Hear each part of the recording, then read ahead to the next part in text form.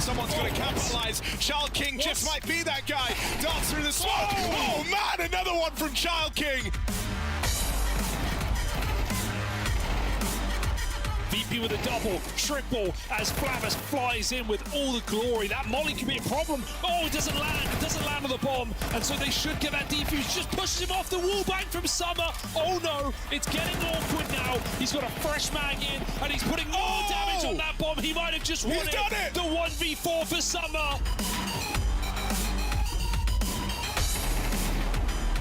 Swing in. Oh, great hold. Just when it looked like mid was compromised, we get this tethering from Mzinho onto Blitz. Ooh, that's an entry and a half out of Maka. Hopper down, Pit player holds on for the ace as Mzinho holds on to the half wall. And that is the perfect distraction, all five. He got spotted as a shoulder. Then all of a sudden, Arch still maintains some control. Lucky trying to do it.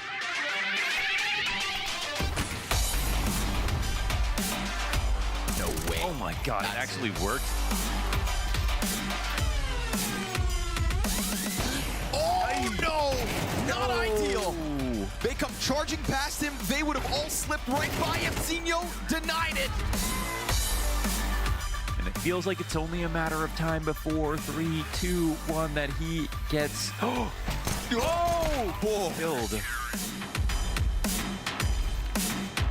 Looking like he wants to stay committed, but the utility's putting him under pressure. He still peaks. Ultimate staying forward on it, gets away with a pick on the scout. Fantastic headshot down into the bomb site. It's still a player advantage, but Sadson is dragging his team back into this. Twist to walk the smoke. Sadson's got the shot, and suddenly a 1v1. And in one of his first clutch situations, he could pull it off versus Liquid. Nav coming down into the bomb site. Sadson's got the shot, and he's got the clutch. Here we go. They're trying to get the boost on the one side. Now they're trying to get a boost again. Oh my God. He was jumping. What are you doing? Lato 1v3 this time. And he's got that first pick out on Ultimate. Is there anything else up for grabs here for Lato? But couldn't get to Shui. No way. No way. He's got this into a situation where he closes it.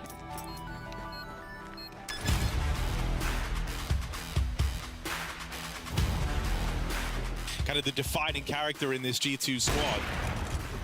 But it's different circumstances to when he joined this roster. Yeah. This is great for montage, farming on that AWP. One man made it past him. PR got out over the wall to the truck, but this has been heard. And montage, that laser cuts through GamerLegion on the B hit. montage has landed in Bucharest. If you can get past PR, there's still more layers to this apartment's hole. Good timing on the molly deploy. There's no way to chase that down now for G2. They won't even get a chance to trade this. He's even fake smoked the apartments, hanging around. He knows they're low on health. He's dealt with Heavy God. That was the one guy with any HP. And PR putting on a clinic, traps them in the apartments, and then collects the red. G2 try and force it in Banana this time for once, and they might just get it. That grenade does touch down. Still a little pillar of safety found for Hunter. Regardless, his teammates are iced out in the meantime. Malbs with the transfer down. And Hunter teed up. Makes life real easy for him, does Malbs MD. If this team is losing to the likes of Complexity. On up close, no way! Oh, that's brutal.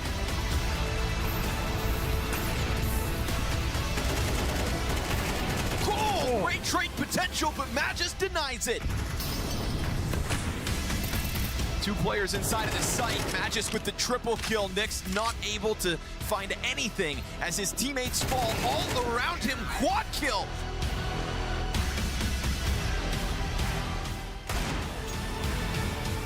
Just looks to keep the costs high. Go! Okay. It's Device just waiting in behind the smoke. Rain looking for his revenge, but he can't stop Device. And is it another 1v2 for Deve? He's got the bomb down, he's committed to it, and now he's got the right read. Device back-to-back clutches.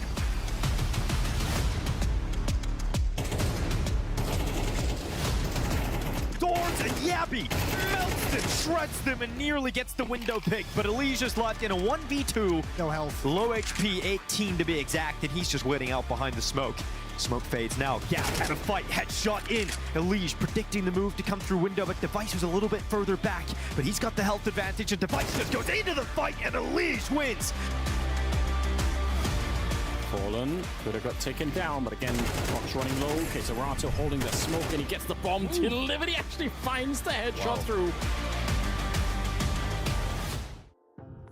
Greetings, esports fans, and we're back in beautiful Bucharest as the PGL Tour continues. Another stop, more great Counter-Strike for you today. And we've already had an insane day that we're going to talk about. I am, of course, your host, Richard Lewis. Joining me in the studio to break down yesterday's action, we've got Maui Snake, we've got Dus Murray. How are you doing? I'm doing better than some people are. Brutal. I would agree to that as well. Yeah, but Yeah. no, hold the phone. No, but it's good, right? We had a great day. We're doing well. Yes, exactly. Yes, excellent, good. Let me show people at home why. We've got yesterday's results. It was a shocking Sunday, a shocktacular. You can see there, this is on the A stream. You've got MongolZ losing to 3D Max in what might be one of the craziest games I've seen. Just like no protocols. I loved it. Yeah, it was sloppy. I loved it. It was sloppy. Then you had Falcons in the building, losing to Complexity. Didn't just lose, got see what you did there. absolutely. Yeah, it's good, right? This is why they hire me. They lost to Complexity, got absolutely smashed. Then you're like, well, don't worry. You know, NA, they're on top. Wrong. Team Liquid, Shuhei's debut, they got manhandled by Legacy. And then you go, well, look, FaZe, one of the favorites for the tournaments, they're not going to let you down. Nah, they're just going to lose to Astralis. Not a problem. So already on the mainstream, guys, that was crazy. We'll talk about some of those results a bit more in depth in a moment. But I just, I think every prediction you could have possibly made yesterday would have been wrong. I went 0-4 yesterday for sure on the A stream. There's just no doubt about it. Like, every result definitely did not go the way we anticipated by any stretch of the imagination. And yeah, what a wild first day to have here in Bucharest. It was a pretty topsy-turvy day. If you told me those results, honestly, before they happened, I would say you're insane, you're crazy, but I'm here for it. Yeah, absolutely. Great start to the tournament. This was the B stream. This is what was happening over there. Not as crazy, but still pretty crazy, I've got to say. Rare Atom, I called this one. I think they're going to upset a few people here. We'll be talking about them in a moment. But they 2-0'd Virtus.pro. We'll be highlighting that in a second. G2. Were able to overcome GamerLegion. Another upset. Yeah, actually. Aurora, which, just in case you weren't keeping up with all of the roster moves, if you just tune in today, we did break it down yesterday, but that's the old Eternal Fire in a shock move. They moved across to Aurora. They dropped a map against Pain, didn't have all of their own way, and Furia versus Apogee 2-0 to Furia. So as I said, not as crazy over there, but still, the Rare Atom story is an interesting and developing one. No, it definitely is. I mean, like, what, they made some ways in, home soil in Shanghai, that win over Fnatic, pressing, I think, was what made Brazil to all 3 maps before they got eliminated from that tournament. They've gone on to win a couple of local lands since then, obviously qualified for this event, and now have gotten an upset in their opening game. So, I mean, definitely all eyes are on Rare Atom, in my opinion. I feel like it speaks to the East Asian scene as a whole that we're getting these kinds of results, whereas before this would be front page news that a Chinese team has beaten some European team. Nowadays, it's not like we're taking it for granted necessarily, but it's a sign of the times that it's a little bit almost less surprising that you saw this even as a possibility before it happened. It shows that the just Asian scene as a whole is just right now they're on the come up. Like, it's undeniable. Yeah, absolutely true. Right.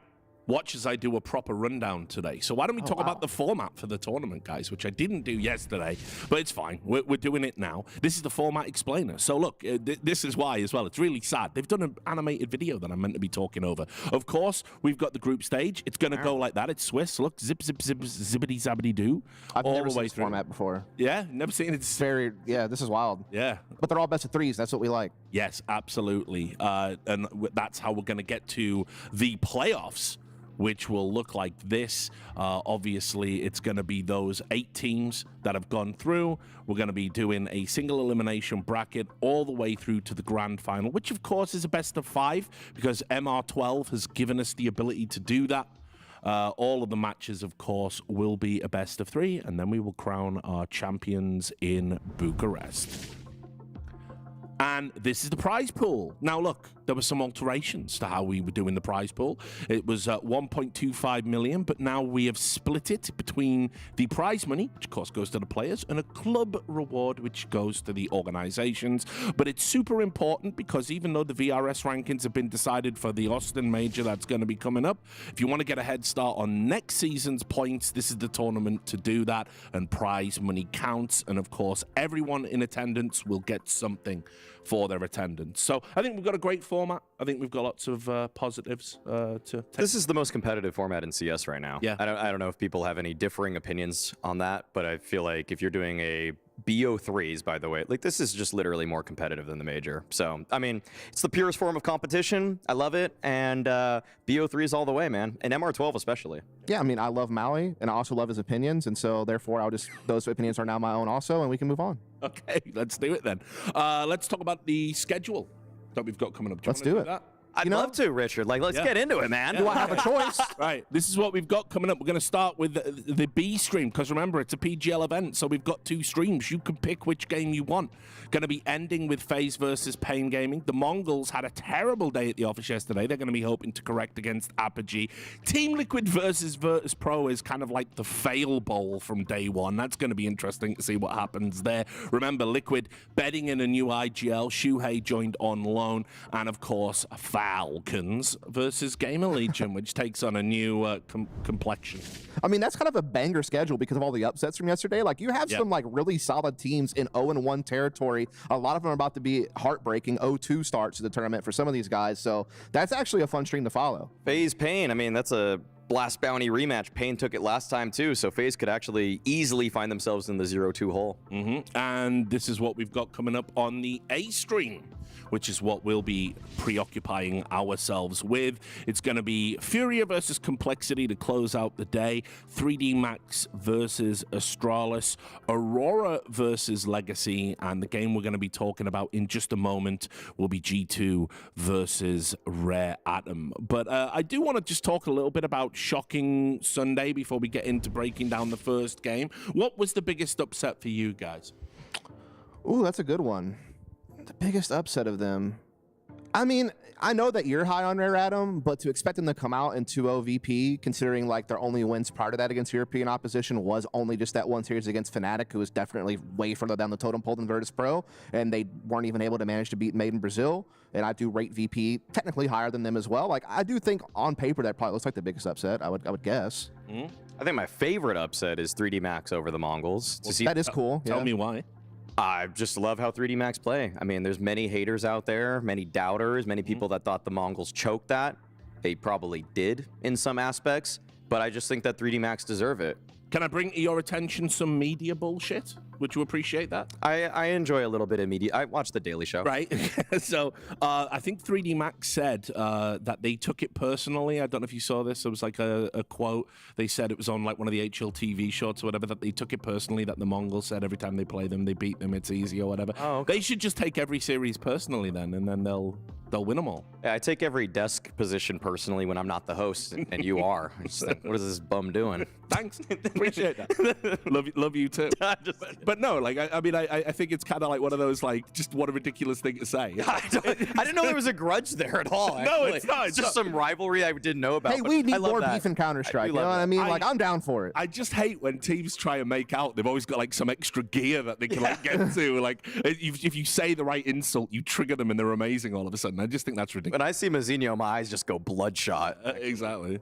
But yeah, but I thought that was an upset, but I cannot see Mongols maintaining that poor level of play. Sure. Would be they were really off their game yesterday. Oh, absolutely. There's no doubt about it. I mean, just looking sloppy, like peeking before utility was even ready, like just different things that they're normally very known for being very tidy, good spacing, very diverse, and they just look flat. Yeah, there's no doubt about it.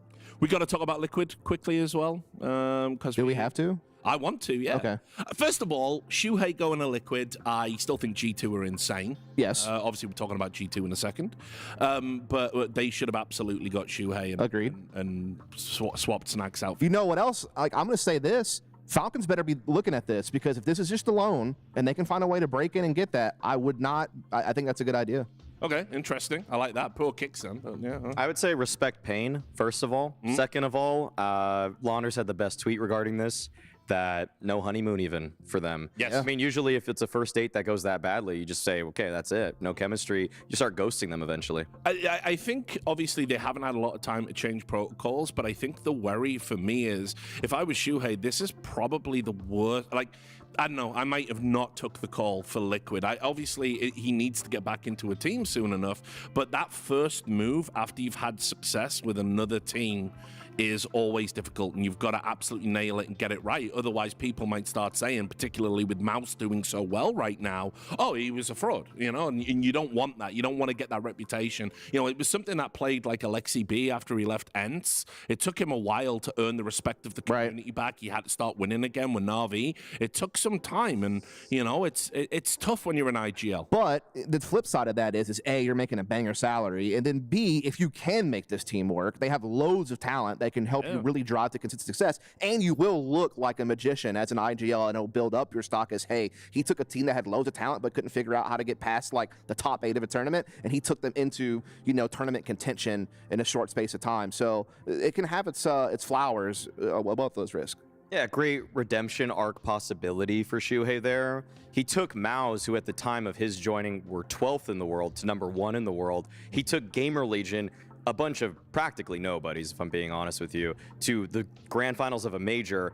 I think Shuhei's going to believe in himself on this aspect. I don't think this is some poison chalice type of deal at all. Even if this goes poorly for a couple months, in fact, I think it's more likely that people are going to put people like Twist, Naf, and Nerds on Fraud Watch and Ultimate before they put Shuhei. 100%. Shuhei has actually earned the good graces of the community, and he has it in space. Also, look at it this way. Like, you bring up G2, and you're right. I do think G2 should have probably made a bid for Shuhei. But if you're Shuhei, you're watching all the talent leave. Like, you're watching the pipeline of players that you want to play with going elsewhere, and that had to be probably discouraging to him. Like, well, what are you going to be able to get me to work with? Like, yeah, sure, Malbs is good. Yeah, sure, Heavy God is very flexible, pretty solid player. But what other talent can you bring to the table for me to lead in order to be successful? And I think that comes into it as well, obviously. Yeah, sure. I mean, I'll go one further then. Team Liquid, with all of the upsets we had yesterday, I think this tournament couldn't be more wide open. Is there any room for Liquid to sneak through and maybe get to the finals or even win the whole thing? Win? No, they're not winning this tournament unless it would have to be a crazy level of powering up. I mean, the thing is that, Maus themselves came from a pretty big deficit at Cluj, and they went 3-2 in the groups to winning the whole tournament. So I'm not ruling it out entirely, but I think Maus had a better framework that already had a winning recipe, whereas this Liquid is trying to put a lot together very quickly. And I also just think that the lack of chemistry and synergy, especially on their defenses, is something that Shuhei can only do so much about. He can fix the T sides, but those CT sides yesterday were not something they want to. It's also one of those things where he's only been there for a short amount of time. I think he probably has only had a week of practice at best in this whole situation. Nuke has historically always been a very poor map for Liquid. You're not going to fix that overnight. And then Shuhei hasn't had to play Anubis. I think this is like only the second time, I think this is what Professor said on HLTV, that Shuhei has ever played Anubis. So you're asking a guy to lead on a map that he's never led on before. And they were changing up positions like very crazily on some of these maps as well. So it's a lot of moving parts. Even though it is only just one player coming over, you're changing quite a lot, and you don't have a whole lot of time to do it. Right. Well, let's talk about the first game we're going to be covering here on the desk. G2 versus Rare Atom. Let's start by just repackaging what we talked about yesterday for G2. Obviously, the big story is it looks like it's going to be Munici's last dance. Hasn't been officially confirmed by the organization yet, but the CEO was on social media saying, I'm going to tell our story. Look, I don't know what side of the story you want to tell. Like, Falcons gave you money, player go bye-bye. That's life, but whatever. So we'll see if there's more to it than meets the eye. For me, it's just never easy when you're dealing with this, and I just feel like the last 6 months for G2 has just been marred by, first it was Nico's last dance, kind of overcoming that at a major that some people thought they had to win. It was meant to be their time in Shanghai. Didn't happen that way. And now all of a sudden we're losing mongoLZ, and essentially the team that you've got is it's Snacks and then Hunter and then 2 players that are kind of like trying to fit in, and they're inexperienced. It's just, I don't know, it just doesn't even look like a G2 roster when you take mongoLZ out of it. No, it looks like a GamerLegion roster. Yeah. If I'm being real with you, you got a little bit of veteran presence, you got an IGL that kind of feels out of place, and then if mongoLZ leaves, then you have guys that are prospects. I mean, Heavy God and Mobs, I'm not going to say that Pekka's done a bad job with all of his roster moves. Like, he got Heavy God, who many people, including myself, thought was one of the best anchors in tier 1.5, tier 2. He got Mobs, who every person from North America, as soon as Mobs hit the ground running, was like, look it, we knew this was possible. Like, we can't go back and say, ha, these guys suck now. It's not, no, like, the only thing that I think that Pekka did that was maybe a little bit more inexcusable was getting Snacks, despite the fact that he wasn't even really finding any success with GamerLegion. But somehow, that single move, that single thread, that loose thread, got pulled and pulled and pulled, and it feels like G2 has lost prestige and esteem in terms of pulling players from other rosters. Like, why are they not able to get a tier 1 player? Like, why do they have to go to the depths of getting somebody like Heavy God or somebody like Mobs?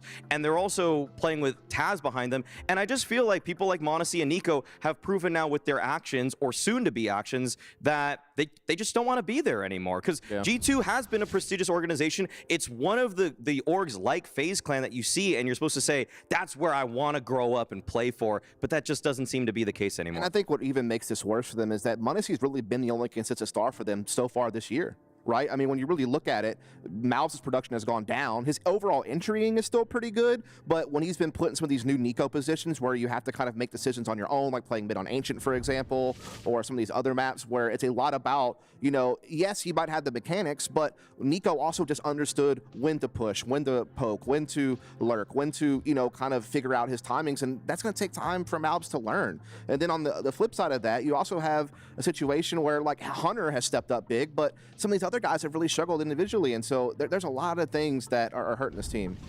And look, in similar shades of Shanghai, obviously Nico, I know because he knew he was on his way out, he really wanted to deliver the trophy. I think it's easy to forget with all the issues G2 have had. They are the #1 ranked team here, and realistically, we've talked about almost every other team as being, you know, a dark horse or a favorite. No one's really put G2 in the frame, and yet they came in yesterday. They quietly went about their business, won their game, no drama, no fuss. So you obviously have to take them very seriously. But for now, let's just quickly highlight their opponents. Rare Atom. I was kind of hinting at this yesterday. It's a bit of a hot take, but, you know, I was thinking, like, this might be the best Chinese team I think I've seen in a long, long time, going back to the old school Tyloo, maybe even conceivably better, because obviously, as we know, talent, it just gets better over time. So, you know, I mean, I really think this team is really, really good, and I think people have been sleeping on them. They've impressed me within the region when they've been playing, obviously slightly overshadowed by, you know, Mongols being in that same region, but I really liked Rare Atom, and like I say, yesterday, you got to put respect on their name. That wasn't a fluke, it wasn't a grind. They just outclassed Virtus.pro, which might not be the most amazing feather in the cap, but considering it is top tier European opposition, I really like Rare Atom. I think they take a map today. Yeah, it's their biggest win so far as a team. I would say, as far as like the level opposition they were able to beat, and yeah, they have been doing very well in their region. They've won a couple of lands coming into this event over, you know, some of the other teams you would think of, like LinVision, Atox, Eruption, some of these other teams from the Asian seed. Really, the only team they haven't been able to beat is a team like Mongols. We don't really play them yet. Obviously, we had the cool story at the major, you know, being able to get a couple of wins, which is awesome. And the thing that I like about them is that they have a great mixture of young upcoming talent with veterans like Summer and somebody, you know, Kaze. These guys have been around the block for a very long time and understand the to and fro of Counter-Strike. But then you have Lahang and Child King, who don't have as much tenure, but they show incredible mechanical ability and just really flashy, high-paced, you know, play style. I feel like I would push back on the best Chinese team. I mean, Tyloo just showed us a really, really strong ESL Pro League also.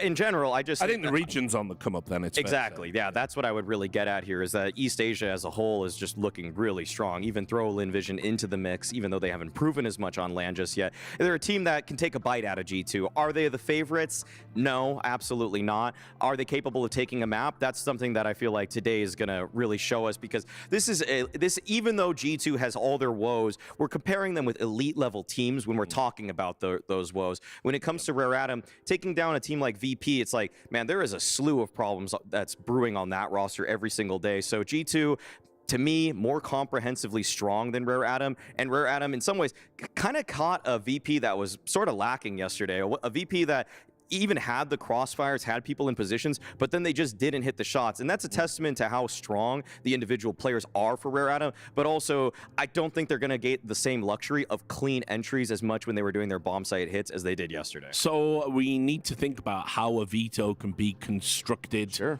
for these teams. So let's just start by talking about that. Any speciality maps that you expect to see coming up? It's actually happening now. Yeah, nuke and train bans are going to come out for and I think for Rare Atom, I think going for Ancient has been like one of their big ones. Anubis is a weak map for G2 that they could try to exploit. They probably go for Mirage. I'd probably go for Mirage just because of how crazy good that T side was yesterday. G2 going with Dust 2. That was expected. Yeah, that's not too big of a surprise. I can see the Ancient call for you. Yeah, okay, so it's there. If they're able to get Mirage as the decider, I think G2 should want to ban it. But yeah, okay, so G2 take that one out, and decider here. I would ban Anubis if I'm G2 here. Or you mean, oh, okay, yeah. No, I think those are flipped, actually. I think, if I have to guess, I think Rare Atom, really? Is it? No, G2's Anubis has been a struggle lately, and Rare Atom do like playing Anubis, and they've beaten some decent teams on it, so I think that makes sense, actually. Okay, they're good, okay. I'm surprised that Rare Atom banned Mirage when they actually really worked VP yesterday on it. Actually, that's the surprise. And that's respect to the opposition, like understanding G2 has a load of talent on a free-flowing map like Mirage, like, hey, let's maybe move it away to something else, you know, and Inferno is a map they're very comfortable playing, so I don't mind it at all. What can you tell me about Rare Atom on Dust 2 then, guys? I mean, again, they're just a very fast-paced team, very, very high octane. That they're very much going to commit for the spawn-paced plays. They're very much going to look to keep a high pace, you know, and a high tempo. But the cool thing about them that I kind of want to bring attention to is that when you look at a team like that, I think some people get lost in thinking that, oh, this team just plays super chaotic, super fast-paced. There's no order to it. But there is. Like when I watch this team play, like yeah, they look like a loose and scrappy team, but they have very good utility usage. Yeah. They're one of the few teams also that anyone can entry on this team. Like very, very rarely can you say that. Like obviously Lee Hang and Child King are like the most aggressive rivals on the team, but you can see somebody go out there and try to. Oh, yesterday was all. If somebody was going crazy. Yeah, exactly. Absolutely. And then obviously Summer as the IGL, the team can also do it. So I think that's really good that they can kind of spread out, you know, who is taking those types of roles rather than being kind of pigeonholed to one person. And then yeah, Dust 2. I mean, the big thing here about the G2 side of things is that they always have a puncher's chance just because of how much talent they have. Like you know that death ball of Malbs, montage, and Heavy God may not be as potent as the one that included Nico last year, but it's still pretty damn powerful. And on a map like Dust 2, where you can be very free-flowing and just go for big plays, they definitely can make them. Yeah, and with yesterday's Rare Atom win over VP, the thing that I just absolutely loved, I think you hit it already, is the utility usage, but the fact that they just dogpile. Like, if they notice that there's some sort of emphasis on the map from the opposing team, they just send body after body after body, and it actually was catching VP off yesterday. They were like, no way they sent a fifth person into middle, for example, on Mirage or on Dust 2. So the fact that they have so much like cohesion and their trading was just so on point too. Yeah, I mean, I think what's going to be fun about this match is going to be just up tempo the whole time. Like neither one of these teams like to play like the default Dust 2 very often. Like they just gather and bang. And so I think you're going to see a lot of quick rounds that are going to get decided in probably the first 30 seconds or so. And that's always fun Counter-Strike to watch. Yeah, and look, it's going to be hard to you know, take your eyes off montage. I feel like he'll particularly feel the pressure. Like really would be good to deliver a trophy on the way out the door. It's eminently winnable. It's wide open, and I think he's in a good place. I don't think he had a particularly great Shanghai. Didn't start 25 particularly well, but I think he's been doing really, really well lately. I think he's been big in the performances. He's in the conversation. I don't even think he's in the conversation. The reality is he's just the third best player this year. Yeah. Like Donk and Zaiwu are fighting for 1 and 2, and then Montage is in third in his own class. Like, but the distance between him and fourth is pretty distant too. So yeah, this is a tournament where might be able to collect an easier EVP kind of medal, an easier MVP potentially if he has a deep run with G2. And so it's kind of up to the rest of G2 to make sure that Montage gets that kind of playoff berth where it feels a little bit more scot-free and just and cleaner, really. I'll just quickly bring in our commentators for this one. It is, of course, Scrawny and Launders. How you doing, guys? Hello, Toodaloo. Yes. How you doing? Yeah, I'm good, man. You looking forward to this one? Yeah, and if so, tell me why. I'm very excited to see if G2 can keep 2 good days rolling in a sea of upsets, Richard. How have G2 managed to win in their opening day? Yeah. Indeed. How? How did they do it, London? That is the question. I think with Rare Atom, I am pretty I feel like Rare Atom might be the slight underdog in this matchup, but G2 look about as dysfunctional as Falcons do. Wow, it's a pretty brutal thing. Anyway, well, let's see how dysfunctional it gets, guys. Game is live. Take it away. We're going to keep it clean. Let's see if the Rare Atom success of day one translates over. It was impressive, nonetheless, to see them take down Virtus.pro in such a demanding fashion, Mohan. VP didn't show up. How have all of these upsets happened? I'm still left scratching my head, but all I know is that it's a great day for G2 to try to prove that they will remain ahead of the pack, much like montage is to the 4th best player of the year, as Maui alludes to. G2 coming in, what, 2nd highest ranked team at the event behind Aurora. Let's see if that's gonna reign true. Child King checking out the Nikes. And we get that 3-player walkout from Long. And while he keeps his head tucked on Carr, somebody's gonna take contact. But I'm not going to tell you who. Fun little pistol setup. Seeing whether MongolZ rounds that corner to die. Ooh, I like this. Can't actually see him, though. No. Interesting. Maybe he picked the perfect spot right there where he's totally hidden. I'm not sure if he got spotted. Now, obviously, they're going to, you'd think, remain on high alert. Unless they really think that they would have spotted even something of him. He keeps his head down, continues to stay tucked, pops up. The jig is up. 3 players now just spamming through that glass to try to connect to him. Meanwhile, the other 2 try to run the bomb into the B site. So it's all a distraction. Great ruse offered up here by G2 to get that bomb down on the B site. And all the while, you still have these Rare Atom players stuck in on the long fight. Whether you want to leave or not, it's up to Heavy God to chase you down. And it's looking like a comfortable close versus poor Summer, who finds himself alone. Now, still sectioned off in this 1 versus 2. 2 clean shots on these players and things get crazy because then the others have to scramble. But now he's been found out. They're going to swing and end this. G2, easy pistol. To be honest, it was a pretty solid setup there from Rare Atom. I think every player was in a position to punish something G2 was going to do.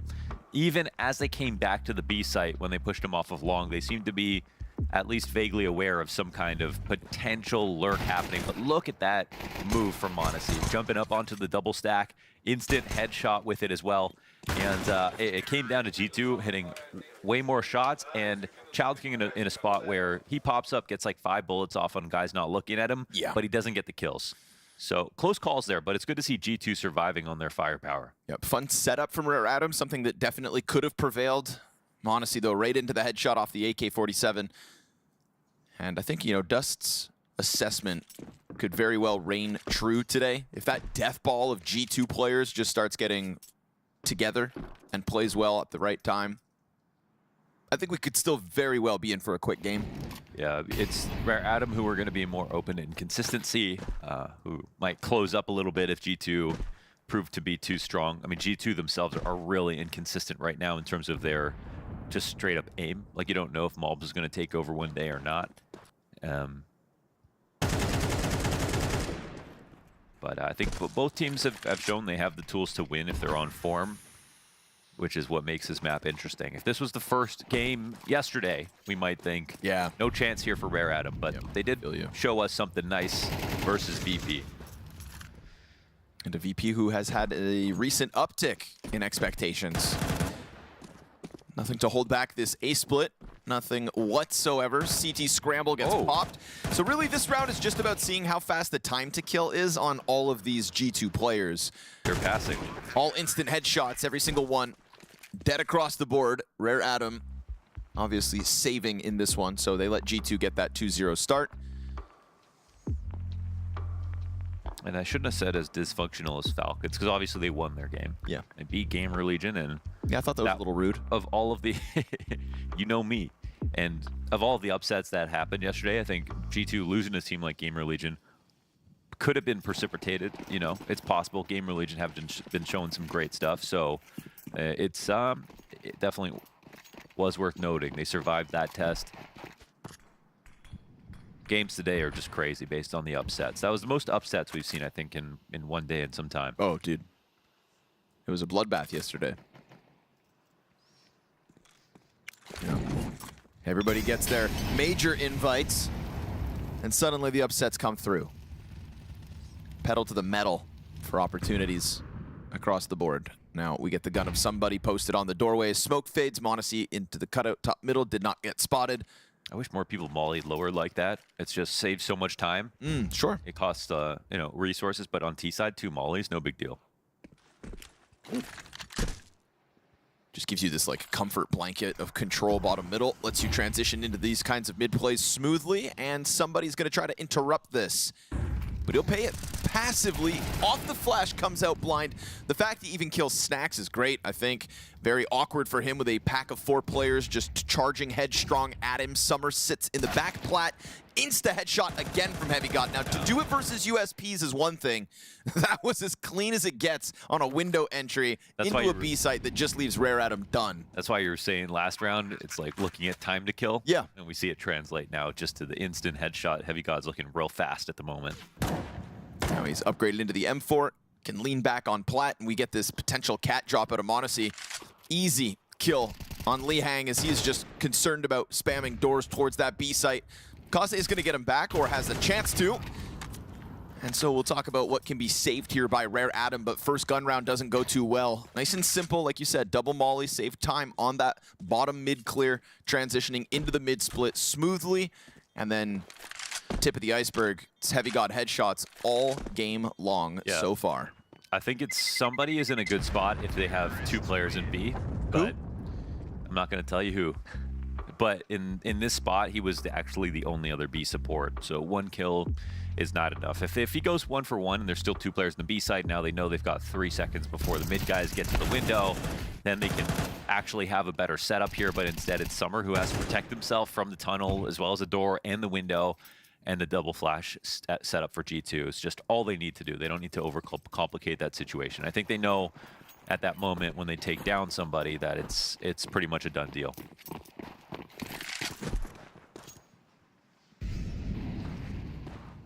I like the activity from Rare Adam, already sending somebody top middle, MP9 in hand. He'll hold that suicide push, gets his duel as the B connection happens here to the favor of G2. Ooh, Lee Hang with the Deagle headshot. You'll take those, considering the B site looks so compromised. A kill as he falls back, sets up this tunnels flank nicely. Timing of it's gonna catch off Mondesi. Rare Adam hot to the trot here, fast into the 4v2 retake attempt. The Galil in sight with the first on the window. And you've got bodies coming out from tunnels. Careful, Mob's fire just killed somebody. And now it's him versus Child King 1v1. He's got him isolated, softened up and dealt with. Easy does it, Mobs. 1v4 to keep a frantic post plant in full control. Yeah, nothing feels better than that. Molly getting 1, aim getting the other. Easily done in the 1v1. That's some beautiful work out of Mobs. That is so Rare Adam to come at that so aggressively with so many players. But in that situation of 4v1, you'd expect somebody to get an open fight, an easy one, and close out the trade. You got to take that on the chin. Yeah, there's a fresh molly in the window. So it's a moment where you can be super aggressive with 4 players, but you also have to respect the fact that door is technically still smoked. The window is still mollied. Mobs can focus on the tunnels where there were 2 players spotted, and there are only so many ways to isolate him. Even if they all swung right, for example, he could hide behind the double stack and take 1 fight at a time. So, I mean, it's still beautiful work here. 9 times out of 10, you lose this round. But as you can see from the top-down view, he had a lot of cover to go off of, and they really just wanted to rush the situation. But still, I mean, I would have done the same thing if I was Rare Adam. Double op setup instantly out of Rare Adam.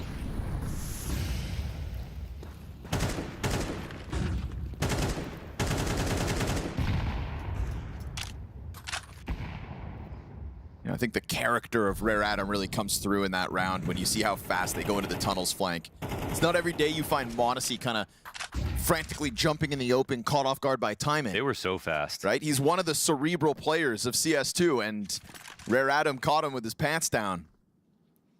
Yeah, that's actually a really good point. I mean, there was, who was it talking about Zywoo? And he was just saying, you ever see Zywoo get flanked? And you think back, and it's like, yeah, like that might be his strongest. You just never see him get shot in the back, ever.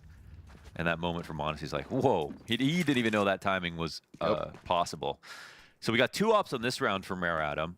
1 player down, which makes this a little scarier for the Oppers. But the activity remains constant And that activity from Li Hang is what gets backman advantage. Now, all of G2 corralled over on long. As long as Li Hang doesn't overstep, there'll be a chance for these Oppers to get in with some damage. It's an awkward one for somebody. Stuck on the boost. Looks like they're gonna gear up to take one more risk here. There it is. Perfect shot out of Kaze. You love to see that from him. Somebody, this is a tough one, but he's still gonna chance it. And a quick scope into the ramp play. 4 versus 2, jumping op shots attempted. And Summer's gonna kill Snacks. Another 1v4 queued up, not this time. Summer swings out, and we get a Rare Atom double op on site that ends up holding numbers back. Committing to their character is how Rare Atom, I think, are going to win the game if they're able to do it. And I think that this level of aggression is at least something that G2 aren't going to see from all the teams they play against. So why not keep at it? That's what won them this round. They push the top mid, the constant pressure with the op, pushing through a smoke with an op. Ultimately, this is how they play versus everybody. So you wouldn't want to see them change up now just because you've got higher ranked.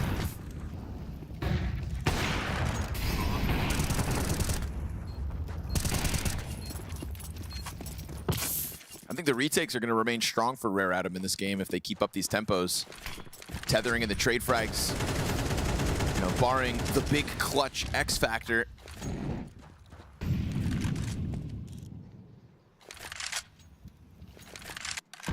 And sometimes you just have to die on your sword. And if your sword is sharper in faster plays, then keep at it. That sounded like a MongolZ tweet. Yeah. What was that techno quote on the Shanghai stage? That was something epic. You can kill a man, but he doesn't. You can I wish I could remember that quote. But he doesn't die. Yeah, close, Mo.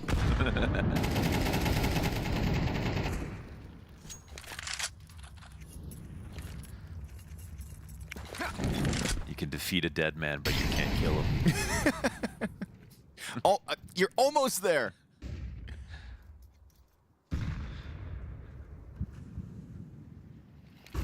Oh! Yep. Woohoo! Yes, sir. Lovely stuff Money from shot. somebody. How dare you jump? That was some Kenny S stuff right there. And he's going to go for it. He's going to go for it. Looking for another. Come on now. Sitting inside of that smoke. Eventually, he's going to peek through, and he's taking over lower tunnels. No Yes, way he sir. actually did that. Dude, this is killer stuff from somebody. Hunter doubles back, still finds him exposed. Double op now present. That's 3 op frags coming out from Rare Atom. This plan is working, but now we get Hunter back in with a second headshot and holding onto the CT smoke. Triple kill here from Hunter. Time? Suddenly, the biggest multi-frag is I don't his. know if he has it. Oh, they missed the timing. By half a second, Rare Atom put their second round win on the board. Woo-hoo-hoo. That's a last-second situation, obviously, here for G2 as they go back to mid-B. They want to trade out the Opper, who was pushed through a smoke. Unbelievable that he makes this play. First shot's ridiculous, and this is where it's Rare Atom. No other player in the damn world, after making this shot happen, putting into a 5v4 and having a 2-op setup again, would walk through mid-doors with no support. Oh, and montage punishes the walk across. This is one important player dead on B. Obviously, G2 are now going to add this into their calculations. And the action doesn't stop.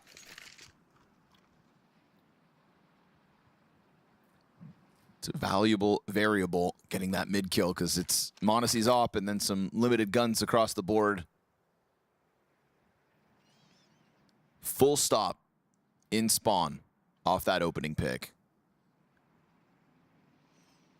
But you know, there have been mid-round criticisms of G2, and so we'll keep an eye on this one. Man advantage is a comfortable place to be, but you got to be careful with those ops out there. Obviously, just the one this time. Somebody switching back over.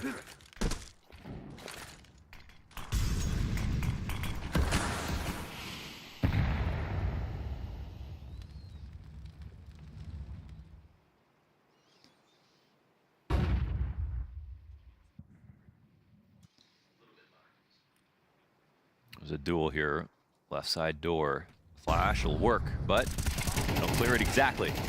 Yeesh. Gets there eventually. 30 bullets later. That was so annoying by Heavy God. Didn't stop shooting. Wasn't even fully peaked. Zones in on him. There's the swing. Caught by montage. Here's FaZe in the critical position to still try to hold back sight. Somebody, didn't expect that, did he? Hunter gets, shaved down. These ops are alive at the moment. And somebody's gonna go quickly flanking back around on long. Bomb is able to escape. He's gonna try to climb up and come at this from the cat plant side. Oof, just a couple seconds extra is what Monacy's got to work with. Bomb down, op in hand now, trying to catch this flank. And they've seen each other, and Monacy's gonna lock in on it. Ops on both sides, finding impact at the start of this best of 3. Playmaker FaZe. Hunter thought, well, he's not going to chase me. He's probably going to fight towards long. FaZe actually finds the right duel to take, but he gets a little damage knocked off because he shoots him through the floor. Unfortunate. It was an excellent move still, and they nearly survived the 5v4 off of this. Monacy also makes a great move in going towards Cat to jump up to plant the bomb instead of going towards long. He would have been able to, well, he probably would have died if he tried that. Thankfully also had just those extra few seconds to pull it off. Would have hated to see G2 lose 2 rounds to the clock in a row. Suppose it depends on who you're cheering for. Yeah, you personally would have hated that? Or sometimes cheering against, you know? Haters are out there. Hate watching is just as fun. I don't get it. I'm a rose-tinted glasses kind of guy.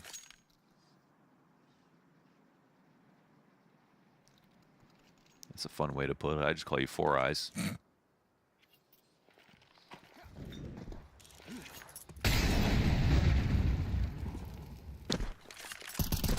Pistols across the board with a smoke on Summer.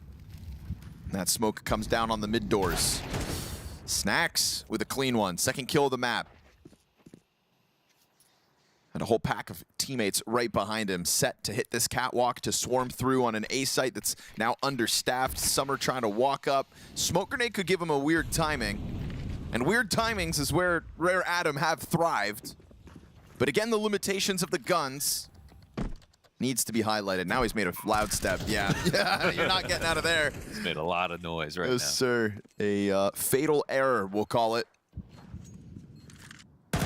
As a tip of the hat to Rare Adam, who have made this game interesting early on, but now the scoreline really starting to slide to the favor of G2. 6th round all but wrapped up. MongolZ, the round MVP, as he closes down on that A site. Makes sure G2 won't slip up again.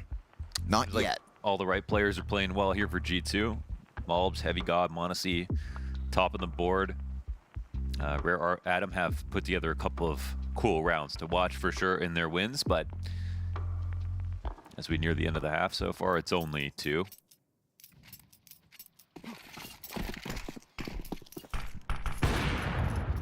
They'll wisely smoke the cross and cross hide this time as Monacy looks to punish that same setup from before. Child King is moving at a pace. But this brings him back, right?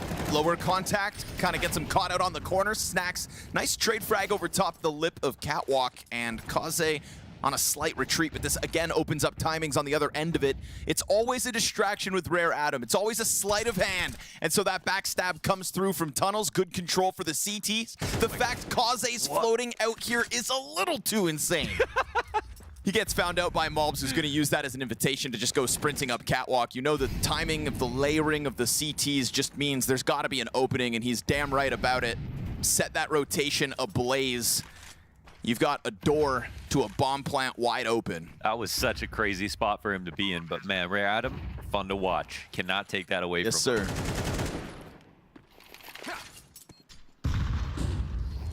Flash in to try to pressure Monacy. He's going to lock this in.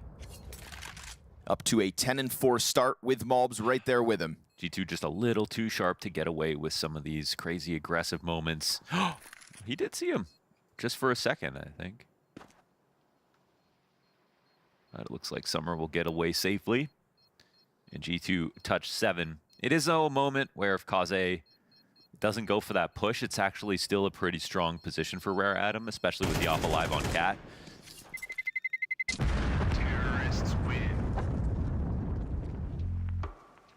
You could just see with I guess it's because they got a kill right in front of lower tunnels right before. Yeah.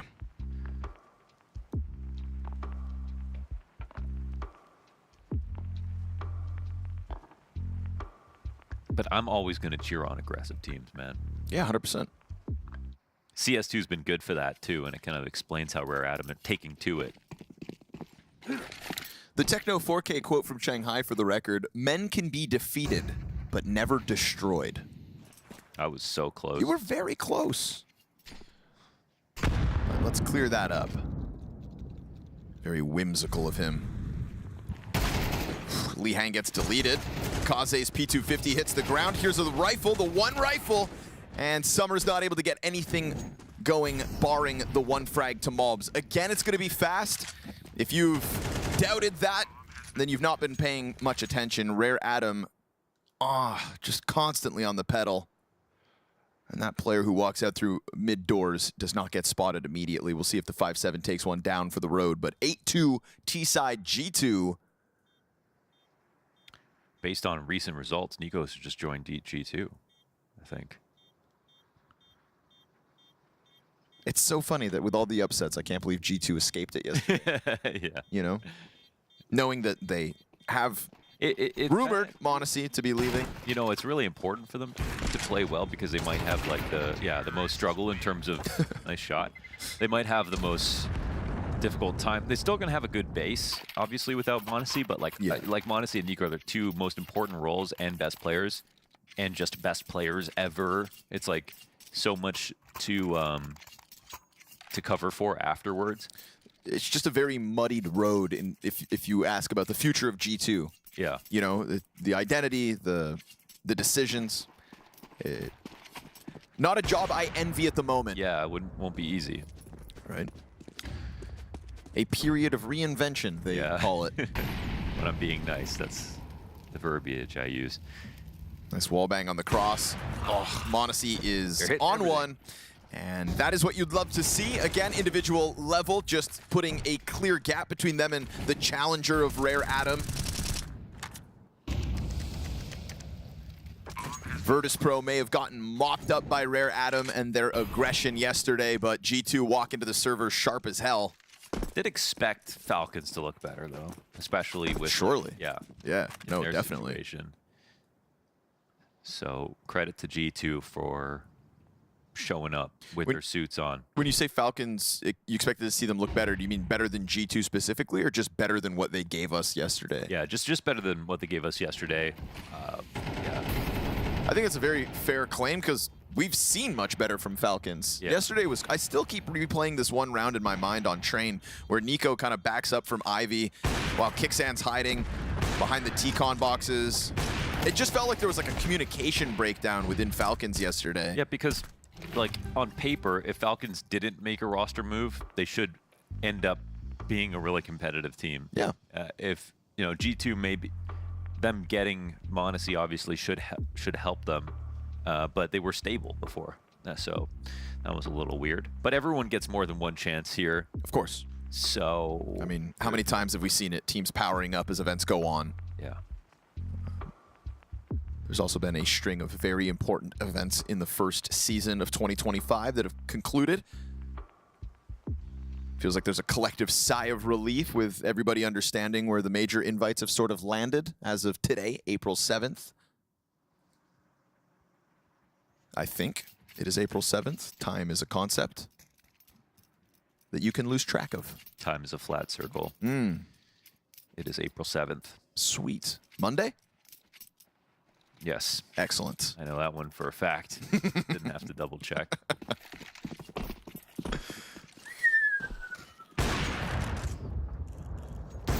Able to cross.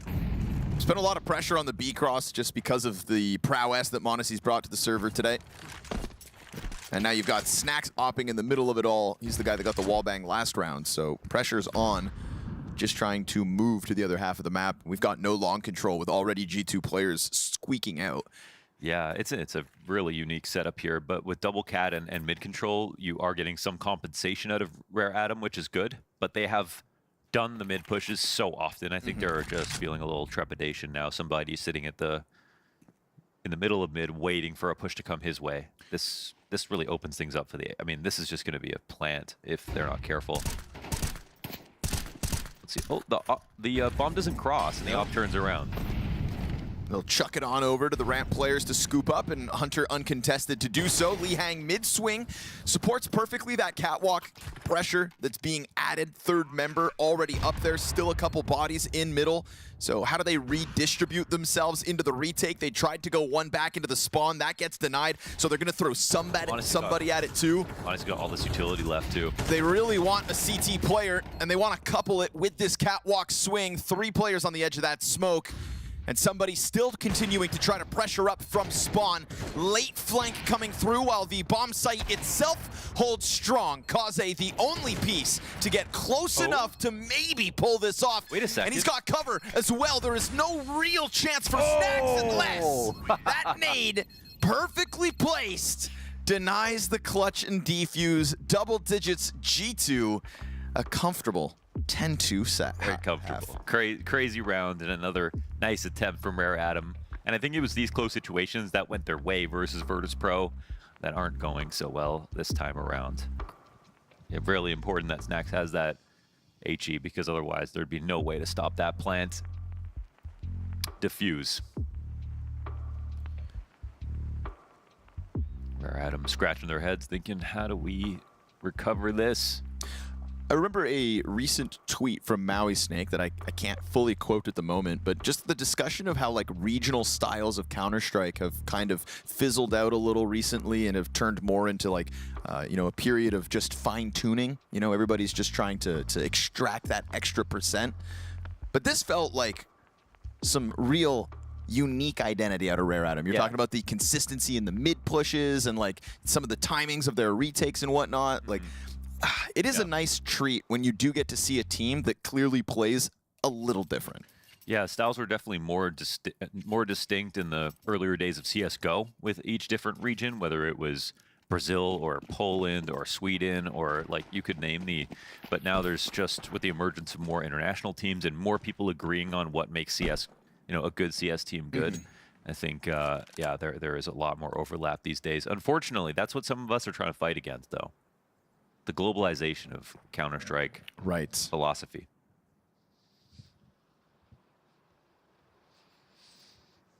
Some of us. Yeah, do you want to be on the good side? Or the side of evil, Connor? I don't think it's that black and white, Mohan. Oh, it's colors. Oh, black and blue is Rare Adam. Some fun rounds in that half, but beat up by the end of it. They'll get some mid control, but you're, oh, no way. MongolZ, devilish.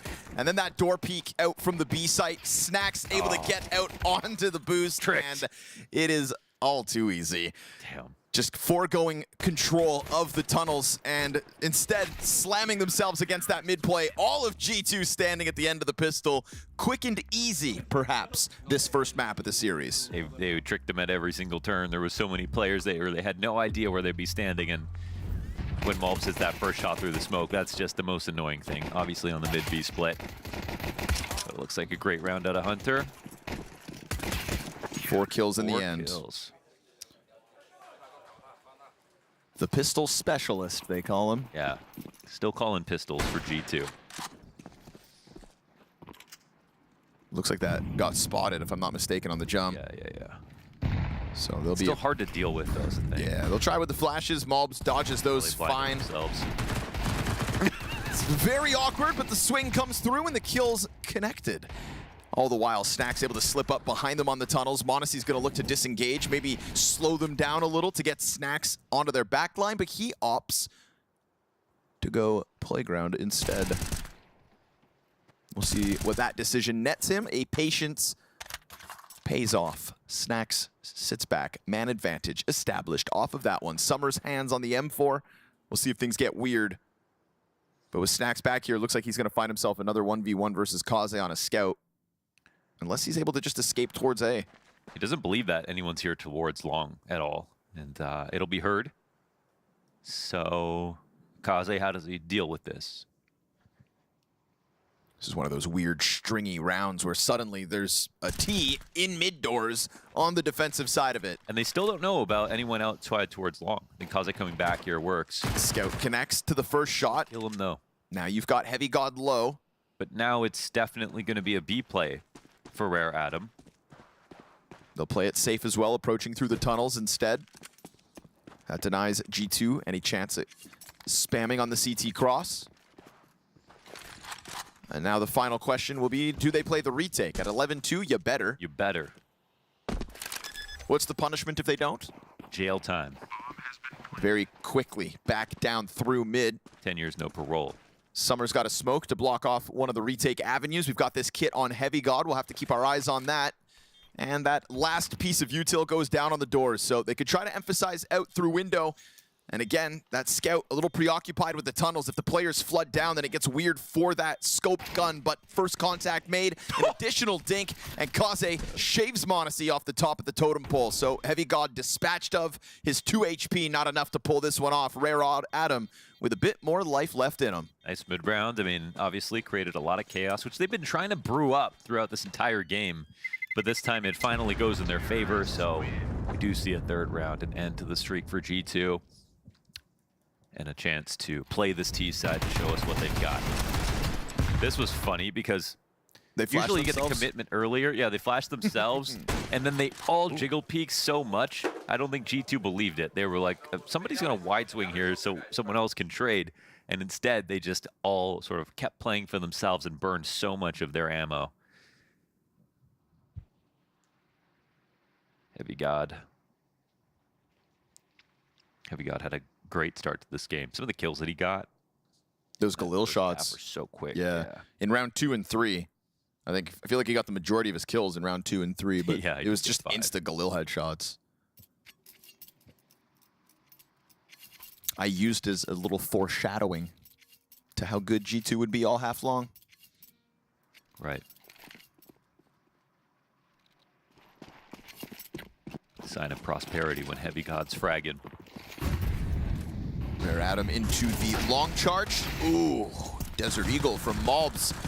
And some 5-7 damage out of Hunter, who sits pretty on 2 HP.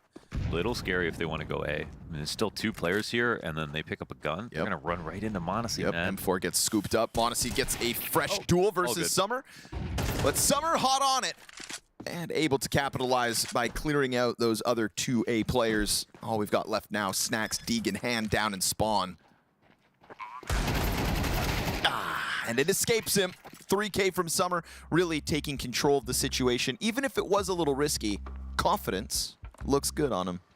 Yeah, if you're, a bad plan can work if you do it fast. I think that's for sure true in CS, and they went full commitment. I think even montage was caught off guard by how quickly they got up there. It's a drop in the bucket. Not a moment that inspires a ton of confidence, but one that brings an eco.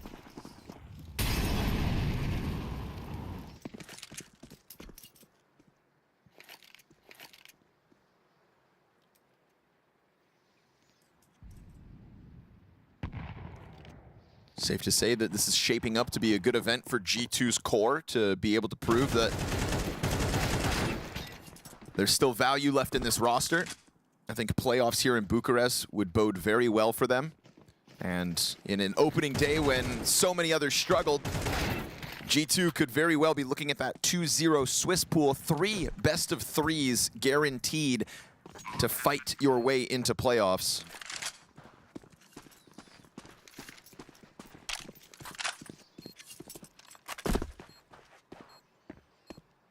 Should be a shoo-in. Imagine if G2, MongolZ had a bad day. Yes. What if G2 slotted to playoffs and they become a favorite for the event?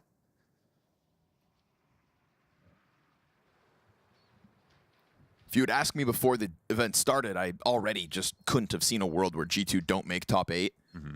Starting 2-0 is just going to, I think, solidify that in everybody's minds. Yeah.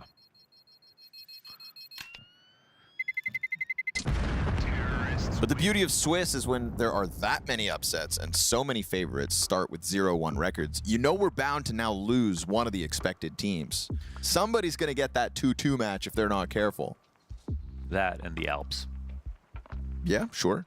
Big fan of mountains? Yeah. Top 3 mountains all time? Dumbass. K2. I actually know a lot of mountains. But then I was like, this is going to be, now I'm just going to be a nerd. Meru. And Kilimanjaro. Yeah.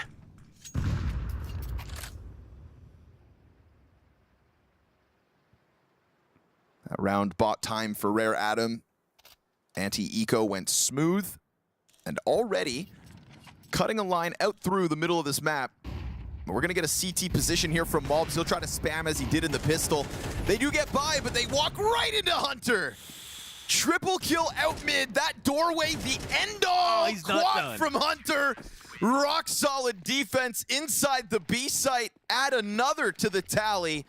The potential frags here for G2, all-time high. Damn, not everyone can do that. What a play. Same thing on the pistol from Hunter inside the doorway. Let's watch it back as he cuts him down. That's excellent work.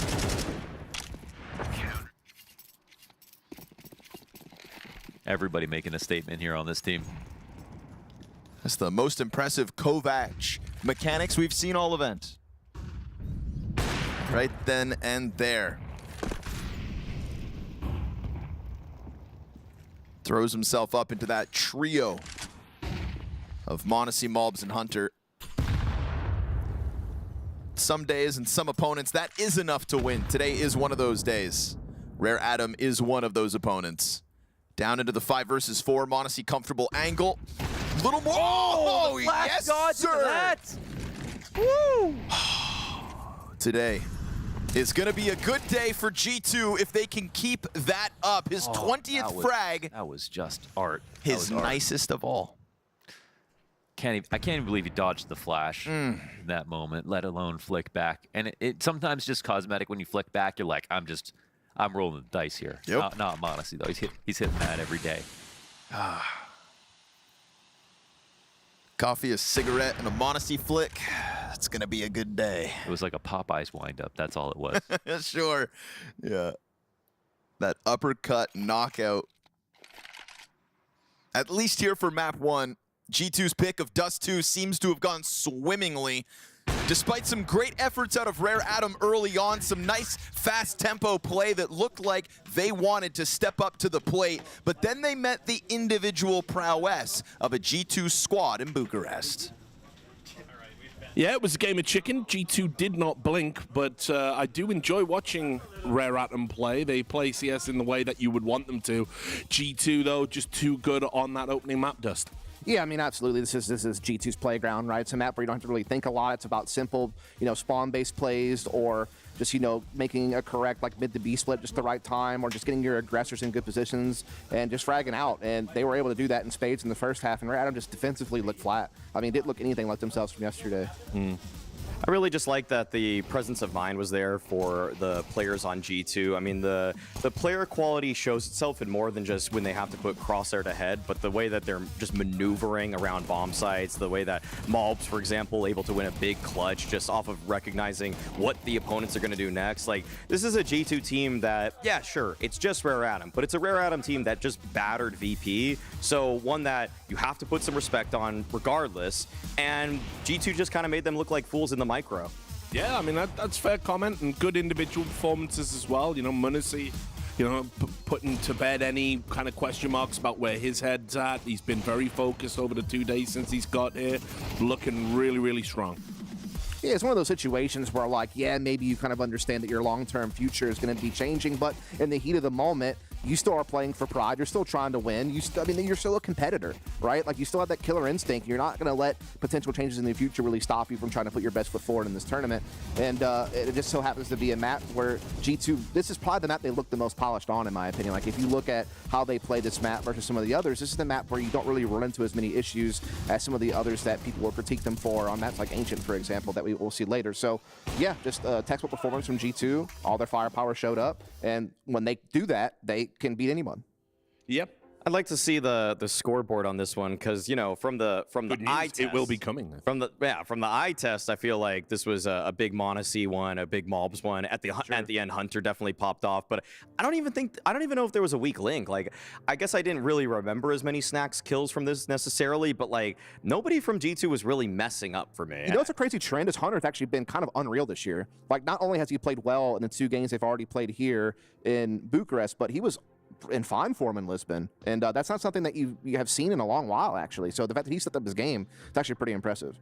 Yeah, I mean, look, this is the aspect to G2 that we always thought back in 2024 would eventually just give them more trophies than they got. I mean, look, even going all the way back to the Hooksy era and that lineup that he had, you know, you're thinking to yourself, when is it going to be G2's time? They've had so many good players come through their organization now, so many good lineups historically, but in terms of what they've been able to do in converting that to trophies, it's always just been close but no cigar. It's actually crazy to think about.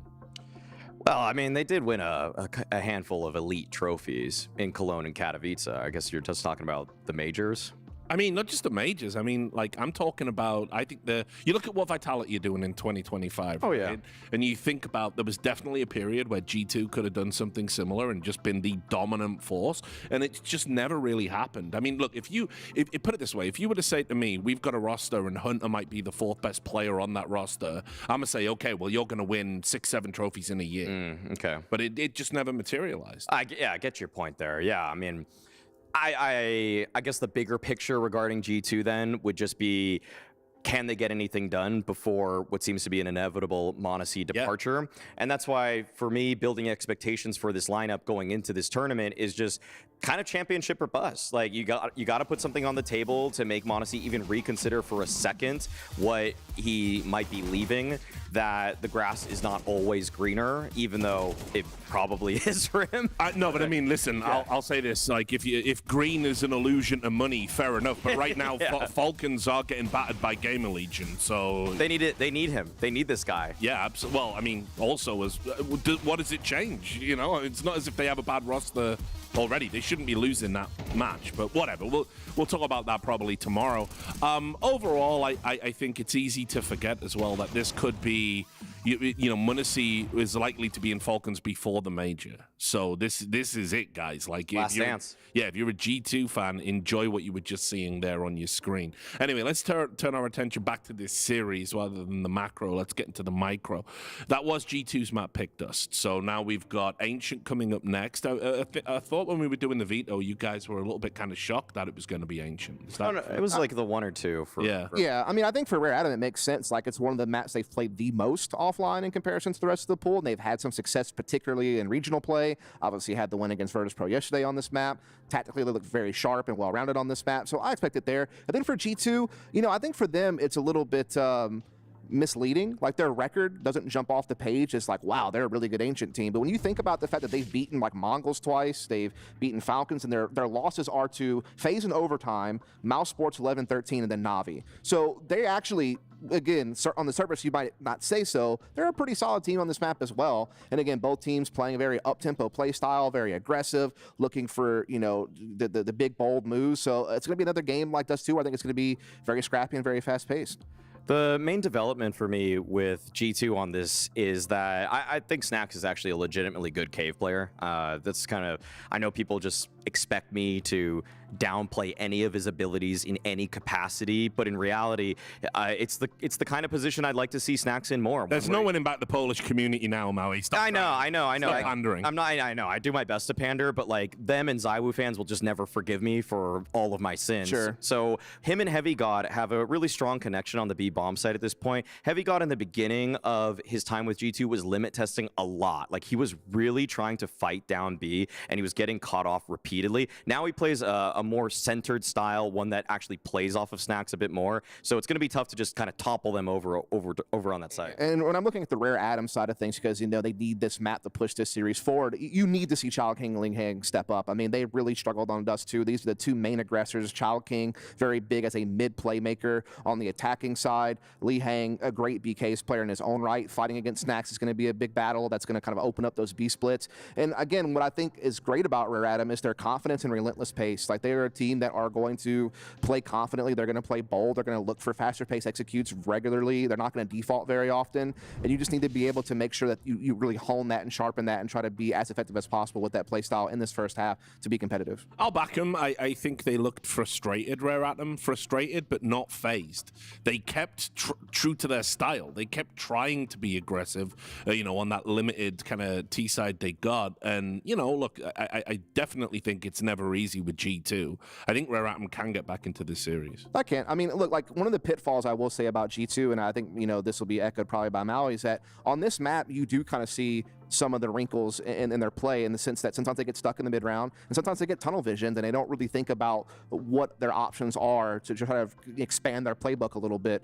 They have the expanded playbook, but sometimes they don't call from it. Sometimes they just kind of keep hitting the same thing over and over again, and it can be very frustrating. I mean, they sometimes have game plans that feel a little bit more one note. Yes. Just kind of about abusing a single bomb site, thinking that there's a weakness that they can pounce on. But I would imagine that actually, I don't think G2 came into this game with the most concerted game plan in terms of just trying to pick on a weakness. I think they see Rare Atom as a team that they could beat on any single bomb site. So if anything, this is a game where if G2 don't get the bulk of their dirty work done on the CT side, I think they can make a T side comeback too. I think if I just had to throw a scoreline out, I think this is still like a 13-8 G2. Okay, well, we'll see how it pans out. I love talking to you guys, and I'm just going to give you a little bit of information as well.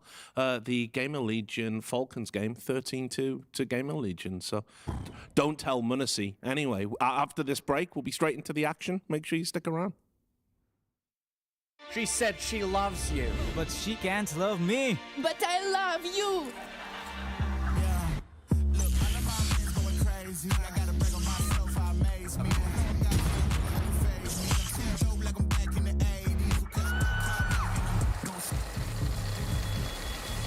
I won't play window anymore. What's going on?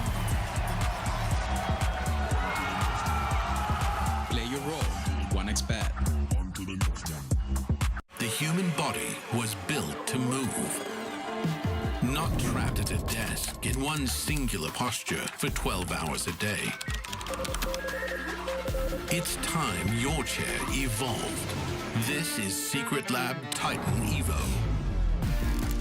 Ergonomically engineered for you. Gamers, hybrid workers, artists. Backing your every move.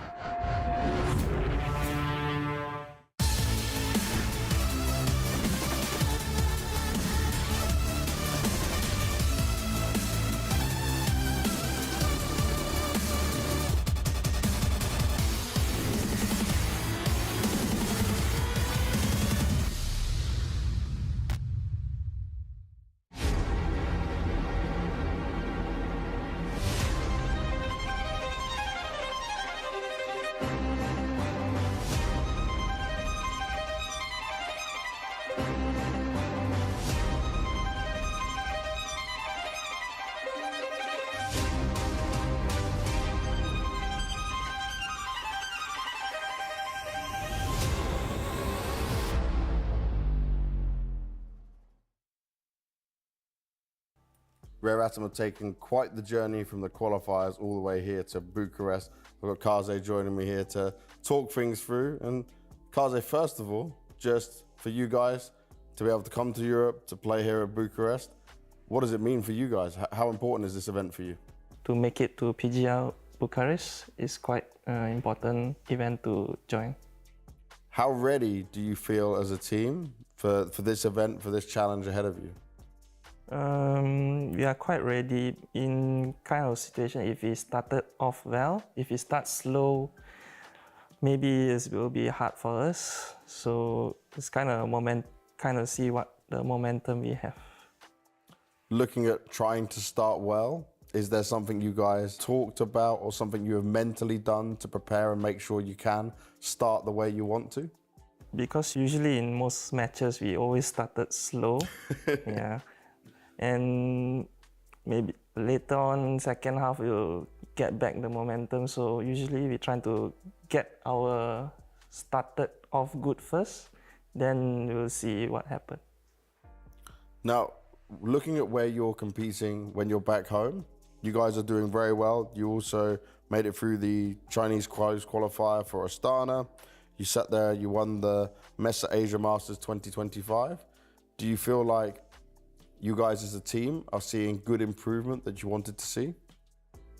I think beating an Asian team wouldn't improve us much, so we are trying to compete against Europe and see where our potential is. So maybe we'll try to see what we can do in this tournament and see where our improvement will be going. Yeah. And for you guys, obviously, when we look at the Shanghai Major, it wasn't the results you guys wanted in the end, but you were able to gain some good experience there. I remember just seeing you guys up on that stage, you know, and doing that. How much have you missed being able to do that, and how much do you want to succeed in some way here to show the best version of the team? Making it to the major last year was important for us, and it's definitely meant a lot for us because it's our hometown. Yeah. And playing in front of the home crowd definitely gave us a lot of happy to play in front of the crowd. And also our results wasn't good, which is kind of, we were disappointed for the fans. And we have learned through that to make it better, and we'll see how we can make it far. Well, I wish you the best in luck in trying to make it far. I got also one final question for you. Obviously, we saw what Tyloo did back at ESL Pro League, you know, making it through the first stage, showing some good CS. Does that also inspire you guys to have some more success and see that it can be done? Seeing what Tyloo have done in Pro Leagues is also kind of good that they made that far. And also proud to see our comrades make it far. So we support each other, how they made it far, and it's kind of proud for them to make it the group stage to the next stage. Yeah, we also support them. Yeah. And hopefully that's what you can do here and keep that going for the guys out in the Asia region, man. Thank you very much for your time and good luck at the tournament. Yeah, thank you very much.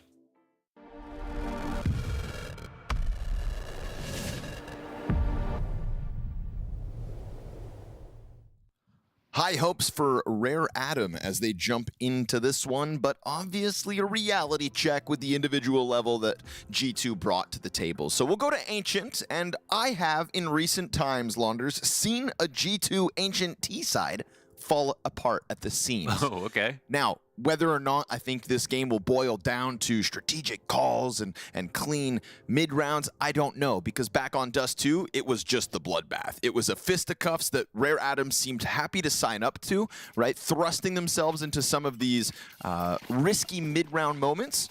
I think in game theory, yes, you know, if one team chooses to be aggressive, there is no other option. The other team has to sort of meet their aggression. They can like that. Wait them out, but there's only so much map that they can leave.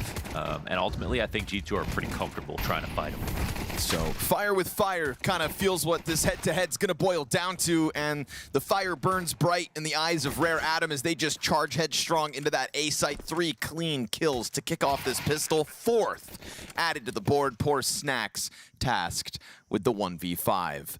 Kaze could be his one and only victim. Ooh, Snacks. Snack. You gotta laugh it off. I think at that point, you play for the money. Yeah. And what's $300?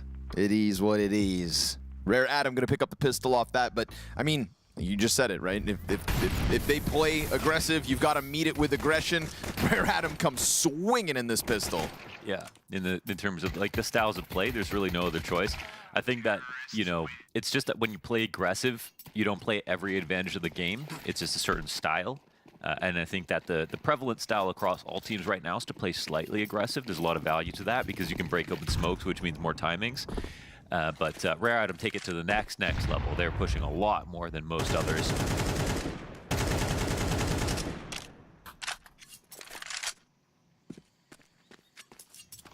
USP ramp push. Don't you dare, G2. Don't you dare. Oh, God. Oh, they more than dare. 2 kills there. Bomb in front of them. Another dink happens here on Kaze. He's only working with 14 health. Now, the guns haven't gotten scooped up because Child King is quick to control them. This also opens the flank up from somebody. He will move quite quickly, but now quietly into that back line, and corners are cleared. Child King starts to prevail here. Nice headshots coming out of him, and it looks like the recovery is all good. That's a, sigh of relief. Yeah, big time. Rare Atom convert their pistol despite G2's best efforts. One more mistake and that was it, but Child King was super careful about how he approached Cave, and G2 were really smart about the stack with having Snacks tuck in there, but he had to get info at some point.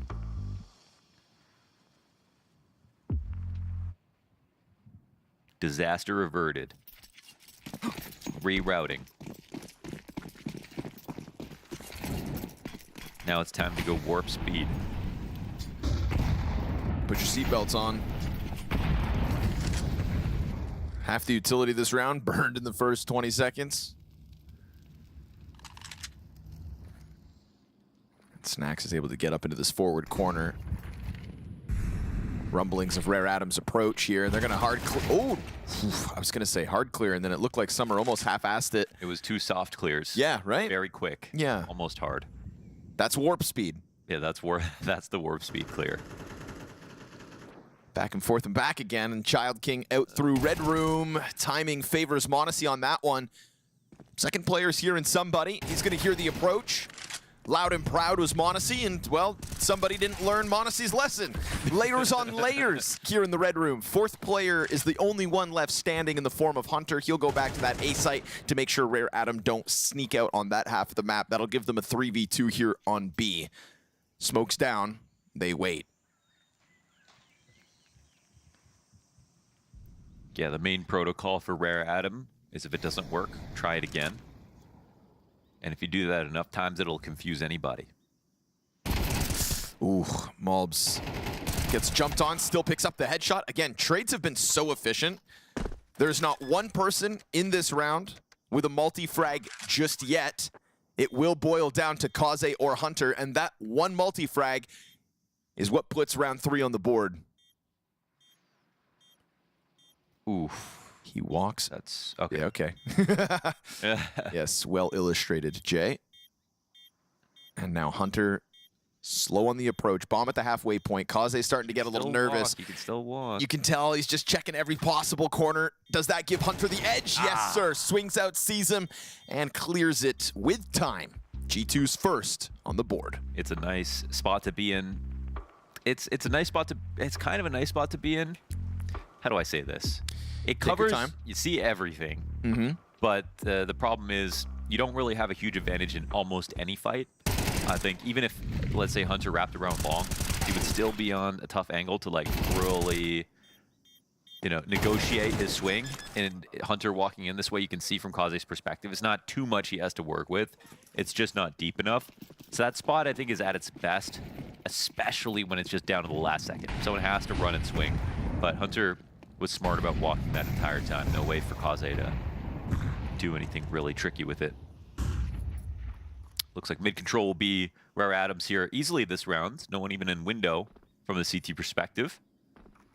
And as you pointed out, it was just one multi-kill to bring G2 into this situation. Heavy God gets hit in the head. Luckily for him, it's a Galil.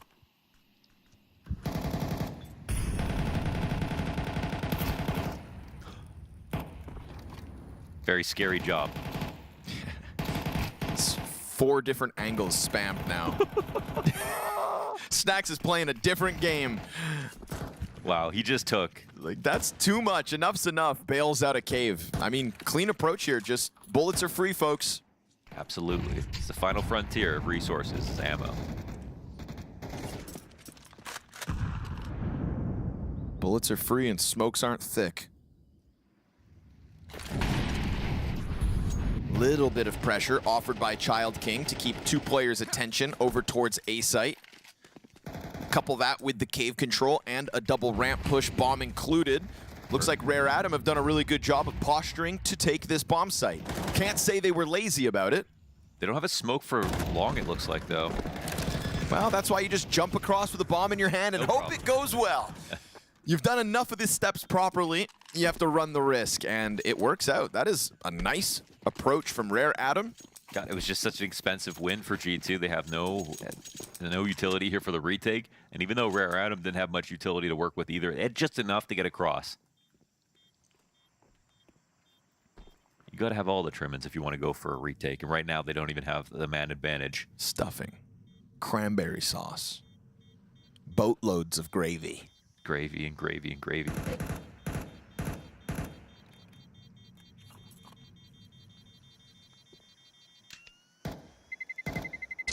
Sour Patch Kids.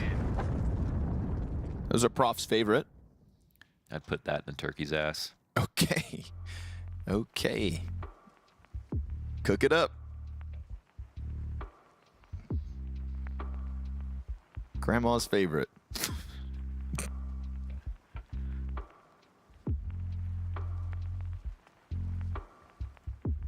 I'm happy that we saw a well thought through, reaction-provoking T approach from Rare Adam that round. There was no skipping steps except for maybe, you know, jumping across because there was no long smoke. And they did use ammo instead of the utility they didn't have to get cave, to get some damage in. Yep. To dissuade any chance of a retake from taking place. The only out that G2 really had was just doubling up for the fight on long, and they weren't there in time. High level, slow, methodical T-side approach out of Rare Adam there in round 4. And it nets them a 3-1 scoreline, but it also gifted G2 a chance to save. So still good guns in hand for the defense in the 5th. Frag grenades gonna offer somebody something to think about. He'll run off to somewhere else. Heavy God on long again. They're just going to try to walk this in. The timing's definitely changed up. Rare Adam dropping mollies on Heavy God's feet. That activates his MP9. He tracks Summer well enough and then gets out on short. Mobs goes for the wall bank. Snacks hanging on to Cave, making sure no one pushes, and Kaze is going to prioritize plant. But that wall bank continues to keep the pressure up. The health is low. Rare Adam are not in a good state this time around. G2 fight fire with fire. Good pressure inside sight. Last player has been found out. Child King has to show his hand. Can he manage? No, sir. Too much pressure, too many bodies. G2 step up in sight. As Heavy God at his finest right there. It looks like it's just a chaotic random push that he makes in front of that Molotov, but at that moment, it's really Rare Adam just hoping that nobody goes forward. They hope that G2 play back so they can get another plant off, and instead you can see Heavy God just disrespects his whole moment. He has a teammate behind the smoke to put some more pressure. He's also the one to make the wraparound back through short, over to long, to catch the plant as it changes position. So everything done there by Heavy God off the back of his positioning.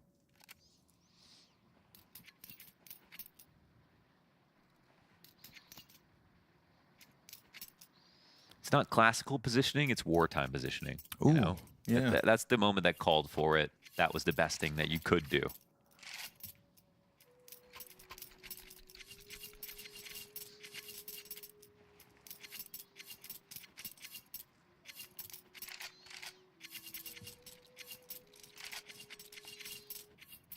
Wartime positioning. Where'd you pull that one out of? Same place I got the Sour Patch Kids. Okay.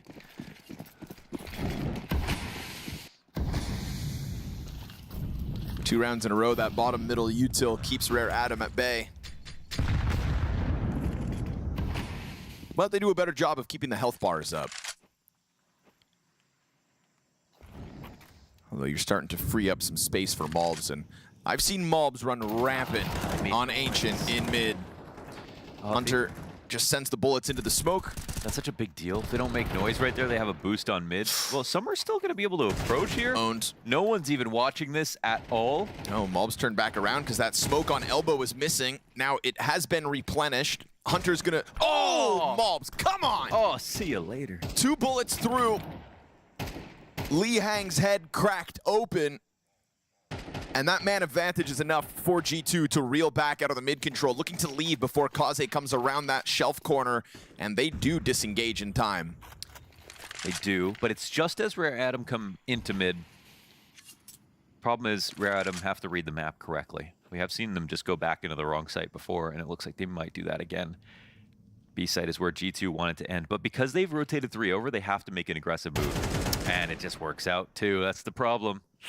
That is the problem. When Rare Atom were getting the trickery over top of G2, with, say, that cave spam, it was all good, but now that they're walking into the rifles, G2's individual level yet again getting highlighted here in the second map of the series. Headshots galore, and time to kill as low as possible on the likes of MongolZ. Great recovery from him, because when Snax gets walked up on that cave, you know, there's a bit of disjointedness there from G2. I guess it is like, that's one of those things. Fundamentally sound position means you don't attack mid without having elbow, and G2 won elbow. They smoked it. So they're just not expecting anyone to try to break that by just walking up lane. Sure. And so those are the moments where Rare Atom are comfortable and confident in making those risks happen, and it actually works out.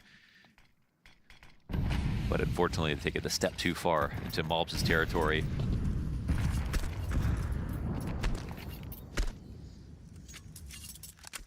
And he beats him up.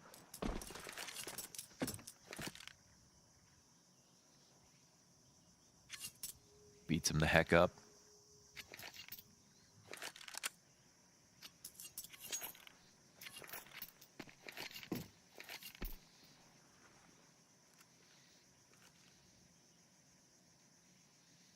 That smoke on B doors out of spawn really kind of killed the momentum Rare Atom were looking to throw at this round. So instead, they spread the numbers across the board. Bomb solo inside A main. Little QB sneak, perhaps, queued up.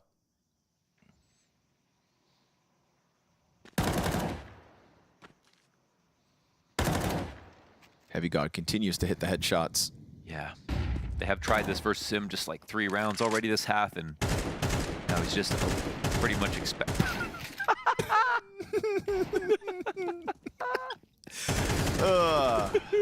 I'm glad you caught that one, I didn't Chev. think one of those options was him dying in the end. No.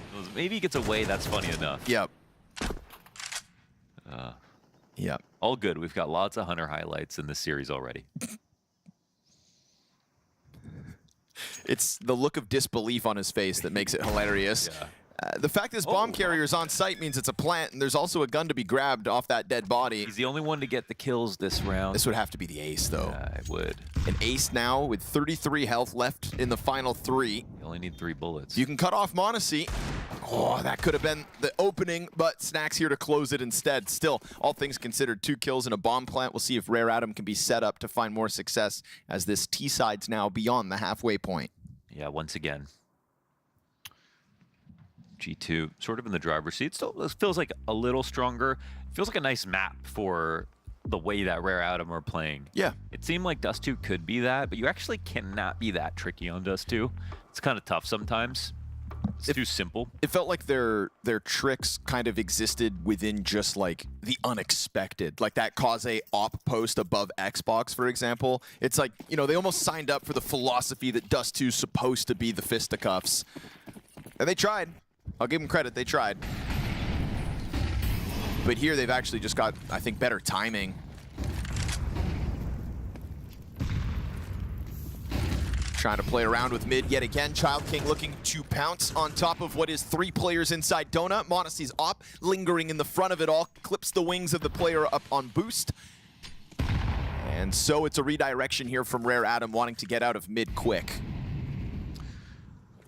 Getting into window could have been a potential prospect here for Rare Atom, but they quickly go into a B setup, which it's 2 players here. Timing's good. Yeah, it's not a bad moment to try it. They've given themselves a 4 versus 2. They've got 2 guys already looking through the doorway of cave. Snax, capitalizes on the T's, opening their own smoke.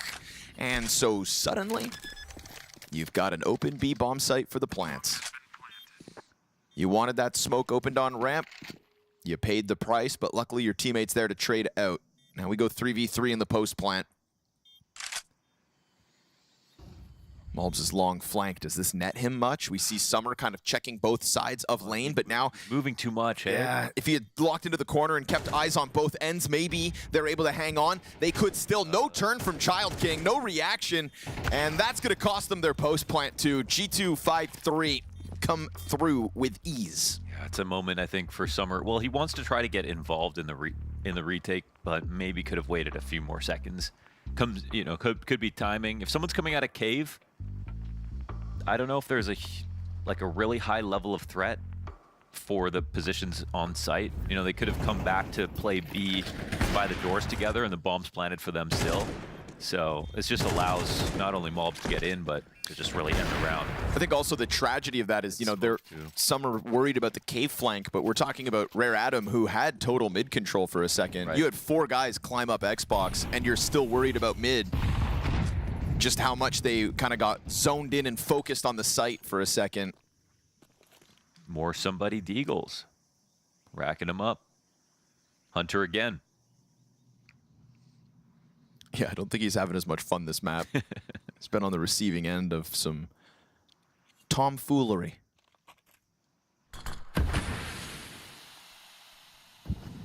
The Rare Adam riffraff.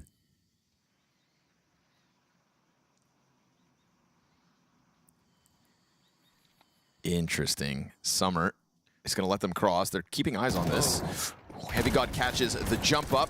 Does that long doors player activate? Yes, and at the right time, but he does it with a nade in hand. Okay. The kid's bound for the retirement home. Slowest montage reaction ever. I'm done. That's so funny. What was that? They peek each other with nades out. What was that? Them. He still runs through the ball. Alrighty. From pistols to a 4th round win. Rare Adam, you take those. What was that? Can't be ready for that. You just cannot. You're not even montage. To be ready for that.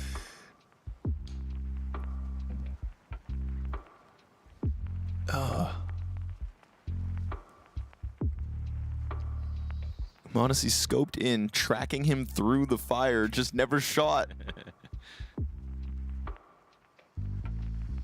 Well, that makes things interesting. 1 round difference now. Rare Adam. It's the biggest mistake we've seen out of G2 so far this series.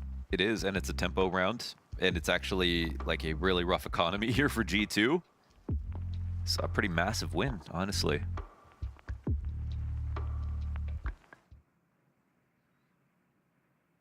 The real prize is if they win this round, and Rare Adam put themselves in a very interesting position in this map.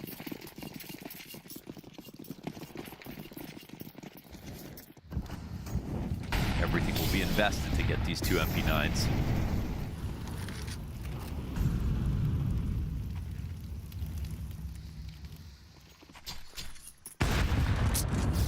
Damn, that grenade is well worth it. 3 health bars tank. And they get vision on the op. And Snacks is all good inside of cave, so Rare Adam very much corralled into the cutout. They need to go back to spamming Snacks. He'll be remembering this situation well. Doing a good job of just repositioning off those lines to dodge the damage and get a quick kill on Li Hang. And continuous utility pressure here. Snacks gonna steal an M4, thank you. Rough mistake there by Li Hang. Just could have thrown that nade being more. That I don't know that lineup. That's unfortunate too. Very unfortunate. Don't worry, Summer, no one saw. Maybe they'll finally have to try A site in this game. Try what? A site. Oh, this place. Actually 2 sites on this map. Where montage sits comfortably on the main angle. Nope. A site. Bad news, man. We're going back to B.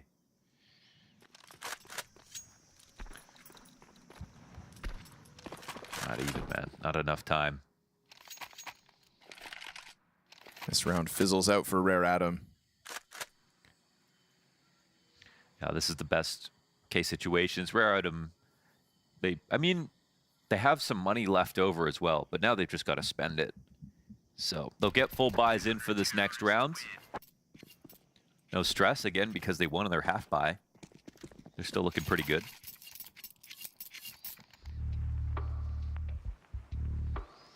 But that's kind of two big mistakes. Lee Hang just kind of gives his life away throwing that nade while being exposed as the smoke's coming up, and then they miss their own smoke into the B site. That will soil your plans. Soil your plans. One more time. Soil your plans. That's gonna be my new unique New York. It'll be my underrated. Understated. Oh, again. A shot. No follow-up, though. Mob slides right down under that first angle, and he wants more. Gonna catch them trying to pressure Snacks, who cleans up the third frag of the round. Insta-kill for m0NESY out middle. And round 11 starting to be more of what we had on Dust 2. Prowess out of the G2 camp. Everybody signing up for early fights. Fire with fire, we said. And this round, indicative of it. Getting a little bit more telegraph now. Same nades coming out. Yes, sir. Same push coming down as well, and the same op in the same boosted position. This time, at least the op gets the kill, but the retakes are where they get punished. And they've just turned the pressure release valve, started pushing a lot more freely after this. I think G2 now just have a better mental image of how the map's going to look after the first few seconds. It's a problem for Rare Adam. A little bit of shadow boxing at the start of the half, but no, G2 with a clear picture of what's up.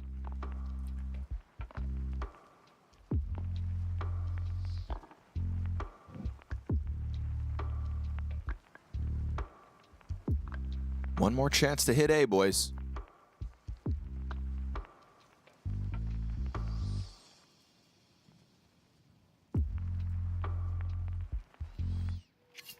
The only round was the pistol round, right? Yes. The full A attack. Yep. Here we go. Condition them early, you know? Oh, bomb's going B, though. Gotta just be a default. Yeah. With a little less emphasis on lane. Lee Hang gonna have to do it all on his own. Dodges the threat of the utility. Ooh, nice lineup. Catches Snacks through the smoke. But m0NESY has been so comfortable sitting out here in the front of Donut. And Lee Hang's gonna get re-cleared. Took a third person from G2 to take him out, but Hunter can now sit on his bomb site alone for the moment. Opens up mobs to go aggressively towards jump up. And down goes the bomb. So man advantage established here in the final round of the T side from Rare Adam. Hunter even freed up to go down ramp. And a real testament to the confidence that G2 have established at the end of the CT side. The bigger picture pieced together and a smooth close for the G2 camp. I think you put it best. Shadow boxing. They were sort of, it's a feel out period in the beginning. They just needed to know what kind of game Rare Adam are going to bring, what kind of game plan. And some of the B attacks were good, but I think there were just too many of them. Too many copy and pasted starting setups, and then it just became too easy for team of G2's caliber to nade those positions, to figure out when to push, and they only caught Snacks off guard a single time, maybe in cave. Otherwise, he'd been good.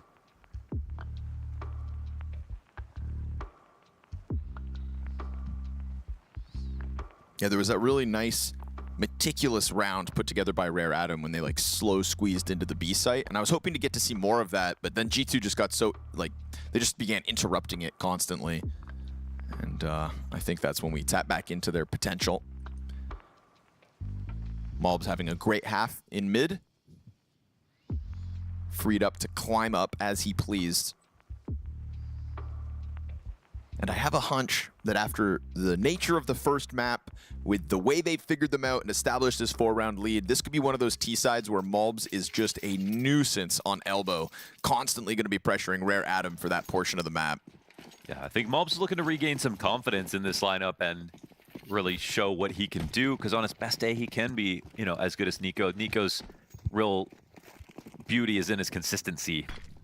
So it's games like this where I think he wants to really shine. Fast cave control. 4-player pack behind that Molotov. We get a pretty quick rotation from the supportive pieces of Rare Adam, who also try to go down for the ramp control. Dual Beretta's primed. Oh, double kill out of Child King. And Kaze's got a double as well, able to hold off on that one player out through the doors late. Clean up from somebody. Rare Atoms scoop up the second pistol of this map too. 2 good pistols. Excellent. No plant as well, so I don't know what kind of investment we're going to get here from G2, but I think it's a good chance to build up some bank here for Rare Atom. It's a moment like this where you buy more MP9s than normal because you don't assume that the other team is going to win. You've got to stage some kind of a comeback. You really want to have a nice economy. But at the same time, when you're a team that's like this low rank compared to your opponent, this is when you don't buy as many MP9s. They've got 1, even though they know G2 didn't get a plant, because they know they could still lose. They know something crazy could happen. And that just shows how much respect they have for G2. 4 M4s. Almost no utility.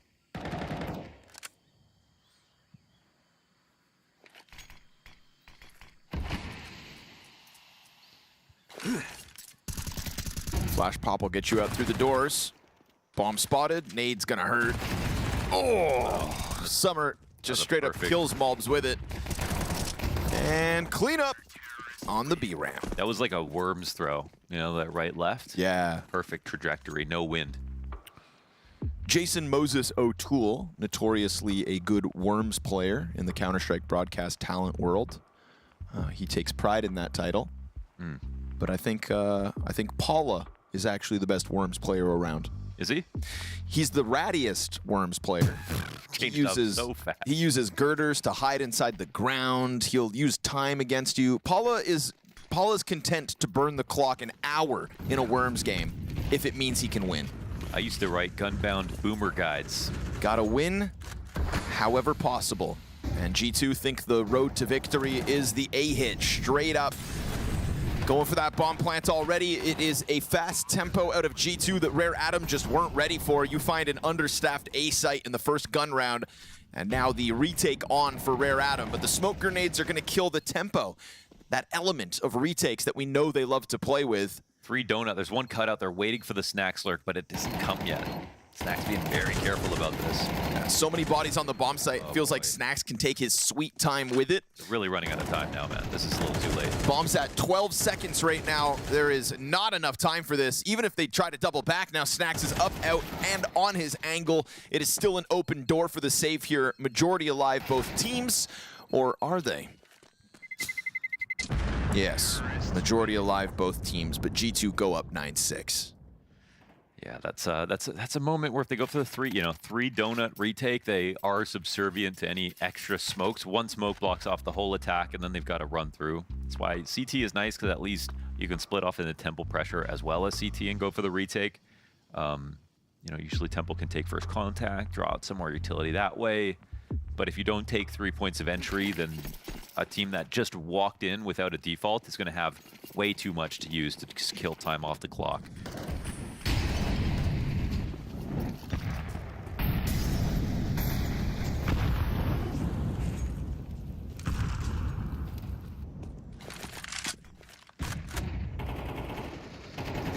Stacked up on the ramp and already knocking on this bomb site's door. Kaze able to bring 1 down with him, but support's a little bit late. Summer's running over, chucking nades. Mob's gonna see this as an activate on the flank.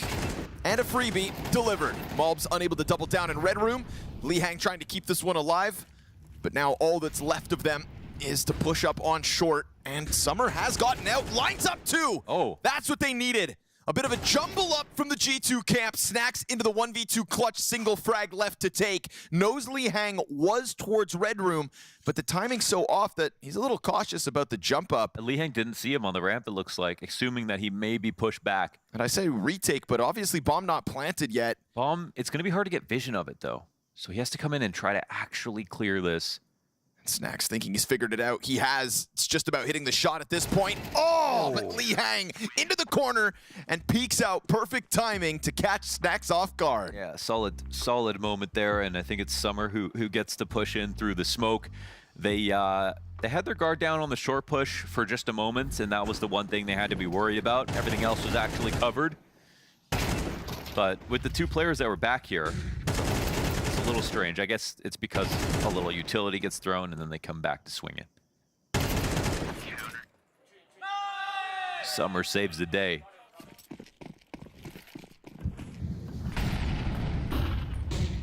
we're all excited about summer. Look how bad that incendiary is, though. You thought that held back elbow. There's a full path for MongolZ, so we'll see if the timing catches them off. And that's just a bad lineup. You know, we can blame the new mollies, but elbow is one of those spots where it's small enough you can cover it for the most part. But yeah, that was a little rough. Oh, didn't see it at all. Didn't see this. What's going on, man? Just gonna eat him up like a bunch of Cheerios right now. 2 chumps with nades out as well. He's gonna find both. Ooh, nothing you can do about that. Missed incendiary opens the door for the timing. MongolZ seizing the moment. Just walked around that molly like it never existed. In through window like no one was home. Pop, pop. Pop, pop. Pop. Ouch. Damn, just when the game was getting close and a round like that, that'll, yeah. That'll drain Rare Adam of a little bit of hope. You know, you think about it. They put their whole round on that tiny molly that they missed. That dinky little can of fire. And never watched mid for the rest of the round, so. Well, never watched mid, but did think they could turn back to Red Room in time. Yeah. Oh, yeah, they did spot it from B. That's true. Missed it by half a second, though. Yeah. And that is Counter-Strike. Mm-hmm. That's the beauty of Counter-Strike. Pop, pop. Just 2 guys jiggling, minding their own business.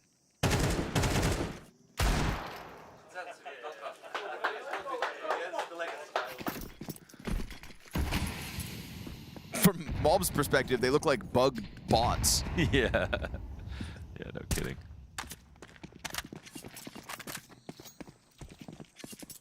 Like he spawned behind them on the pre-fire training.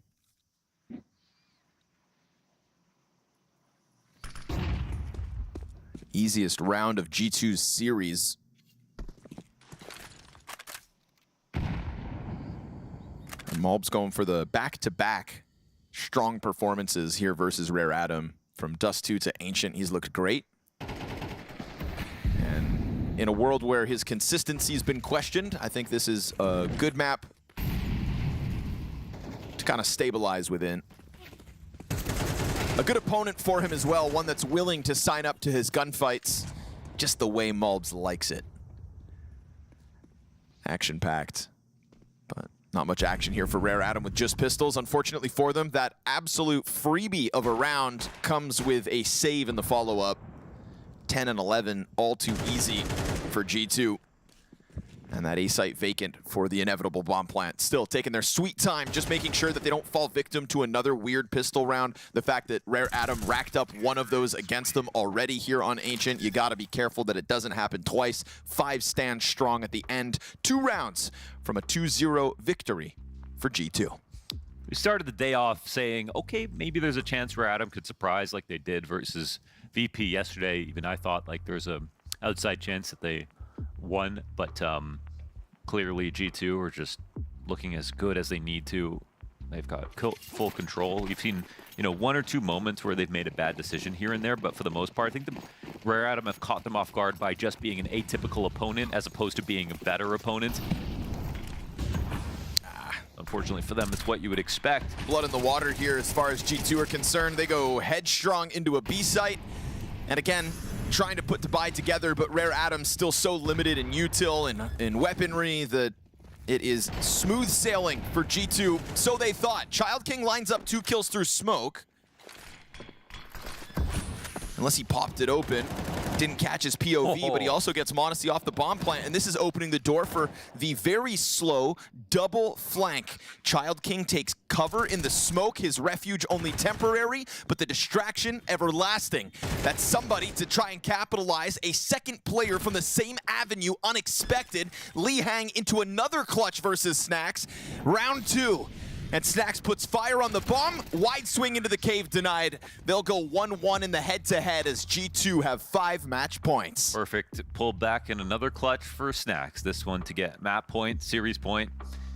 And if not for Child King with the 2K spray down through the smoke on the cross from cave, it was basically going to be a prolonged save for Rare Adam in a really tight spot. 5 rounds to get to overtime.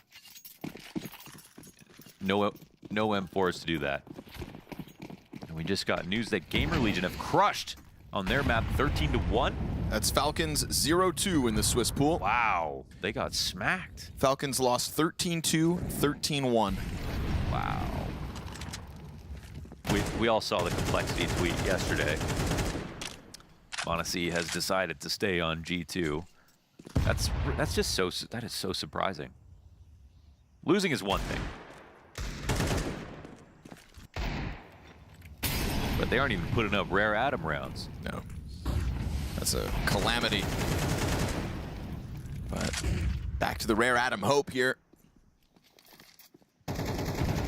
Some fun rounds in this series sprinkled in. I think starting on a good foot versus Virtus.pro will bode well for Rare Adam, who will just be trying to gun for playoffs. To make top 8 at this event remains the hope.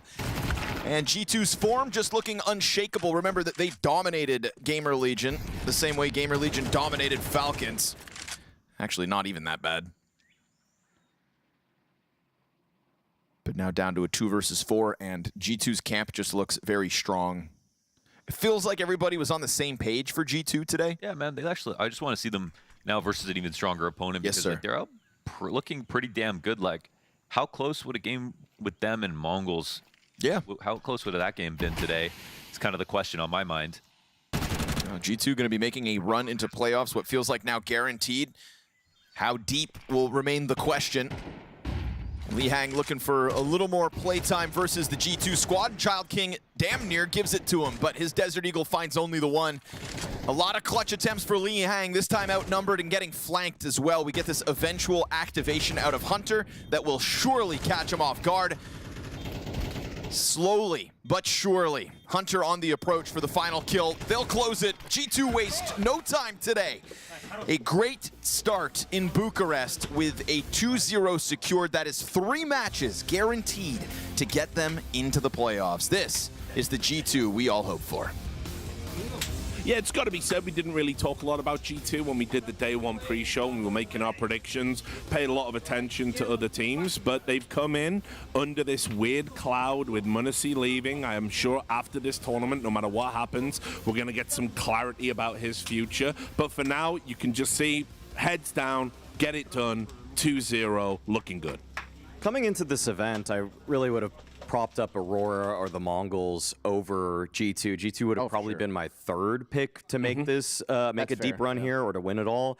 But they're looking clinical. I mean, they've meticulously broke down Rare Adam's defenses there on the T side. I feel like the players, as they're approaching bomb sites, just have this extra bit of looseness where they're just kind of feeling out the fights a little bit more. They're not just saying, okay, full nade hit, let's everybody just run in right now. They're kind of playing with their opponents a bit more. It's not like a default per se in the same sense as like everybody's spread out, but as they're encroaching on a bomb site, it just feels like there's a little bit more care in everybody's actions, as if they know like this is kind of on me. So individualistic but effective. I think it's a combination of multiple things. One, G2 always has a puncher's chance just because of how much individual talent they have, no matter who they're up against, right?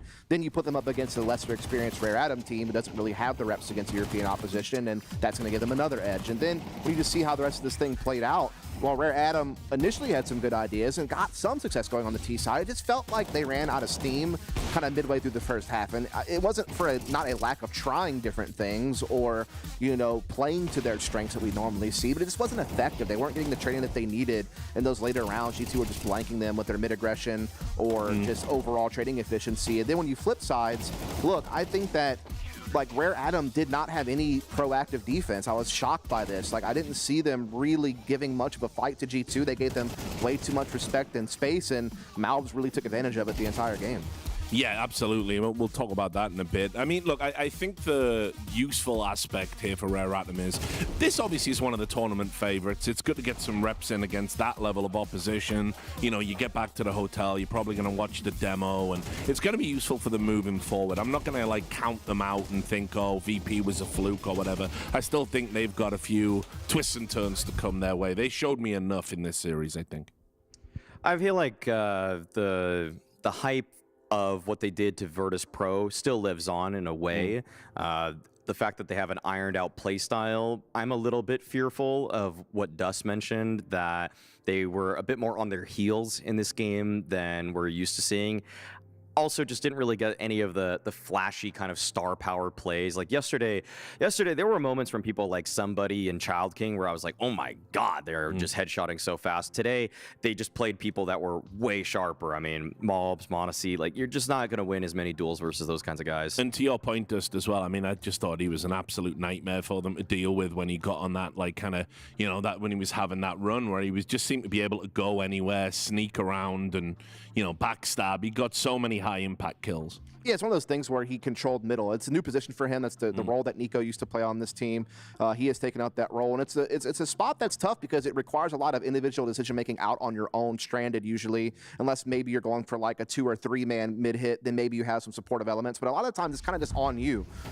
And really, MongolZ was able to live up to the expectations as he's kind of learning this new role. He's getting more reps. And he's getting more comfortable, as you know, kind of Milo was alluding to, where he just played with a lot of swagger and confidence. Never really felt like he was being tested, and just kind of did MongolZ things. And what really kind of hurts me is Rare Atom. They actually came into Ancient this tournament with new CT positions for a couple of their players to try to optimize it even more, and it hasn't borne any fruit. Like, they looked scared on the CT side. Like, the fact that MongolZ was able to sneak in behind, no one even had eyes on middle at any point. This is one of the maps where, like, it is almost a necessity to be aggressive mid as a CT, and the fact that Rare Atom didn't do hardly any of that is actually kind of mind-boggling. Like, you almost, like, made it impossible on yourself. Like, you decided to play the game on hard mode for no reason. Yeah, it's great that you bring up the fact that they switch positions, because when you play Ancient, and you just have to be so proactive all the time. Like, if you ever just think you can play bomb sites, you just lost. Like, you have to, you see so many re-clears towards middle, re-clears towards B ramp. If your initial aggression doesn't work, sometimes you just get all of your players for like some kind of mid swing. And if Rare Atom are just going to sit in bomb sites and jiggle, then the people on G2 have shown that they can just easily snipe you one by one. Just keep talking about the point you're making here. We've actually got the round again that we just saw, but we'll show it again, because MongolZ was just able to kind of get into a ridiculous position. Yeah, I just don't understand how no one has any clue that MongolZ was able to make this maneuver. He did it very quickly. She shift walked from bottom middle all the way into B site, and it took him, you know, 30 seconds of the round to do it, basically, and somehow no one ever was thinking to themselves, I wonder if anyone's playing middle. Yeah. And again, one of these things was the pivot for Lee Hang, a pretty aggressive guy who's very comfortable playing in a front-facing position. Why is he not playing mid that round? Why is there not a guy Donut supporting him playing middle? Why are you not nade stacking and slowing MongolZ down? You know, it's just, these are basic Ancient CT protocols, and the fact that Rare Atom was not using them, it just throws up question marks, because I know they can. I've watched their film. They know how to play this map. They did not play it correctly in this game. Yeah. And as you saw from the scoreline as well, it was like it was the critical round, you know? I mean, it was, because they won that, and then they forced an eco. They won the follow-up. So it's 2 rounds off of 1 push. Yep, kind of crazy. Any final thoughts about Rare Atom just before we go to break? Man, I feel like the VP win is unfortunately going to make everybody take more notice of them, and even though they're in a position where it's 1-1, they might still have a chance to make it through. I feel like things just get a lot harder, because as people are fighting deeper into the tournament, 1, teams like the MongolZ and whatnot are warming up into it, and 2, people now have given you respect because they know you can beat European teams. We've seen you beat Fnatic, we've seen you beat VP, so they're going to get studied now, and I feel like randomness or just surprise factor is one of the best weapons for East Asian teams that people aren't studying. All right, thanks, guys. So we're going to take a quick break. When we come back, we're going to be breaking down Aurora versus Legacy. We'll see you soon. She said she loves you, but she can't love me. But I love you.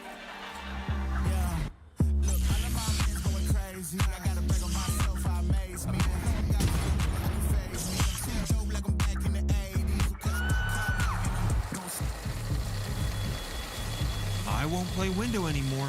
What's going on? Play your role. 1xBet. The human body was built to move. Not trapped at a desk in one singular posture for 12 hours a day. It's time your chair evolved. This is Secret Lab Titan Evo.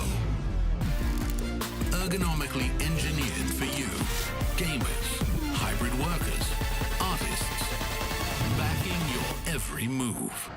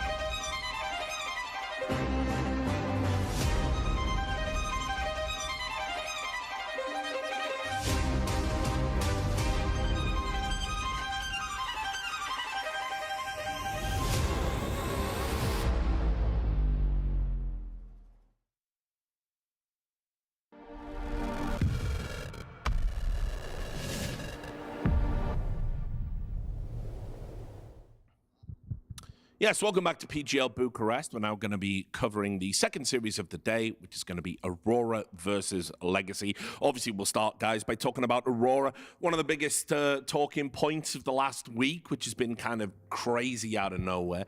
Aurora obviously got themselves a new lineup. They completely cut their old one. They picked up Eternal Fire at what seemed to be short notice, or the former Eternal Fire team. Eternal Fire, I mean, we still haven't had any official statements as to why it happened yet, although if you've been following what's been going on, you can probably put it all together yourself. Obviously, it's been acrimonious for some fans, I want to say. Some of the fans are feeling very betrayed, I guess is the word, and the players are trying to make good on that and say, look, please support us in Aurora, stay with us with the same lineup, you know, with the same guys. We're just having to do it somewhere else because the circumstances beyond our control. But it's a very, very tough situation to be in. And this is a team, by the way, that realistically should be getting 2 or 3 trophies this year, in my opinion. Ooh, I mean, I think that's pretty bold right there to think that they're going to be winning those with how stacked some of the top teams are. But I think if they, to clarify, I think if they dodge a Vitality and dodge a Mouse. You mean an event of this caliber, basically? Yeah, well, they should be among the favorites for Bucharest. Oh, I mean, this team in Mongol should be the favorites in this tournament, yeah. Yeah, they are. They're definitely in my top 2, and I feel like for some people, I think they look at this and they say, okay, so what? You change jerseys, just means you're putting on a different shirt from yesterday to today. But in reality, jerseys are actually better as well. Oh, I will say they look swaggier. Yeah. They kind of have the this drip like is there. Impeccable drip. Kind of like a Miami Vice sort of vibe going on with like that it, teal. yeah. I do like it. But moving on to the actual emotional component of this situation, the fans of Turkish Counter-Strike were very attached to Eternal Fire. They really saw that as their home team, their country's roster. And so for these guys, I mean, it's kind of interesting. Like the way that Madger is addressing the fan base is actually more so like, please recognize we're the same people. It's almost like, even though so many people nowadays are driven by just players and just who their favorite star is, it actually for Turkey as a whole, they seem to be so attached to that brand, and it's kind of put Eternal Fire or now Aurora in an interesting position where it's like they have to almost earn the respect again of the Turkish fan base, which I think kind of adds a wrinkle to what otherwise probably was going to be a pretty smooth sailing event for them. Yeah, I mean, it's kind of interesting as well because I think some of the fans might not have all of the information. I've seen a lot of fans saying, oh, this is a money-driven move. It's about them getting the bag. It's about them getting bigger salaries. It's like, no, it isn't really about that, guys. It's about just at least being able to make a stable living, which you have to do at a bare minimum to be able to put the time necessary into being a top team in the world.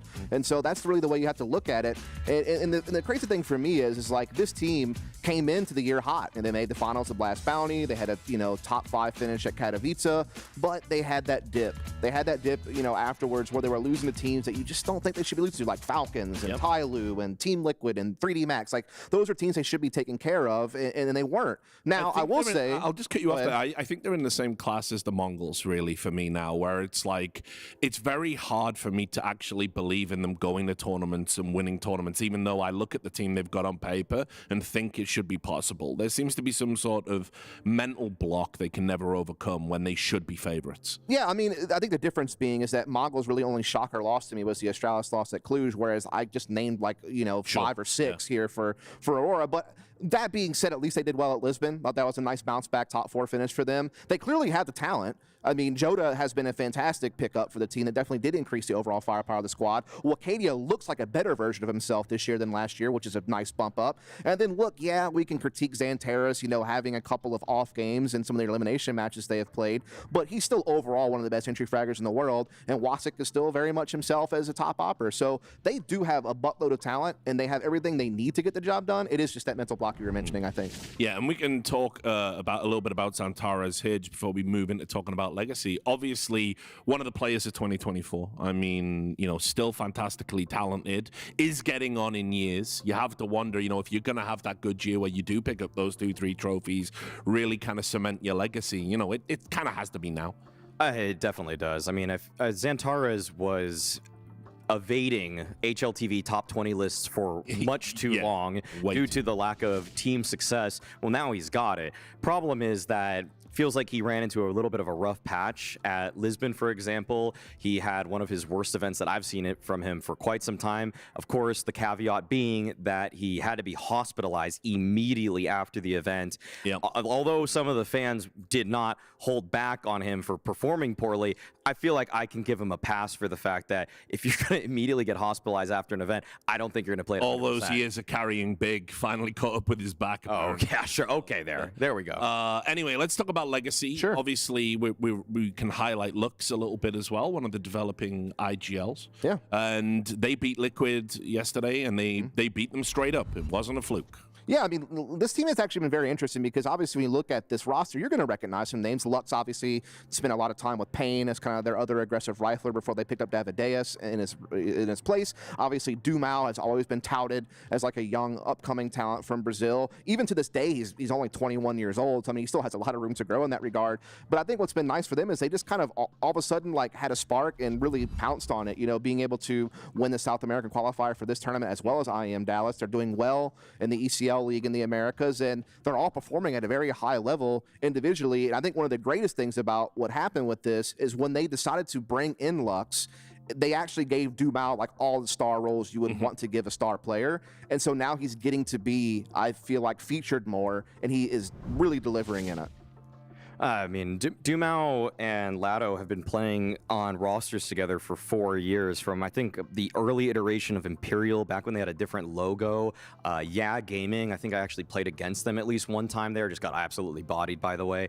And then seeing them on rosters like 00 Nation, they've been a duo that feels like they should have achieved so much more in the Brazilian space so much faster, and they've kind of like have chosen weird mentors. That's kind of been my problem for them, where they were playing with, for example, Cold Zera as an in-game leader for 00 Nation, but then that just didn't really go all too well, and now they have a guy that was a star player on a top team in Lux who's pivoted to be an in-game leader. And by the way, something that in Mira's really strong article about Lux, you know, they actually were, when they were picking up Lux to Pain, they were wondering if he was going to be the in-game leader there. So I think he has some actual expertise or some kind of history with the leader role. And now it's just really clicking for them because their mid-rounds are looking so smooth. Like when they insert themselves into deep map control positions, like they put the pieces together better than Twist was doing for Liquid. Yeah, when I was looking at the film for them, you know, watching the qualifiers they were playing in for Dallas and for this tournament, like they looked like a well-oiled machine. Like the roles looked very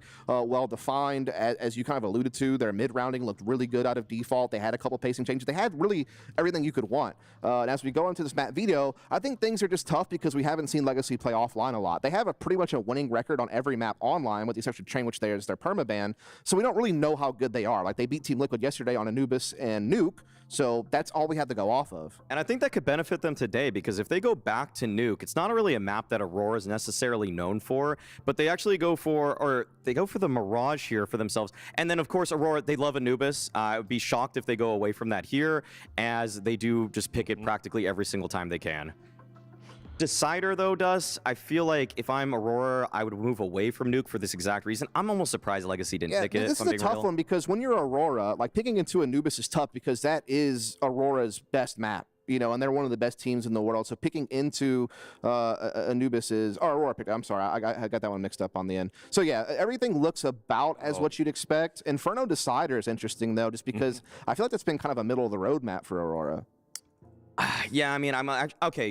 In reality, like I'm not too surprised with the second phase vetoes here from either team. I just kind of am a little bit confused by Legacy's pick of Mirage. If I have to give a favorite to this based off of the veto, though, it definitely would still be Aurora regardless.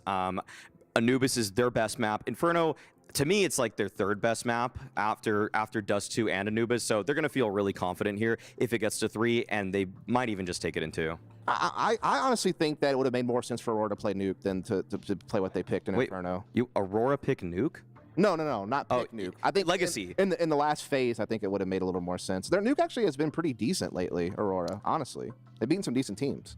Yeah, I think like stylistically, okay, two things. One, Legacy just made Liquid look bad on Nuke, and it clearly showed a lot of comfort from them, but also with Aurora, eye test wise, I feel like Xantares has been shut down by like 5 different teams in the last couple months, and if he's not playing at a high level right now because he's still reeling from being sick, then I don't think you can really rely on that map as much. Let's just quickly get some keys to victory here on this map then for either team. I'll start with you on this, Dust.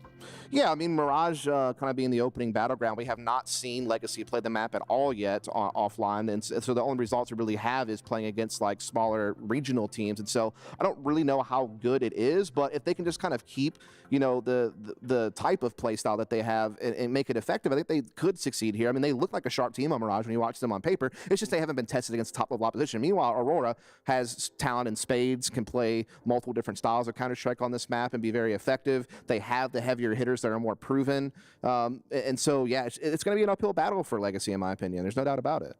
I just feel like one thing that has really caught my eye about the Lado Dumao core is that at times, like, Dumao's always been the higher rated player, but to me, Lado was way more impactful for most of the career because he would just go in first a lot of time, and Dumao would just kind of play for stats. What's been great about watching Dumao for the last year is that he's actually playing to win rounds. He's like upped his tempo a little bit more. He's making sure that he's just taking the fights, imposing his mechanics on opponents, and I want to see how he actually fares because, yeah, I mean, he's been doing well in online competition versus domestic opponents, but now back on LAN after not seeing him for a few months, is he going to actually be able to deliver versus Aurora, which is pretty stacked with talent? Well, speaking of stacked with talent, I'll bring our commentators. I don't know what... This is Blair Witch. What's happening here? Hello. Hi. I just feel like it's weird to talk to somebody you're not facing. Oh, okay. So you're going to look at me. This is how we stand when we cast. So I feel okay. That's kind of cool.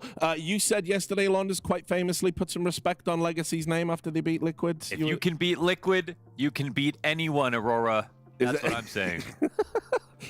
I mean, it was Legacy that beat them. I'm putting that out there. Oh, what did I say? Aurora. It's fine. Look, it's no. If Legacy can beat them, oh, okay, right. You can also beat Aurora. I'm with you. Finally, do you agree with that sentiment, Connor? I don't know if I agree with it entirely, but as Launder's partner in crime, I will stand by with him somewhat. Yeah, I like. That's all you can really ever hope for out of a commentary partner. Right. Great job there. We've actually got a bit of time to fill. They're not coming into the server right now, so just tell me, because I know you guys have been on the circuit a lot more than me. I get to kick it because I'm an old man. I went to the hyperbaric chamber and all that stuff. Yes, so, what have you made of Aurora, the formerly Eternal Fire, over the course of this year? It's great until they're just the Mongols of Turkey, right? Great until the stage, and I think like the only difference is they're like a lot older. Sure. So like we don't know how much time they have to get comfortable or get over those nerves. But in an event like this, where they're like probably going to make grand finals or should, the only thing that stands in their way is sort of the weird comments, as you guys were talking about online, that makes it feel like they're like emotionally off kilter. Yeah, whereas if they didn't say anything about it, why wouldn't we just treat them the exact same and expect the exact same results? Also, on another sort of like personal note with Xantares and his physical health. Yeah, we haven't made a big enough deal of that, probably. His tweets were like, I'm a skeleton, I'm dying. Yeah. Like, and then it's almost like, he's just fine, guys. We took him to the doctor, everything's okay. Like, that was definitely a very big we did entire segments about Senzu's arm. So, you know. Anyway, look, the game is live. We'll find out how well he is. Have a good one, guys. Yeah, we'll see if he can hang on. Hang on for dear life. You know, like that could not have been a bigger cry for help. The way that he worded that tweet, it was like insane. And then there was a picture of him in a hospital bed, and you know, he got the care he needed. Now get back in the server. We got games to win. Yeah. And welcome to your new org. Yeah. Aurora's like, hey, we bought a healthy Xantares. And so here we go. Into the action. under pressure, we'll say, is Aurora. But still, I think, very capable.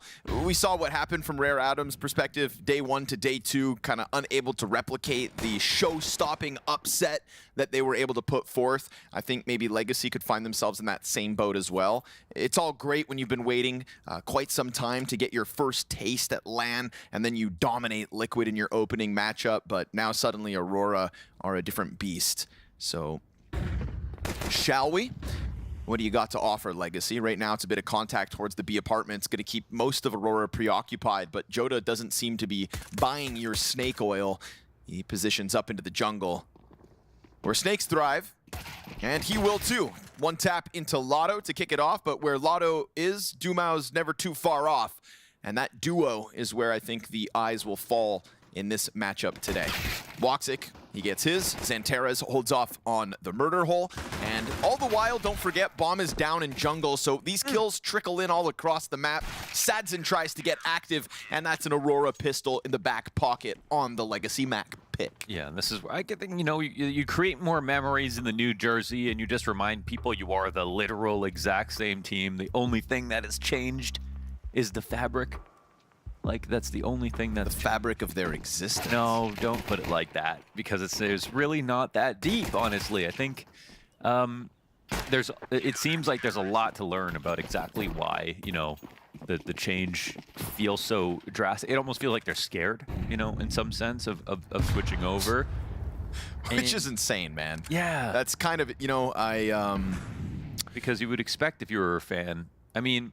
The orgs are playing a big part, for sure. Yes. But, like, if no roster moves are made, the heart and soul of the team is the players. It almost feels like, to some, Eternal Fire was bigger than the team, you know, which Or at least that's how the tweets are making it look. Yeah.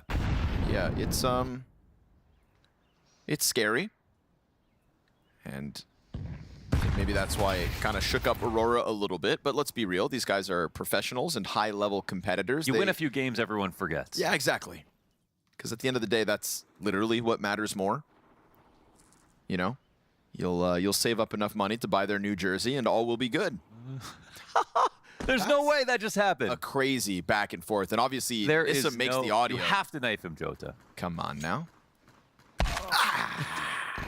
Money in the back pocket, and a team kill makes this one all the weirder. Aurora, easiest conversion possible. The problem with reading a lot into the Liquid game, as I mentioned in jest, that if you can beat them, you can beat anyone, was that Just was a joke, one of the worst performances for Liquid that I've ever seen, like in any jerseys with any roster. It was just so crazily. The really sad part about it as well is that it's first day for Shuhei, so whatever. If there's no honeymoon and they get better over time, that's fine. But it comes in when Naf is at like his like 2-year low, when Nertz gets like 5 kills a map. Like some of the stuff is just like, you guys aren't showing up for Shuhei right now. So, but Legacy in each of their trades looked incredibly sharp in contrast to Liquid. That was the exciting part for them. And they pulled off multis, they pulled off an ace, they got multiple 3v5 situations won. So I think that would definitely give Legacy a lot of confidence about this game today. My gut tells me this is going to be a stomp. Just for the record. Yeah, I can see that too. Again, like Aurora, they destroyed Liquid, but Liquid could not have looked worse. Yeah, and Aurora in an awkward moment, coming off of another unfortunate loss, the org situation and a literal surgery of their star player. But you give them a few days, I think they'll stabilize. Let's see what happens here. First gun round and a missed shot out of Woxic. It's Lux on high alert. Fired his feet, gets extinguished, so thank you. And that op still scouring the field for second contact. Bomb taking its time to get back around through T-spawn. Will join forces with the other members of this attack on the ramp. That'll be 3 strong on ramp. Okay. Whoa, what a reaction. Nice snap from Lux down onto the sandwich player. Still they slide up out of Ticket, but it gets weird inside of the smoke. This is awkward. Back into the Glock. He's lost track of Woxic. This is still awkward. And we get a very slow approach from the other CTs who all opt to go from Ticket. The bomb is still not planted. It is still awkward. And the bomb will molly go down inside of the fire. It's a quarter of Sadzin left, but man, man advantage taken over. MP9 will shred some flesh. It is still not kills for Aurora. How did they survive that? And it still looks awkward, but they'll walk away to save. How did they survive all that? The utility was spaced out perfectly. Legacy barely got that plant in, avoided getting opt by Woxic and CT Spawn, avoided the MP9 spray.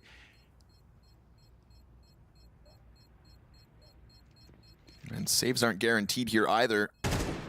Ugh. Nice one.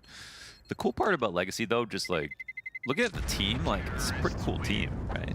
Yes. It's like it's a pretty good lineup in terms of the players that they've got. I think they don't convince when it comes to like just the rest of the quality. The team play is not as good. The team play is not as good as their individual quality, for sure. This round it barely works out, but yeah, man, barely. What's also fun about this Legacy roster is obviously the evolution of Lux, having played under Big Uzera for as long as he did. You know, that was from August 23 to January 25 in the Pain camp. You've been built up. Now here you are, a leader sporting a mustache and taking other talent to potential new heights for the Brazilian scene. Emergence of another Brazilian in-game leader. That's kind of what this roster has going for itself. Best one. Obviously, you know, coldzera kind of had those reins for a little bit, and that was just kind of banking on his wealth of experience. Yeah, and Big Zero is just that perfect middle ground of new school. Yep. And now, obviously, this duo in Lotto and Dumao has had hype built around it in multiple events. It's just never really kind of overtaken. Woxic, awkward timing. Changes the round a lot. He's going to fall back. It's a flood of players out. Woxic missed chance. Inside sight, no support. Still double up inside of the market, inbound, but still not here on site. By the time they arrive, we get a damn near collateral on that back bench, but I don't think these rifles are going to want to take a sniff at the site. Legacy have established themselves an early tie. 2-2 we go. There are openings here, but Aurora just simply have to punish them. Woxic, he was alone, so he had to look off to Cat at the same time. That's what created the opening for Legacy to go for that pop, but it works out beautifully. Looks like Aurora are a little bit off rhythm at the moment.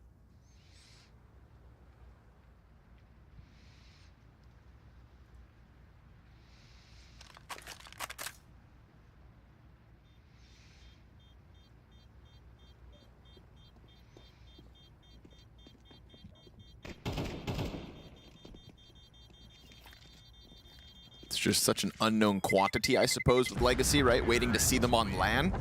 Yeah, we haven't casted these guys in some time. Like, I can't even remember since, like, the Paris RMRs or something. Like, if we haven't cast them in CS2, when that would have been.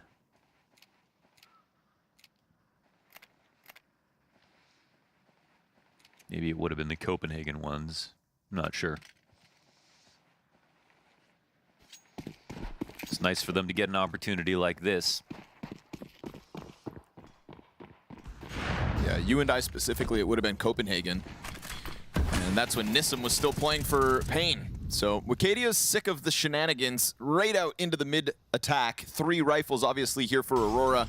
And the first one finds a victim early. Lux, same angle, he'll thrive. Trade frag back. Nissim, double kill potential denied by the Aurora IGL.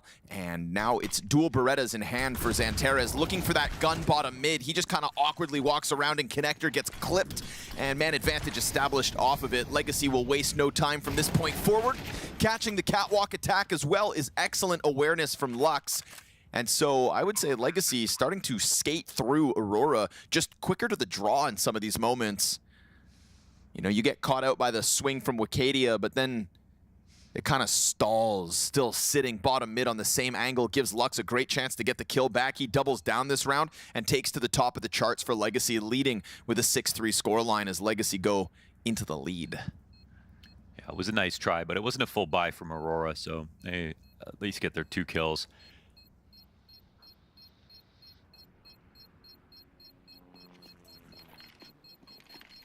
Do Aurora need a break? Would you have started this conversation if they were up 4-0? No, because I said I thought this was going to be a blowout. I'm covering my tracks now. Next question is 13-3 a blowout. Yes. Then maybe sit back and learn to observe, Connor. I just have an early suspicion that I may have jumped the gun. Do they need a break? Date 2. They spin it every single we event, actually man, learned from the nonstop. Mongols that Yeah, breaks are bad. The worst part. That's true. Breaks are bad. Going, man. Keep practicing. Keep practicing. Push through the pain. Leave a legacy. Good damage here from Xantares.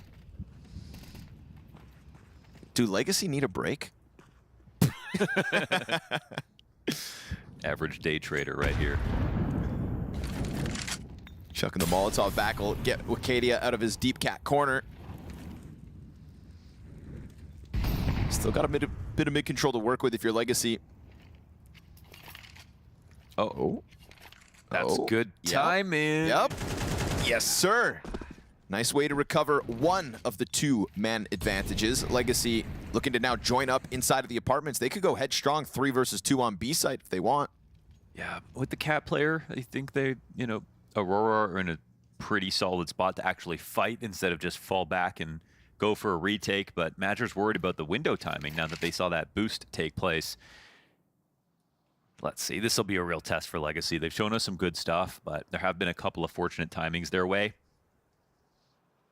And Madger's still paranoid, so this will draw his attention a little bit. As will it for Wicadia. That flash announces the approach. Legacy trying to find contact. Good turn from Dumao. Again, these reactions fast. Madger able to hang on to backside. Dumao, another crisp headshot. And now Xantares, he gets spammed through that slight gap down to half health. And you've got Joda right behind him. 10 seconds to the clock. What a clutch it could be. Dumao clipped as Joda puts himself up on the angle. And Legacy's lead comes to an end. Some great shots being hit from Legacy. That adjustment on the cat and has made that spray look like it was totally off, even though he hit most of his bullets. This will make it a tight game, of course. Easy to say when you start off 5v3. First of all, Aurora winning on mid-control. And a good mid-round moment from Legacy to get into that window boost. I think something that feels wrong in some of these rounds for Legacy is it just gets too quiet. And they start walking around holding ankles. So that's where I feel like there's a lot of punishment windows in for Aurora, but they've missed them. So maybe it's just a nice stylistic matchup here for Legacy. You can't leave a map too quiet versus a tier 1 team.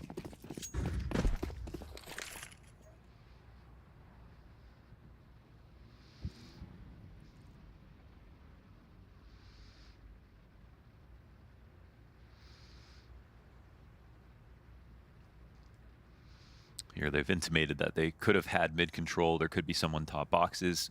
This allows them to go back to other parts of the map, start exploring. So this is a good move here from Legacy, and they'll do something a little different. 2-walk underpass, no one actually top mid. The CTs have peeled back entirely. So to be honest, Aurora, they look a little stiff for the moment. And if window gets taken over,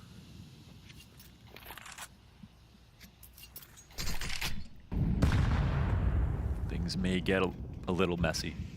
The only problem here for Legacy at this point of the round is time, but looking pretty efficient on this split. Xantares tucks in a little bit more. Still working with Joda's contact. Ooh, Joda actually gets killed, and that's Lotto to capitalize to try to open the door on site. Big pickup on the second headshot. Woxic gets nailed. Now Madger tries to go for the spam, but he will not deny that bomb plant. Legacy take their time, but it's that double headshot entry that could damn well make the difference. Low health on the player in the back, of course. That was the extra pressure of Lotto, but he's done his job. Now banking on the Opper and Dumao to kind of push this over the line. No utility to cover off the bomb, so this is going to have to be frags out of Aurora, and Legacy have just become a shell of themselves, keeping their heads down until it's time to strike. Wicadia gets a glimpse of this walk away towards Murder Hole, executes the Opper, but has to give up this round. Big moment here for Lotto, a triple kill that single-handedly wins the round on A. It was an excellent round at Lotto, but I think they really won this round as a team. This is Aurora with no reaction to their mid control into Legacy using the open mid to get the boost into window, and there was a point at this moment where, last round they won 5v3 because they got 2 kills in mid. This round, their last point of defense is a sandwich player to get a 2K. That's the only guy who would be within smokes on an exec coming in. So for Aurora, this is just not a convincing setup versus a team that just took mid from you, that just had lots of time to go back and do other things. This time it's Aurora who aren't doing enough. Some of those earlier rounds, I was thinking Legacy, they got a little lucky to be able to have won them so cleanly. This one though is just fundamentally perfect out of Legacy. Fundamentally perfect. That sounds like very high praise. Yeah, it was. It is high praise for Legacy. That was just perfectly called. They couldn't, and even on timings, they didn't waste any extra seconds when it came to the A split. And even if you see a player go down, they still have to go down. They have to get a kill and then reveal where they are. And all of those spots, as soon as they go 1-for-1, are not enough to put up a formidable site defense. You've got to be able to put yourself in spots for one guy to get 2, if you get 1, and that's how you really secure a site. But with Aurora's positions, they were pretty much a slave to, okay, well, if you have great aim, we'll win this round. Otherwise, no chance. Wicadia hero op is on the right bomb site out of the gate, and Legacy will not have many other options. They know what they want. It's this A site yet again. Ooh, does that make them second guess things? Okay, into the palace goes a USP. An AK drops from it. Now Wicadia's got a second player queued up. Can't keep his head down. Lux on the response. Sure, there's a problem up in palace, but everybody else still pistols. Could still be enough. Joda dead. That's the gun hitting the ground again. Xantares slips up onto the triple box. 5-7 eludes him. It's still the 2v2. Woxic announces himself off of stairs. We're going to get this second layer up. Team kill. Team kill. Come on. And now Sadzin gets a chance to leave, but only on 11 health. Yeah, I mean, he could even be cut off right here. We'll see. No move just yet out of Woxic. Little too slow. And this means that the plant can go down. Now, they can take the risk and run through this, or he can wait for his teammate, but... Right through already. Woxic sprinting to the windowsill. Sadzin, can he queue up? That nade. A close nade. Done. Dunked on. Singular op from Wicadia, but it's only his 1 kill. Pistols out of Aurora. Yeah, the op shot into the full... Like you said, are they really going to full commit through this? Then they lose a Palace player. You're walking into a crossfire now. You've lost Palace control. You just want to go up the ramp. You're still winning. You're still playing this round versus a mostly eco. You know you don't actually have to speed up here if you don't want to. But they get freaked out and they don't want to try anything else. Oh, man, more than one team kill this map as well for Legacy, unfortunately. UMP. Call that one fundamentally flawed. Yeah, that one was a little bit too stubborn, a little bit too antsy. Two sides of the same coin, Counter-Strike. But yes, the old UMP 45 for Lux.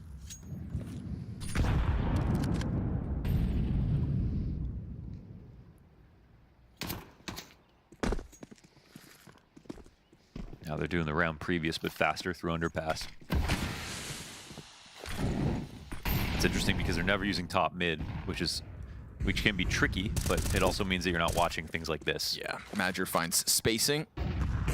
Good control of middle as Woxic strikes down Nissim, and Sadzin hits the ground as well. So I'll just say that one more time. If you're coming through 2 players out of underpass like this, then that can be a gimmick. You don't use it every round and a half. But the reason it doesn't always work is exactly because of Madger's position. It's a spot where you're just too open from these angles to top mid, so you want to have a little bit more map control than that normally to just let those guys get out scot-free.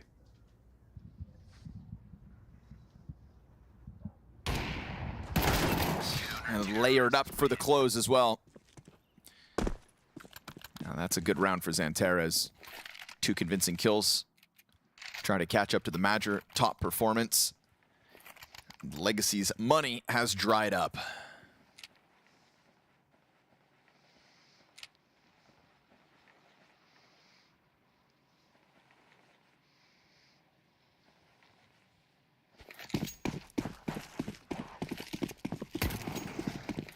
I swear, every time we cast Major, he's top ranking. Yeah. Every game. He's got it in him. Undeniable. We shooting legs here? We'll see. Secondary op in hand. Thing is, it's unarmored legs. That's a dink to deal with. Does the nade catch him?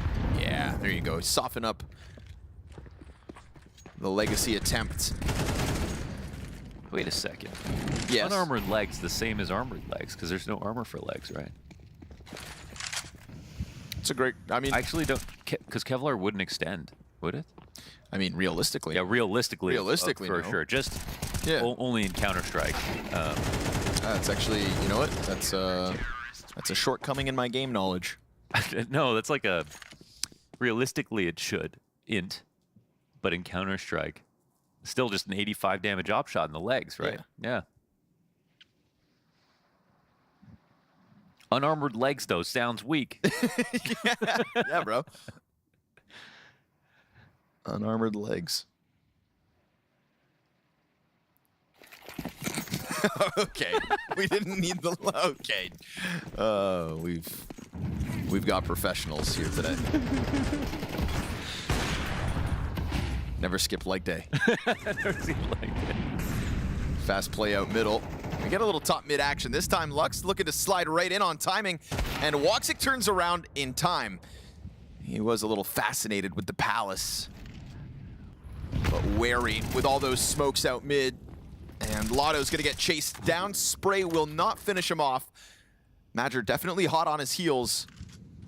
But for now, Lotto and Sadzin stand on shaky legs.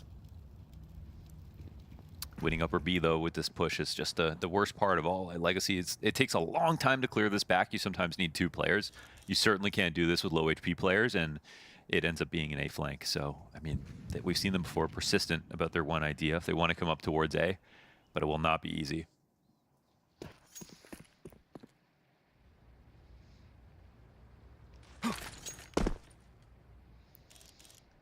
Try to set it up, but it draws the attention of Woxic. Swing out here from Xantares. Dumao at bat. Not able to find the entry out of connector needed to compromise this defense. He's Joda sick in a different way. Just all the while ready for the fights to come at him, but Nissamever tries to slip up from ramp. Xantares showing us a little form now. See ya. 7-4 CT side. Comfortable stuff being pieced together here by Aurora.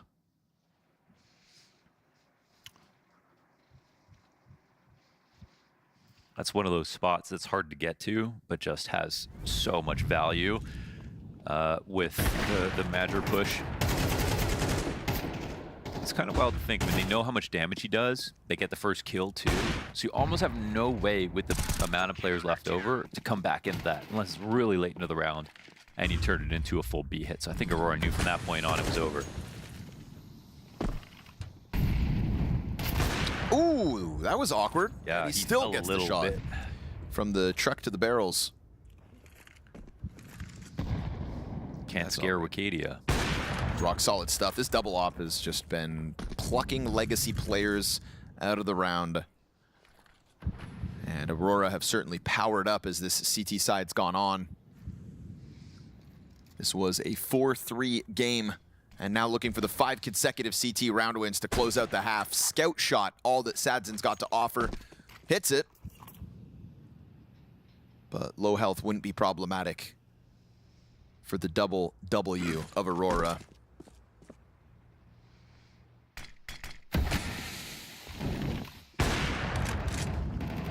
Just easy pickings here. Now Legacy continue to just walk into the crosshairs. some kind of an answer finally out of Sadson as he swaps those guns out. 45 seconds and still 4 players to deal with. It's feeling a little bit like the G2 game in terms of shadow boxing at first into Aurora starting to open up, and now look at the way that the players are dying on the map here for a Legacy. Everyone in their respective positions in the default. Nothing had even been exec yet. And 3 players are low. Yeah. But the time means you've got to just run through this. Ooh, health getting real low. 15 to the clock, but it eludes him. Joda, elusive, able to reposition and close out 8-4. And that streak of 5 rounds is going to have Aurora feeling good as they take to the T side. This is really making Liquid look bad now.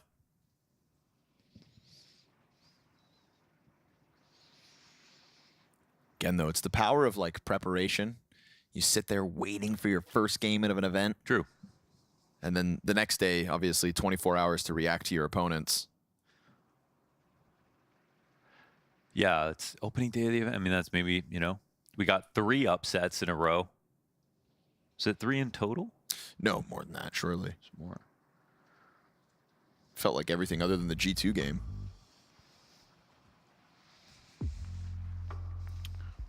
Rare Atom, Legacy. I'd say 5 upsets out of the... Astralis? 5 upsets out of the opening game, yeah. Rare Atom, 3D Max, Complexity, 3D Legacy, Max. and Astralis over My FaZe. goodness, bloodbath. And almost Pain over Aurora. Pain with a stand-in. Oh, true. But almost only counts in horseshoes and hand grenades. Because of the AoE damage? Yeah. What about curling? Could you have... Yeah, I suppose, if you want to get real Canadian. Worms. Paredes into the headshot. Lux not letting them go into the execute. He's just going to press these pistols straight down on the ramp. All right. Best way to deal with the problem is before it begins. In with a statement here. Quadruple frags down on the ramp. Aurora just wanted to go into the exec. Okay, hang on. Quad kills go both ways if you're not careful. Gush out of Xantares. He's got both of them lined up right here. Dumau able to slide down in front, but still Xantares just damn near eternal. Goes down in the end. Legacy, they wanted to kick this pistol off with a gunfight onto the ramp. I think that's like, even though we've been talking about his tweet and clearly his health and how concerning it is, he's looked great. He's looked great. Been doing it. He's just such a high performer, man. His aim is just unbelievable. So very nice try. But honestly, Lux has been kind of like putting up the best performances for Legacy this game in a lot of these rounds. His awareness, catching flanks, his openings.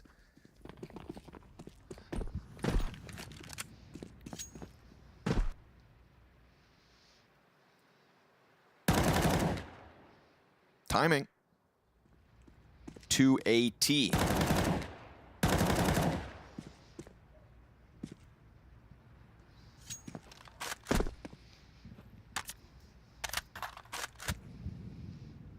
And Aurora going to see if Legacy kind of trip over their own feet this round.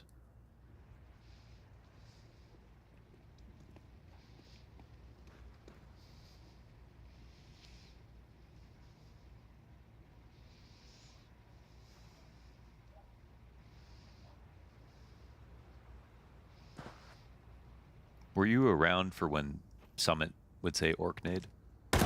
Summit 1G? Yeah. No. Orknade. I mean, maybe, That was an but emote in his chat. it doesn't ring a bell. I don't know many of the emotes. Summit would have destroyed that desk way worse than Nico. Orknade. I'm just seeing Warhammer 40K pictures here. It is like 2014 Twitch. What? The good old days. He was like the only streamer. One of us. So we just watched him every day.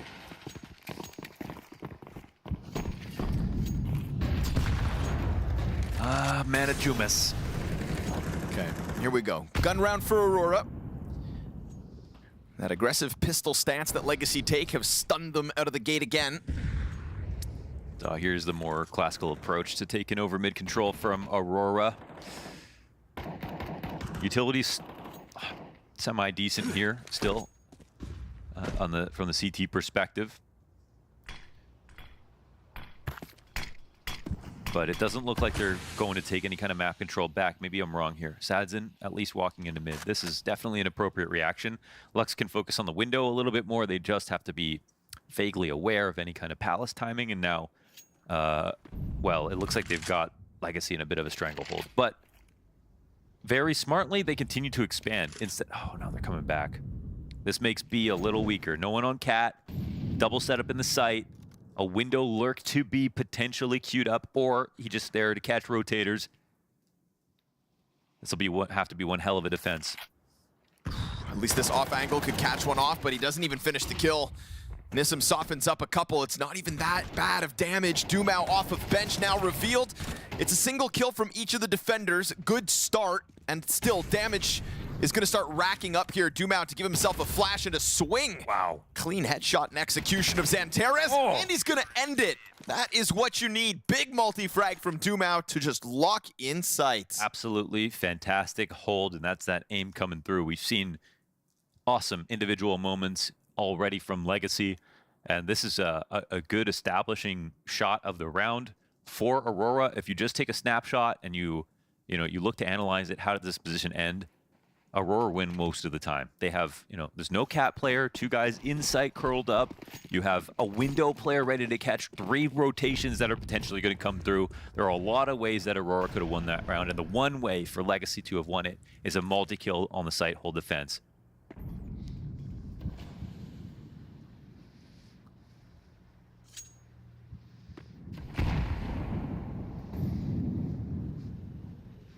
But they just couldn't get that trade.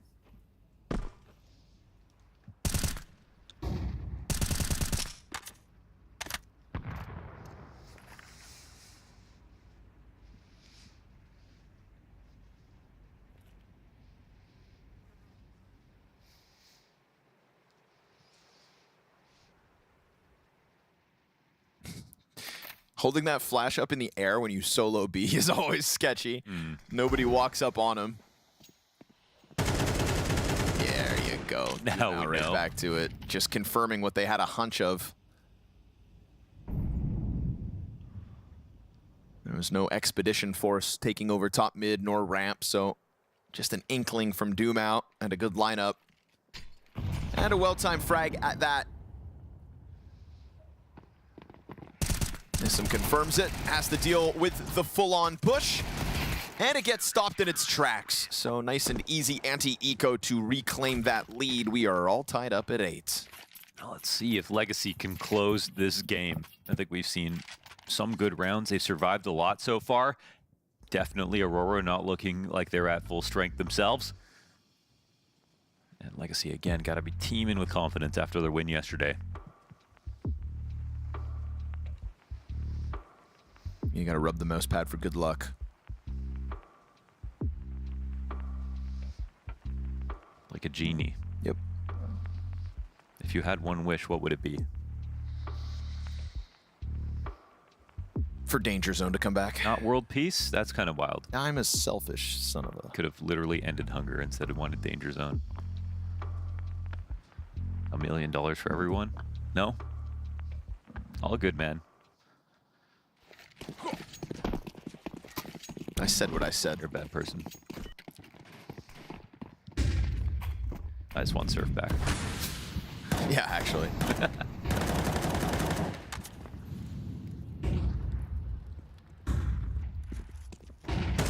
See if guns make a difference with the top mid control already out for Aurora. And that bottom connector smoke draws their attention. Is there going to be a play behind it? No, sir. Legacy just leave it vacant. But it's got Aurora scratching their heads.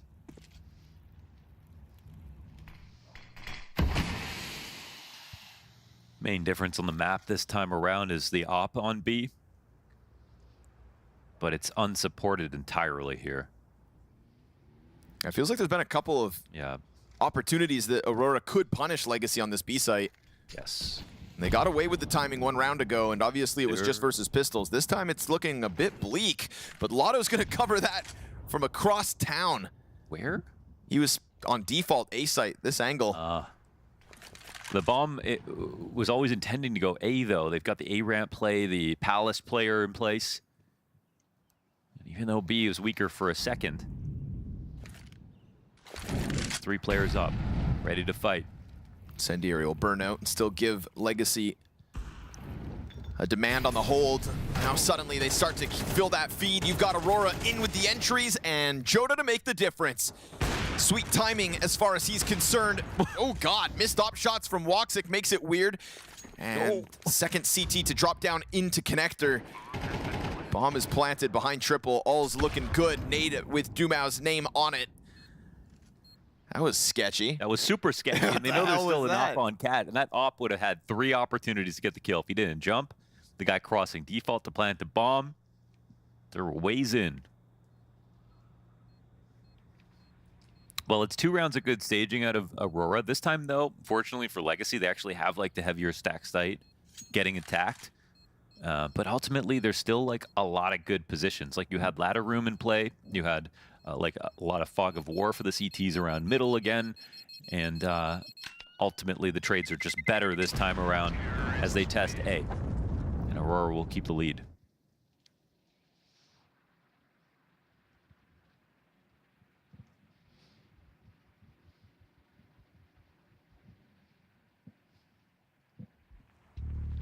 And an Aurora timeout.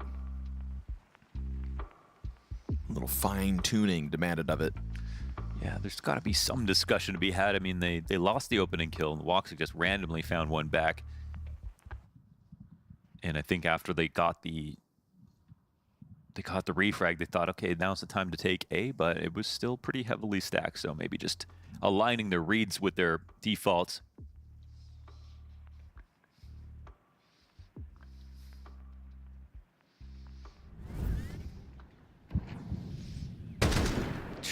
Very clean first kill. Oh, yeah. But this is the multi-frag that makes the difference. Joda stepping out.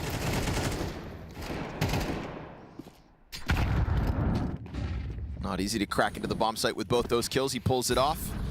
And Dumao looking for action. It's been a couple of round-winning HEs here for Madger. Ooh, bad incendiary. Bad. So bad. And that lineup towards Catwalk almost catches Dumao, but Smalley's also bad. He's trying to fall back. Woxic catches Lux down in the bottom of middle. Still those 2 Catwalk players could find themselves exposed to Madger. Opera looking towards boxes. Madger doesn't take the risk. Doesn't step up to bench just yet. No one's flashed, actually. With the op not moving. Yeah, Xantares. Oh, that's supposed to be the sitting duck. You give Xantares a chance. He'll seize it. Madger not able to escape, though. Good on Dumao and Lado to bring this back into the even 3v3. You get that dropout from Joda. He doesn't waste a moment sometimes when it comes to Palace play. Nades go beyond it, though. Lotto's still in front, and he will clip Woxic on that crossover. Good response out of Wakadia as he scoops the bomb back up. Oh, and Dumao able to react to the bomb jumping across. This is really fast, actually. But they've read it. Dumao turns around. Holds the murder hold to the success of Legacy. That is what he's looking for. Pop-off moment for Dumao. 2 critical op shots landed. Super hyped about it, and they are right there inside of that jungle smoke. As soon as, I mean, in this moment, Aurora think, okay, we can at least scale the site. There's probably somebody in window. Maybe they'll try to push out the smoke and get across, but they don't actually have full vision. It's a nice move from Lado to kick it off, getting the underpass kill as well. Moved very swiftly into his final spot.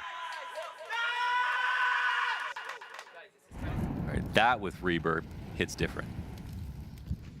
Sadson looking to make up for that missed shot last round. Does so immediately with the first, and well supported by Lotto on the ramp. Aurora thought this A site was going to collapse easily. He would have met early resistance. Joda's found success out of Palace. Xantares smoked out of it, though. Madger just wants a better gun. What's he looking for? Yeah, there was an AK in that molly.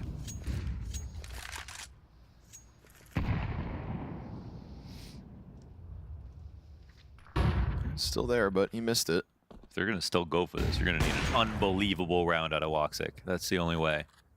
Seen a couple missed shots out of Woxic today. Feels like that margin of error is starting to catch up with Aurora.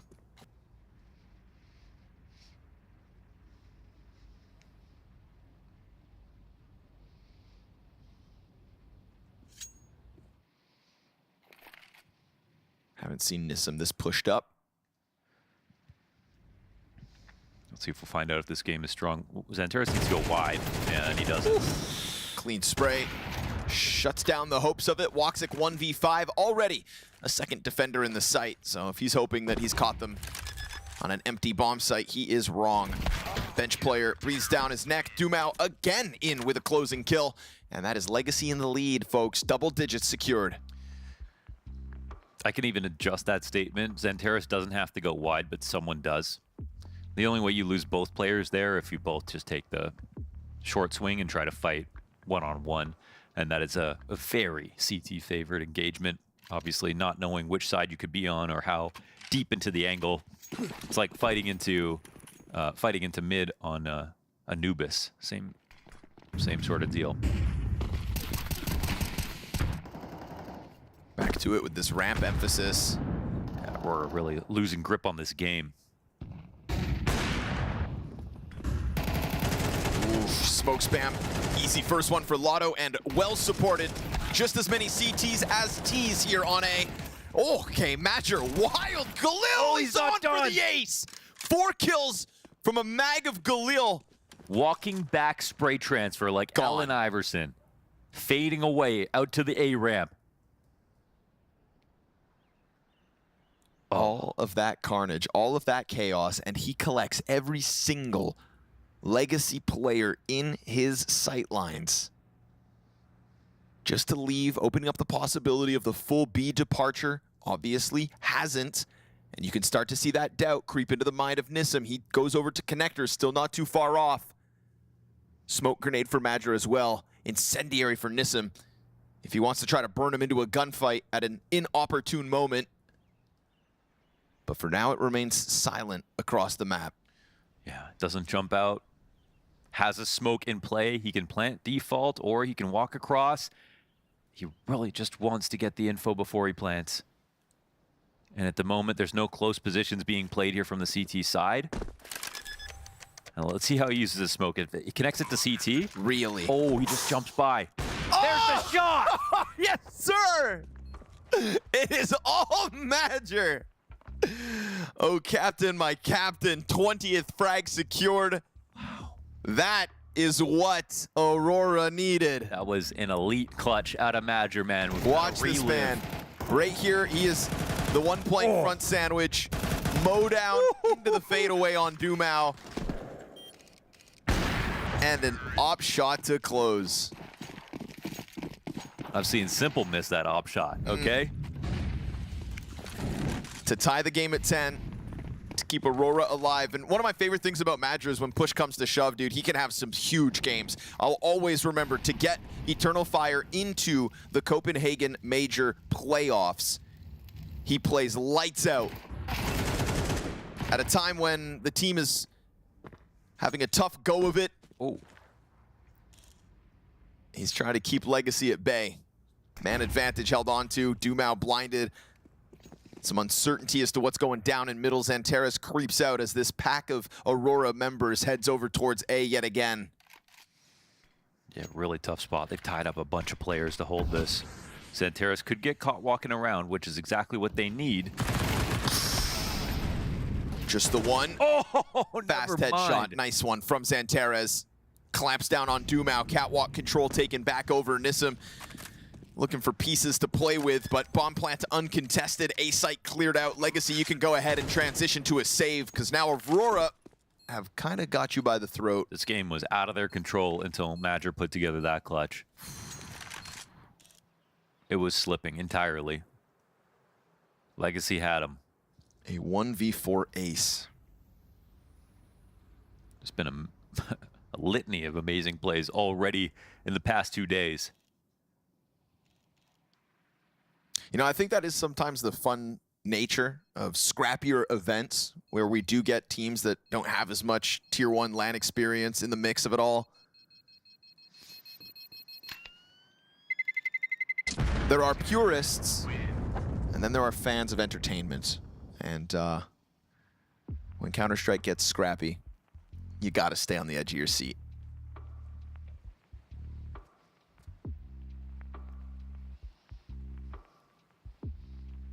And I think one of the great things about this Aurora camp that they've gone through as their success has risen through 2025 is a lot of the time in their earlier games at the start of the year, going back to Cato, going back to Bounty, we were talking about a team that just kept winning, but was doing it in scrappy, close affairs. Would drag out games to overtime when maybe they should have closed in regulation. And that did kind of just build this aura around Aurora, in that no game is truly done when you've got this squad in the server.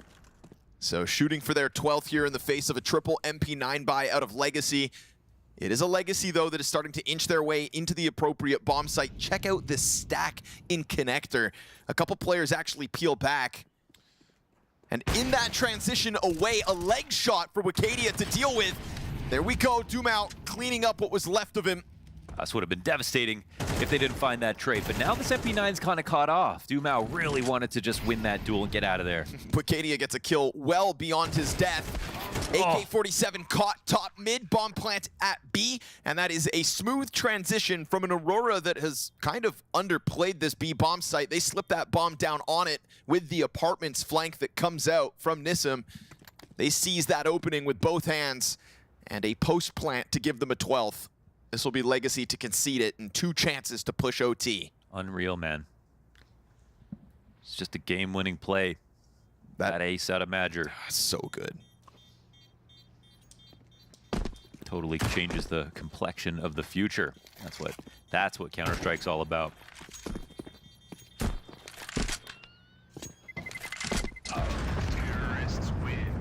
And what's that all about? Some things you can't explain. Plenty of money, all good.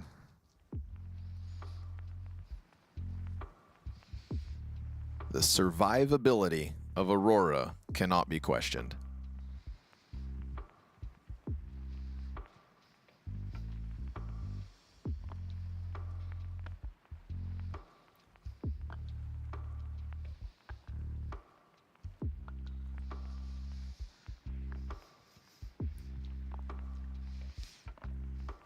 Unfortunately, this would have been a game where I'd say Aurora showed us some better T rounds than Legacy did, but they weren't winning more rounds, so like it would have been a team, you know, potentially losing to the better team. But now we got Aurora in the lead, plus they've shown some better T rounds.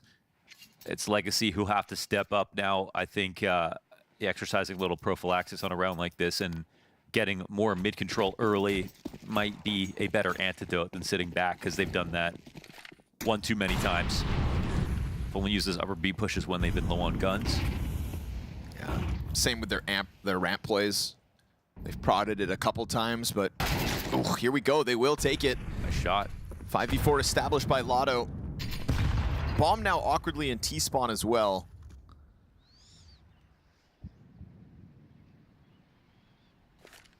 But of course, Aurora can take their sweet time. This jumble up on Catwalk from Legacy. 3 players on Cat. Trying to go for the boost here to catch Xantares moving around bottom middle. He's not going to show skin. Takes a lot of guys to kill Xantares.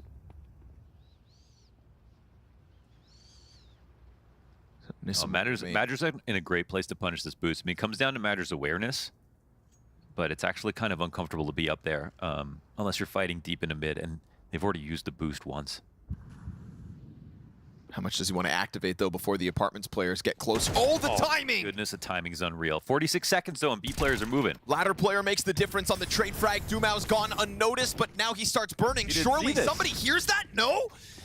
He's got fire on his feet for multiple ticks. Xantares gets the entry. And we're going to go 2 versus 3 with 2 half bars for Legacy in terms of health. Arch player cleared out first. Op rings out, and that is Xantares given a golden chance to close it. he will also offer up a big multi-kill moment here for Aurora. They survive the test of Legacy on their map pick. It's close, but no cigar. Yeah, and you saw there exactly why we rate Aurora. That was Antares closing it out in style. Respect for Legacy, though. It was close, very hard-fought map. In the end, Aurora, the favorites, able to triumph. You can see that Legacy is giving some difficulties, though, to some of these established teams. I mean, absolutely. I guess Liquid a little bit less so established, but for Aurora, a team that's been playing together for some time, had some difficulty capturing that T-side offense from Legacy. Individuals like Dumao and Lado both showing up, the guys that we primed to play well for them, but just not enough to get it over the line, and the star power from Aurora at the end was a bit too much. Yeah, I think it's one of those situations, like when you look at the Brazilian scene, a lot of the shine kind of got taken by like Big Zera being a great entry fragging IGL, or, you know, someone like Insani, you know, flashing off just how powerful he can be over at Made in Brazil. And I think people kind of forgot that Dumao is still a legit talent from that region. And now that they have made these roster moves with Lux becoming the new IGL and Dumao getting more star roles, the guy is kind of back on the radar again. And I really feel like, despite the result of this game, for one, we saw a good start from Legacy to kick off the T side in the first half in a game that was very hard to get T rounds for both sides, but a great comeback defensively as well. Even when they were in the gutter, they made this back in the contest. I'm going to say something stunning and brave for you right now, Dust, along the lines of what you're talking about. I think the best thing that ever happened to the Brazilian scene is they unhooked themselves from that golden generation. I think those people were put on way too much of a pedestal, had opportunities way beyond their time, and I think, like, when you see these teams that aren't fettered because they're not chained to, like, old ideas from 2016, 2017, 2018, and they're actually embracing what CS2 is with their own ideas and their own approaches, I think that's when you see the best of the Brazilian teams. It's incredibly tough to do that, of course, because you're going to revere those kinds of stars. I mean, Richard, I see you on the desk, and I revere you, and I think that unshackling my own analytic axioms from whatever you're bringing, that might be the second level for me. I think that's where I need to move next. So, Tech Girl, let's get it going. Yeah, I mean, look, I think I understand your adoration, but adoration can be dangerous. No, yeah, no, I know, like, not in jest, like, tongue out of cheek here. I will say that the fact that they played under those guys in the past, the coldzera type figures, and I think they probably at some point kind of danced with Fallen because they were under Gaming, which was kind of part owned by Fallen, so I'm sure he gave them some semblance of tutelage as he was working with them. That seemingly kind of held them back. And like 4 years of Dumao and Lado being prospects to only now again kind of get back on this stage, it feels like they keep kind of, it's almost like Sisyphean tasks where they're just getting so far, then they pair up with like a high level Brazilian, a legendary LGSK guy, and then they fall back down again. Correct. That has been the cycle. Something we don't always get to talk about here is a Major Masterclass, Dust. He absolutely powered the team to victory. This was like that 1 in 10 map where he just decides to top frag, I guess. Yeah, it was definitely very wild. I mean, it was one of those situations where there was not really around on the CT side. He didn't at least get 1 kill. Obviously, he has the crazy ace that turns to a clutch, which is really what created the end of the game. I mean, it was a very tight race up until he had that big individual play. Then they followed up with another big round right afterwards. They bust the economy, and then they close it. And again, in a game that was very close, where I do give a lot of credit to Legacy for fighting very hard against a top 5 team in the world, it really did just come down to like individual prowess to close out the game in the end. I'll stay with you then, Dust, because I know you picked out some rounds you want to highlight to make that point. Yeah, absolutely. So the first one is going to be the round with Major, and it's not even just the clutch. It's kind of what happens when they come into A. Like, the fact that they were able to somehow go down 2 players initially to eventually having Major just out of his mind cracked, get all these kills is kind of unbelievable. Then he picks up the op for the clutch, which was like the most unreasonable part of that. Then you go into the next round. Again, you know, they're able to find these picks with the op very early on, a little tit-for-tat trading, but then Xantares just goes absolutely nuclear here in middle. They got a window kill. He gets the cat kill as well. And those 2 rounds, again, mostly based off of just individual prowess, gets them those 2, plus forces the economy, the save, and then they're able to really kind of use that to close out the game those last few rounds. So those were pivotal rounds. I mean, I would say that the Magic clutch is definitely individual prowess, but the way they set up Woxic with those kills, with the nade break, and then the fact that he's trading off of an entry rifler, I think that's another, like, that pack mentality is what's made Aurora so ferocious. Sure. They can always just kind of bundle level up, and I feel like sometimes it's to their own detriment, in all honesty. Like, I feel like they don't use lurkers as much as some of the other top teams will, but that's just kind of the style that we get from Aurora and Eternal Fire, and it's why some of the doubters for Magi are just kind of like, well, it's sort of Deathball CS. And if you want to just draw a bigger picture here, that's why they liked Vertigo in the past. Yeah, they just do that. I actually love kind of how you mentioned that, because I think it's the flexibility of your extremity players like Wakadia and Joda that makes a team so powerful, because it basically lets you set up like these crazy 3-2 splits where you have your main core pack group, but then you just have your extremity players double up one of the extremities together, and then they're all of a sudden one of your entry routes onto a site, and they do this on multiple different maps, and that flexibility I think is what really adds a new element to this team and makes them that much more dangerous. And now, unfortunately for Legacy, having lost their map pick, they now face Aurora on Anubis, which is a tall order for any team in the world. You could make an argument to say, people have in the past, Aurora are the best team in the world on this map. They just seem to be unplayable. I feel like that narrative is only dated in the sense that now Vitality might be the best at every map. They're just the best. But like, it's kind of like pound for pound, they're the best Anubis team. Yeah, that's kind of how I would see it. So all in all, I feel like when we look at the CT side of Aurora and what makes them special, it's not just that, I feel like it's more about the teamwork and that they always have an outlined plan. Like, yes, Madger's in E-box and Xantares is in mid, but they're so often throwing just like stairs smoke, rug smoke. They're then pushing into canals, taking that space away. The timings for their defensive ideas are not just in the first 10 seconds of a round. Like, I feel like that's kind of a handicap for so many teams on Anubis, that they just want to do their CT aggressive play in the first 10 seconds. But Aurora will actually wait a little bit. They'll like set a trap for their opponents. So their timings on it are just kind of on a level where it's innate at this point. Like, they're so well rehearsed with this. Yeah, I mean, for Legacy, I feel like for them to be able to come back in this series and win this map, again, they've shown success on it in a regional play and even against Team Liquid yesterday. And really what it's based upon is that fact that they have slotted Dubao into middle when they made this roster change has completely opened up a new dynamic for this team, because Dubao is a guy who is very comfortable being aggressive, creating pressure solo in middle. Sometimes they'll pack him up with somebody to really kind of even emphasize it more. And then I think Lux is just so mobile. Like, he's a canal player, but you will see him, double up an extremity with one of his teammates and just kind of make the team very hard to read. The problem is getting around the defense that's very good from, the side of Aurora, who's very proven on this map. And the fact that defending against Aurora is going to be tough. Like, they are a team that's so good at conditioning opponents because they use consistent utility at middle and B every single round. That makes them very hard to read, like, what their true intentions are. And then you just have explosive talent on all the rifles to be able to create openings at any given point in time across the map. And that's what makes them so fiery and hard to deal with. Final thought from you, Maui, about a Legacy key to victory, a way to win if they're able to type this series. Well, I just feel like in that last one, they had initially very strong game plans on Mirage. Both have started very well for them, but then Aurora made an adjustment, and I felt like Legacy unfortunately just ran out of steam both times. Like, once they got figured out by the more experienced team, they didn't have another gear to shift to.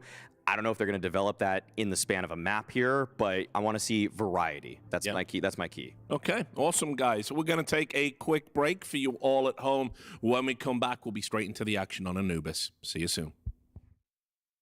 She said she loves you, but she can't love me. But I love you.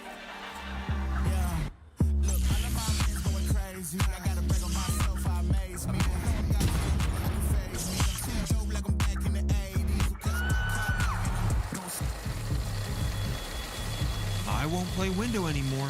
What's going on? Play your role. 1xBet. The human body was built to move. Not trapped at a desk in one singular posture for 12 hours a day.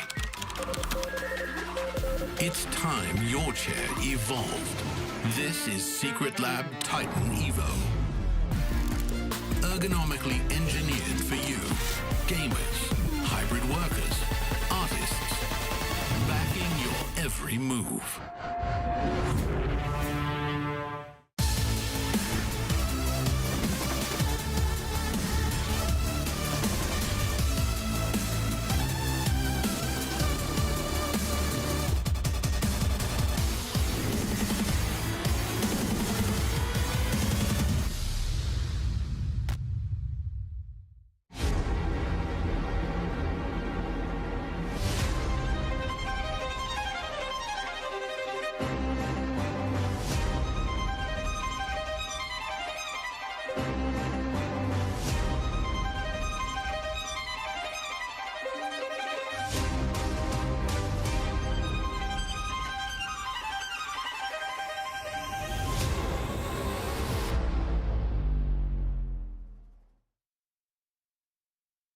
Legacy fought their way through a tough qualifier in order to make it here, but they've managed to do it. Lux is now at the helm, in-game leading. People will remember you from the pain days as well.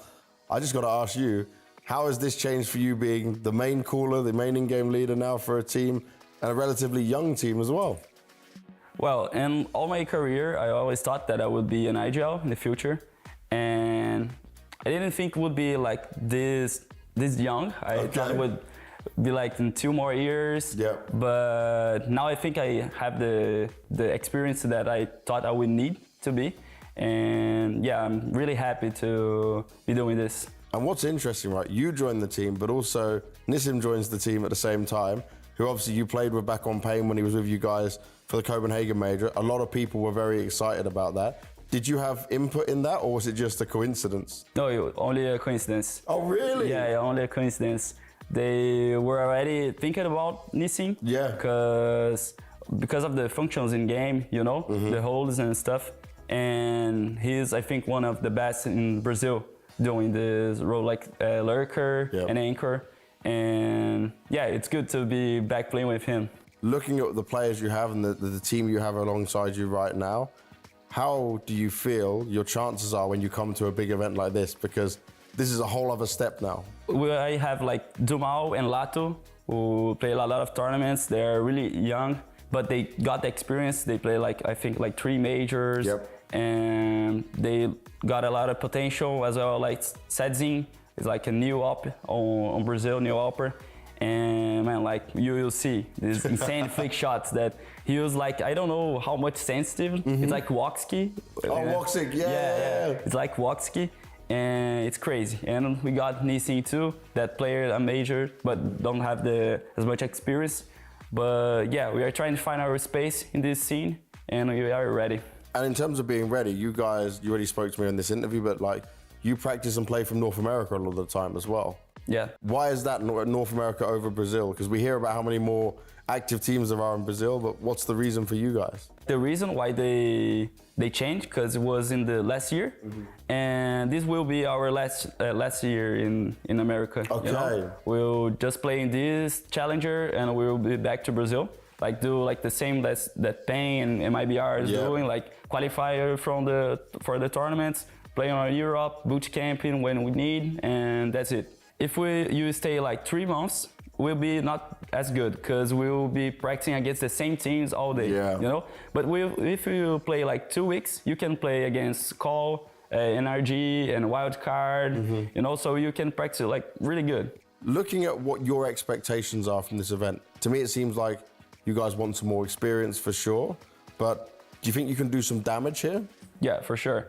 I mean, like, we didn't practice 2 European teams, but I think we are practicing like really good. We are creating a good structure on the team. We need to be positive. We need to think like high. Yeah. But we have our goals and we have our dreams. The dreams, of course, is lifting the trophy. But the goals is to make it to the playoffs. Yeah. It's going step by step, map by map, and playing the game that we know how to play, you know. And how do you feel now with all this extra responsibility on your shoulders? It's more stressful, yeah. I need to have more guts, you know, because I guts to say like, guys, let's force, trust me, let's do this and that, and yeah. But I think I work like really hard, and I think I'm on the right way. Well, I'm very excited to see it. You've certainly earned your spot here and fought hard for it. So best of luck going into the tournament, man. Thanks so much, Max.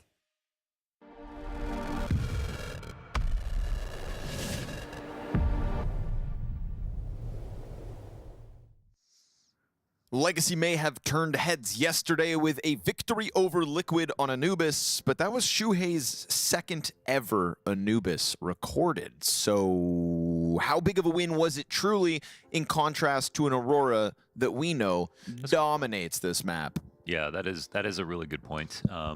We should, I think, always approach this from the perspective of like what we've seen in the past, what should happen today, and balance that out with current form. But I mean, giving Aurora any time to wake up, especially a full map, and then seeing them win it, and off the back of that Magic play, I can only assume that things will only get better for them.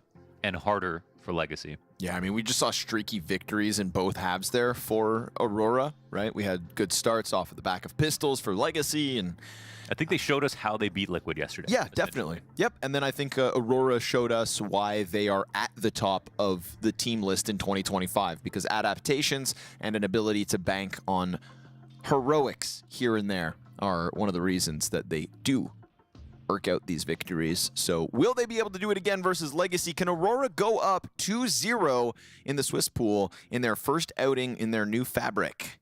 That's the big question of today. You know, upset City 24 hours ago here in Bucharest, but those teams now starting to fizzle out ever so slightly.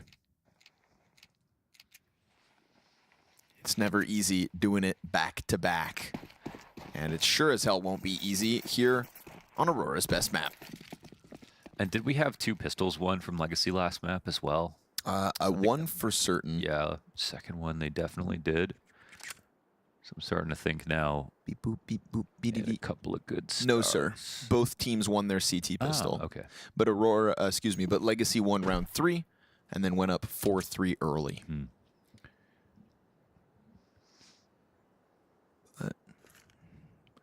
Late stage of each half, all Aurora. It's very quiet pistol round. So quiet right now, just uncomfortable. I watch CS to keep the demons out. Well, Speed Demon suddenly dropping down off that bridge to contend with the B site. Counter-terrorists happy to sign up to the same drop-in. And that's going to be Nisam to try to hold off E-Box. Joda double kill.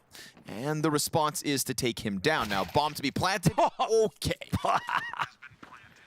Woo! F1 peak. That's a tough one to stomach. Killer shot from Lotto. Wakadia returns the favor with an insta-kill of his own. And then suddenly that long player softened up, primed for the popping. Woxic's got the guy on plat. Now Lotto, from the hero of holding back flank to falling victim to the 2v3 retake. Aurora pick up another CT pistol win. Man, they got some good shots back. Nicely done, Aurora. That's gutting here for Legacy. They get E-Box control. They win with that fight on Lotto. That was an insane peak. No trade allowed.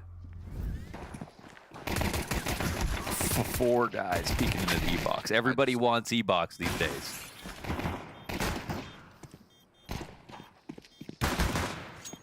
Everyone wants a bit of Ramsey. Clean as need be.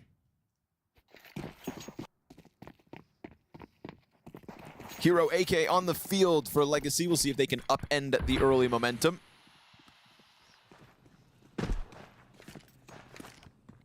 It's just always such a tough outing when you've got to play Aurora on Anubis. What a great map Anubis has turned out to be. Just for the bigger conversation. You disagree? No, I thought that was funny because like every player's been hating on it recently. Oh, I think it's great. I love watching it. Me too. I agree. You know, but I think Spirit are like winning it. Yeah. And, like I hate this map. So. Sure. Yeah. But I am with you. It is fun. I just think CT side needs just one small adjustment that makes a big difference. You know. It'd be one thing if it was the only T-sided map, but coupled with just the T-side nature of CS2 at the moment. Oh. Yeah.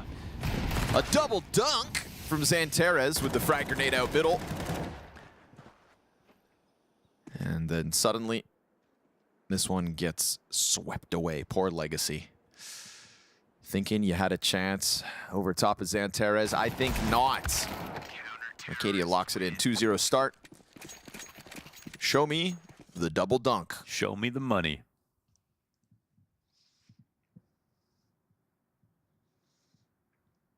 Yeah, there's a lot of ways in which this map is very good for Aurora, whether it's just Wakadia playing by himself or on T side. You know, Magic's extremely good at calling on this map. They've got, again, that entry power is a big thing. They're just so organized on the splits.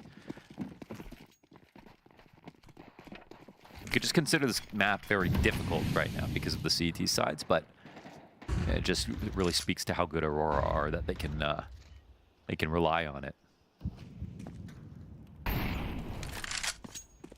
One of the things I like about Anubis, and maybe it's just specifically watching it too, is just teams that have a really good A player, somebody who knows when to go above it, like to exit out A main is so daunting.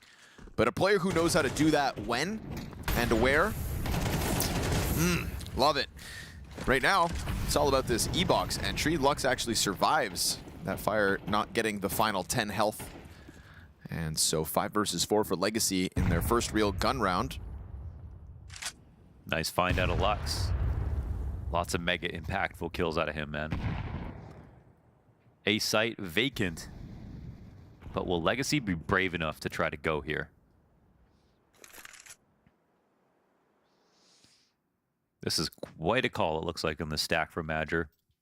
But we don't know. Looks like the split's going to end up towards the A site.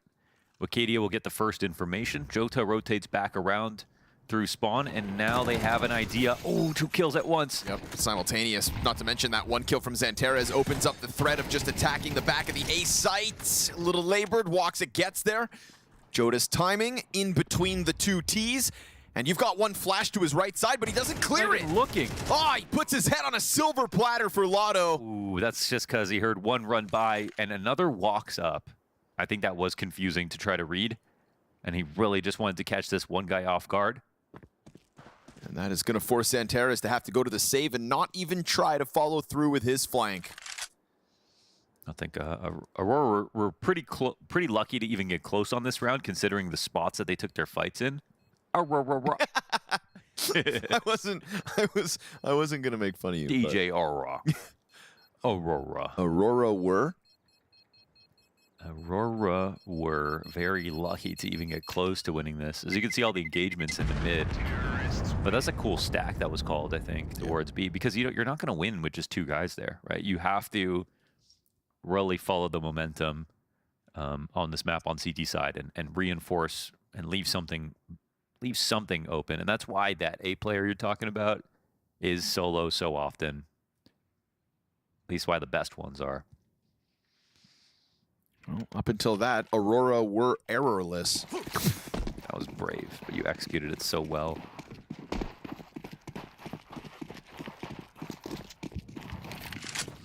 Legacy on the board, and Xanterez right back to where he wanted to be on that A-site retake. Attacking the back line. Cadia dives out. Who threw that? And they'll see Xanterez didn't press his luck.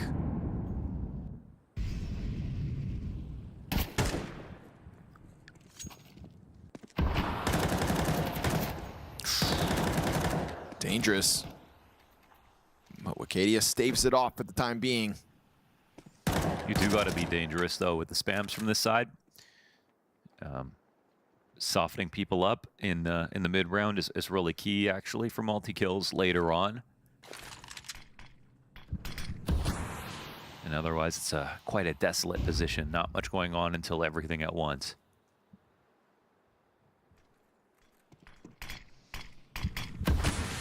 Oh, really, Jota? Yeah, I think he's got a pocket to go into.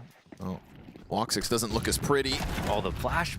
How did that even work? It didn't blind him at all? That was awkward. It like fully blinded him for like a quarter of a second. Looks like it popped really right in the corner, but yeah, Lux will come down with the instant headshot, and that opens up an A site prime for the taking. Legacy sinking their teeth into this bomb site now twice. And Jota's not going to get anything for his efforts. I'm glad for them. That was an unlucky flash. I would love to see that again, honestly. Like, what exactly happened there? Feels like it really popped straight in that little corner. Yeah. Little tiny cutout corner of camera. J-Raz, show me. J-Raz, now. Map corner right there. Those are the blind eyes. Thank you, J-Raz.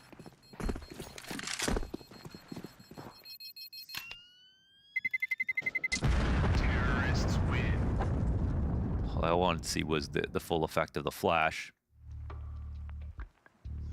But last round survived. This one, they thrived. Yes, sir. Even easier split over towards this side. 2 smoke pushes coming out. See what I mean? Like, yeah, that is weird. He ate that. Swallowed it whole. All right, Legacy, you've broken through. Aurora will still walk forth with 2 guns this round. You got to be careful when Xantera starts changing up positions. He's been looking for fights at the start of every round, whether that's out from E-box to the base of stairs, now scouring across bridge.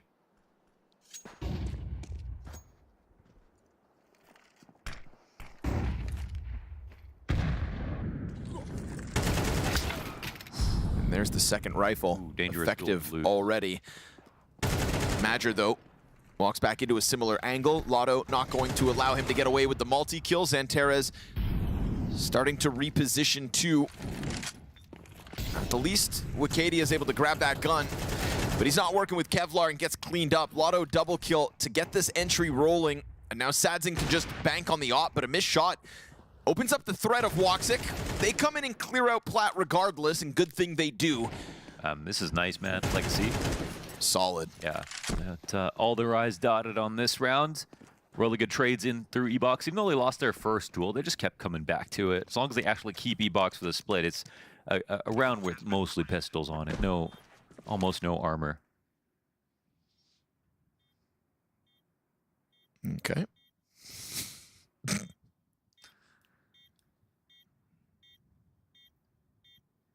He was doing a hieroglyph impression. It's my teammates in matchmaking. It's Cluck on common.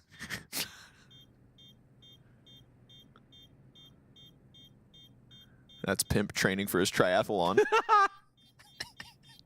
He does that shit for 5 hours a day. Before he realizes he's not going anywhere. Xanterez, careful now. Oh, second one coming at him. He's hanging on for dear life, and he'll keep it. Whew.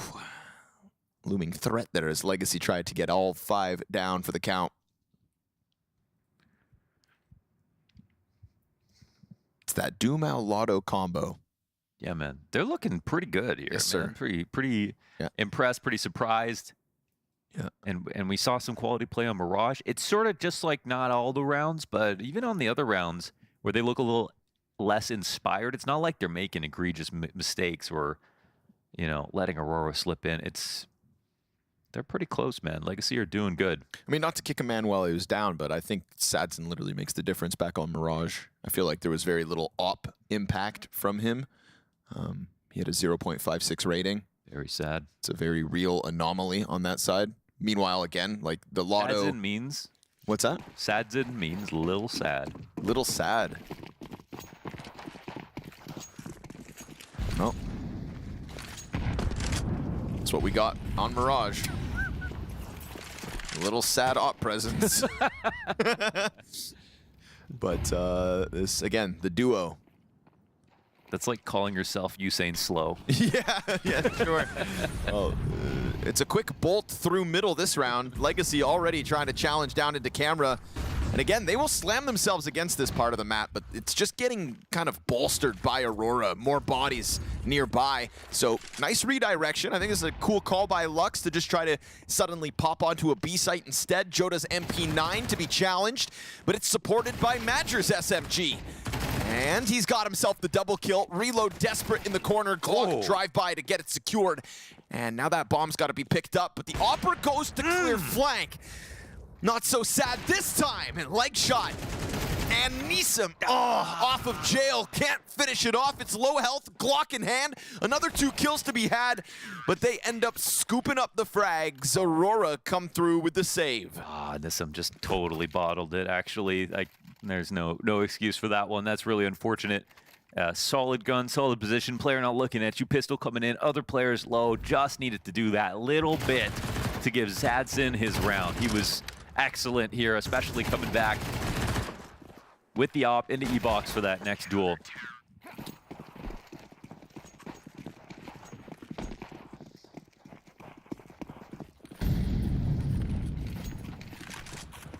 Here comes Woxic.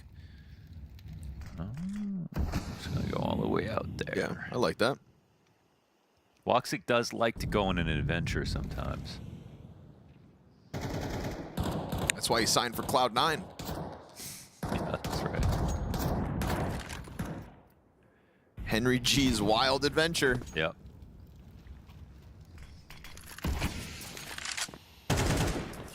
Henry G was right, man. We need to see these salaries. All of them. Even yours.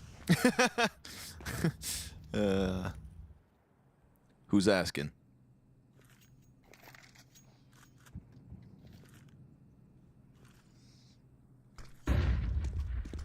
Ooh, looks like nothing's home, but they are right here ready to respond. Woxic catches the opening kill. It's a dink, but not enough. That was pretty cool with the second flash. He's actually free to run up into that specific pocket, but dink for dink. Yeah, but I love this move from Wicadia. The op kill that comes out from E-Box.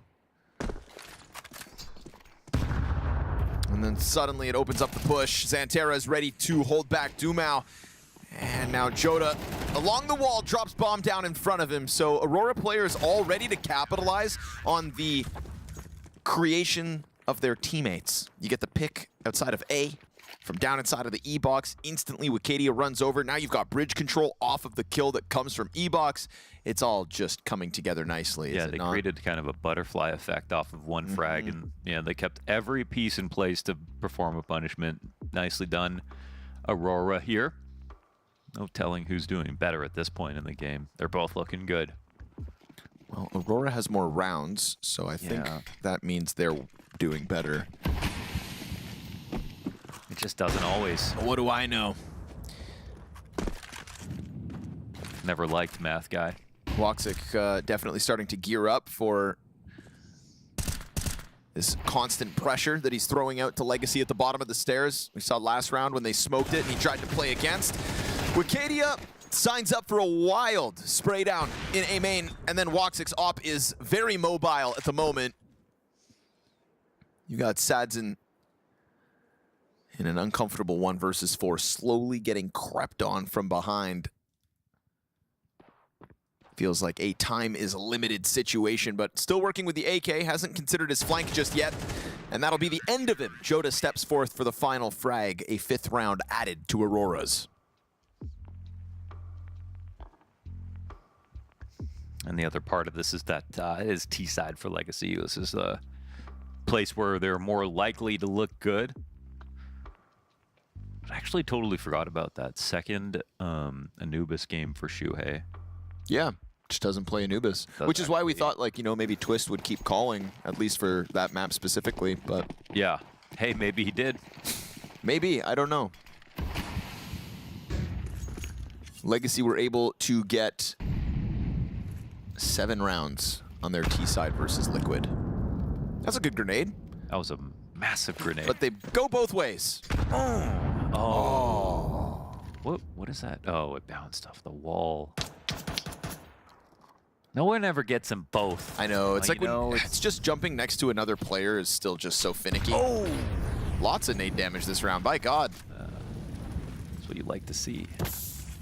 Uh-oh. He knows you're in there. Nice nades. We got one more for Xanteris as well. Do you see that? Here we go. That one's got Lux's name on it. This is all nade damage so far. Utility. Ooh. And there. That's what happens. And Madra gets a nade kill finally. Best not swing at the beast. This round has had fantastic utility usage from both sides. Except for the 2 missed frags, but yeah. You know, the ideas were great. And most of the implementation. You don't win without failing. Dumao crawls over the corpse of his teammate, waiting for that bomb to come join him. It's a 25-second mark, so he kind of has to take some space on his own. Oh, he catches him with gun out of hand. Luckily for Joda, Madra's not too far away. And Sadzin just looking for the save now. No saves guaranteed. Wicadia always happy to come swinging. And that's going to cost him his life, but so be it. Legacy fizzling out here. 2 players survive as Aurora go up 6-3. He ran it that fast. Very, very fast. Yo, Wicadia loves a sudden A-put. Yeah, it looks like it's all calm for Aurora here. Up a map, up in rounds on CT side on their favorite map. It's a good day in the office, I think, when they've been having some stressful times as of late. Yeah, man. Traveling the most of any team, going through some health issues, switching organizations, being old, you know? Yeah. It's just so all much that while being old. It's just so much noise, surely, yeah, right? Seriously. And, you know, in an ideal world, all you have to focus on is the Counter-Strike. Apologizing for nothing, really? Nothing. Just, yeah. Like, you've done nothing wrong. You've done nothing wrong. But to be clear to the fans, they're still sorry. Yes. So definitely some, you know, we talk about like Liege joining FaZe and having to make a move to Europe. And in their last tournament elimination, he was pretty clear about the effects that's had on him. He does like winning. In this case, it's just all 5 players have to deal with some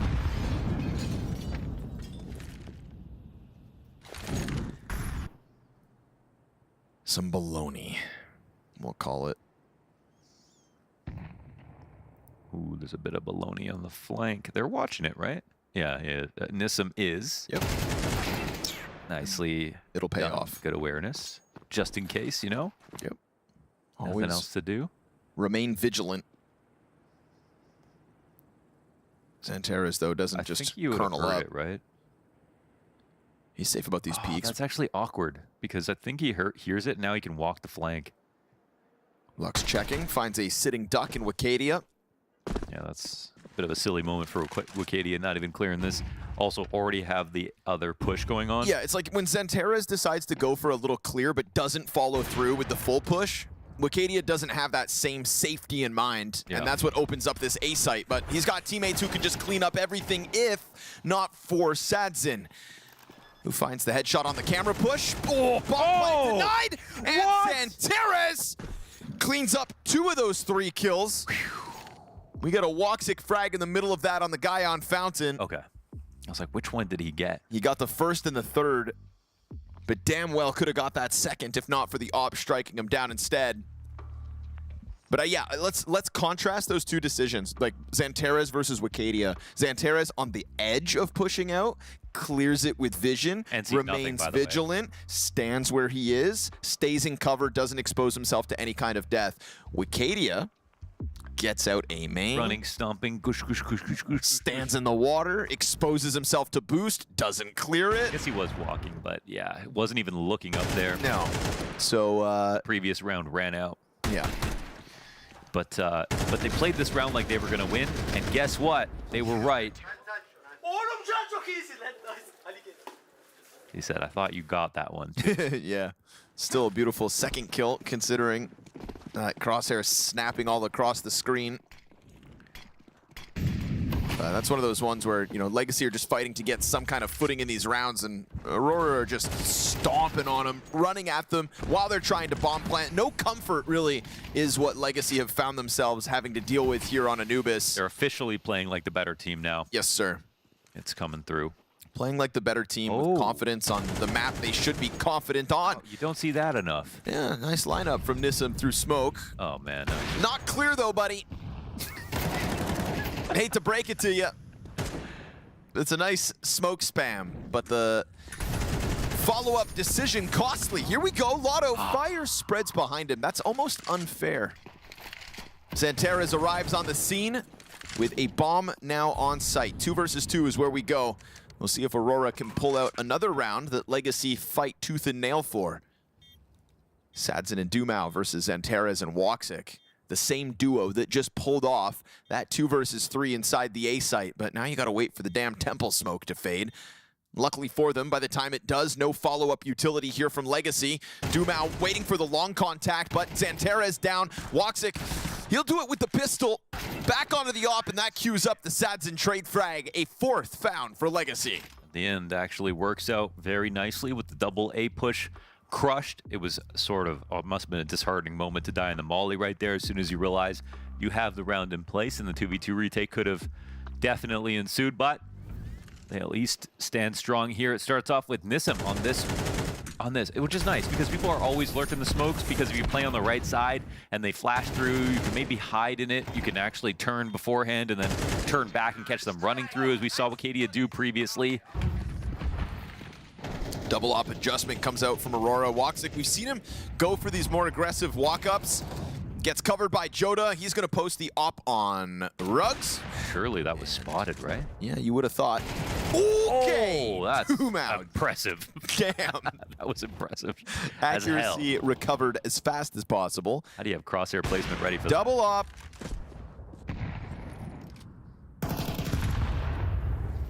Doubled up.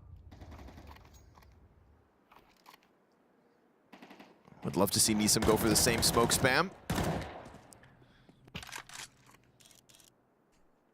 Tough stuff here to deal with. Legacy down in the 2v4. I mean, you know, you just said like they're looking like the better team, and in this final round of the half, it feels like they're trying to send Legacy a message that they're acting like it. Yeah, they're going to tap into that comfort zone.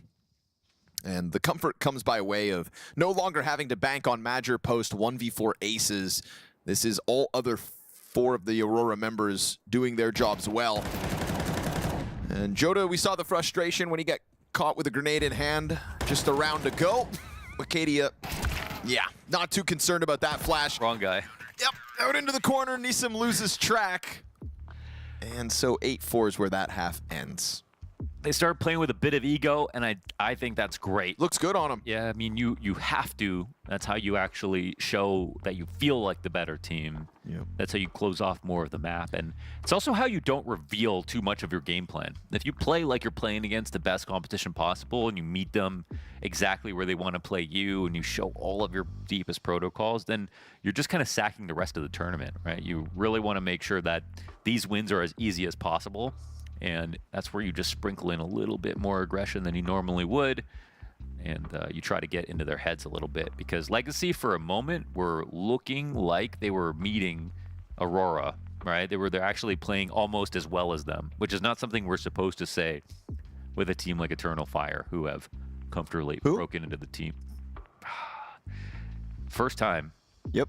I almost said it once before. Aurora Fire.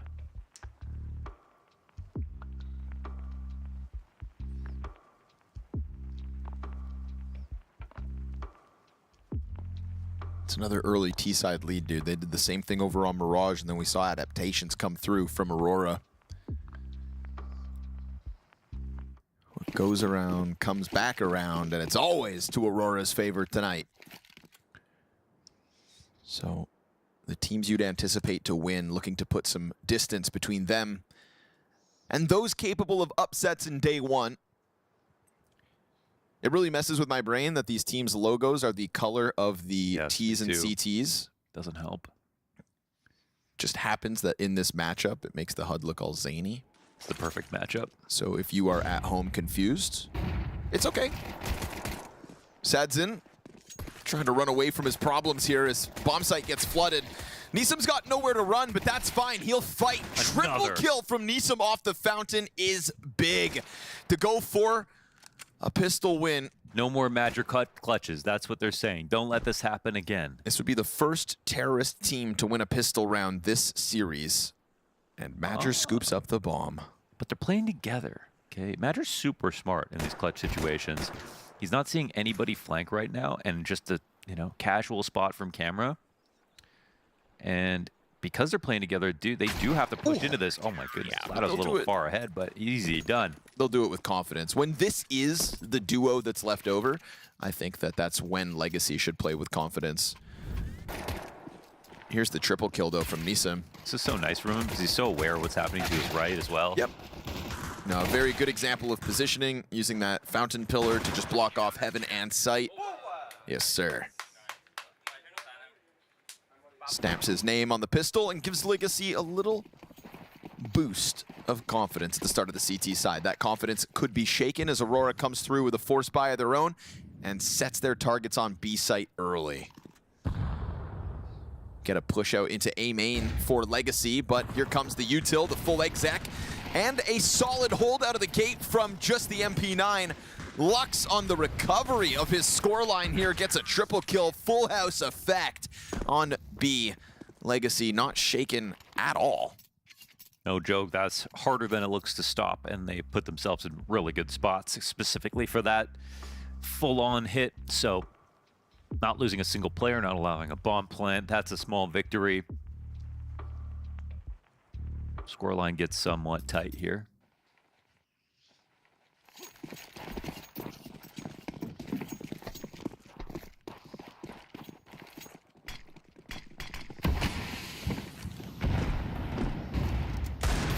Careful.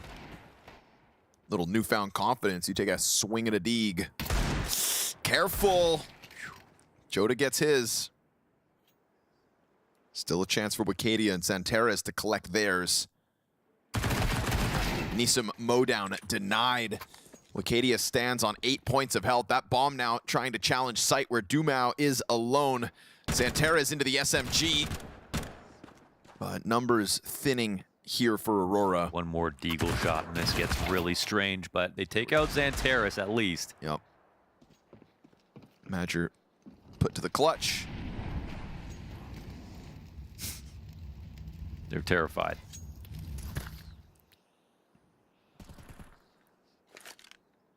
Take your time, brother. We got nowhere to go. We're ahead of schedule today. Yeah, very much. They will not hear him on the A site.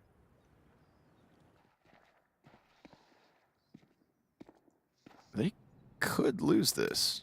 It would take the most incredible Deagle shots, but timing-wise, they're watching it at least, but just a little bit. Yeah. Okay, no shot in. Slight timing offered over, not able to capitalize. With Madger, you can always win. Yes. Clutch, man. Clutch. Clutch. Clutch. Is he the most clutch player on Eternal Fire? At least when it comes to biggest clutches. Like, whoa. Is he the most clutch player on Eternal Fire? Because the biggest, I've seen some pretty nasty clutches out of him.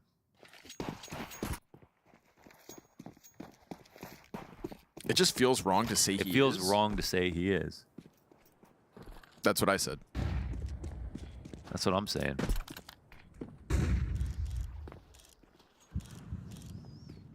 But yeah, you've got a point. There we go.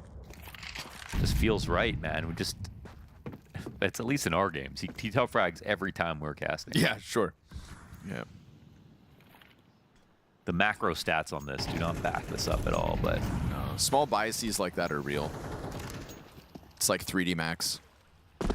We've seen them at their worst. But then we also watched them yesterday, so now my hopes are high. We also watched MongolZ yesterday. True.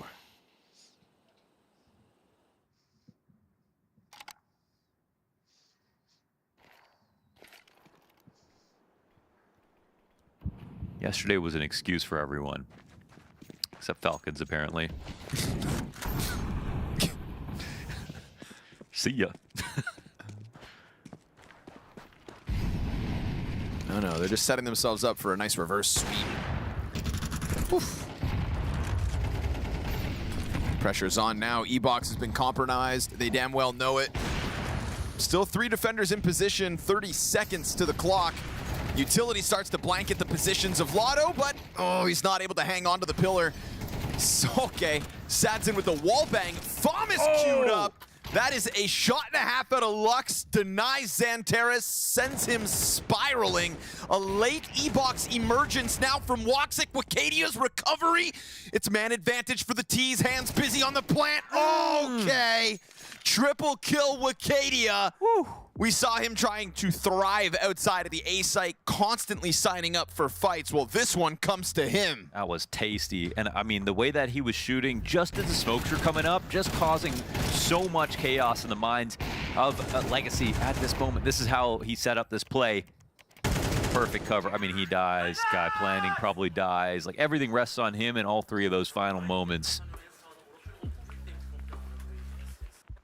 To be honest, like that Lux 2K with the Famas is pretty incredible. But in terms of how the site hit went, I think it goes exactly to plan with the way that you're hitting the flash, making them duck to cover, scaling out into the site, going 1 for 1 on the trades. Like, I think everything there feels perfect to Aurora, and Legacy were a little bit behind once that op shot was missed into E-Box. That was like the golden opportunity to really tip the scales into their favor. But the fact that that's so close does speak to how good Legacy are playing right now.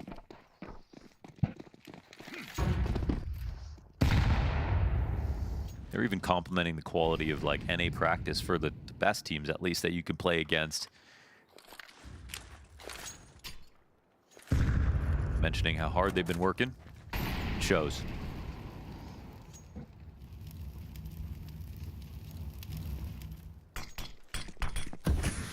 Oh, that wasn't convincing enough. Yeah, tries to swing off that smoke being laid down. Neesum's kind of hoping that there's not 3 players around this corner, but in reality, Aurora ready to rock, and a well-timed push out of Major over the bridge. Joda gets the headshot over Dumao, and so that A-site just gets wrapped up. That was pure filth out of Jota, that reaction. Packaged in pretty paper, that A-bomb site, a present for Aurora. They'll lose Major. At the very least, that's a chance for Legacy to still save 2, but double digits secured here on their comfortable map pick. Neesum was really hoping that those players kind of believed in his smoke, or at the very least, there wouldn't be 3. Or at the very least, Joda would just die, damn it. But yeah, those are the timings that are sort of arcane knowledge for the best A players of like how far away you can throw smoke from, what wall it bounces off of, and whether or not that's a giveaway as to your position based on the demos that you have. Because you just will not see the best players ever let that be a gap. But as you can see from Aurora, full confidence coming through it, knowing they were close enough, knowing that there wasn't enough space created in front of that smoke on the other side to push anyone back. Gaps like that will cost you, even if you can't see them. There goes the money. how awesome of a find Wicadia has been.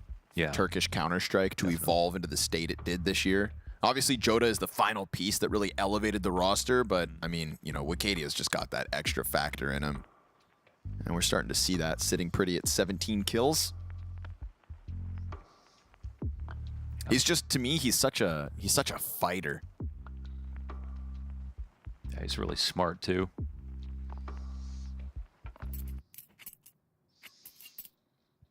And he wears all the coolest clothes and eats at all the best restaurants. Hangs out with the chillest dudes. And has secured his team what should be an easy 18th round. We're talking pistols here for Legacy, unfortunately. Lotto gonna try to be the hero. How much does he want to risk with the M4? He'll be set up by the USP. And it's just Joda leaning back here, still cautious, because of course they know there is that one gun saved. But he'll flush him out of the long control. Ooh, Dumao got the audio over Xantera. Oh, he hits the dink and gets popped. Not much more you could have asked. Both players hit their headshots. You fall victim to the better gun. Should have won the last round, so you could have bought a better gun. Yeah. Well, M4 still would have lost that. True. Would have needed an AUG.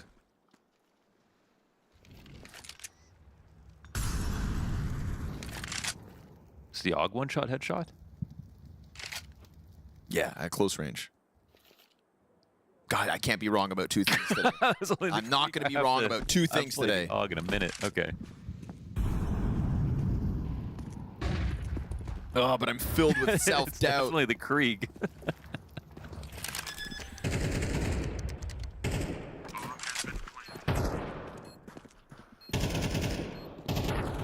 My bones ache with uncertainty, but I was so certain. And I have a good reason to be, because I am right. You're right, Connor. Connor, you're right. You can be right.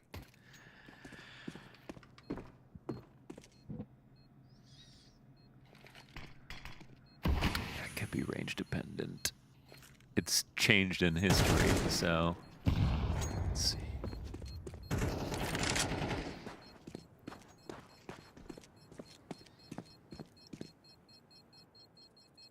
Oh, a knife kill.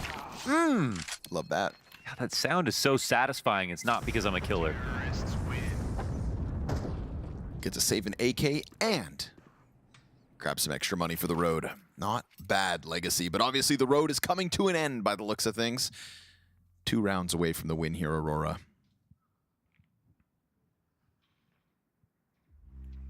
The AUG kills, one shot, close. It's like a 5-7. It has done it before. It has done it before. I just can't remember where we're at now.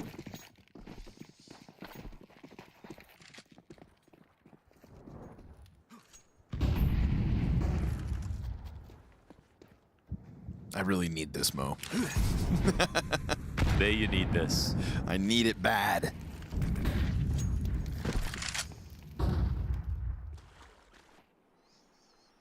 So does Sadzin. Something to pull off. You know, less of a pack of players coming at A main could bode well for him. In this round, it is just Wicadia operating on his own. No longer that full 3-player pack. Smoke in between them for the time being. Xantares sniffs out mid-control. We get this rotation from Dumao, and it's always scary when Xantares can find footing for free in mid. He's on the doors at least.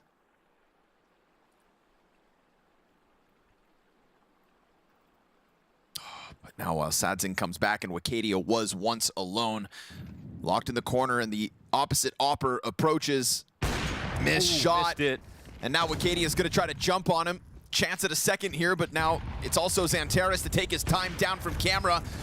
No missed second shot. Xantares emerges out from camera. They will still clear sight. Woxic and Xantares getting theirs to push us back to the even 3v3. And Xantares knows the next avenue of approach, but he turns off of the nade. The frag grenade to open smoke, so he thinks maybe they push through it. Perfect distraction offered for Dumao to come in clean with his kill. And now Woxic's got good cover. He'll draw the attention onto the pillar of the fountain, but still no follow through yet. Legacy try to soften him up. It's not enough. Madger's got the cover, and that's gonna be Dumao, wishing he had teammates. Unfortunately, finds himself all alone with no kit. Down onto the bomb he'll go, picks up a kit in the process. But he's just got nothing to cover it. And so he's a little too late. Little too late to finish up. It's a damn near clutch, but the bomb pops, and that's Aurora's 12th. It was a really great effort. You see Woxic makes the winning move, and he picks the best of 3 different angles where someone will peek first, and that is just experience playing on Anubis.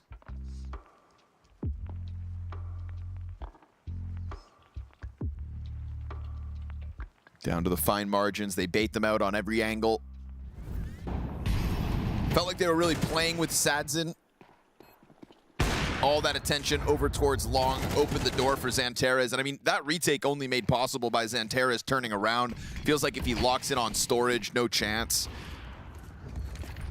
Devil's in the details when you're playing Aurora on Anubis. Lux gonna try to throw himself into the fire here in round 20. And the AUG does kill in 1 bullet up close. Phew. Oh, who's taking damage? Everyone right now. They just want to win the canals. This is getting real uncomfortable here for the T side, but will they be able to expand? There's no one in the cutout. That duel means everything. Lux wins it. Woxic wins it back, however. And will they expect this? A second layer on the offense, but Dumao, he's really in no man's land at the moment. They're going to come clear this out at some point. Chucking flashes at him first and foremost. Oh, no! Flash wouldn't even land in the right spot, and he still dies. Pressure on Neeson, 1 kill deep. The perfect flashbangs out through the window. This guy can't even line up his Molotov in time. Fast flank from Sadzin, but right now Neeson, 3 players in front of him. Wicadia going for the plant down beneath. Could get challenged. He opts not to. And that missed flank, but Madger doesn't even turn around. He just stays full focused. Goes in on the kill for Neeson. Fire for Wicadia to have to handle. And it's a reposition here onto the bricks. Frag grenade could pop one of these 2. Madger survives it. Just a little too high. And he switches over to an op with less bullets from 2 shots to 1. That is just a gut-wrenching feeling here for Sadzin. He'll try to pressure them out into the panic, but Aurora haven't panicked all map long. Aurora will not drop the ball versus Legacy today. There's the cleanup, 13-7 on their map pick. A great establishing shot of what they're gonna bring into Bucharest. No longer a close loss to a stand-in, but a convincing fashion day 2.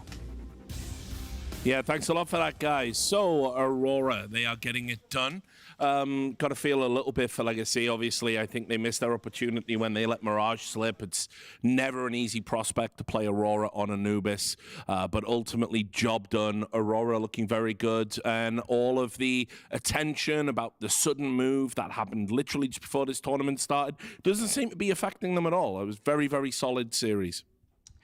Eternal Fire, I mean, Aurora, that is. Get used to it, man. I know. I didn't mess up all day, and then suddenly I do right to start this segment. But I mean, no, once again, I mean, they're one series away from continuing their streak of making it into every single playoffs that they attend. So good on them. And really, yeah, I think that the series kind of in some ways ended on Mirage. Never really expected Legacy to even put up a fight as good as they did on Anubis. Some of the rounds had some explosive plays from their individuals.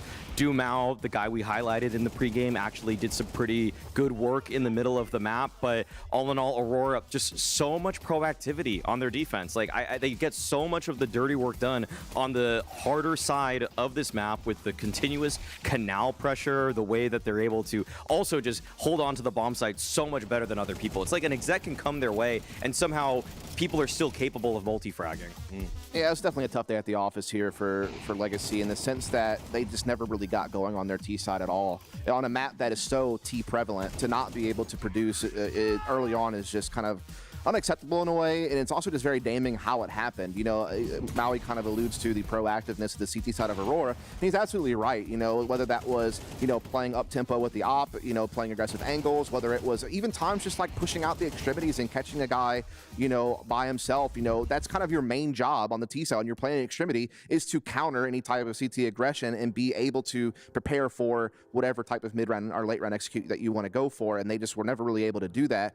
Meanwhile, when you switch sides, I mean, you know, Aurora had no problems getting their attack rolling as normal and continue to prove themselves to be one of the best Anubis teams in the world. Yeah, and I'll just say while we bring up the MVP, I'll talk about just the Xantares watch, because I think it is important to know we didn't really give Aurora the same grace we gave MongolZ when they were playing with Senzu when he was, you know, just talking backstage. You know, Xantares, apparently it was a pretty serious medical issue that he had, and, you know, he's coming in and he's not 100% at the moment, and yet they were able to get through this series without him, you know, showing any signs of wear and tear, let's say. I mean, I feel like it's a lot easier to empathize with Senzu's injury because it was a broken hand, and you know, like all of us, we've all gotten in injuries at just bar fights, scraps, you know, run-ins with the police. Lots of those. I mean, generally speaking, I think everybody's had a point where they've just busted their hand on drywall in anger while playing Call of Duty. So I think we all understand that it's harder to play after that, but in a position like Xantares is, where you're just sick, you just have an illness, it's hard to understand really like how bad is it, other than him just saying, I'm almost dead. Not just that as well. I mean, you know, they have probably been the team that's been the most punished in terms of the schedule. They are going to all these events. They want to really get that trophy. They're not going to miss opportunities for VRS points. So their travel schedule has been actually insane. I got nothing but respect for Aurora, actually, because they are definitely doing it the hard way and, you know, playing hurt.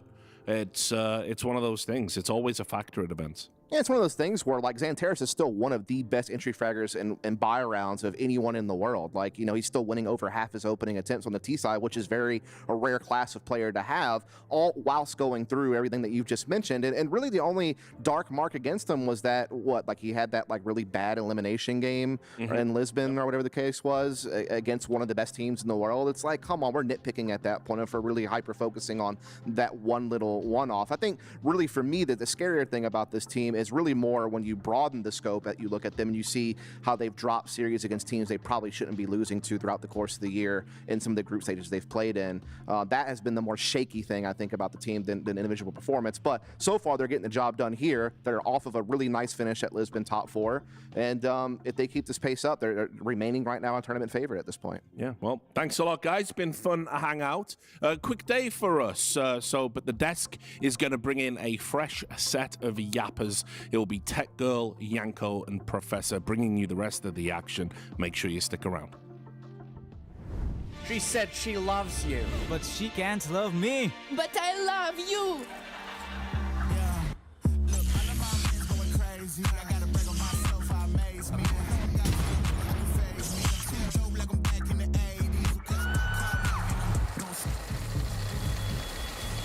I won't play window anymore. What's going on? Play your role. 1xBet. The human body was built to move. Not trapped at a desk in one singular posture for 12 hours a day. It's time your chair evolved. This is Secret Lab Titan Evo. Ergonomically engineered for you. Gamers, hybrid workers, artists. Backing your every move.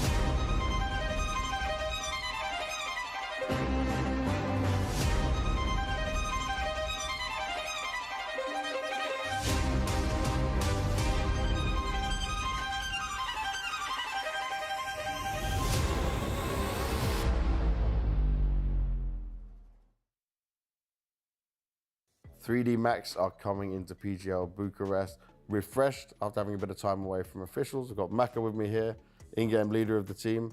It's been 2 months since Body joined, so I wanted to ask you to start with is he giving you what you wanted? Are you getting what you expected from him since he's joined the team? To be honest, I didn't expect much from Body because I was not the one who made the decision to add him in the team. Okay. And whose decision was it then? It was the coaching staff decision. Oh, so okay, so they decide and then yeah. And I think it was a good addition in the end. Like he bring what I was not expecting, so it's even better, I would say. Perfect. He's bringing a lot of voice and a lot of like difference. I mean, we've been playing together for 2 years, and adding someone who has like different vision of the game is like helping me a lot to build myself as a better IGL. Brilliant. Where do you put yourselves currently? Like, where do you feel 3D Max is in terms of being a contender for a trophy, making to playoffs? Like, where are you guys? So it's kind of funny. I don't try to like see myself like as a like top contender, like a title contender. Okay. But I expect to get so far, of course. Yeah. We always try to be better. And I think we are like at least playoff contender. Like we have to make playoff. For me, if we don't make playoff, it's like a big disappointment now. Yeah. And if we do, like as I said every time, if you make it to playoff, you can make it like to the final. It's my mentality as far. And looking at the team right now, obviously Body has been a positive change as well. For Gravity, obviously he's the young one, very vocal, you know, and he's enjoying this all as well. Where do you see him being in his development? Like, are you seeing the growth you want and you're seeing the improvements? Yeah, of course. I think lately I've seen a lot of development from him. Yeah. Like from the attitude side or on the game side, every part he's been developing a lot. He's still finding his identity, I would say, like overall. Like he's very vocal, as you said, but it's a lot of energy for him. Yeah. So he has to know when to scream and when not to scream, when to focus on himself, like to find a good balance between being like performant and also being like enough vocal and to have enough energy for the team. And what does it mean for you now in terms of the steps you need to make next to have the success you want? Like, do you understand the things you guys are lacking and what you need to work on? It's kind of hard to say. I think we understand what we need to work on. Also, you have the chance to have like Malek, who is like helping us a lot on the mental aspects, but also he has like this experience of Tier 1 CS.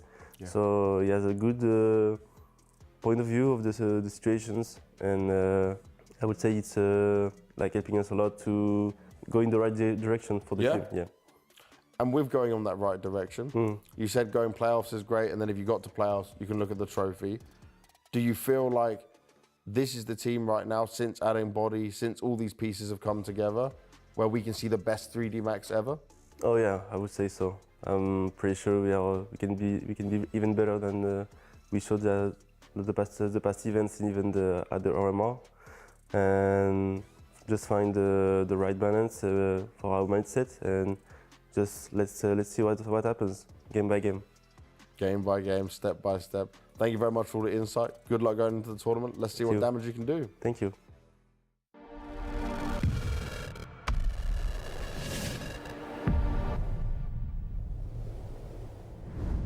You're watching a PGL Bucharest. It's day 2 of the group stages, and we've had the quick switch around here on the desk. Myself, Yanko, and Prof are going to be bringing you the next 2 games that you get to watch here on the A stream. But gents, before we get into that, we need to talk about whatever the hell was happening on the B stream. Lots of upsets yesterday, and then today, I wouldn't call them upsets. I just call them like complete flounderings. What the hell is going on with Falcons? Yeah, I mean, we talked yesterday about, okay, day 1, whatever, and day 2 will be very telling for a lot of these teams. How do you respond, right? And I mean, for Falcons, it's just abysmal and embarrassing, really. All circumstances aside, roster change looming, whatnot, major cutoff point. I mean, surely there's some pride in those players and in that roster. You know, you have major champions there, you have some experienced, very tenured players. For you to get 3 rounds over a series, no offense to GamerLegion, they're a really good team, but come on, that's just, it's beyond embarrassing at this point. Beyond embarrassing, but also I don't know how true this is, right? I'm quoting Kassad, so God knows I'm probably getting myself into because what he's dangerous. This is super relevant. He pointed out that one player's salary on Falcons is probably, allegedly, the cost of like 3 months of paying for that entire GamerLegion team. And I know everyone gets annoyed when you talk about money, but goddamn, if you're getting paid that much, you pitch up and you play, right? I mean, I don't know if that's true. For one, that's true, but you know, at the end of the day, the problem is monez is going to come, Dexter's going to leave, right? 4 guys are still going to be there, including the coach. So sure, it's going to be different and all of that, but what is the problem right now? Like, what's going on in these games where you can't even blame? Let's say Dexter is dejected, which he probably isn't, right? And it's the worst case scenario in that sense. Like, what are the other 4 guys and the coach doing, right? And then that's what's concerning, because we talk about culture and everything that goes on within a team, and it shouldn't be like this just because a roster change is going to. Yeah, I mean, that's the biggest thing. That's the concerning part, and that's kind of what Falcons have been struggling with since they started building this project. Not even this core, but the previous core as well. It's always like, oh, there's so much pressure, they're gonna make changes, all of these like justifications for why they're playing bad, and it's like, yeah, just play, just actually do your job, play a decent game of Counter-Strike. Okay, maybe lose, you know, as you said, GamerLegion, pretty good team. They did have a good game. Also Complexity yesterday, rewatching that, like they were very sharp. But you see some of these rounds, they were like completely disconnected. It doesn't feel like they're talking in these rounds. They're just like showing up to get over with it. And that's, as you said, embarrassing. And also, you know, build yourself up for when monez comes. Be a stable team. And you also have this, like, I mean, in general, in anything, it's like, your opponent might also play up to the level you allow them to, right? I mean, that's if you are letting them run around and do whatever they want, like, sure, they have a higher chance of having a good game. But yeah, Liquid as well, I mean, on the other side of things, just finished against VP, both in the O2 bracket. That would be a great, like, sort of hate-watching series, I guess, for Chad. You know, Liquid going up against Falcons in the O2 game. Sponge is in chaos right now. Okay, we would love to talk about all of this, but we can't. We have to move on to the game you're about to watch. Let's talk about some good teams for a change, good teams, right? Teams that are currently winning or were winning yesterday. 3D Max up against Astralis. How do we think this is going to play out? A pretty good game, I would say, based on pretty much balanced opposition. I feel like both teams have good things going currently at this tournament, obviously picking up good wins against MongolZ and FaZe respectively. Maybe not the best results overall, but they're both teams in that like top 10, trying to get into playoffs, trying to build some more confidence. I think for 3D Max, they even said it coming into this, that they're not looking to win the tournament, but they're just looking to get more wins against top 10 opposition. And I feel like Astralis maybe is not technically top 10, but they're one of these teams that they should be beating. For me, this is a floor versus ceiling type of a game, right? Astralis has a higher ceiling due to the players that they have on the roster, but 3D Max has a higher floor. They've been more consistent. If Astralis plays like they did yesterday against FaZe, I feel like they have it in the bag. They played 5 great halves of Counter-Strike outside of T-side on Dust 2, right? But if they start struggling a little bit and play like they did in Lisbon, and they're, they play up to their floor, not to their ceiling, I feel like that's where 3D Max has them. We obviously had a chance to see Body on the screen there. I read an interesting interview with Maka yesterday on HLTV Prop, where he mentioned that the Body edition actually wasn't a team choice. It was kind of pushed on them by management. How do you think it's working, though? Because I do think they're a little bit more consistent since they've made the shaker. Yeah, and I mean, this is why we say, like, the management does have... there's a reason why management makes changes, because like you might be playing with a guy, maybe he's not performing that well, but you've been together for quite a while, that they have been with Joko, right?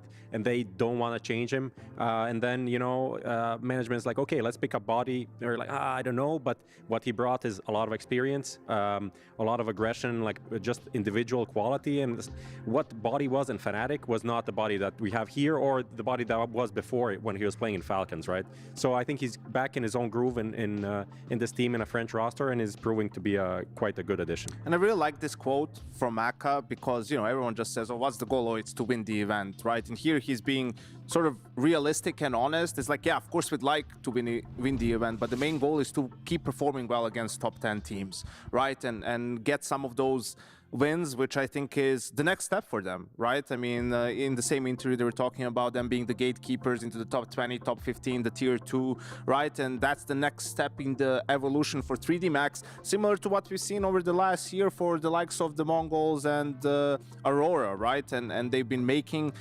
progress, and now it's up to 3D Max to do the same. On the other side, we have Astralis, not consistent, very up and down. None of us are really sure what to expect from this lineup, right? We saw them play FaZe yesterday.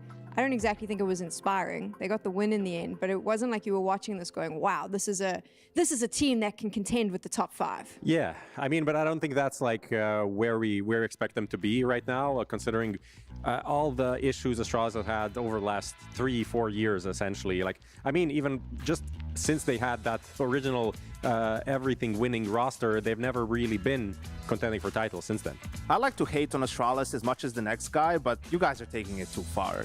Like when they lose, it's not good. When they win, oh, they didn't win convincingly enough. It's like, come on, why are we constantly moving the goalposts? I think also they went up against FaZe Clan, and sure, you can argue about their form, but the caliber of players, and again, you play up to the level your opponents let you. I think Astralis played really solid yesterday. It's one of the best games I've seen them play, and also I think it's going to build up their confidence, right? And we know CS is a confidence game. A couple of good wins, and Kaden did say the deeper they go in tournaments, the better they play. So this is at least given. Yeah, I mean, I agree. I think yesterday what they showed against FaZe was pretty good, and if they're kind of on that track, it's going to be hard for 3D Max.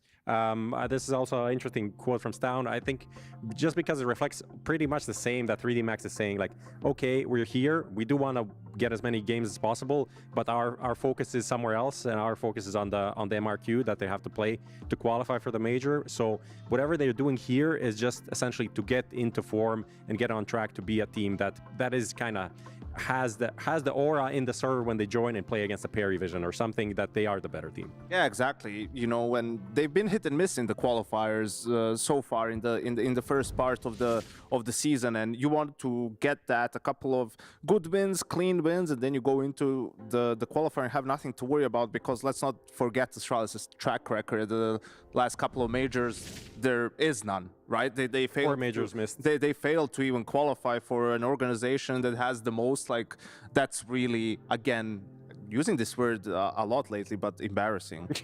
Yes, I want to go back to something you said. And it's a little bit off topic, but I do think it's an interesting conversation to have. Yanko, why do you think we're all so tough on Astralis? Like, for example, the Astralis era for me was... they're shady. They've been so shady. It's been scandal after scandal after scandal, right? It's been mismanagement after mismanagement. It's been... misusing players, benching players, not giving players opportunities, so many different things where it's, the bro situation at Blast. It's like, how can you not hate on them? Like, you really have to be a cult level follower to, still love the organization, nothing against the players. Well, something against the players, but mostly it's on the org side of things. I mean, also just the difference between these two orgs. I think Astralis, the amount that they have spent and where they are as a iconic organization in Counter-Strike, the signings that they can make versus 3D Max, who is just like, we're just making the most that is available out of the French scene, and we'll never have the best player in France, because that's Zaiwu and he's in Vitality, and we are in a completely different sphere, just trying to make the most out of the best of the rest, kind of. Yeah, I think for the Veto, not really surprises. Here, Inferno, I think, was always going to be a decider. Both teams liked the map. 3D Max going for that punish with the Dust 2 pick. We saw Astralis struggle a little bit yesterday on the T side, but they do pick the T side to kick off the series. So let's see what they have in store for us. And 3D Max, despite the loss against the Mongols yesterday on the Ancient, they had a big lead, a decent lead. They still like the map. They feel confident on it. And even though it's one of better Astralis's maps, sometimes teams just watch the opponent and feel like, okay, how they like to approach the map, we match up good against that. So, and I like that they're playing up to their strengths, not trying to go too much out of their comfort zone just to punish Astralis. Do you think the Veto is going to play much of a role here? I do feel like it is just one of those things where I think both teams are pretty okay with the Veto and the maps. They like to play all three of these, so I think it's just about like who's gonna show. It's no like mind game in the Veto. Yeah, and that's important in this format where, you know, it wasn't up until late last evening that they knew the pairings. Yeah. Right. So you don't have a ton of time to really prepare, so you're focusing on mostly on the few maps that are most likely going to be played. So yeah, that helps in that department. But that's also like the limited time of preparation is why I'm kind of leaning towards Astralis in this game. I think it's gonna be more to the individuals, and 3D Max, like their win against Mongols was after losing to Mongols 3 times, and also Mongols saying that they're an easy opponent for them, so that light an extra fire under 3D Max to get like, super prepared. And even despite that, it was a very close affair. It was very scrappy, and like they could have closed it 2-0, they could have lost it. I think that's where Astralis maybe has an edge, where, you know, it is more just like, let's just play our game. 3D Max just have to have one thing ready for Dust 2, and they have to be ready for the double op, right, on T side. So whether that's going to be heavy B executes with a lot of utility or grouping up a little bit more, but you don't want to get picked off just defaulting all the time.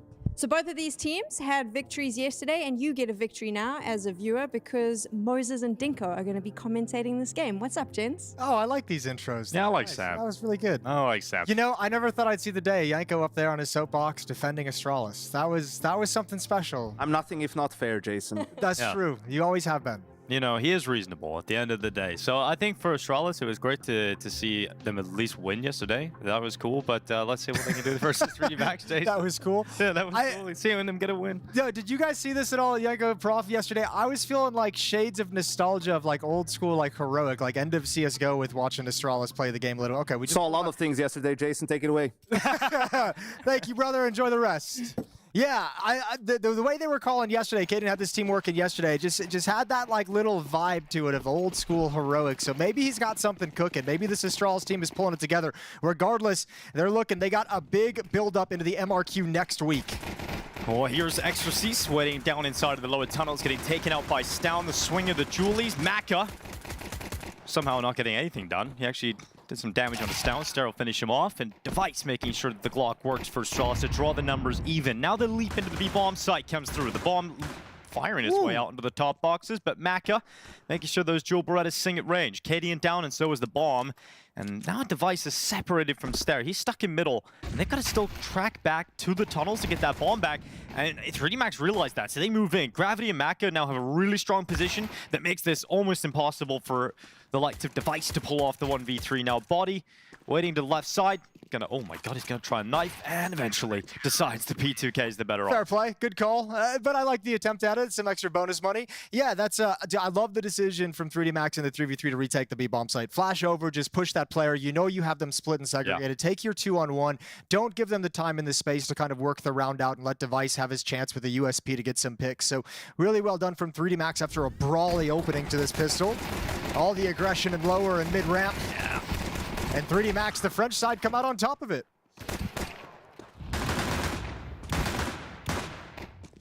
Maka saying yesterday, you know, the fact that the Mongols said they were easy to play against. Yeah, fired them up a little bit, didn't it? Fire them up, yeah. I mean, we know what Kadian thinks of the Mongols' opposition, so Yeah. we'll see how much stock. Also, you can understand it too. Anytime someone talks some smack to you, like it's gonna kick you into gear. Yeah, exactly. And look, 3D Max has been such a fun team to watch for like the last year or so with the rise that they've had and the kind of the tactical approach and the system that they're employing and some of the players in this team. So they are kind of that team that feels right at the moment like we always have a team in every generation of professional Counter-Strike that is like the gatekeepers, and that is these guys at the top of Tier 2, haven't quite broken into Tier 1. Astralis themselves probably firmly in Tier 2. So I mean, it's crazy looking at the names and maybe looking at the brand value of the organizations, but for me, Astralis are the underdogs in this matchup. That's definitely an interesting take for sure. But yeah, I think when you have a team like Astralis, you have the players in the squad. It's always a different lens you look at them through. Lucky and Exercise taking 2 opening kills. For 3D Max, obviously the move to bring in Body in the start of this year instead of Joko.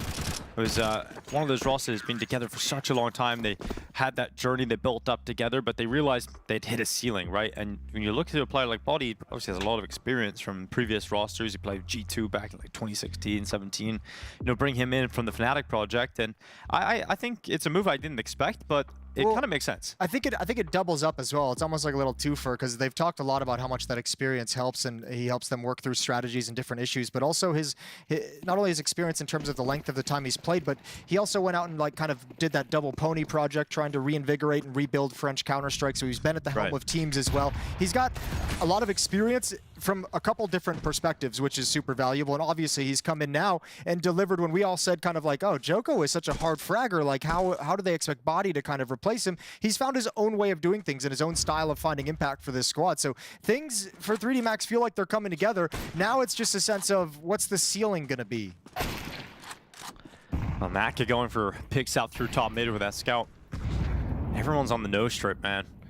Everyone's seen what Chopper was able to do with that. I know. Nose strip. First, we're just a scene of fads, aren't we? First, if it was the chewing gum with twists, you know, like everyone started chewing gum. Now everyone's got the breath strips. It's kind of everyone's moving to the center view model. Oh, dude, yeah. Everyone, you just trendsetters and sheep to the followers. Well, we've got Stown with the Deagle up on top of Xbox. Connor was trying to get us to say gravity. Gravity? Gravity. Yeah. Yeah, I can't do it. Yeah. Accents, man. And exercice. The French one is fun to try. Probably difficult to pull off accurately. I feel like every French impression I do is just like the chef from Little Mermaid. Oh yeah, okay. I thought you were gonna say Ratatouille. No, but I know that's a fan favorite. It is. I myself haven't seen it. You've never seen Ratatouille? No, I have not. A little bit crazy. All right, all the kills coming out for 3D Max. I have nothing more to say about Ratatouille, Dinko. I'm sorry, I have to change the subject. There's Stout is just going to be backing away, trying to get a kill, and not going to happen. It's 3-0, and the guns will come out now. 3D Max only losing 1 player on rounds 2 and 3 after winning the pistols, so economy is about as strong as you could hope for on the CT side of Dust 2 heading into this first gunny. Gunny. You're working with? Taking it for a test drive. Yeah, how'd it feel? I didn't want to say gun round, you know, in the same sentence twice, so I had to go with gunny. I feel like it wasn't as bad as I thought it was going to be. When you put a Y at the end of any word, I feel like it sounds Australian. Like, yeah, I feel like I could hear. I had that same sense. I was like, I might actually just be doing Australian slang right now. Here goes Yabby out to the blue box. Gravity looking to pin him in, and it's coming through, but Yabby still standing strong. Had an opportunity to get away with a kill, but couldn't quite capitalize. Here goes Stare through mid doors. He's got some space to play with. He's going to smoke out the CT cross. His teammates coming in behind it. That's what I liked watching yesterday from Astralis, the proactive lurking away from the action. Stare's got a leg on this, but all the rotation is here. Here they come, right up towards the top of the B ramp, but Lucky combining with Body and now coming through the CT smoke. Device gets a double. Over the top, Device eradicates them all. And he just shakes his head and shrugs it off like, all right, if you're going to miss those shots, I'll be glad to take your head off the top of the box. Well done from Device with a triple kill sequence. And that's 3D Max, who had the perfect read, who had all the players and all the pieces in the right position, and negated by one of the all-time greats. 3-1 in the favor of 3D Max. That Device is just like, all right, keep them coming. There's just more at CT. Sweet. Every time he kills one, another one just reappears, same position. Great work from Device. And Astralis get their first round victory here on Dust 2. 3D Max able to buy back again, though. And they've still got enough money to get an AWP out. Maka is boosted atop its teammate's head as he peers down into the lower tunnels. But Astralis taking a chill pill to kick off round 5. Not committing to anything too early, not even facing in towards lower tunnels. So Maka decides to change up his position and reposition out towards CT spawn instead. And Device, ever patient, waited for that B tunnel smoke to fade away. And now he's got vision deep down into the B bomb site. Applying a little bit of pressure with the lurk smoke is going to pull a couple extra defenders over. Gravity and Maka make their way to the B bomb site, but Long is looking to be the place of the next action. Stown and Cadian with the bomb as well. A strong position for Exercise boosted up on the blue bin. They're waiting for Device. There's no flashbang for Long, so it's going to be dry walking into an angle. And Exercise has a chance to shut this down. He's up on top of blue, but he's been spotted and now getting swung on. Astralis do very well not to lose a player there. Exercise doing a lot of damage, but Astralis maintain the advantage at the 35-second mark in the round. They reposition up to short. Maka looking to pick them off. It's Cadian going down first, Stair fighting back, and that bomb is still outside Longhouse. And now it's alone. There's actually nobody with the bomb. Stown's going to try and make its way up with low HP. Oh, if Body gets the kill Long, they can't get it. This is over. Surely. As long as he doesn't beat Catwalk, but he might have to. Stown has taken this pacing very nicely, so Body's forced into action. Well, he's still doing very well. He's still alive. That's the bomb. He's putting pressure on it. If it goes down, it's all over, and it might still be. No time. It's done. It's done. Stown takes a little bit too long, not really in the position to win the round here, Astralis. And they will just try and hang on to the two safe weapons here, M4, AK rather, and AWP, but well, that's going to be a frustrating round to let go if you're Astralis. Exercise did tons of damage, but didn't get any kills. But just that fight at that point seemed to like scare Astralis a little bit, like made him real nervous about that idea. Like, oh, we just gave them the early warning. They had a nice position. Now they're going to know we're all coming along. Let's try and rotate elsewhere. They rotate back into middle, right into the waiting arms of an AWP. That's a tough round for Astralis to swallow, just kind of getting lost in the audible and running out of time. So 4-1. Economy still strong for 3D Max on defense. Another buy coming in for Astralis, but they're out of money after this.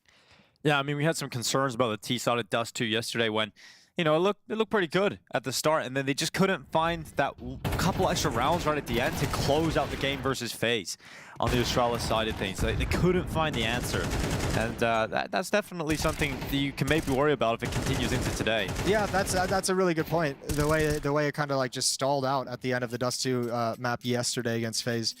We'll see if that happens again, or maybe this is just the stall out is getting started, and maybe they pick things up in the second half. It's shifting gears upwards. Stown, unfortunately, has to take a step back down to a Deagle. That's all he's got to work with in this round. Yabby on the Galil, but Cadian, AK combo, and that AWP favorite Device. So he started over towards B in the previous gun round. This time, waiting behind the long smoke.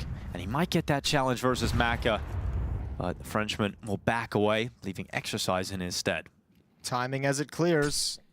Grenade comes in, Device tanks that as well. I should say Cadian tanks that. Device doesn't take a whole lot of damage, but cover of the AWP is going to allow them to walk out the double doors. 3D Max in the mid-round moving towards setting up a pinch in middle. Body on Catwalk, Gravity playing close double doors. You've got Maka's AWP on Catwalk in support as well. And depending on the pacing of this split, the Catwalk is forced to be aggressive. Here comes the push into middle. Yabby, good for one. Stair also following up here for Astralis. 50 seconds left on the clock, and they're still committed to long. They leave Yabby to lurk and cause problems and distractions where they can start to move out, and the eyes of Maka are watching this long play forward. Yabby's about to get clear from the tunnel push from Lucky. No more More pressure on Astralis to make the crossover, and Maka will guarantee that kill. With no util putting him under pressure, it's easy for the AWPer, and he goes into the repeak. This time, Device is waiting. Bomb plant's coming in, and Device is getting impact out of this AWP, but he misses on the third time Lucky. It's down to Cadian, and he sits in the middle of the site, and Lucky nails the headshot. 3D Max pick it up. down in the 1v1. Yeah, some heroics from Device defending against that cross, picking off the op, but that third shot is going to haunt him. He wanted that. That one felt like the easiest of all three of them. Astralis, I think, down the stretch, just that's a round they come into, as I mentioned, running out of money with that kind of a buy, a little bit light on utility. And when it comes down to it, the long attack has one Molotov to chuck into the bomb site. Yabby has 3 nades in middle at Xbox, but he's the solo player. So no flashbang to take Maka's op off the angle. That cost them a player on the cross right here. And Astralis just run out of forces despite the Device heroics.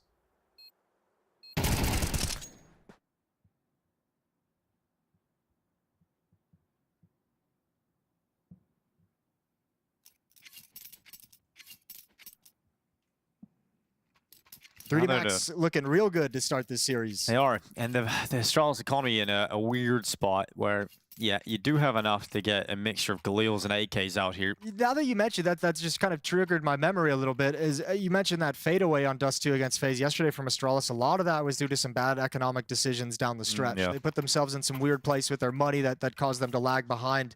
So starting this half with some economic issues as well. We'll see if they can rebound from it. Light investment, picked up some armor, some upgraded pistols, a little bit of utility to do some work with. They have the full losing bonus, so they can invest a little bit more.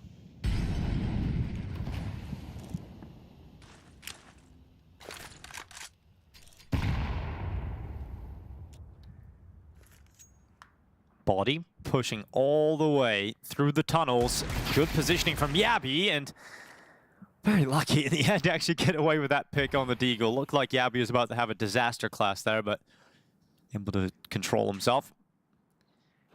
And the opening pick goes the way of Astralis, but they realize they've lost tunnels. They realize that they have very little space to play with in this round.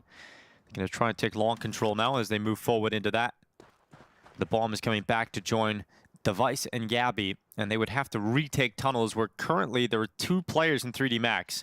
And 3D Max might just push into them, just going to walk into them. This might give Astralis a chance, but Yabby, he goes down and they call it off after the initial pick. Yeah, good way to find an equalizer and good composure to just back away from. A little bit risky for Gravity going through middle. It's going to be clear for him. So Exercise backs away. Defensive smoke being deployed as he knows the smoke for the cross is already up, but actually he's not aware of the space that Stown has taken until just now. Gravity spots it out. They realize one is much closer than they expected, and the bomb is now in the B site. Yeah, it just pushes through. A great distraction setup for Astralis, pulls those French players off the B bomb site, and opens up a plant. Already, this is a good scenario for Astralis, who didn't fully invest into this round. Stairs way back in T-spawn still. He's going to be late get into this party unless 3D Max stall this out a little longer. Well, there might just be an aggressive maneuver being set up here. Cadian waiting to flash Device through that window, but Device got in a fight a little bit earlier than he would have liked. And now he's blind. He looks up to the window. Here comes the AWP into the site. Another kill from Device. Cadian stepping up, and now a 2v2 to try and close it out. And they've arrived. Stairs back. Here's the Deke. Needed the body shot and just couldn't connect it onto Exorcise, who gets to the defuse in the nick of time. 3D Max pull it off and continue their run of rounds, but Astralis bring it so close. Oh, that's a lovely, hard-fought retake from 3D Max. Good flash usage. Didn't give you any kind of a window of opportunity on Device inside the bomb site, but over towards the platform in the big box, that player was completely blind, so crossfires negated for just a moment. And they put together a very nice round. Credit to Astralis. That's actually a very nice fake as well, just to get yourself the bomb plant and these extra kills. So they've taken some money away from 3D Max. And that has big implications for the cash on the table now, especially as they switch into the double op. Astralis, this might be your avenue to close the gap and get back into this half. Win this round, take the economy away, and win against some low buys to get some confidence beneath you. Maka pushed up to the longhouse, got that angle onto the car, but not able to make the most of it and decides to fall away. It's really early pressure up catwalk as well. That's Stair and Cadian who made that run all the way up. He's pushing down into the tunnels already. Yabby just holding for this aggressive maneuver. Nate goes in, push forward. Gravity gets Yabby down to 7 HP. But Yabby gets the opening kill in back-to-back rounds. It's a cool idea, though. They obviously had the read. He was there, might have saw him slip into the position. Exercise taking a big risk. Actually, both 3D Max players taking a big risk. And I don't think you clear this spot when the smoke fades. I think Stair set up for 2 easy kills. Maybe even 3. There's a headshot coming in, but couldn't quite transfer off to the second. Device now waiting for that repeat, but it's not happening. Here comes Astralis to try and finish on the B bomb site. Lucky secondary op, burning and under pressure into the open. And they have done a fantastic job at keeping this one clean for Astralis, ripping the op out of the hands of the B bomb site player, leaving Maka to save on the other side of the map. And there's that Astralis we saw yesterday. I mean, you have one player on catwalk taking the attention, throwing out utility. The action, the main thrust of it is away from that attention. 3D Max get a little bit schooled after that B push, and I think that's maybe why Cadian shifts into the call. Says, okay, one of your B defenders pushed and died. We'll attack this bomb site. It'll be weak late. Force some rotations, only be one defender there. Good calling from Cadian.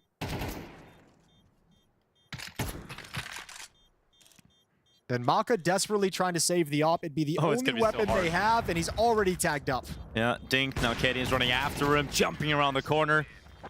Rips his head off with the AK-47. So, you know, you mentioned it yesterday actually with Astralis, who love to go for the double out setup on the CT side of Dust 2. We've seen Device and Cadian rocking that. But the problem is it does throw your economy into a risky spot, and 3D Max not getting the reward out of it they would have liked. And now they're down into double eco territory, so they have to invest. And this is going to allow Astralis to close that gap really quickly as long as they don't fumble here. Yeah, which they fumbled in a lot of these against low buys against FaZe. I think they lost like 1 per map across the 3-map series. So gotta be, they probably had a very, very intense conversation about how they want to manage the low buy rounds.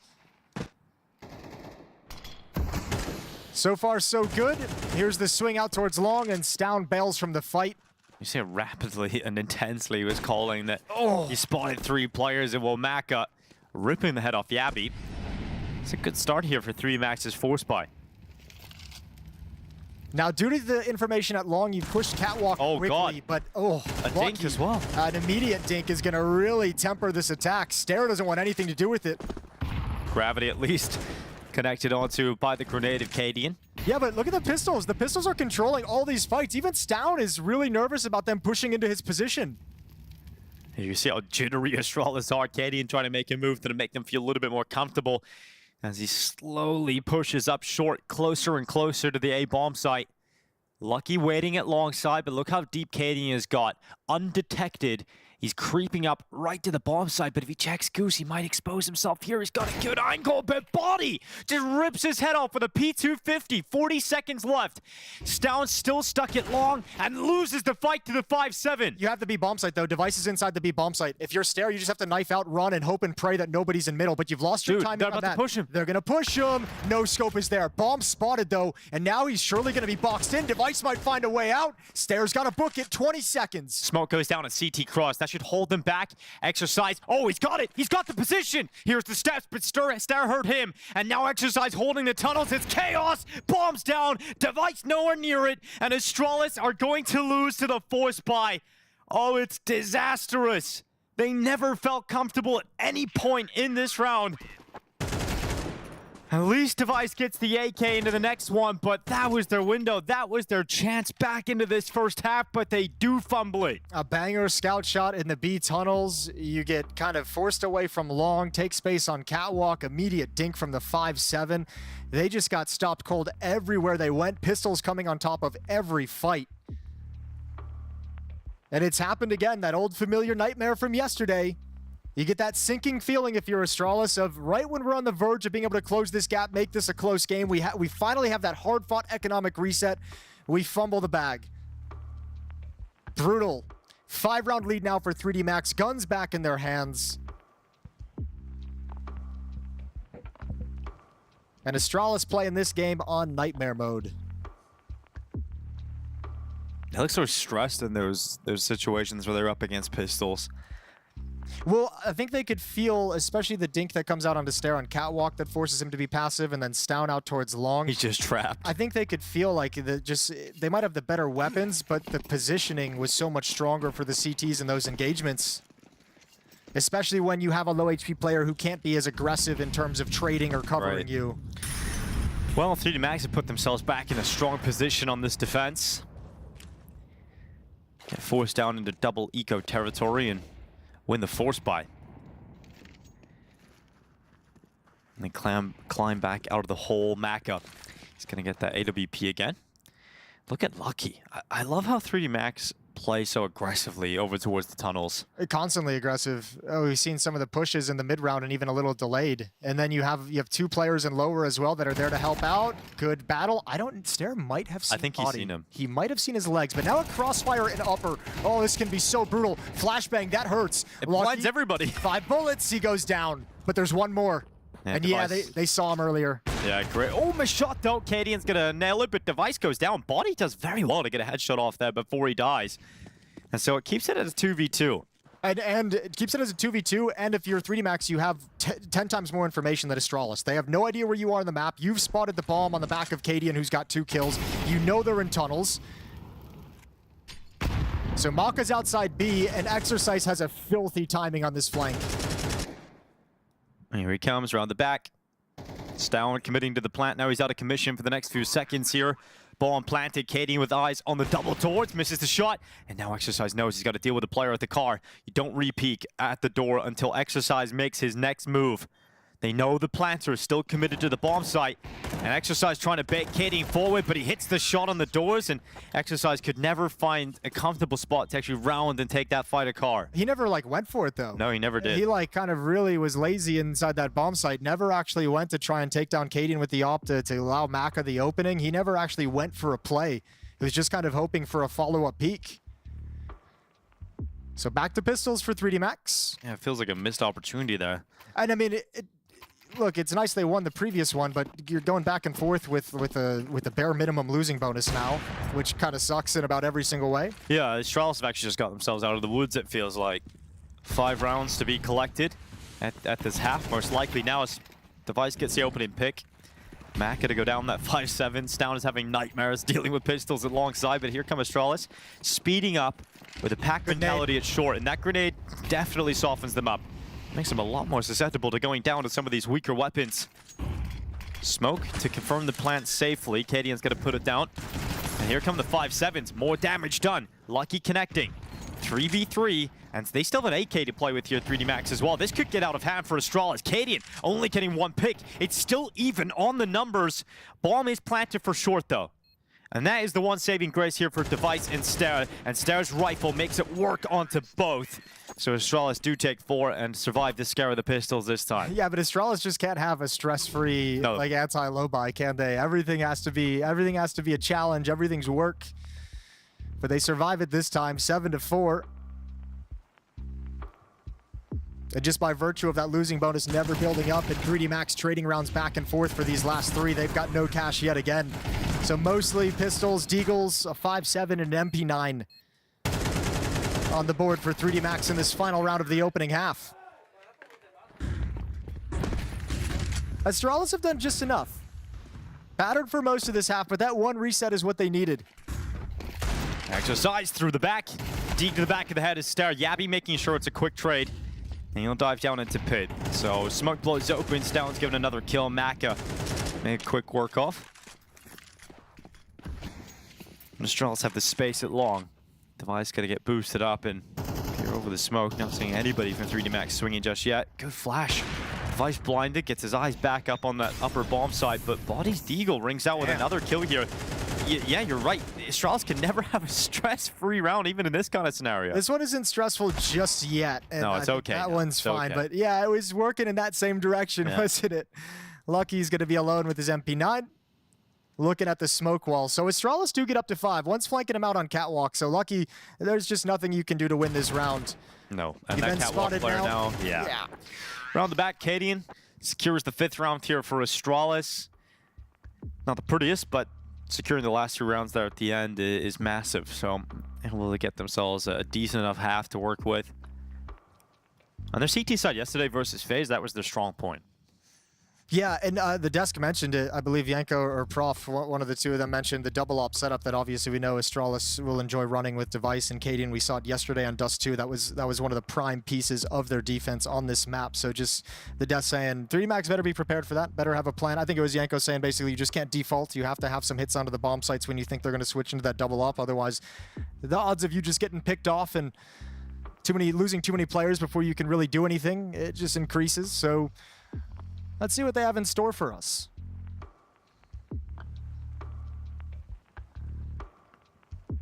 Perhaps that's what's written on the notes, Jason. Perhaps it is. You'd imagine so, wouldn't you? What do you think of the breath strip aesthetic? Are you a fan of the clear, the clear. solid black? Oh, the solid black is a new one. It's a nice touch, isn't it? Yeah. But every jersey's black now, Jason. I missed the old Astralis one. Like, it had some color, had some character. Now it's Which all Astralis, with the red one? Yeah. Okay. The sort of dark maroon one, I guess. Oh, sure, the last one. Yeah, yeah. Now everything's just black and white. Yeah. Classic colors. That's how TV began. True.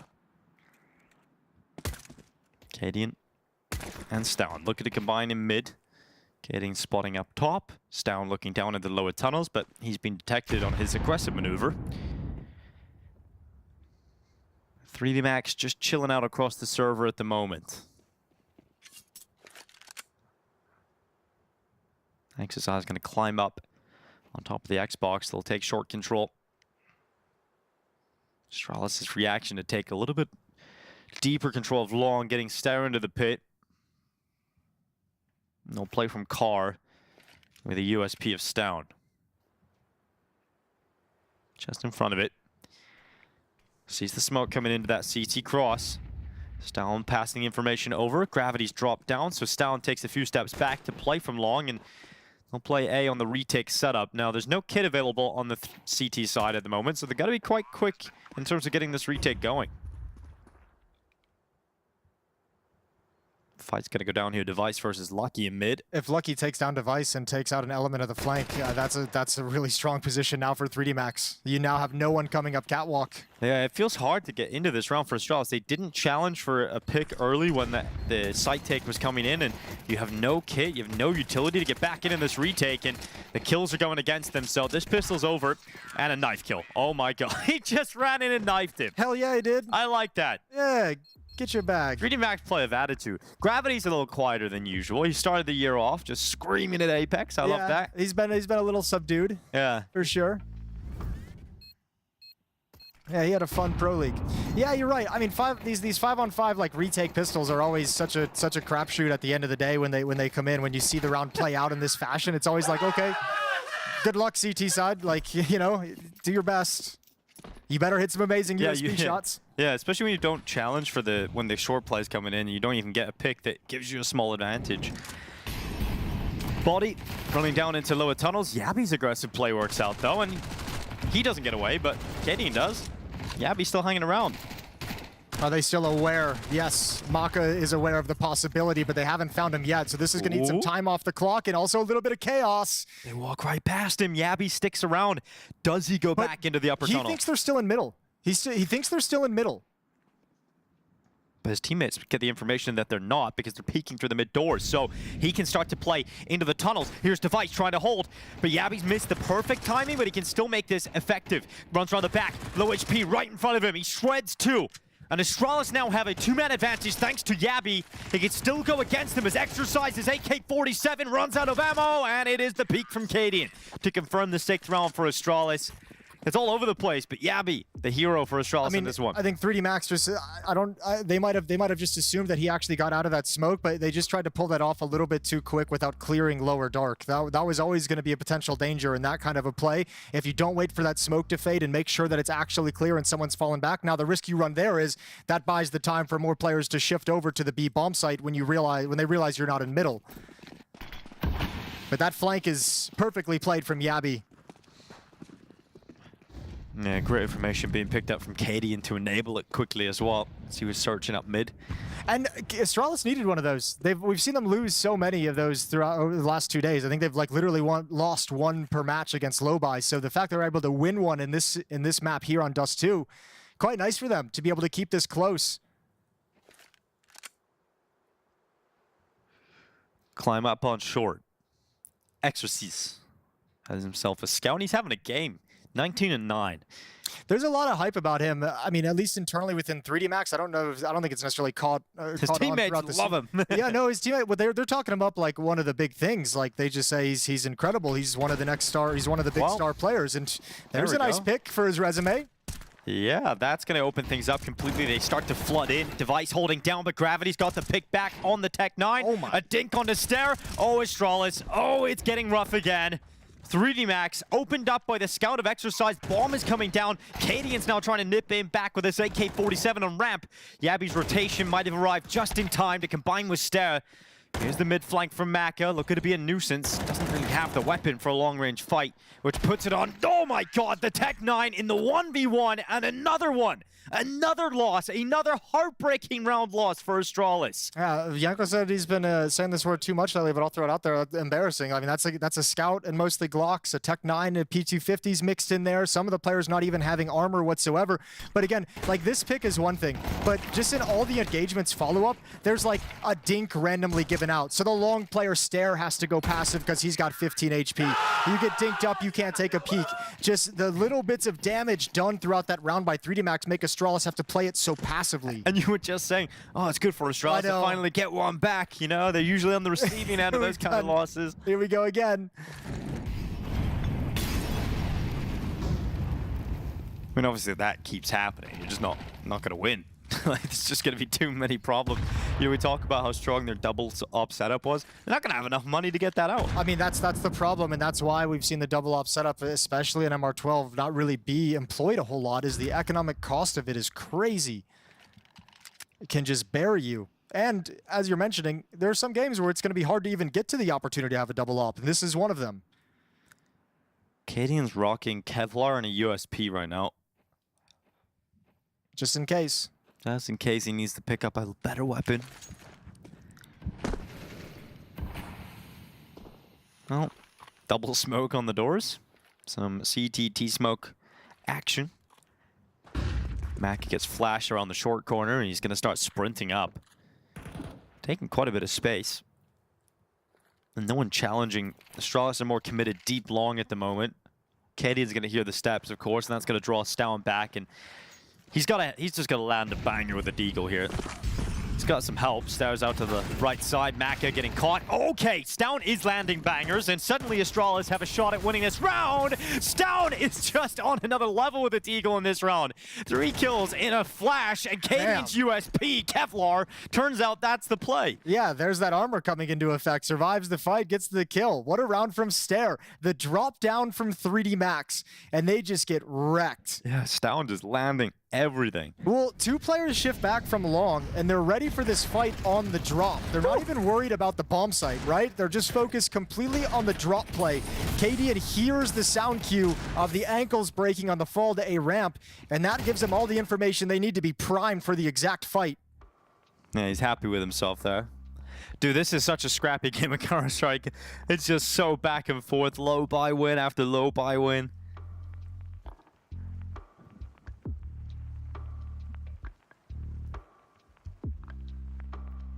Barely any money here for 3D Max. They're going to call a timeout, figure out what they want to do with it. Do they want to invest? Do they want to risk it here or just get the guns out? Allow Astralis up to 8 rounds, sure. You invest something. Maybe a couple The of question is deagles. how much? Do you go all in, or do you get Deagle armor, Tech-9 armor, and kind of save, you know, $1,200-1,300? Then Astralis call a tactical timeout after 3D Max, so this is their last one. Yeah, 3rd timeout used by Astralis, so no help.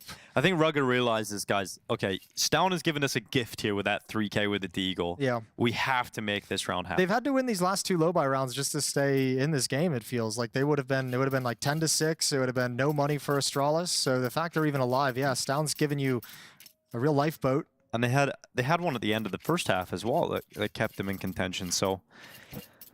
Yeah, not pretty from Astralis. Okay. Well, yeah, but you know what? We're in a not pretty era of Astralis, and we all just got to accept it. We all just have to accept that it's not going to be the most beautiful thing, but I mean, from what we saw yesterday against FaZe and the way this team stepped in to that series, so focused, they're calling on the T sides. It feels like they have an idea, like maybe Lisbon was them hitting rock bottom and just being like, oh shit, like we got a lot of ground to make up. It's time to really get to work. Yeah, they're bouncing off the ground now. So. Yeah, well, you got no more bounces. As I said, the MRQ starts on the 14th, the day after the grand final here of PGL Bucharest. So for a team and organization like Astralis that's missed 4 majors in a row, hasn't been to a major since Antwerp. Not a whole lot of investment around like this for 3D Max, less than perhaps anticipated. Deagle on a P250. They're going to try and overwhelm the B bomb site defender and Yabby to try and get a plant out of it, but Yabby's got some help. He's got Kading at... Oh my god, there's no way. Astralis, no way. You can't let this one go. Bomb plant is huge. This is a win in 3D Max's eyes already. They had barely any investment, but they have a shot at winning this because they have got recovered weapons off the ground. AK in the hands of Body. Lucky with a Galil. Device is coming through tunnels late, but he's currently still smoked.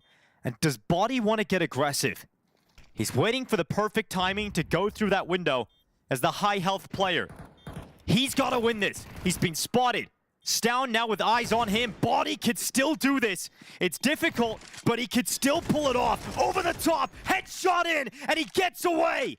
This could be Astralis losing Dust 2 in a round like this. That is not a stick, and there's no more time. Device isn't holding it. Device gets the kill, but the round is conceded, and we're talking 1 Deagle, 1 P250, and they lose the round. They took timeouts for this, Jason. I know, that's so crazy. The trades with the pistols coming into the B bomb site. 1 for 1. Yabby gets 1 deeked. And what a play. Blocked. What a play from Body. 1 versus 3, stepping out of the window, isolating the fights perfectly. How many of those can they take? Astralis still have 2 rifles here. I mean, the thing that sucks if you're Astralis is you've won 2 low buy rounds yourself to keep yourself in this map. The only problem is you've lost 3 of them now. The last 3 rounds that 3D Max have won have all been low buys on the T side of Dust 2 that have been victories. Oh, now you sense some weakness at Catwalk. This is nasty. Device has no idea, never had the information. 3 players stacked up in middle. No one's calling out Catwalk progression. Nobody's got eyes on it. And that's a timing hit by 3D Max that Astralis never expected. They have to save. Yeah, they got no money left over.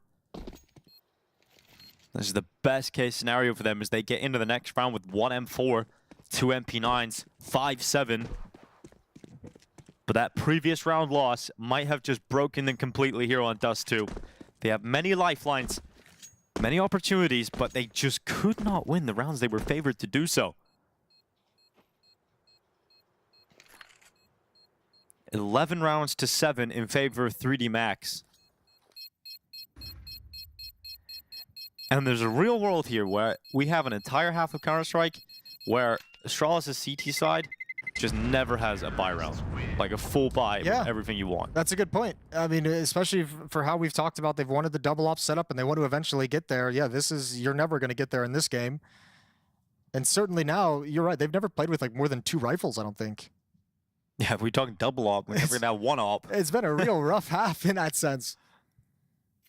And that's what'll be more frustrating in this loss than anything if you're Astralis is like at the end of this game, you just kind of hold tab. You're like, we didn't even get to play the CT side. Like, what the hell?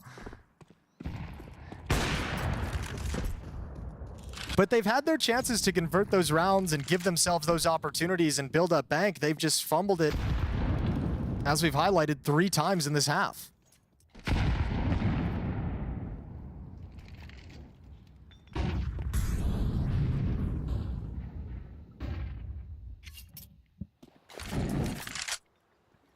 As if the CT side wasn't feeling disadvantaged enough. True. It's like you would get to play this half with pistols. Here goes Stare. Oh, way. All right. Pack it up. It's just, that's ridiculous. Body able to get away with a 2nd kill before going down. Stare is going to be so mad about that one, but 3v4 here for Astralis to try and convert back. They're doing some damage here, which might actually set up Device, who is still in a pretty powerful position. Would have to be something special. Well, let's see. He goes up into the open, and unfortunately, nothing special from Device. Down gets deleted. So the 7 rounds for Astralis might be all they get. This is their best chance to get another round win, but right now, 3D Max look like they've done enough to close out this opening map. Yeah, this will be the very best buy that Astralis has had in this entire CT side of Dust 2. They're getting 4 M4s, 1 FAMAS on Stare. But it's for all the marbles. They've got to win 5 in a row, rattle them off in sequence to force overtime. And 3D Max, they're looking really confident right now. Game plan's working well. They've had some aggressive, confident moves, quick up catwalk from time to time, throwing a couple different looks at this Astralis defense. However, they've got to play most of this half, as we've mentioned, against pistols, against SMGs, maybe one M4. First round, they've had to play it against a full kit of rifles.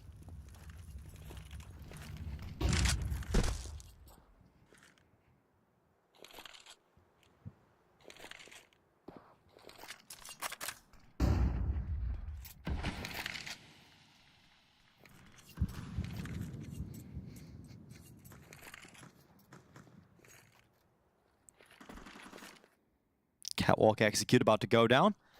Body with the smokes, XQC about to line up the flashes, and here comes the pop. Can Astralis hold on? Who will 3D Max be closing out Dust 2, 13-7. Down out from Goose, sticks his neck on the line. And he's got himself one pick before being traded out by Gravity. So bomb plants coming in. Astralis have to 3v4 retake this. And there's a lurk over in middle. Lucky's in such a strong position. Yabi looks like he wants to come towards Xbox. That would likely be to his death. There's even going to be a crossfire. A second player, Maka, will be above him. Oh, Lucky timing to look away. Not living up to his name at all. Mac is committed short. This AWP looking for the close shot. Like shot landed. He's taken out by Yabi. Now it's all on Gravity and Exercise to close it out. Rapidly racing back into the round, but it's 13-7 on the close. 3D Max win a map that is littered with force buy wins and losses, but Astralis unable to take any of their opportunities. I mean, Diggo just said Astralis didn't take any of their opportunities, and they just fumbled a lot. Like, some decisions there, mistakes. It was... Is scrappy the right word, boys? How do we describe this one? Well, I think it's just, we talked about the floor and the ceiling, right? And just Astralis, their floor wasn't high enough in this game. They had the opportunities, referring to, you know, losing second pistol, but winning the force buy, then you lose 2 anti-ecos. 3D Max didn't even force.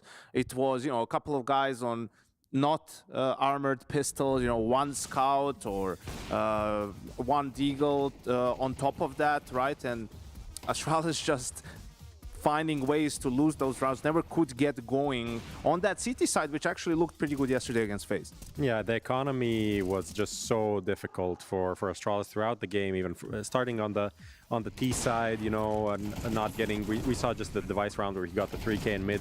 Kind of, they probably shouldn't have won that round, then instantly lose the next, get reset. And that cycle of constantly being in a pretty bad situation money-wise was very difficult. As Janko said, didn't really get to establish their own game or dictate the pace or kind of play around with the defenses or do anything on the defense themselves. So it was extremely hard and really hard a game to analyze. It's so many, I would say, some basic mistakes and also just individual plays with pistols from 3D Max side that allowed them to get this win in a very scrappy affair. I think it's also a decent example for people who have this approach in anti-ecos to be aggressive, right? And not just play it safe and play the long ranges at all times, because I mean, in general, you know, you don't want to maybe get executed on, but here it wasn't even that. It was just getting, you know, dinked or tagged with a scout, and all of a sudden you don't necessarily want to challenge as much, and your teammates come in, but then they're getting like double, triple peaked because you're in no position to be there with them to fight, and all of a sudden it's the worst case scenario where round just spirals out of control, right? And I'm sure, you know, next time around we see Astralis on Dust 2 in that sort of a scenario, they're pushing mid with like MP9s, they're pushing lower B, right? They're not sitting back and sort of letting the opponents slowly pick them apart. Funnily enough, I feel like 3D Max lost these, they also lost eco rounds because like this was kind of the game. They lost them by being too passive. I feel like on the T side, they wouldn't take any map control. They would just like sit, wait for something to happen and then blindly kind of execute somewhere where Astralis was completely ready for it and, you know, get 2 kills and that's it. I think there needs to be a balance. You need to have a plan on these rounds. They're not given. Sure, it's tough. On one side, you play them a little bit like gun rounds, but not really, right? So you don't want to necessarily do something immediately because they might do a risky sort of stack at the start to stop that. Maybe you want to default because of that, but you don't want to really default all the time, so you don't get either one-digged or scouted, right? So what they did with the 5-man cat execute, I generally like that. You lose a lot of your utility. I think the problem was they did the variation where they have guys jumping down, and I don't think you need to do that against pistols, right? Like, you want to jump down if there's an opper there, so you can peek him high and low and get the trade, right, if he's there. But against pistols, just swing cat, right? Like, use your Molotovs for Goose, for Slope, like those couple of close angles that can be dangerous. Flash the players who are long away, plant the bomb and play the after plan. So I think that one was a learning experience in sort of, yeah, this execute is fine, but against this sort of buy, we probably want to do it a little bit differently. Some of the question marks around Astralis' play, and specifically that CT side, have come up. I know that you have a specific round that you wanted to showcase. You want to walk us through this one, Yanko? Yeah, I think there were a couple of examples that were troublesome, but even in this one, I mean, Astralis is going to get the first kill. Like, this is a 5v4 situation. Stair has all the info, he pushed out long, and now they go out, just contact B. Kaden gets wrecked because he didn't have head armor. Yabi, who was big box, just gets one dig. Now it's a 3v2 still for Astralis. Here's the first mistake. You don't need to do that. They have to defend the defuse, so to speak, right? Look where the bomb is planted in the corner, so you don't need to challenge body there. You can just hold him. Window, then Device with the scout was far away. He couldn't hold for the third player who was defusing. And by the time Device is in a 1v1, there's just not enough time left for him to really win the clutch. Yeah, I don't think 3D Max believe how they won this game. I don't think it makes sense to them at all. Like, the rounds that they won, I don't think I think they had a lot more in their playbook that they never got to even use, and they didn't envision this game going this way, but they'll take it for sure. And the struggles for Astralis continue a little bit on the T side, although I think 3D Max had a good CT side. You know, they were taking some calculated risks, you know, some 4A openings with not even 4 guys going long just to stop that, but too long, too short. You know, that happens. You call on the T side, you hear the grenades right on long from the CT, so you're like, okay, they're fighting for long, so maybe you try to take Cat a little bit more aggressively, but all of a sudden there's 2 players there, so that's why you go for those things. And they were active in the mid rounds too, made it tough for Astralis to sort of play on their T side. So yeah, just a good performance from 3D Max all around. As soon as it's a Monday, everyone's back at work. I'm going to use some fun business speak. I want to circle back to something Prof said. You were talking about the economy issues with Astralis. It's a little thread I want to pull though, because this exact conversation happened when we saw them against FaZe yesterday as well, where they also had economy issues. Do you think that that's cause for concern? I mean, I think this is just a MR12 thing, especially with CT sides, especially if you want to run double ops, which they want to do on Dust 2. It's like, it's such a big investment, and if it backfires or if you don't get it out, if you never get going to get it out, then a part of your playbook is just limited. And I think, yeah, for a map like Dust 2, that can be a lot of steamrolling. You need to put down your foot, get the economy rolling, and then you have a lot of variations that you can do because you have all the utility and options. And when you don't, then you just have to rely on individuals, kind of. I think whichever the map, if you told someone a team lost 2 pistols, 1 round against the force buy, and 2 anti-ecos, like, there would be no surprises at who ended up on top. So for Astralis, it's just cleaning up the basics, and we were talking about it in the green room.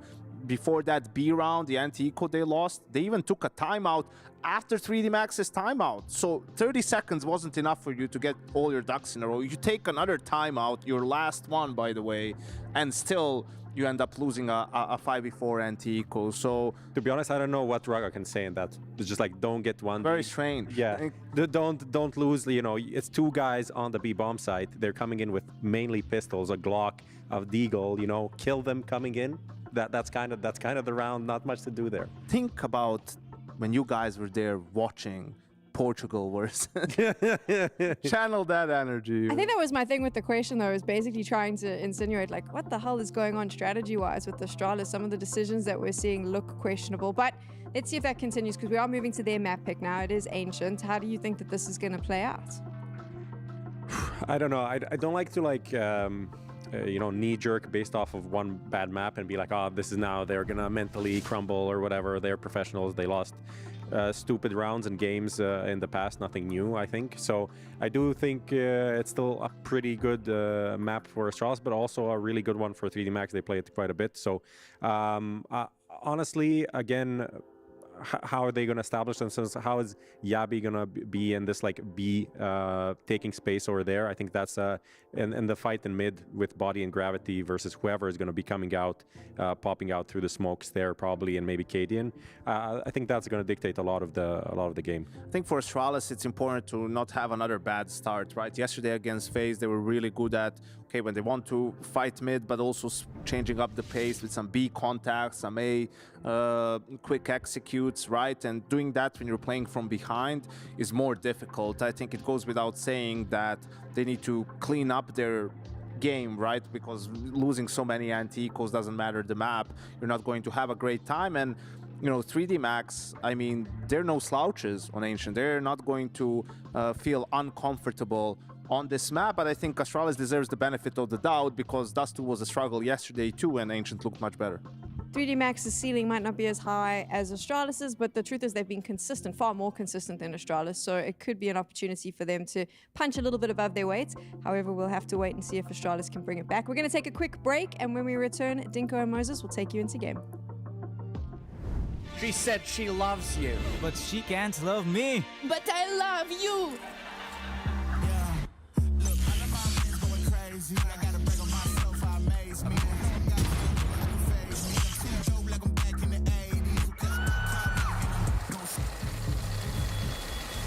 I won't play window anymore. What's going on? Play your role. 1xBet. On to the next one. The human body was built to move. Not trapped at a desk in one singular posture for 12 hours a day. It's time your chair evolved. This is Secret Lab Titan Evo. Ergonomically engineered for you. Gamers, hybrid workers, artists. Backing your every move.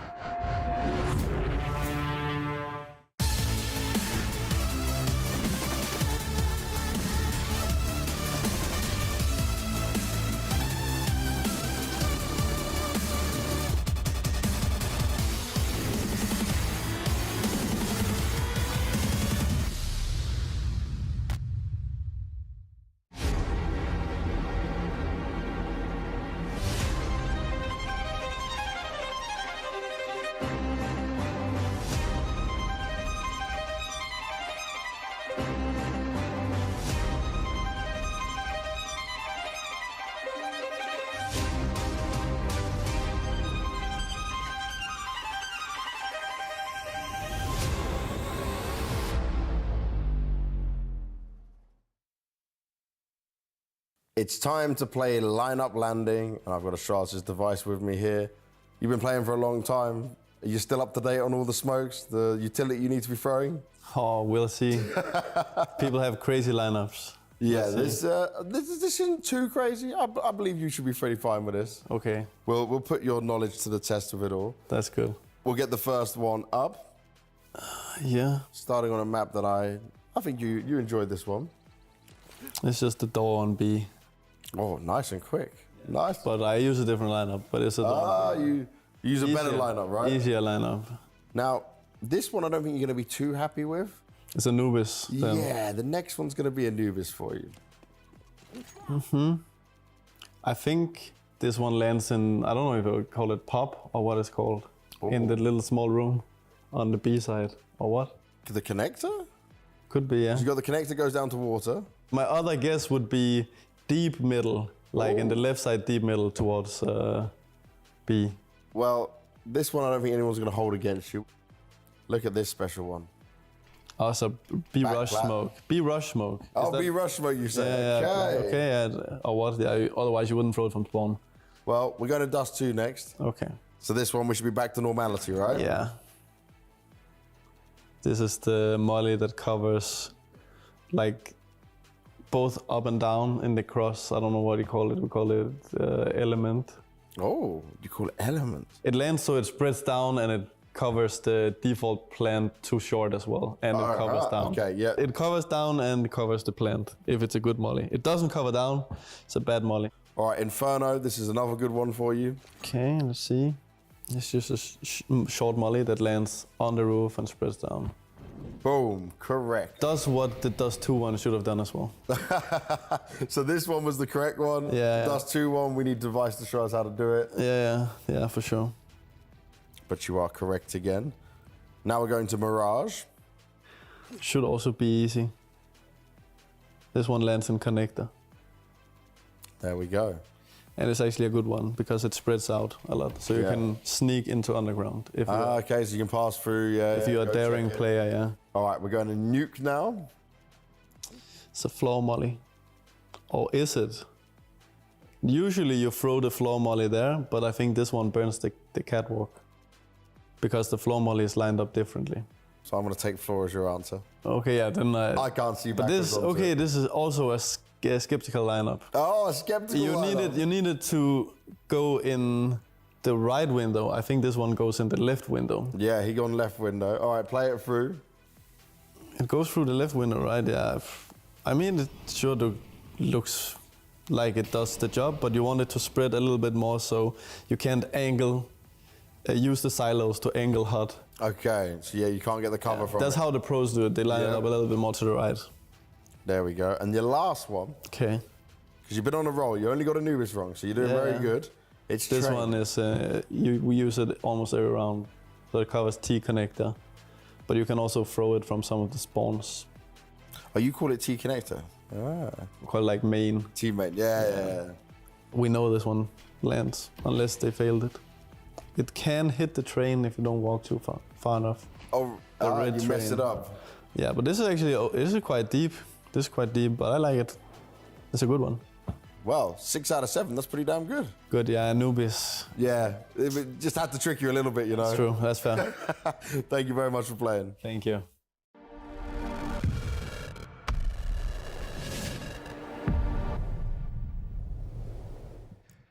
Welcome back to PGL Bucharest 2025. 3D Max versus Astralis. 3D Max one map up after collecting Dust 2.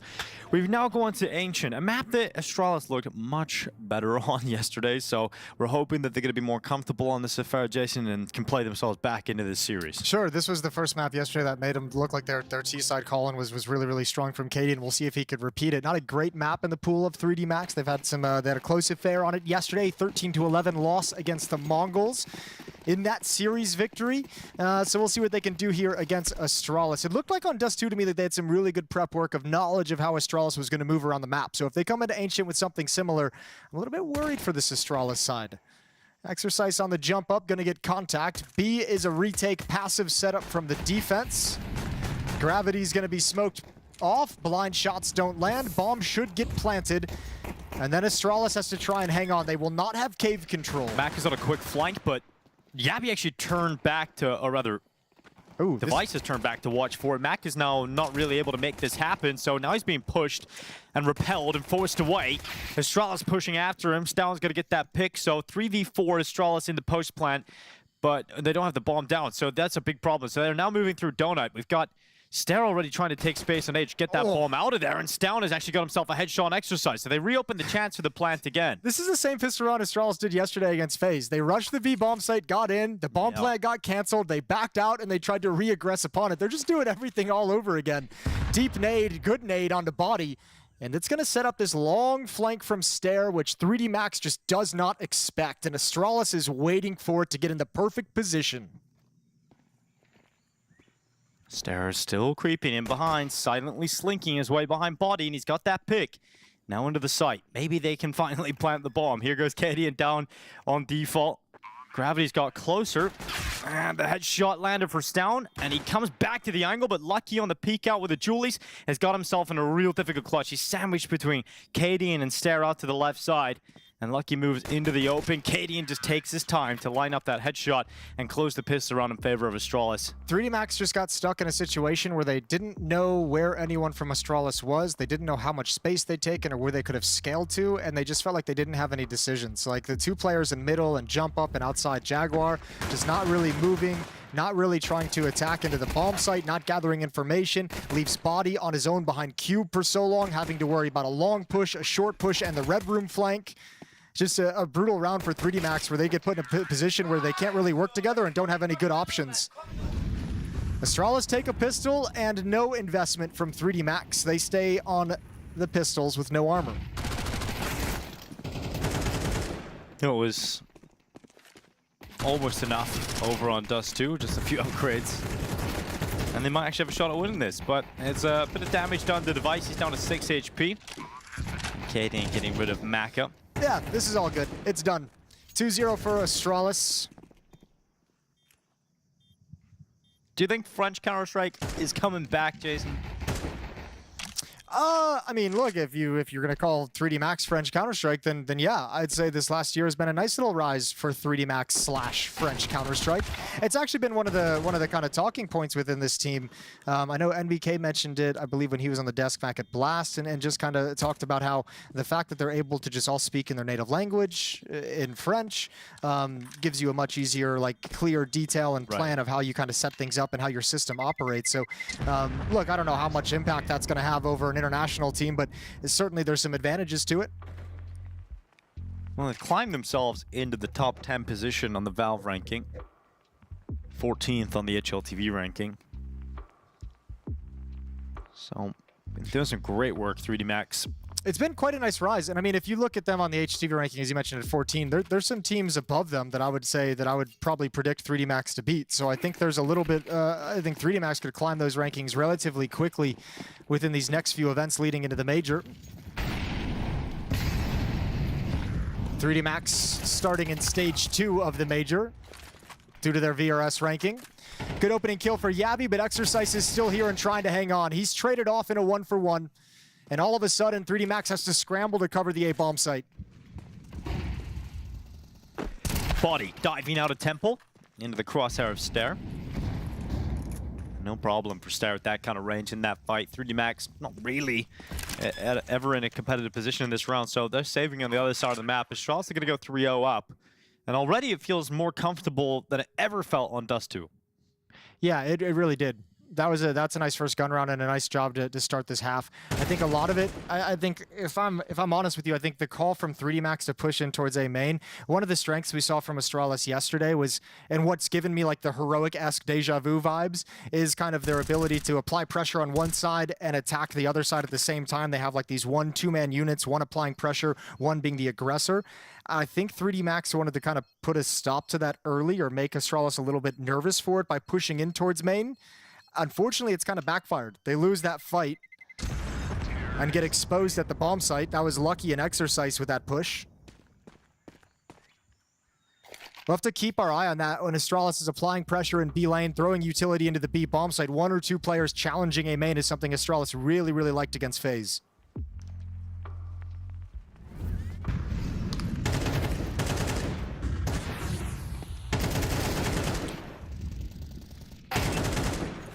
Yabby doing a great job at handling some of that 3D Max aggression. And now it's just one rifle for 3D Max, everybody else on pistols. Maka getting to wield that one rifle, and he's doing it. It's a pretty devastating effect. He stopped Stair from coming out of the elbow successfully, so an advantage collected for 3D Max. The reaction here from Astralis is to try and apply some pressure up the B ramp, and a great flashbang from Yabby over the top cancels out any success Lucky might have had. That's the bomb. Yeah, that's a big problem. Exercise combining, but Device around the back. Whoops. Not a great grenade, but he made up with it for the double kill. Still a little scary at the moment. You've got an AK in the hands of Exercise, who just come around the back, and Stown wasn't looking the right way. So suddenly Kading and Device left in a 2v2, and they're separated. They're unable to play together. Hasn't reloaded, though. Gets a dink with the 5-7. Now Cadian knows where the last player is. Bomb's still down at the base of ramp, and Gravity's picked up an AK-47. 1v2, he's got armor, and he's got a smoke. The bomb is in his possession at the moment. They're pushing together. There's the low HP of Cadian gone, and Device had to save the day. So a 3K in the round for Device. Astralis 4-0 up, but that was nearly another one, Jason. Another one of those low buys that gets really stressful. 4-0. And rifles come out for 3D Max's defense. This was the opening. Device actually, a very similar scenario in the early stages against FaZe yesterday, where Device had to win a 1v2 clutch, where Rain got a double D ground on that low buy, and Device had to win the 1v2. And that was really what spurred them on to a good first half. There was another, that felt like that could have been a similar scenario to yesterday. I think he won a 1v2 and a 1v3 in the next round as well, so he got them started really nicely against FaZe. Done it again here with that clutch, saving the day. Gravity finds an opening kill with this push, but meanwhile the B bomb site being wrapped around. However, nobody wants to come out.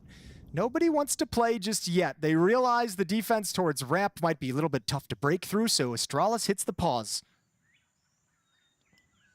Got a lurking device outside of A main. Cadian outside the double doors. Staring Yabby over and Jaguar and Cave just holding on and looking for a reaction. They want the push from 3D Max.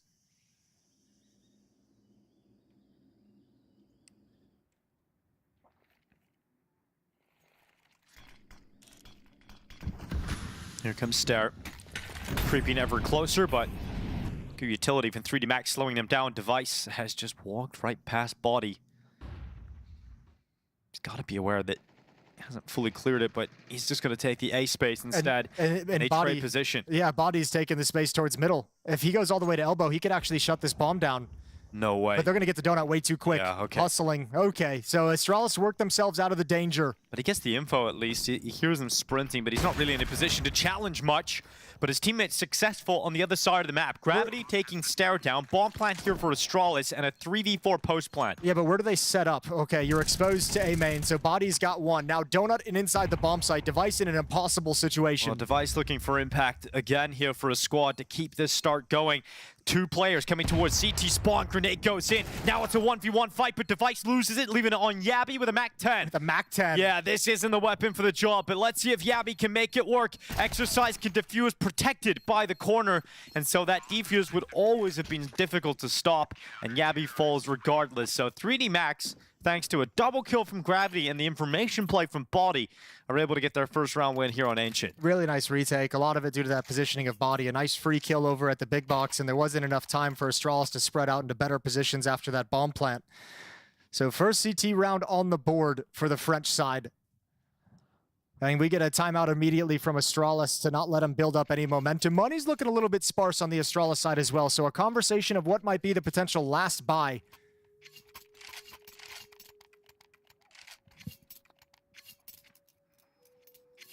They flirted with the op. Cadian bought it. I think Device bought one as well. They both sold them back.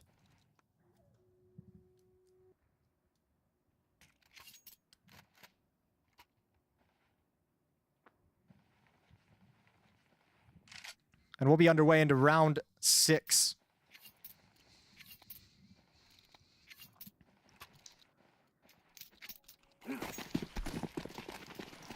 Astralis have a chance here to respond to their first round loss and continue to build up T rounds, but if they concede this, Money's going to be down to half-buy territory. And Body getting in the mix, standing in the fire. He's down to 2 HP. Here comes Down off of Heaven. Body's committed into the cutout in mid. And there's Body getting still a headshot, and Gravity pushing through the cave smoke. It's Down going down, and so Astralis have to play 3v5 right from the get-go here in round 6. Body just like jiggle spam the smoke. He didn't even see anyone. He just took the shots. Low HP, took the risk. And he got out. Yeah, that's very nicely done. Mid control though to Astralis in this 3 versus 5, and during this transition, no eyes on middle for 3D Max. So information on how far Device and Cadian are scaling towards Red Room.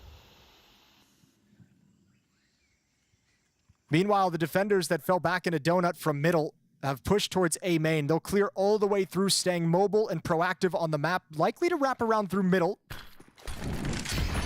Here comes Cadian charging through the smoke. Gravity able to pick up Cadian. Abby hops up on top of the box. Good headshot. Gravity cast aside.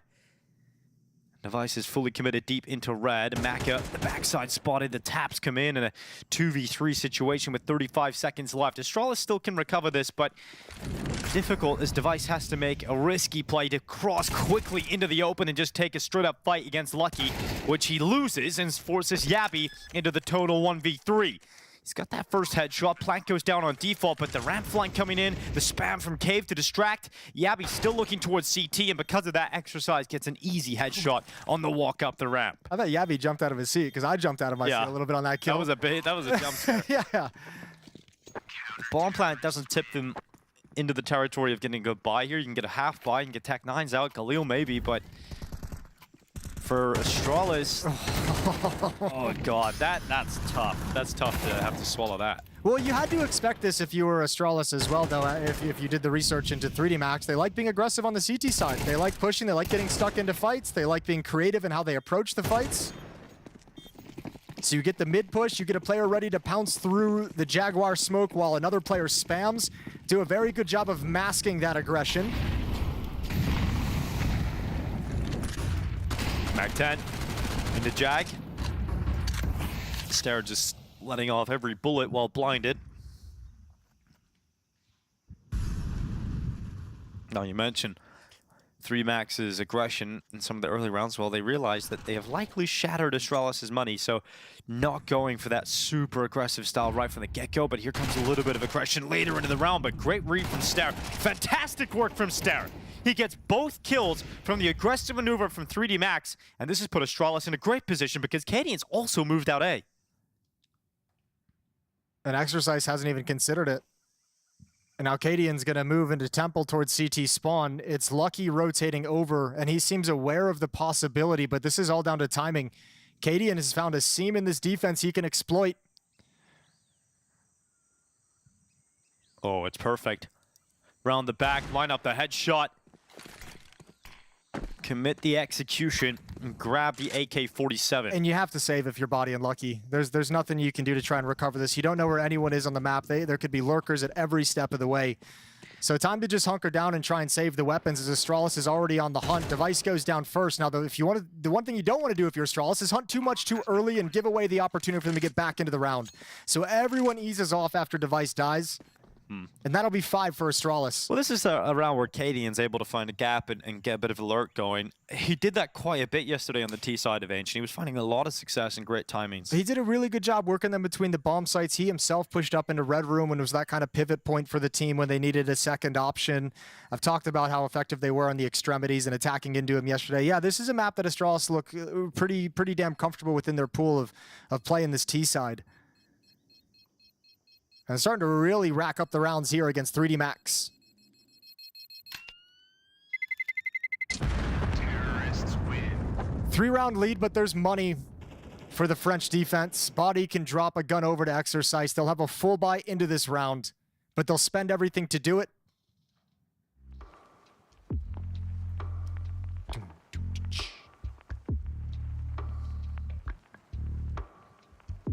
I don't know if you caught the, well, you probably did, the attacker tissue situation going on at Pro League. Did you see that? Yeah, I did. See Gravity, he's even following that a little bit. He's got a little tissue off to the side, drying the hands after the round. Okay. Now, what's he gone for here? Have we gone for like a cloth just one towel, tissue. or have we gone for like a napkin, or have we gone for literally a nose tissue? It's a nose tissue, well, which was exactly what Attacker did. Now, those aren't great for absorbing moisture. No. They're going to fall apart on you at some point. And it kind of looked gross. Yeah. It made the table look very, very dodgy. Yeah, a lot of weird implications. Mm-hmm. So you got to be careful with how you position a pile of tissues. As long as their hands are dry. Round 8. Let's go. Astralis 5-2 up at the moment. Red smoke is in. Stair charging out middle, and this time Body will not make it safely to the cutout. As Stair, fantastic work to get that opening headshot. That's an incredible shot. Like the switch over, the adjustment when you're just about to get blind as well. That's a beauty. Nice opening from Stair. 8-3. And now Gravity and Lucky have everything to do. MongolZ is going to commit Lucky to this fight. There's 3 players of Astralis, and they only need 2 of them. Stair and Yabby handle business. And the B bomb site exploited Exercise and Maka yet again with not much to do. Yeah, you just had a long save, and it's a rough feeling to have to do it again, but it's the only option really available to them. They haven't got a foothold in this round. They're not close enough to do it, but Stow might put them out of their misery, you know? They might cancel that save pretty early on. Exercise going down, just leaving Maka here with the M4. Stown's still around here. Likely knows that Maka couldn't have gone far. Most likely with his teammate. They actually might have been able to buy if they'd been able to keep both M4s. with Body and Lucky's money the way it is. We'll see where it is after the losing bonus, but Stown taking both away is going to negate any ideas of trying to force up around that. Yeah, if you kept the 2 M4s, I think they force buy, but everything's taken away, so likely a half buy for 3D Max, which against Astralis sometimes feels like it could be just as effective. Yeah, true. So let's see how it goes. Maybe all you need is a P250 and a Scout and 1 Deagle, and you're good. Yeah, it seems to be the recipe. Oh, that was good. That was great. Yeah, it's beautiful. Dodges the flashes, turns around, nails the headshot. Great supporting utility from his teammates coming over the top into mid as well. And Stown, he didn't even actually have to hunt.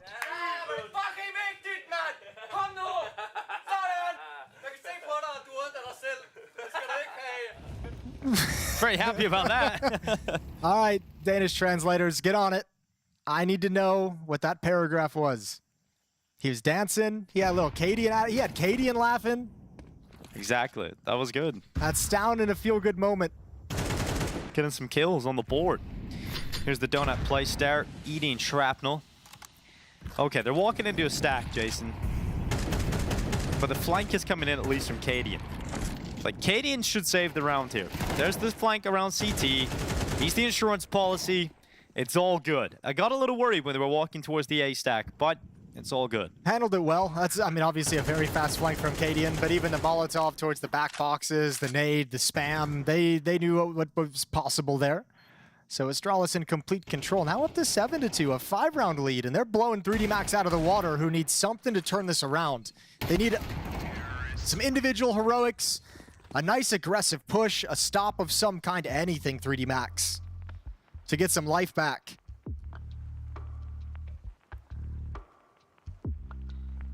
Maka steps into the op, and for all the conversation around the oppers and double op setups today with Dust 2 being the opening map, we haven't seen a whole lot of op play. Like, no team has had money to bring it out, ever. No. Everyone's just been running on pennies. Saw it in the first half of Dust 2, and that's about it. Yeah. And Device, he made it look good in that early round. True. I enjoyed it. Quite quick from Astralis here towards A main. Everybody committing towards the A plate. Here comes the donut smoke, flashes out, CT smokes in. It's just a quick hit to the A bomb site. It's a checkmate. It's a checkmate pocket call out of spawn. A change of pace. Oh, I like the deep donut smoke as well because Body's committed in front of it, and so you even get the advantage that just cancels any idea of a retake attempt here. Perfect from Astralis. Great call from Cadian. Yeah, and you have to save again if you're 3D Max, which is, what's that, like 3 rounds in a row they've had to just bow out of rounds? Not even in contention. Cadian's got Astralis playing really, really well. And this stretch of rounds is going to be a 6-round lead. And Astralis looking like they're going to force a 3rd map. If they do, if we get there, it would be Inferno. That'll be our first glimpse of the widened banana in an official match. Yeah, the disparity between watching Astralis on Dust 2 on the T side versus here on Ancient is massive. That's what I'm saying. This feels like it's a map in their pool that they've gotten comfortable on pretty nicely right now. Like, you can just tell the way that they're playing, the way they move, and how fast the decisions and how decisive movements are on the map as a team. Astralis is very comfortable here on Ancient T side. Saw it yesterday versus FaZe as well. 2 rounds remaining in this opening half, so 3D Max just clawing out whatever they possibly can. We got a timeout to talk things over. Second used by 3D Max. Yeah, they're kind of in damage control now in this half. The best case scenario is 8-4 scoreline, and it feels a little quite far off, but at least you've got Maka getting the AWP out. Maybe we can start to change up the game a little bit. Start losing that mid-fight. Star's been doing a great job at getting out there. I think they were winning it earlier in the half, but ever since Star started finding more success, it's been relatively easy for Astralis in mid.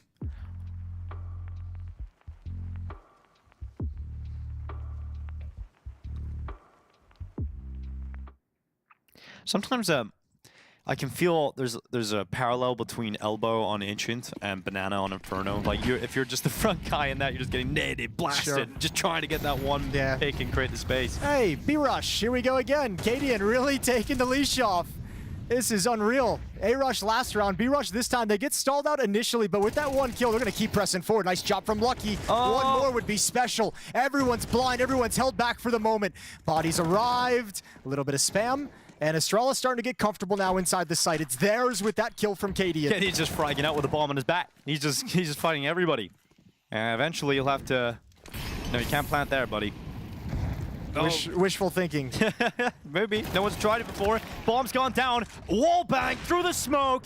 And suddenly, a 1v1 again. Device has to clutch up. This round's so important for the half here for 3D Max. Can Maka pick it up? Device disappeared on his scope. And he could have went anywhere at this point. Mac has lost track of him. Device is in a position that probably makes him really uncomfortable. He's got to worry about long and short, but now when he wants to plant the bomb, he's got to either plant in the open or transition, cross the op line from short back into the site. So really uncomfortable. He's got to take some time to clear these angles. And now he feels a semblance of safety. He'll take the risk. But he might think Maka's gone for a big flank.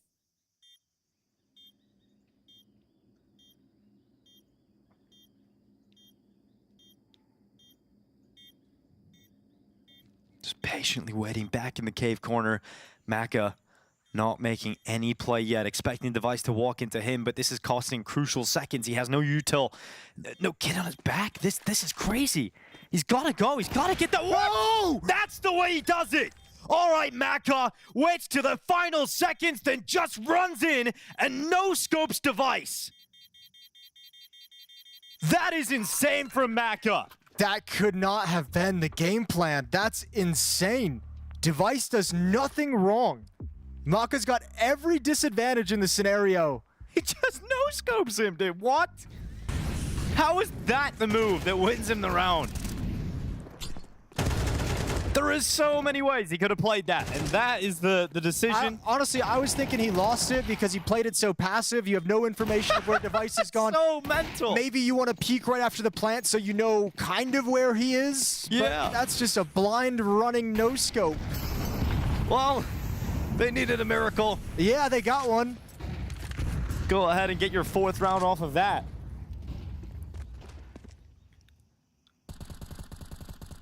Gravity about to peek over the top of the ledge. At least we'll take a moment to post up in case Astralis decide to climb up.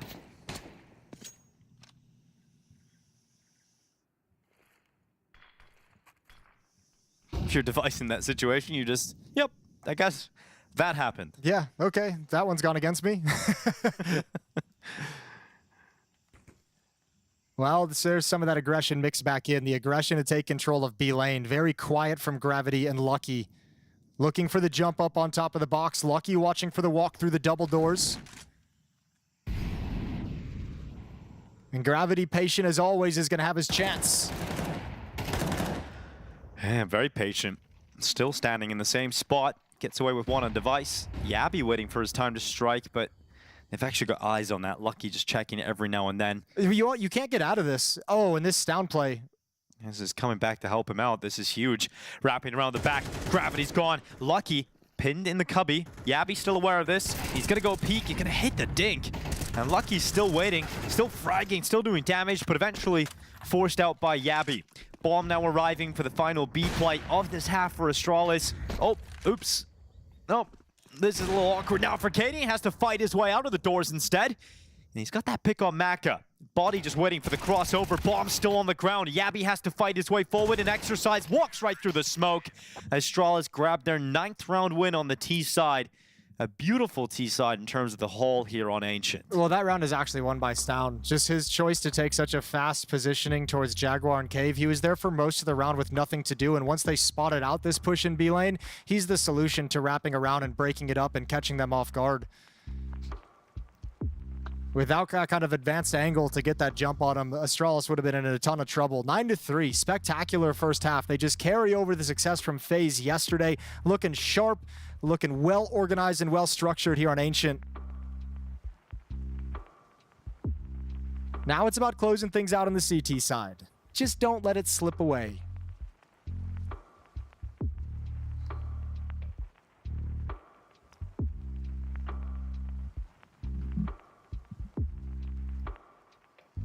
And 3D Max. Inferno's the 3rd map, Jason. We need to go that. Yeah.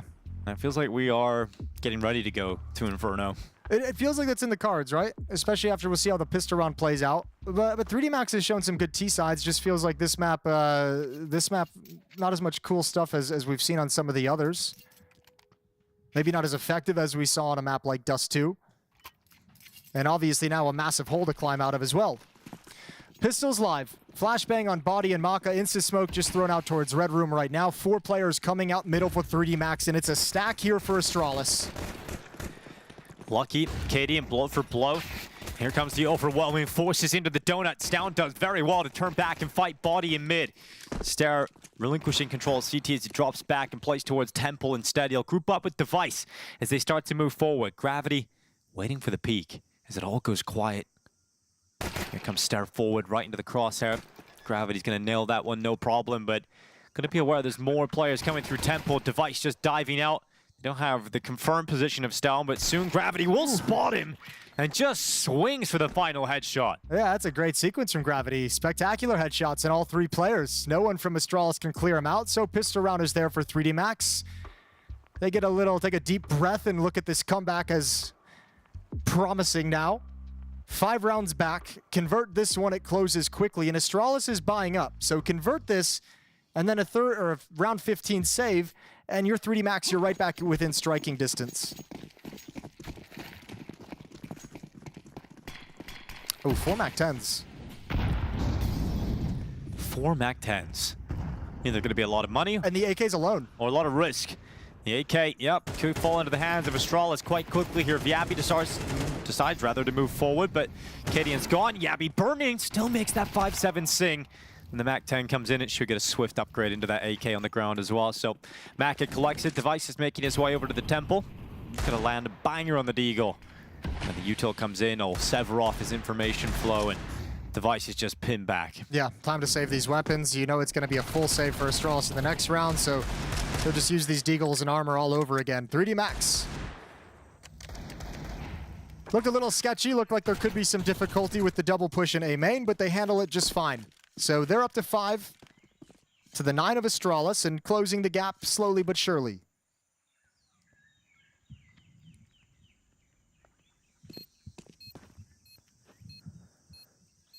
And they're taking all the correct first steps here in the second half. It's another, I mean, 3D Max is another like really fun team to watch, to be honest with you right now. Yeah. I really enjoy watching their style. Yeah, I really enjoyed, I think earlier in the season as well, first event of the year, they had a really cool train CT side. It was one of the first times you got to see train. Yeah, well, I mean, as we know, hyper aggressive, yeah, pushing into everything. Aggressive. It was against FlyQuest, and FlyQuest just, they struggled so bad, but it was just such a cool way to watch. It was a suffocating style of Counter-Strike. Yeah, and I mean, that's early on in Train's lifespan. I don't think we'll see that style continue. You need those pushes, but not to the extent with which they were doing them. But yeah, I mean, just like kind of a style marked by a lot of creative ways to be aggressive on the map. It's really quite fun and obviously effective. Round 15 is live. 3 MAC-10s, 2 AKs for 3D Max, only pistols for Astralis. A couple of saved Deagles down the stretch.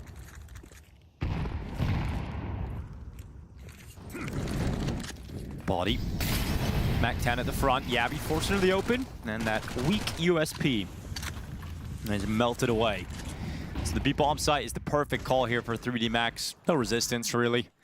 You just cut through Yabi, the only player that was there on that side of the map, and job done. 6 rounds now for 3D Max, and they really are on their way back in. You know, if you get a good start in MR12, you can really shrink these gaps so quickly. First gun round of the second half coming up next for Astralis. We'll see what kind of look they can give us. Device is going to have enough money for the AWP. He knows quite comfortable in the CT side of Ancient Optic. Ooh, hello.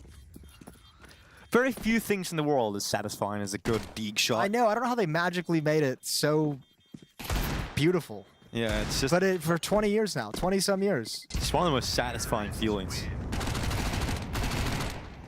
Even sort of receiving one, you can't... You always feel... It's like a tip of the hat. Yeah, it's like, nice shot. Yeah. Okay, well, 9-6. We get the guns back out now. Done away with the low buy rounds, and Device immediately brings out the AWP. Didn't get a chance to use it on CT side Dust 2. Didn't see a whole lot of it in the first half of Ancient. Finally, we've got him back on the big green. No op yet for 3D Max on this T side. Maka still on the MAC-10. And Device's op will be at the A-bomb site to allow the rifles to be a little bit more mobile for Astralis.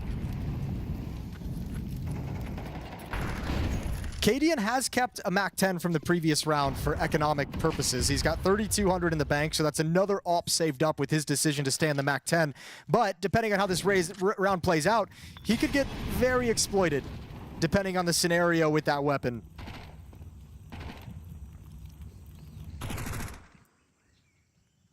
Here comes Device, ready to peek into the red room. Lucky, edging ever closer. Device, he's not going to fall for it. He wants to come and get more of the action, and actually sends that shot sailing too far left.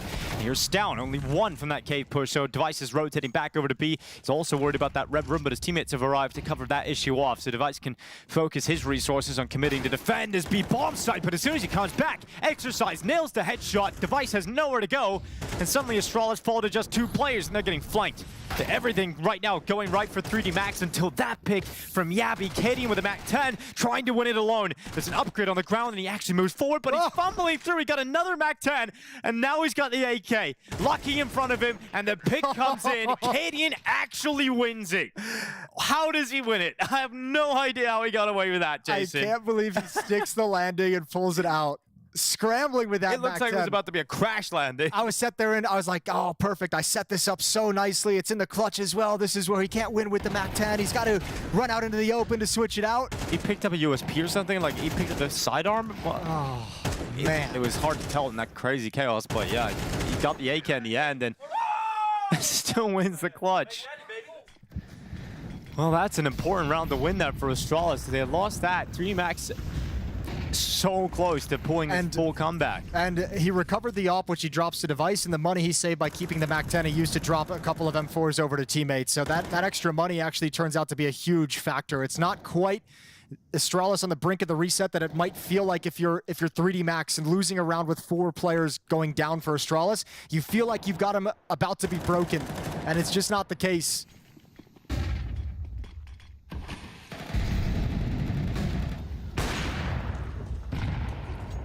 Device just running a shot out from long, trying to sell the fact maybe the rifle is in there. Stairs swings, not able to make the most of it. He gets taken out by gravity. Okay, Device with 2 smoke shots.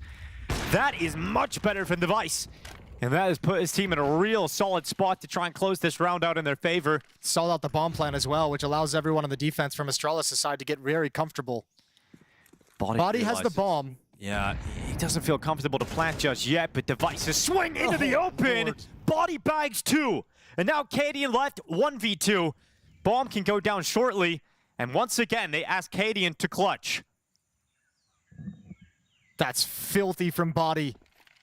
Cadian hears the sound cues, but he's going to wait for the plant where he might have a one-on-one.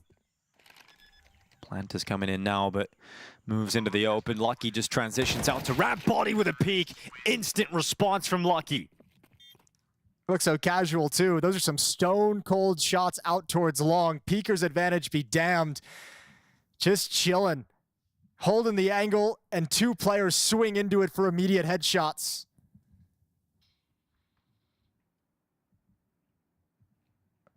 .3D Max fighting back, and this isn't going to be the easy closeout that Astralis probably wanted.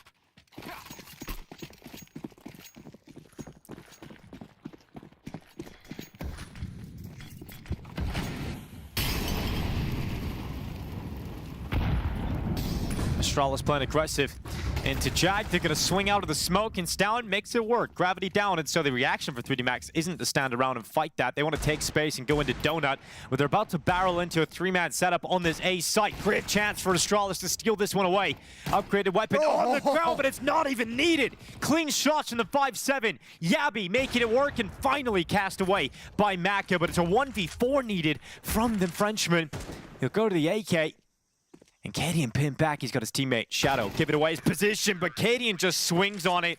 And Astralis have fallen victim so many times over the last couple of days to low buys, but they get one important one going their way this time. Yeah, and Yavi is just so aesthetically pleasing in that round with the way he plays it. 2 one-taps with the 5-7, just jiggles and 1 bullet headshots to 2 different players. It's 3D Max who struggle against the low buy here on Ancient. A devastating loss just when it felt like the comeback might be getting underway. That was their window of opportunity slammed shut, much like they did to Astralis in the first map. An immediate timeout taken, but not a whole lot to converse about if you're 3D Max. Exercise at 1,500, Gravity at 1,400, Body at 1,700. You got no money to really play with, so you're forced into a full-blown buy.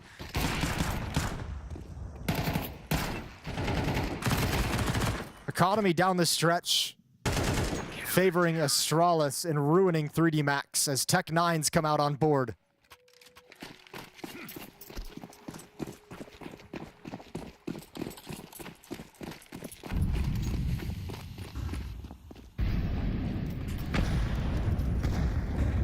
Quick run in towards Stown. AK positioned and poised to get a double kill, but it's just the one for Stown and overrun by the Tech9s, and the Tech9s are proving pretty lethal. They've got 2 kills so far. As they hold the phone, you didn't think this was going to be a nice, casual, easy victory, did you? Yeah. Like you knew there was going to be some shenanigans. Well, looks like they've recovered it here, Astralis. Lucky doing what he can, but smoke spam down by Cadian. 3 players from Astralis lost in that round, but regardless, they've won the round. They put themselves up to map point. And Inferno is waiting on the other side. And 5 chances to close it out, and you know this is going to be another force buy. Going to be another very similar buy to what you just faced off against. Tech9s, probably Deagles. The rifle, the one Galil that Maka had in the previous round won't be available to 3D Max. So Astralis feels like the red carpet is laid out. They just need to walk over it for this map 2 victory. Bring us to Inferno to decide the whole series. This is a 1-0 match. Winners from yesterday clashing here at PGL Bucharest.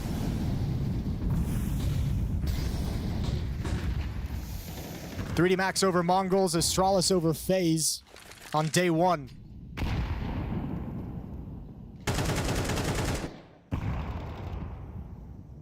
Here goes Yabby up into red, lucky to peek him. A further step in the right direction here from Astralis. Device keeping it clean inside of Donut.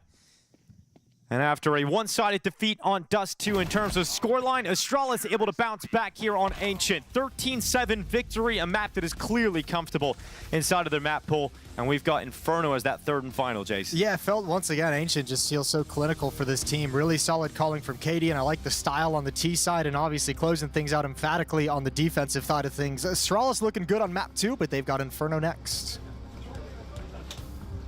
Well, there we go. We're going to a decider. Astralis looked, I thought, much more decisive on Ancients, a lot more comfortable. Prof, they did that so quickly you couldn't even get your shoes on. That is true. That is true. I feel like one of the players doing the fist bumps after the game, putting on their shoes. It's not that easy.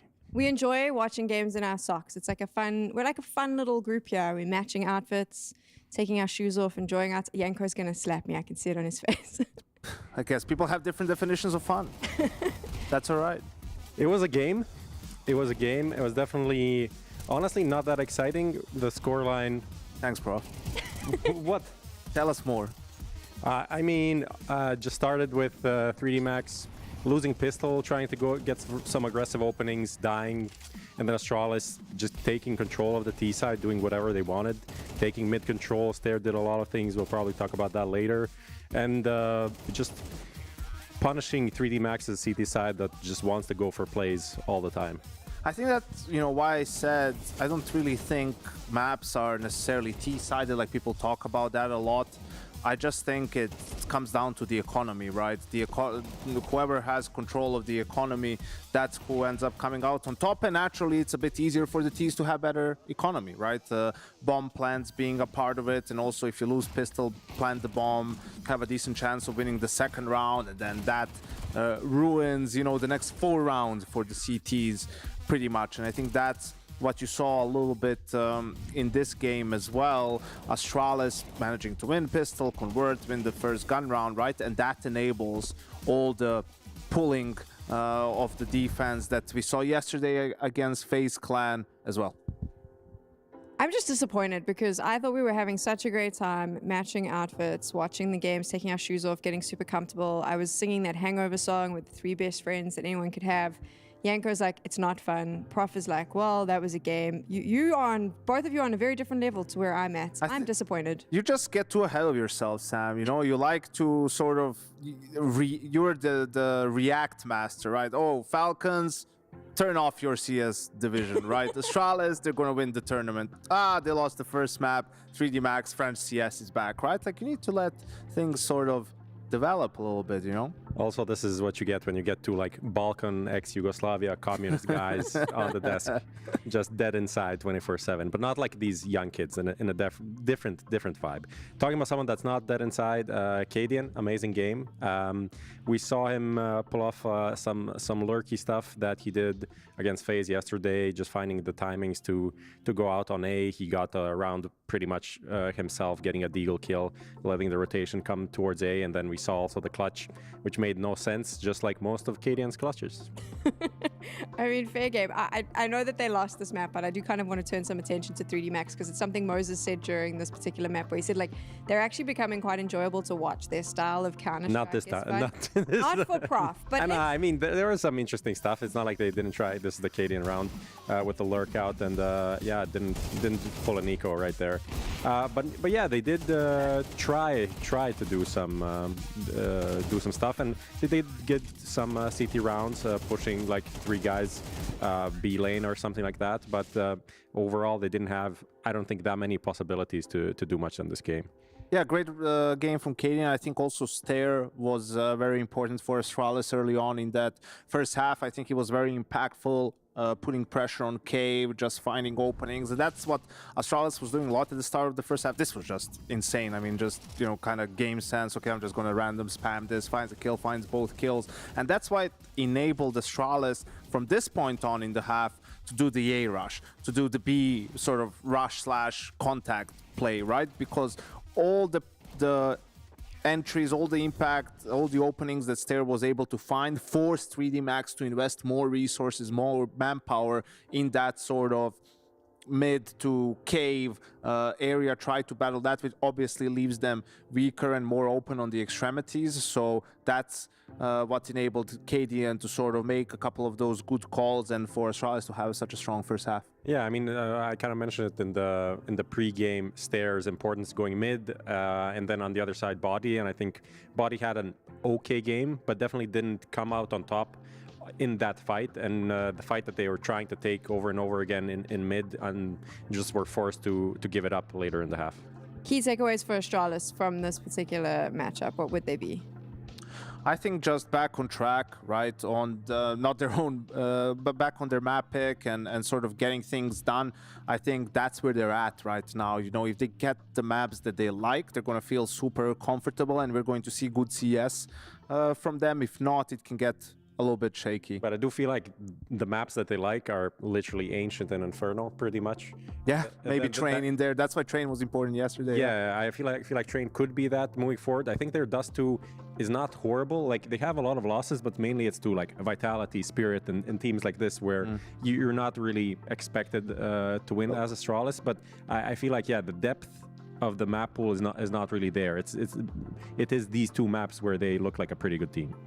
Yeah, I think also in the second half, I think 3D Max had the way back in. Sure, Cadian had the one clutch, but then they won the round right back after, but things then fall apart right in the round against Pistols. And I think it's a example of really having to do things on the fly and adjust. And I think it was a great call for a force buy from the side of Astralis, right? Like they sent just 2 guys cave to really fight the aggression. They get the kill on Gravity, who's sort of the B lurker, and then 3D Max is thinking, oh, all right, if there's 2 guys cave, must be someone going down B lane. They're probably weak on A. They speed up towards A, go through Donut, but it's, you know, obviously when you're speeding up like this, there's not a lot of utility that you can use, and it's close ranges, and look where the CTs are, right? Yabi playing close Donut, Cadian on top of Tree, also playing close. Like, that's where actually a 5-7 has the advantage over an AK. So just a very good, I guess, setup from Astralis that sort of works perfectly this way. You just punish the one guy,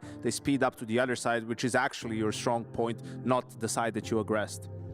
Is it fair to say that with 3D Max, I mean, we've been watching them, they obviously won yesterday, here today, like, we're enjoying their style of CS, but do they just lack a little bit of time against the bigger, more experienced teams? Is that what they require? Yeah, I don't know if it's time. I mean, they have some limitations just in terms of the players that they have and the players that they can pick from.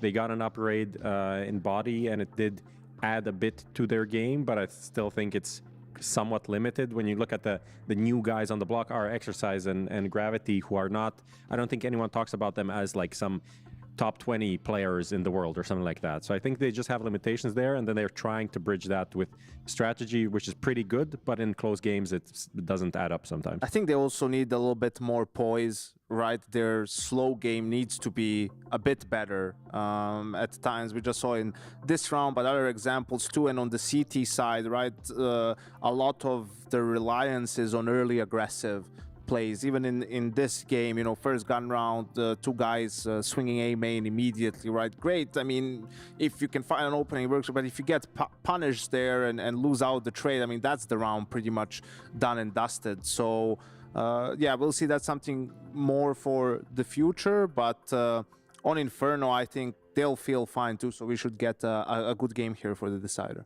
You think that they'll feel fine as well? I mean, because that was going to be my next question. We talk about Astralis being comfortable. We know they're comfortable on this map. What does 3D Max need to do if they want to ultimately win the series? I mean, it's Inferno, so it's always the same thing. I mean, Banana, I mean, is it even important anymore? Like, by default, the Ts are going to win it, and now with the update, I think it's just going to be even easier for the Ts to get control, and then it's about kind of gambling and finding information at the right time in the round, and this is something that KDN is super comfortable with.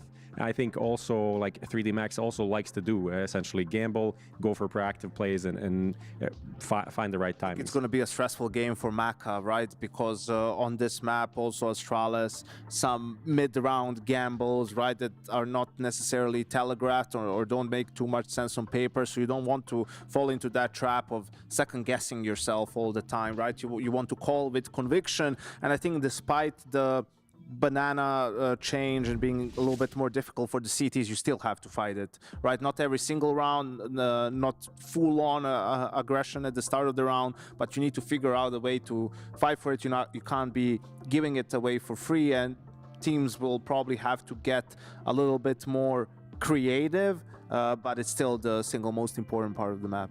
Okay, so I'm aware that Dust and Maui have weighed in on this in the pre-show yesterday, but I don't think we've actually got your opinions. What do you think of the changes personally to Inferno, gents?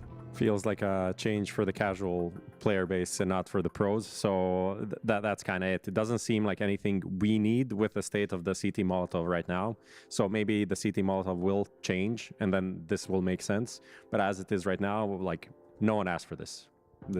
I like the change, but in the context of what the Incendiary does, it makes it more difficult for the CTs. And in general, that should just be reversed. I didn't really understand the nerf when it happened. It was a significant nerf too. So hopefully they reverse it and then it's all balanced out. In general, I don't like claustrophobic, areas on the map too much because it just makes for awkward fights and you're constantly like battling through utility, which is just annoying. How do you think the pros are feeling about it, though? Because that argument that it is really a change for the casual player has been quite strong. Have you had a chance to chat to any of the pro players? I mean, I think right now, pros are just pros, and they're just going to accept whatever comes and not really think about it too much. I feel like this is the general sentiment from a lot of them right now. So I think just, adapting and playing the game the best they can. We'll see how it looks. Obviously, there's been a bit of play with the new Banana and everything, but I think it's going to take a bit of time for people to like see, okay, this molly that we used to throw doesn't even make any sense anymore, so we're going to try and figure out different things. And I feel like 3D Max is one of the teams that maybe already has something different in their toolbox. Before we throw to a break, let's just quickly get your thoughts here. Astralis, 3D Max, how does this series go? I'm going to go with Astralis. Anything outside of Dust 2, they've looked really solid, and we talked about floor ceiling. They have a slightly higher ceiling. Now they're warmed up into the series coming off of a map win. So, yeah, I think they close it out. Yeah, I'm leaning the same. Sorry, French fans. They don't believe in your team. They think the Danes are going to take this. We'll find out if they're correct after this. She said she loves you. But she can't love me. But I love you.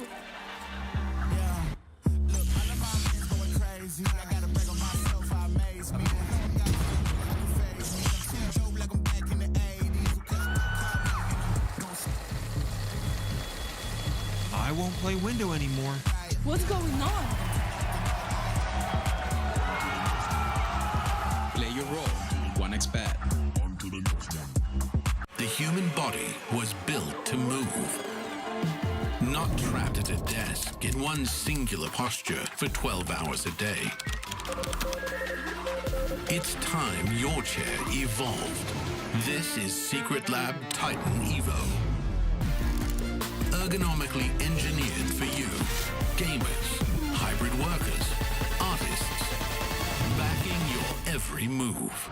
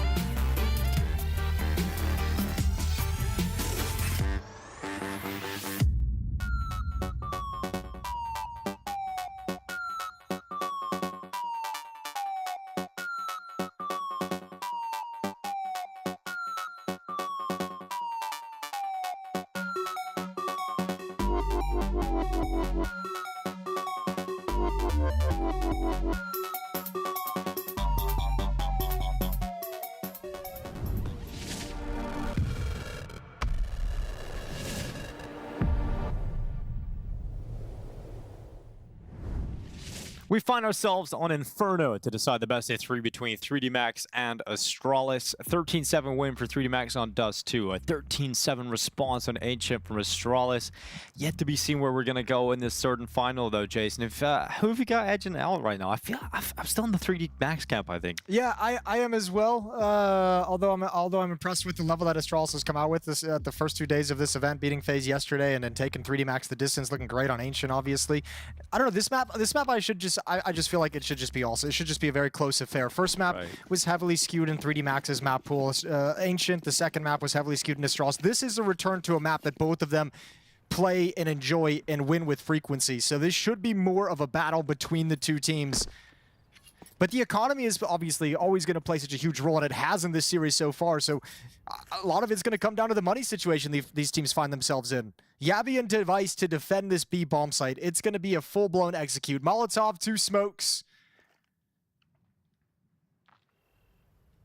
An early sound cue. Yeah. Device hasn't reacted. He'll wait for the utility to come over the wall. Heavy dismount and Device primes his dual Berettas. Here comes the utility. Device into the open, and no kill for Device. Yabby climbs up on top of the coffin.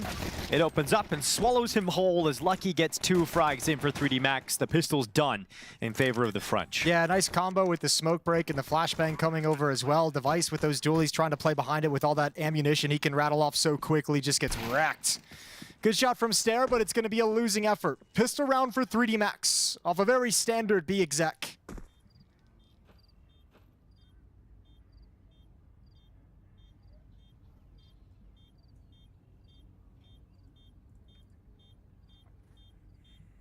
I think that's, we're going to, you know, one of the stories we talked about over on Ancient was the fact that Astralis automatically looked more comfortable on that map than they did on Dust 2. I think we're going to say the same thing about 3D Max here on Inferno, right? Sure. We're just going to see them a lot more comfortable in their decision-making as on the T side of Inferno.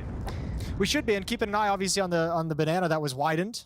Oh, yeah. So a little bit big wide banana. Yeah, it gives a little bit more love to the T side to be able to work themselves around the defensive Molotovs. Yeah.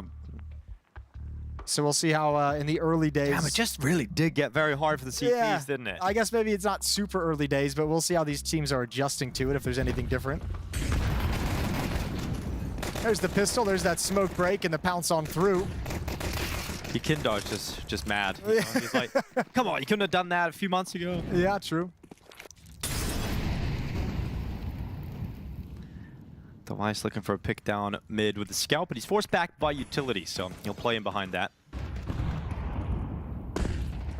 Second round full investment for Astralis. Yeah, and a CC out here for Cadian. Yeah, and taken down first. Jumps up on the logs, runs out of bullets. However, the follow-up spam from the MP9 does great damage. Takes out Lucky, brings body to 20 HP. And Astralis is getting a jump on the rotate over. But 3D Max ain't pouncing just yet. Oh, they get a stack. So I like in a round like this where you don't have the best weapons to make a gamble and just hope that the A stack's going to work out. But unfortunately for Astralis, they're going to start searching B here at 3D Max and figure out that, yeah, there's no resistance here. We got the job done. And then it's a decision because if you try and go for this, it's probably going to lose everything. But there is a timing they can get in behind them quickly. It's not like the bomb's gone down already, so they can actually go for this. Yeah, you're going to go see what happens in this first engagement, right? Dude, right look at here. this. If you get this kill, you're going to continue the retake. If you struggle with it, maybe not, but they move forward. Oh, great work. Kill comes in. Gravity takes his own teammate out, but he's got 2 kills. He got Bloodlust. Look at the HP on both the 3D Max players. Gravity at 19, Body at 20. I think he can run the clock down. It's a big factor here. A boost is a nice idea. Risky. It is risky, but let's see if he's able to pull it off. Gravity's got a hot hand, and it's going to be 1 extra kill. Now, Body at the back of Nubox. Device is going to know exactly where he is due to the boost, and so he can run him down with the low HP and the headshot again. Body is lights out in those kind of headshots. We've seen it on Ancient with that double kill alongside, and he does it again here at Nubox. Yeah, just stellar work. Just holding his nerve. 6 HP as well. Same risky for that boost in a 2-on-2. Yeah, you get the nice angle to get that first kill easy, but it gives away the position of both players. So Device had a real chance at it, and Astralis had a real chance at the round. Now, with it getting that close, does it motivate you to buy? Yes. The answer to that is an affirmative for Astralis. So M4 on Yabby, M4 on Stound, MP9s on Stair and Cadian. They force up into this to try and punish the economic damage they've just done. But this could have long-lasting effects on a CT side economy that is not easy to settle down.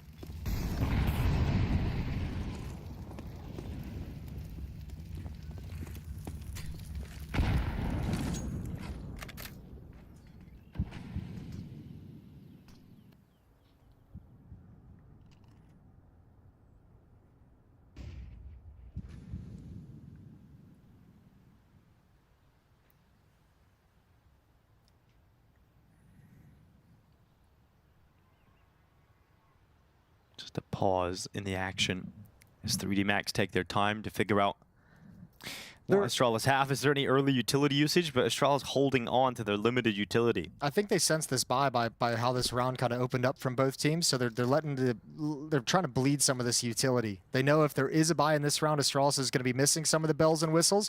So let them use a few of them early. So later on, you have an easier time of things. This is the site that you want them to come towards if you're Astralis. This is where you've got 3 players positioned, Yabby on a boost. His teammate down below as the foundations at Nubox and the coffin setup still available too. Katie making the rotation over. Great opening, clean kill from Yabby. They still have the option to go back to A, and it comes down to Gravity's success. Well, Gravity, he spotted a little bit of information, Rap side, but he's a little nervous. Yeah, gonna push forward into it. The spacing isn't great. He's on his own for a minute, and Stair can't find the kill, so A bomb site is open. And great work from Gravity to still get that pick on towards Stair. Damage being done. Astralis held at the door right now. It's hard to get back in on this retake with the lack of nades, so might just start to back away now and save that M4. A couple of those available, and an AK, so not a bad save here. No, not at all. Actually, pretty critically important that they get all these rifles out of there. They're sticking around a little bit long to look for some exit kills, but it's not worth it. This is your buy in the next round. Stound's even gonna go and risk it a little bit. Well, it's because they know they have the economy so low from previous round. They want a couple extra pieces of damage onto the money of 3D Max before they give up the round completely. They get the one on Gravity as he backs away. It was a MAC-10 though, so in terms of if you're gonna take a loss. Oh, there's an AK picked up. That's a Galil, I believe. Galil? Yeah, that's a Galil. So, hey, gonna grab that. Yeah, it's better than nothing for sure. So, all right, steal away. Interesting. 3D Max is up 3-0, but it feels like Astralis is in a pretty powerful position, all things considered, with the way the money's played out, with the way they've kept it low, and equally the way they've been able to salvage some weapons in that round. So let's see what they've got here. Still no op-out for anyone.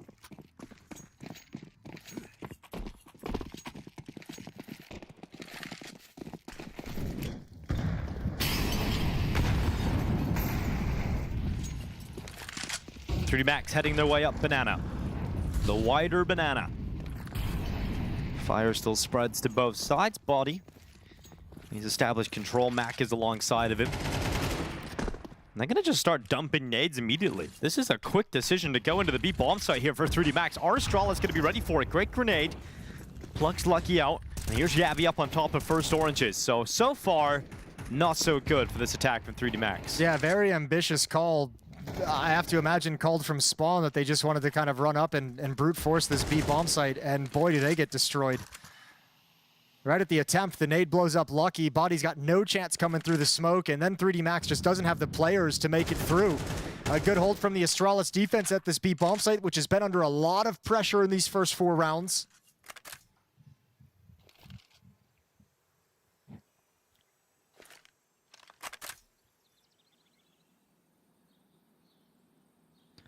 Cadian waiting. Here comes Gravity on the peak.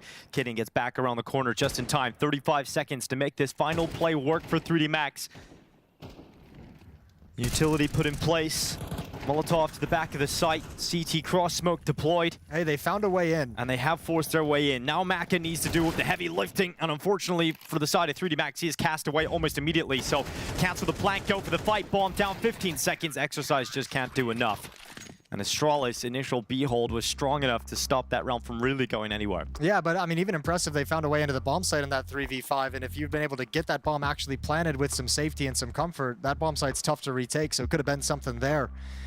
3D Max sit back with very limited money in terms of what they can bring into the next round. This one does nothing for them. 2 easy kills for Cadian to open it up, and then just mopping these last 3 players as they're stuck inside the bomb site. And Astralis, after salvaging so many weapons and really hampering this T economy early, they're flying high. Look at the cash they've gotten in their bank so quickly on this CT side.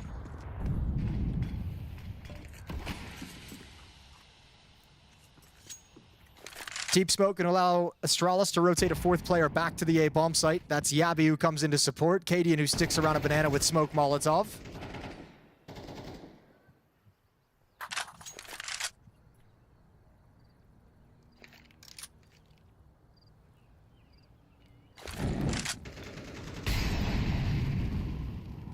Cadian being the solo Banana player, it's important this utility's put perfectly in place, but Body actually got in front of that deep molly, so he's still applying pressure towards Cadian, who starts to drop further and further back. In fact, he's asking for some help.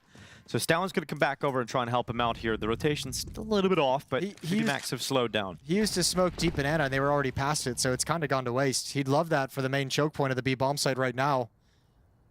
It was that safety net if he was to get pressured to be able to drop it and force them to go through, but now they've got a clear line of sight. Oh, Cadian. MP9, he can rapidly melt your opponents, but Stown and Device, they step up together. Device goes down at CT after just one, and so Maka is going to move in on that. Exercise cutting off rotations. Stare trying to get back, but Exercise is going to fall back in towards Arch. And the bomb's alone in the site. Yeah, this is a very awkward scenario. Stown is still prowling around the ruins, and there has to be a commitment to the plant soon.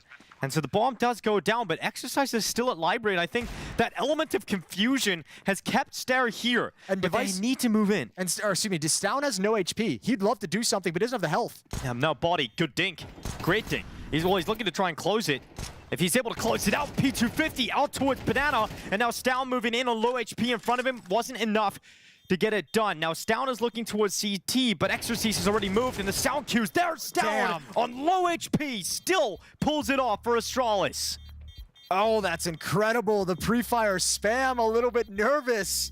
And Exercise drops a 1v1 for Astralis to get their second round. Oh, that's a crazy turn of events, especially with how good that P250 was working. Good save from Stown. And Astralis continue fighting forward.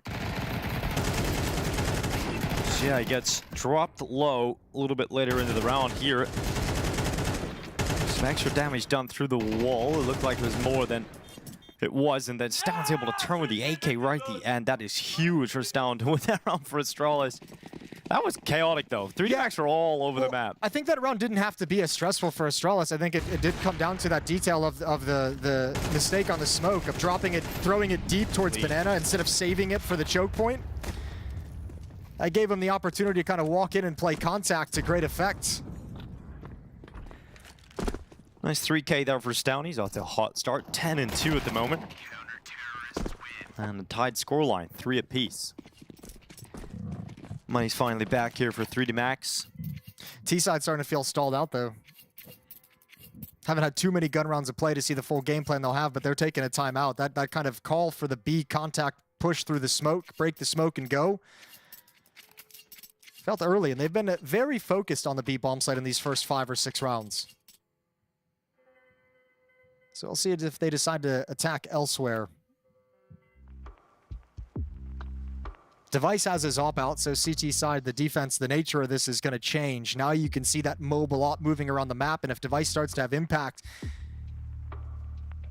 can really dictate what 3D-Max has available to them. He can be a menace and a nightmare, especially for a team that won't have many flashes coming into this round.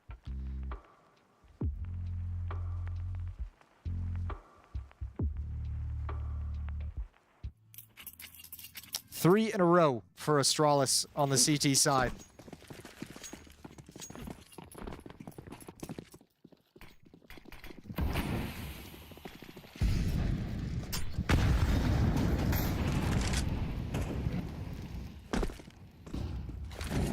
Mac is about. Get some nades dropping on his head. There they are. Manages to avoid too much damage. He's done a 44, but could have been a little bit more lethal. Device is in his comfortable spot at short with that AWP. And he does some of his best work.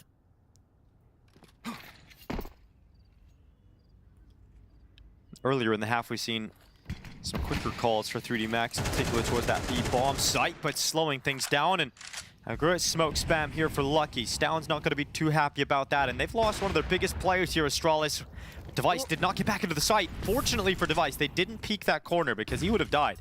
Oh God! He's gonna die anyways. Oh, that's a horrible round. Yeah, it's a really right. He got rattled and never got back into it. What? Here's the switch up to the A bomb site, and boy, does it work. Dude, he just jumps up. It's the headshot while jumping onto the truck. Yeah, man, Device got all sorts of discombobulated in that round.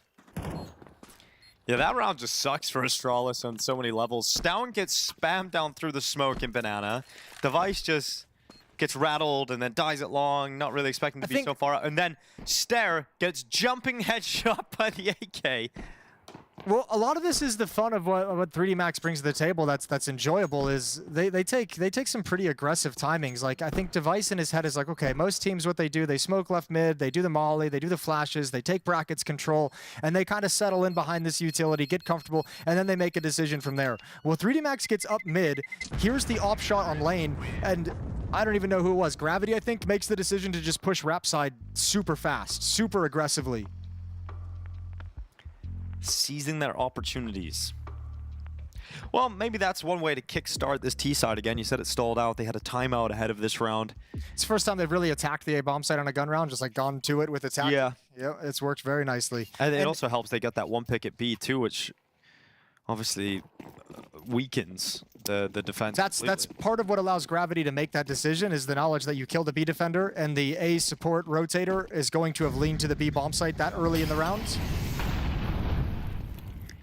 Here's Maka going for a top mid peek. Device sends the nade back his own direction, but Stan will land his. That one's understandable. Didn't want to get caught on the repeat by MongolZ.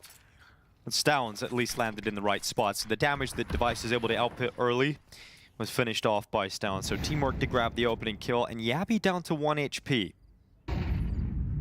They've just traded positions with Device's op going over to the B bomb site. Yabby with that low health gonna park himself inside the bomb site, try and get one kill creative when they're not paying attention to him. Unfortunately, that's the idea because the attack is going in the other direction. It will be right at Device in his AWP.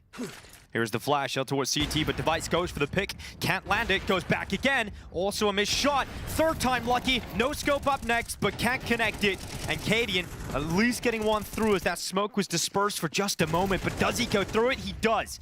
But to his death, not to success, and the plant starts to come in for 3D Max. Astralis, due to that kill from Cadian, still one player up, but remember, Yabby's on 1 HP. Exercise gets a double kill, grenade to remove Yabby, and then Stair comes in on the cleanup regardless.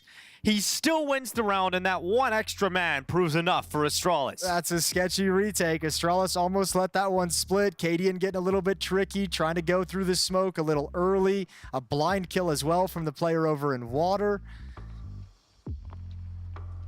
Very, very difficult retake of that B bomb site, but a good clutch at the end of the day. Stair continues to deliver for this team. He's been solid. I mean, it's only been, what, one series yesterday, one series now today, but in both of them, he's performed very, very well coming out of a very rough Lisbon for Astralis. Stoun leading the way here on Inferno so far, 11-4.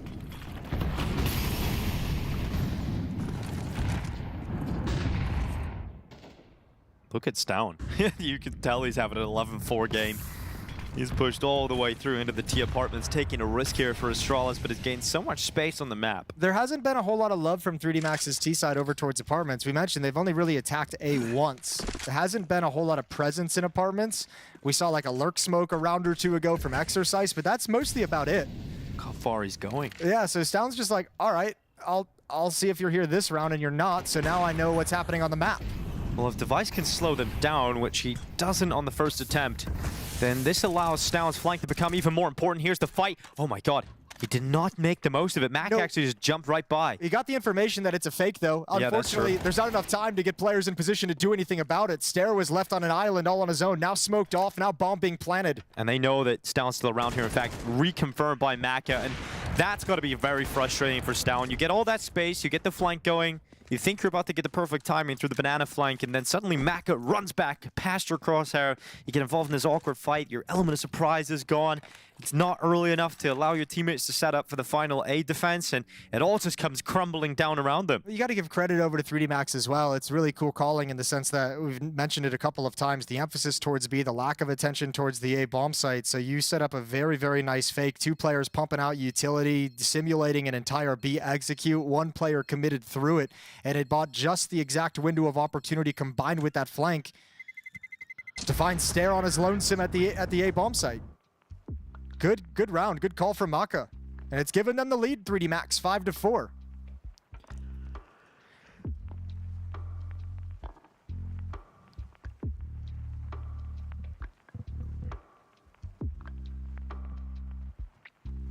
Little zebra print mouse pad. I think it's awesome. You like it? I want one. I think it looks pretty awesome. Feels very modern, contemporary. Exactly. Suits Device. Yeah.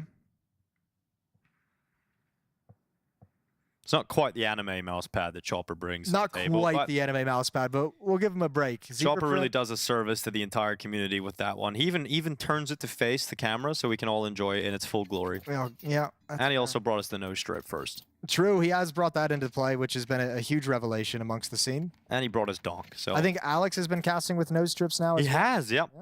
I tried to, but for some reason the one I bought just didn't really stick to my nose that well, Jason. Didn't have the strength you needed? Nope. So maybe I'll give it a go again. But everybody just thinks I'm walking around with a broken nose or something. They just get a lot of questions. It's the price you got to pay. For clean air through your nostrils. Increased performance. Increased brain capacity. All right, Deva, give me a mid pick. Give me this pick down. Here he is. Oh, he's not going wide. Well, probably a good decision not to do so, because then he can go back again, and Maka walks right into him. So Device grabs the opening pick of the round. Yabby committed behind the sandbags. His teammate sending a flash over, and Lucky gone off the top of the wall. Lovely from Yabby. Just a velociraptor with that posture. I like that. Destroys everyone. Exercise going to try and make his play up middle. It's all they've got. Device steps into the shot. And so quickly, 1 minute and 15 seconds, and it's a 1v5 for Gravity. It's a save for Gravity. A 1v5 save. And it's a long one too, Jason. So how have you been doing? I've been doing good. We're in the kitchen. What have you been cooking lately? Oh, nothing. I haven't been. You haven't been putting watermelons in pots? No, that's actually an odd kitchen decision. Kind of cool. I wonder if you can get it out of the pot, though. I feel like you might be risk stuck. breaking the pot. Yeah, well, some things have to be done. Yeah, well, there's the cast iron skillet. That's obviously won your heart. The watermelon really improved with the seedless development. Oh, you like GMO? Is that a GMO? Probably. Yeah. But, I mean, watermelon seeds I mean, are it has just to be, about right? Genetically modified. the most annoying seedless. food. Yeah, that's true. Just spitting it out every time. Yeah, they that's a pretty good one. And then they also have candy floss grapes as well. Cotton candy. Cotton candy, that's it. Yes. Isn't that the same thing? Candy floss? I don't know, but that's probably a weird UK term. Yeah, I so think yeah, it's- probably candy is the same floss thing. is indeed what they call it in the UK. Yeah. You know, Rush makes a great banana bread. I believe that. It's quite the baker. Those bananas look ready for a. Well, they kind of look half ripe, half. They need a little half bit more spoiled. time. They need a little bit darker. Yeah, and then you can whop them in a nice little banana bread for you guys at home. All right, that's that 1 minute save over. And that's the kitchen. Welcome. Well, maybe we'll go back to the kitchen later on today. All right, 5-5. There's plenty of money for 3D Max to buy around the saved AK-47. They've got a good amount of utility as well, so they can rinse right back into this. This is exactly what we wanted out of Inferno as well coming into this. With the two maps previously, you know, completely different win rates. 3D Max dominant on the first map, Astralis dominant on the second map. This was always supposed to be a closer affair, and the teams are delivering for us now. Lucky as an opening kill, traded back by Stoun's Molotov.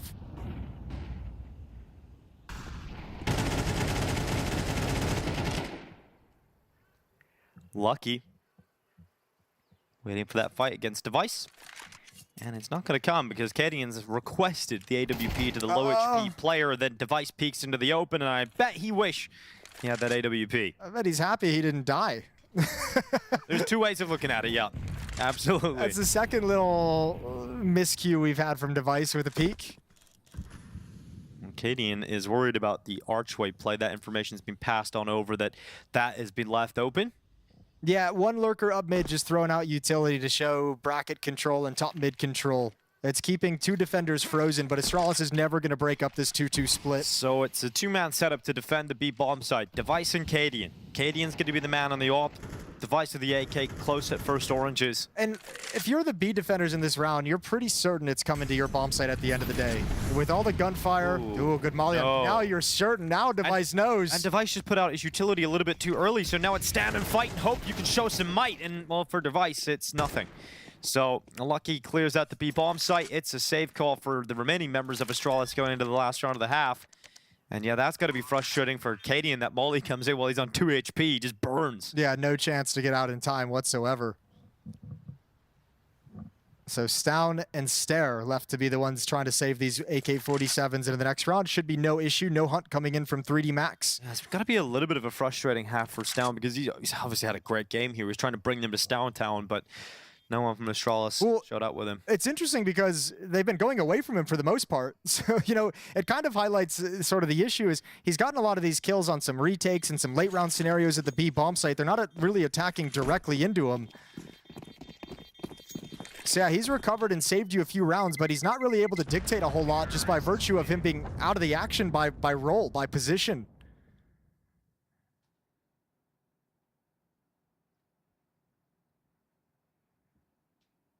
One round lead for 3D Max. Final round of the first half, third and deciding map. Winner moves on to the 2-0 group in the Swiss system at PGL Bucharest. Loser moves down to the 1-1 group. And we draw the matchups for tomorrow. Later on today, we got Complexity Furia. P90, let's go. Oh, damn. No one expected this. What's he doing with that? But Bodies brought it to the table. The P90 makes its appearance here in Bucharest. And Body is barraging his way up Banana. And the P90 unleashes Fury. Great opening. Yabi gone. Cadian cast away. And we've got down the sole hope for Astralis. And that is really it. 3v2 now. Retake required for Astralis. Actually, they've stopped the plan from going down so far. You get killed by a P90 and you're just like, what's going on? What's happening? Good nade. Down. Oh, Body survives. 2 health for himself as all the Molotovs and fire rain in.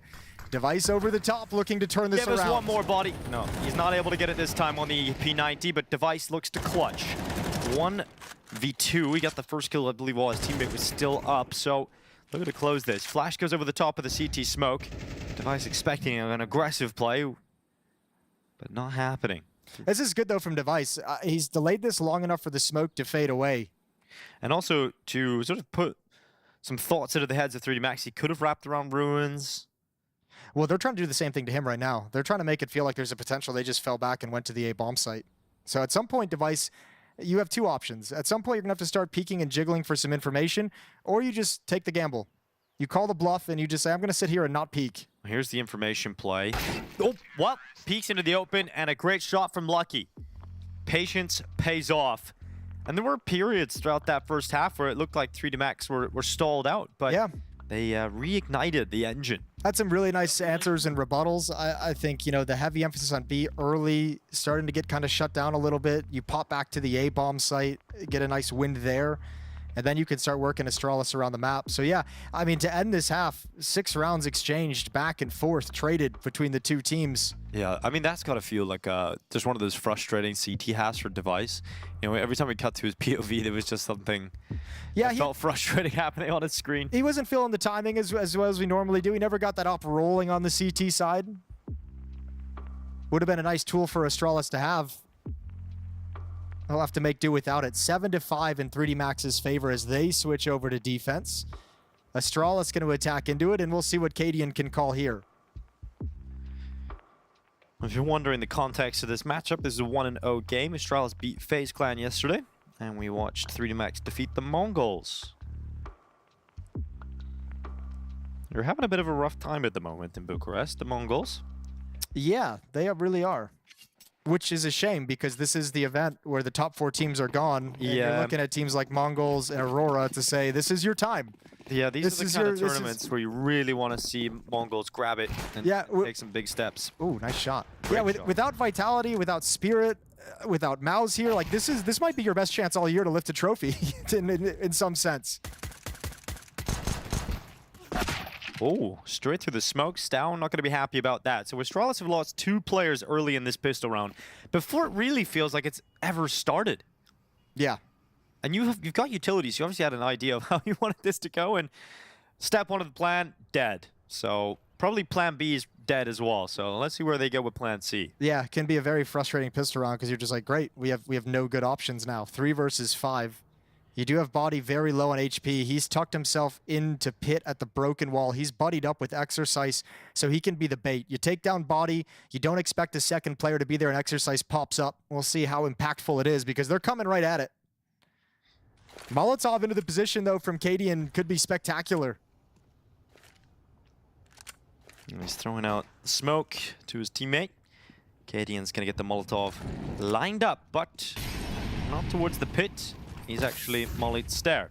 So, Stair's going to have to go through his own teammate's Molotov, and that has not exactly worked out. Plan Cadian Denied.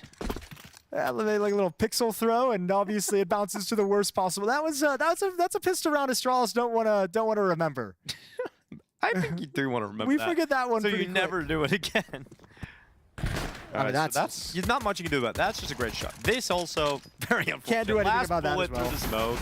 Then you can definitely do something about that. You don't molly your teammate next time, and Gravity gets a beautiful trio from the bomb site.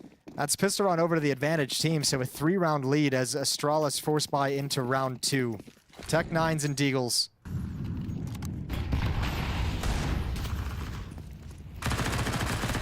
The victory here for 3D Max gives them a good grip on this series to close it out. 4-round advantage and economic control if they take a dub here.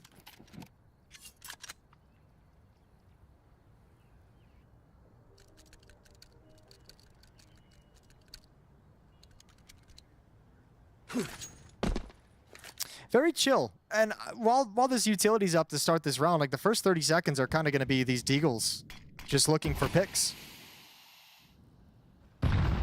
Cadian and Device are going to kind of sit back and let the Deagles do their thing, see if you can find you any openings to exploit later on. Cadian's got utility. They've got 3 smokes and 3 flashbangs to exploit anything the Deagles can create.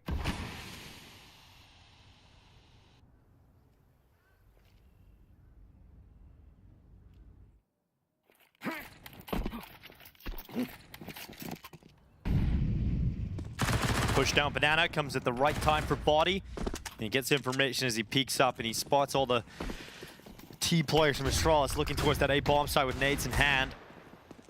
They leap towards long and wrap it. Mac is playing in Graveyard. His teammates got the apartments, and taking balcony control is massive as it allows the cleanup to come in comfortably for Mac as he can focus all of his resources on dealing with the long threat. So 9 rounds for 3D Max. Astralis don't really even get close to making that one competitive, and now they're down to a situation where the best you can get is P250s and a couple of Deagles, and we're looking at 10 rounds for 3D Max. And you make it even more of a nightmare status. Well, Maka just got 3 kills with the MP9, so he gets all that bonus money as the Opper of 3D Max. He's going to have another chance at it here of what should be unarmored opponents on the Astralis side. So 3D Max is looking like a 10-5 lead, money control. Your Opper's got, I would imagine you'll pick up an Opper in the first gun run and plenty of cash behind it. 3D Max is sitting very nice to close this series out. Astralis have a huge task ahead of them when the guns return. Here goes Stare, unleashed with the Tech 9, a double kill on Body and Lucky. Mac able to get one back with a grenade, and then the MP9. He's just making money. Making a lot of money right now, but 3v2 stops the Banana play from happening, and so Cadian's gonna go up middle, but he's already got a Glock in his hand, so... Yeah, you can have the best flank in the world. The Glock in your hand is not going to be too much fun to work with, no matter where you get yourself. So he's going to work his way into CT spawn, and he might be putting himself... okay. Fake smoke up towards Library from Astralis. Bomb is in alt mid. Cadian, they're trying to buy time for Cadian's flank to have an impact, but the defenders keep pushing down Banana further and further away from him. Now, if he goes and picks up a gun... then we're talking, but... yeah, then we're cooking with gas. MP9. 24 bullets as well, doesn't have to reload. They're not reading it, they're not looking, they're not even checking even slightly. So here we go, Cadian. This could be a double kill. Doesn't know the second player's at the coffins, but there's a free pick. He's going to be so disciplined in this scenario. Oh! Well... could have been everything, ended up being nothing. That's how it usually plays out. Yabby, bang. Nope, that's how it usually plays out as well. Yeah. Yeah, that's unfortunate. A lot of behind the head shots not landing. They're just like us. They're just like us. Yeah, I feel relatable today. Well, this is kind of it now for Astralis, isn't it, Jason? This buy. Yeah, this buy is the one. See if it can get him back on track. Cadian doesn't have a whole lot of runway to work with calling this T side. Only one player from Astralis has broken double figures. I know, it's continuing. The Stown solo carry. And it's cooled off too, because I remember halfway through the first half saying, wow, he's 11-4, and now he's 14-9. So they just haven't been shooting back. Cadian inside of the smoke. Great play over the top. A little bit of a risk and perfect reward. Save call for 3D Max on A. Yeah, that's a nice, easy, old school play as well. That's been around for years. So Body and Lucky not respecting it, and Cadian cracks things open. As far as first gun rounds go of getting on track to start a comeback, this is as good as you could hope for. No one's died, nobody's gone down. 2 really easy openings in Banana, and a free 6th round on the board.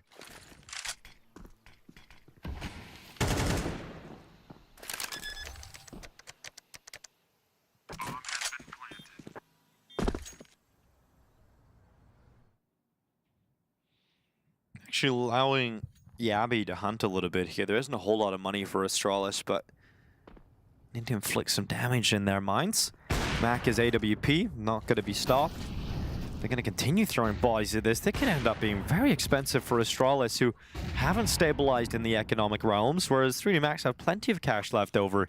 Yeah, I like this call to back off the hunt, although they are leaving Stown to go for it over in Halls, who's very close up. He heard the op scope in. He wants to catch Exercise, and he will. Oh. There's a 20-liter backpack right there. That fits a lot in it, Jason. And a plastic bag. There was a plastic bag as well to carry some goods. Whoever it is, they're Although I don't know why you'd carry your goods in a plastic bag when you've got a 20-liter bag. Maybe they have more than 20 liters worth of stuff. True. Fair point. All right, a couple guns fall at the end of the day for 3D Max, but they've got plenty of cash to replenish them. Do you Americans use liters when you're talking about like backpacks? Yes. Okay, so you do gallons for liquids. For liquids and liters for containers. Okay. Just make it confusing for no reason. Cadian, 16 HP. He was the hero of the last round. He won it by his opening move. This time he gets legged in mid. At least lucky to be alive. Well, they've taken a lot of space up in apartments already, so he's got to be careful. It looked like he wanted to wander himself in towards Boiler and look for a fight. That would have been a mistake. Yabby with a strong position. Maka the only aggressor as well, playing with the op under porch.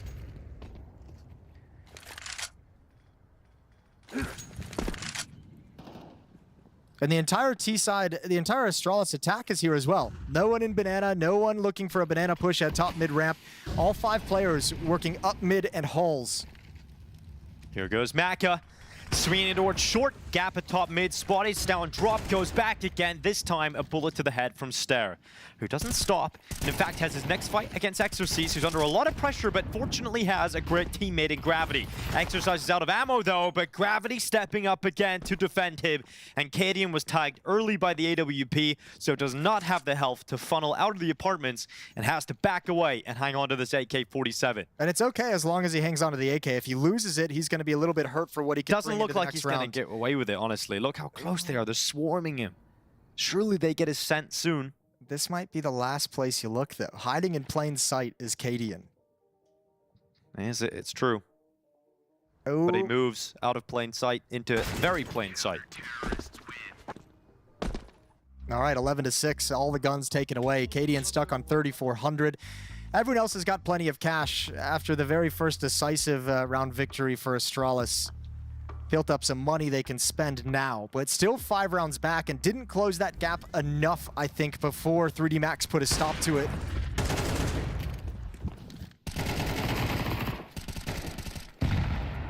I mean, Gravity's the hero here. Exercise was about to just get wrecked, and then Gravity steps up and helps him from the bomb site. Yeah, it's a lovely setup that they execute there. It's really well played. Juggling the aggression. Good job from Gravity with the MP9. 16 kills on Gravity, 16 on Maka as well. Well, we actually said that was the round for Astralis, right? Now, getting to the point where it's hard to believe in any kind of comeback here. They're using their second timeout. We're seeing some weaker elements of their buy coming up in the next round as well. Yeah, and I think more than anything, it's the fact that they have to reset 3D Max's economy still, right? Like, if this was 6-11 and 3D Max were out of money out of an Astralis victory, might be something different to talk about, but still seems a long way away. Still very possible. Let's see what Cadian can do with this MAC-10. You imagine he'll be the space taker for his rifled-up teammates.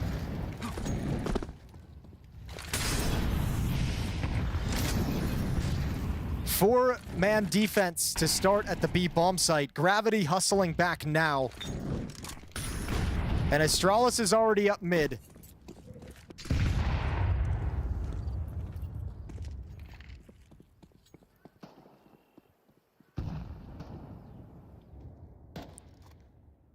Body body all the way down Banana. Mac has got the peek over towards T stairs. He can even flick to the left side here quite swiftly. Maka will do exactly that. Body to rattle shots to the chest of Cadian. Then Maka will seal it with a collateral. It is Yabby to do everything. 1v5, Maka is not looking likely to let him pass here. There's the pick, and Maka's 4K. He is very happy with the work he has just put down on B. Another beautiful setup, and this time no one from Astralis challenging up Banana, and it's happened a couple of times, and 3D Max is like, if you guys aren't going to be here in Banana, we're happy to push down. We're happy to get this position. Really strong setups. We can build off the back of it. Body does his job just perfectly. Everyone's distracted. And we've seen this harass Astralis a number of times, not only in their control, their deep control of Banana, but also in the really fast flanks, the turnaround if Astralis is able to go up middle. 1 AK in the hands of Stair, Galil for Yabby, Deagle for Cadian, Mac 10 for Stown, and a measly Tech 9 in the hands of Device. But Stair, okay. I mean, that is a pretty sick shot to kick off this round.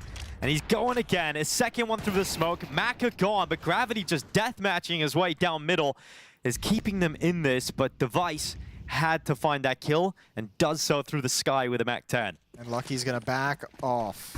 Flashbang comes in, here's some footsteps. He's got plenty of utility, but doesn't want to use them just yet. Ooh, Flashbang comes out.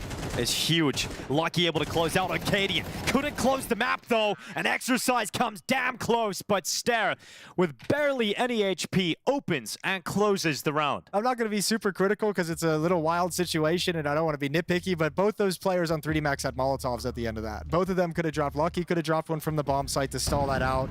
One could have been thrown from CT spawn to make them fight in the flames, prevent them from wrapping.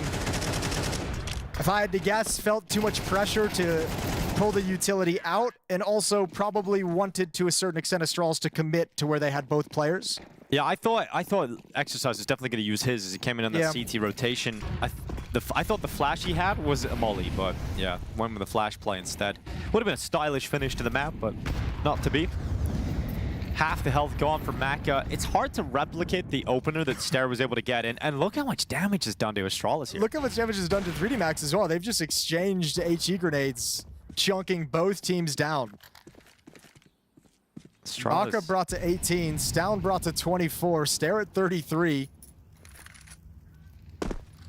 Astralis staying committed. There's 4 defenders here, none are in the bomb site. They're switching over now. There's 4 attackers and 4 defenders ready to go on B. 8 players at the B bomb site for this whole round. This is going to be a bloodbath finish here. Could be the end of the series. All 13-7 score lines on the maps if it closes here. Here comes the play into it. Maka and Lucky. 2 kills between them. Astralis fall to just 3 remaining members. There's a play coming in towards top mid from Yabby, trying to create some space to the Mac 10. Lucky's already rotating back, and even if Lucky calls this clear because he won't see anyone, it's such a strong position from Exercise with the Mag 7. Okay, Yabby just stays. He's like, I have the foothold, I have the information, I have the vision. It feels like everyone's rotated off. I haven't seen anything. You have to realize there's the possibility of someone over in pit. Well, Yabby losing most of his health.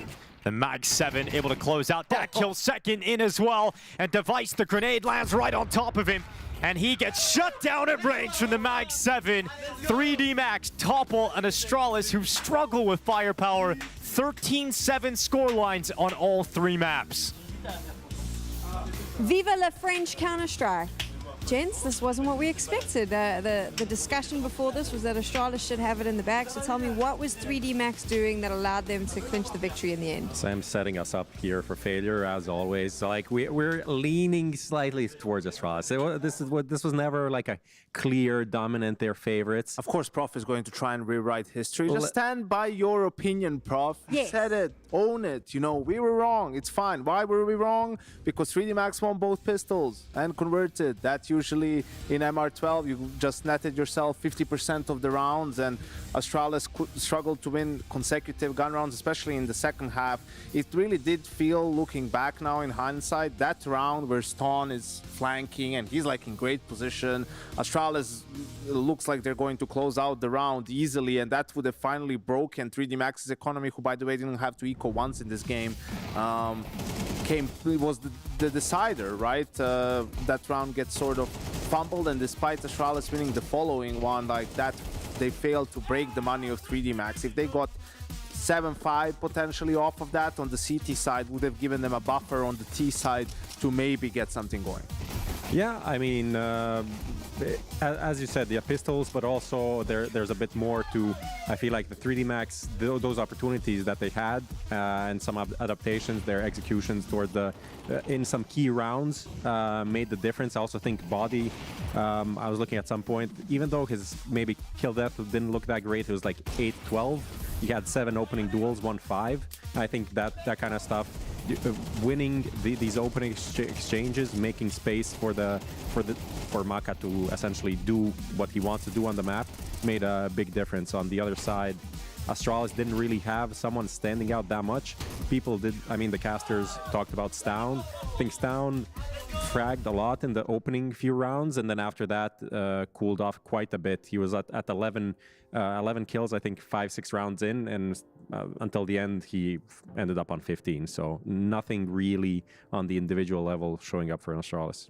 Yanko's gonna love me for this question. The vibes in 3D Max look really good. I mean, you see them on camera, they're confident. Vibes tend to be high when you're winning. Exactly, but I mean, for them, they looked really confident throughout this. You could see there were lots of like laughing and giggling, and you saw it when they then went into the next round. They played really well, whereas on the side of Astralis, slightly stressed was kind of the vibe I was getting from them. I don't know. You know, like...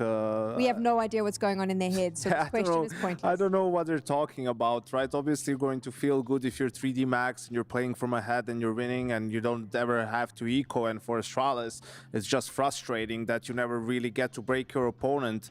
I think similar to a game, to one of the maps yesterday, you know, they won, I think it was the train one. They won a lot of gun rounds, Astralis, right? But due to the fact how them losing pistol and 3D Max having good stars, those gun round wins didn't sort of transpire into some anti-ecos and some easy rounds and getting momentum, right? And it's just another testament to MR12, and if you start 3-0 down both halves, it's going to be tough to come back without, you know, some either individual stepping up in key moments, winning you a clutch here and there, or something along those lines, and it wasn't there for Astralis today. Yeah, I mean, we could look at the round that that was kind of noted by Yanko before. I think it was round 9. So early on, 4-4, you see like it could be anyone's game at this point. And 3D Max got banana control and essentially parked 2 people in front of the B bomb site, went for a quick fake, and all while Stown was flanking. So they felt they had Astralis essentially. They knew what was going on. You see the position of Stown there. He actually gets kind of caught rotating back, getting missing the door essentially, and then missing the duel, and everything falls apart. It's just like a very not instant adaptation, but within 15 seconds they're being on B to going on A, executing and trading on stair, having the round. And it's just unfortunate, right? I'm sure people are out there who will nitpick and say, oh, but they don't have that much info A, why are they all on B and whatnot? But it was just 3D Max with some good timing. I mean, they're faking B and going A with a lot of time left. They didn't exhaust the clock completely, and then also Ston. I don't know how Maka was retreating from Banana, but he jumped or did I don't know what, where Ston couldn't even get that one kill, which then for Ston it's like, well, where do I go now? What do I do? Stair is stuck alone in the bomb site, and it's just one of those rounds where if you're Astralis, you look back and say, damn, that was like really unlucky. That could have played out 7 different ways and we win 6, but this one we lose, and the round the map goes in a different direction. Bigger picture now, because you move out. Astralis has lost the series. Should their fans be concerned? Should they be worried? You've now seen them in 2 games. What are your thoughts? I mean, I honestly think so far so good. Honestly, I mean, the results not great, but they've shown better form than we've seen in previous tournaments. The FaZe win here, winning 1 map. This last Inferno game could have gone differently. I'm not super disappointed with how they played. More so the Dust 2 and the eco losses and kind of the lack of some fundamentals and stuff like that. But yeah, not too bad. I think a lot of favorites are struggling, which could be good for Astralis anyway. Yeah, the margin for error is just so slim in MR12, right? And for Astralis today, just wasn't good enough in that department. I'm sure if they won at least 1 pistol round or Inferno, we would have had a much closer game, but still 3D Max, one of those teams that's on the rise, and for Astralis, 2 more opportunities to make the playoffs. So I think they'll, obviously be unhappy about the result, but no reason to, be concerned or anything. Just keep working, wait for your opponent tomorrow, and go again. French CS fans are going to be celebrating because 3D Max is now 1 win away from making the playoffs. They've had a really good run. They beat the Mongols, and now they've beat Astralis as well. When we return, Furia takes on Complexity, and we'll see who will hit that 2-0 bracket. She said she loves you. But she can't love me. But I love you.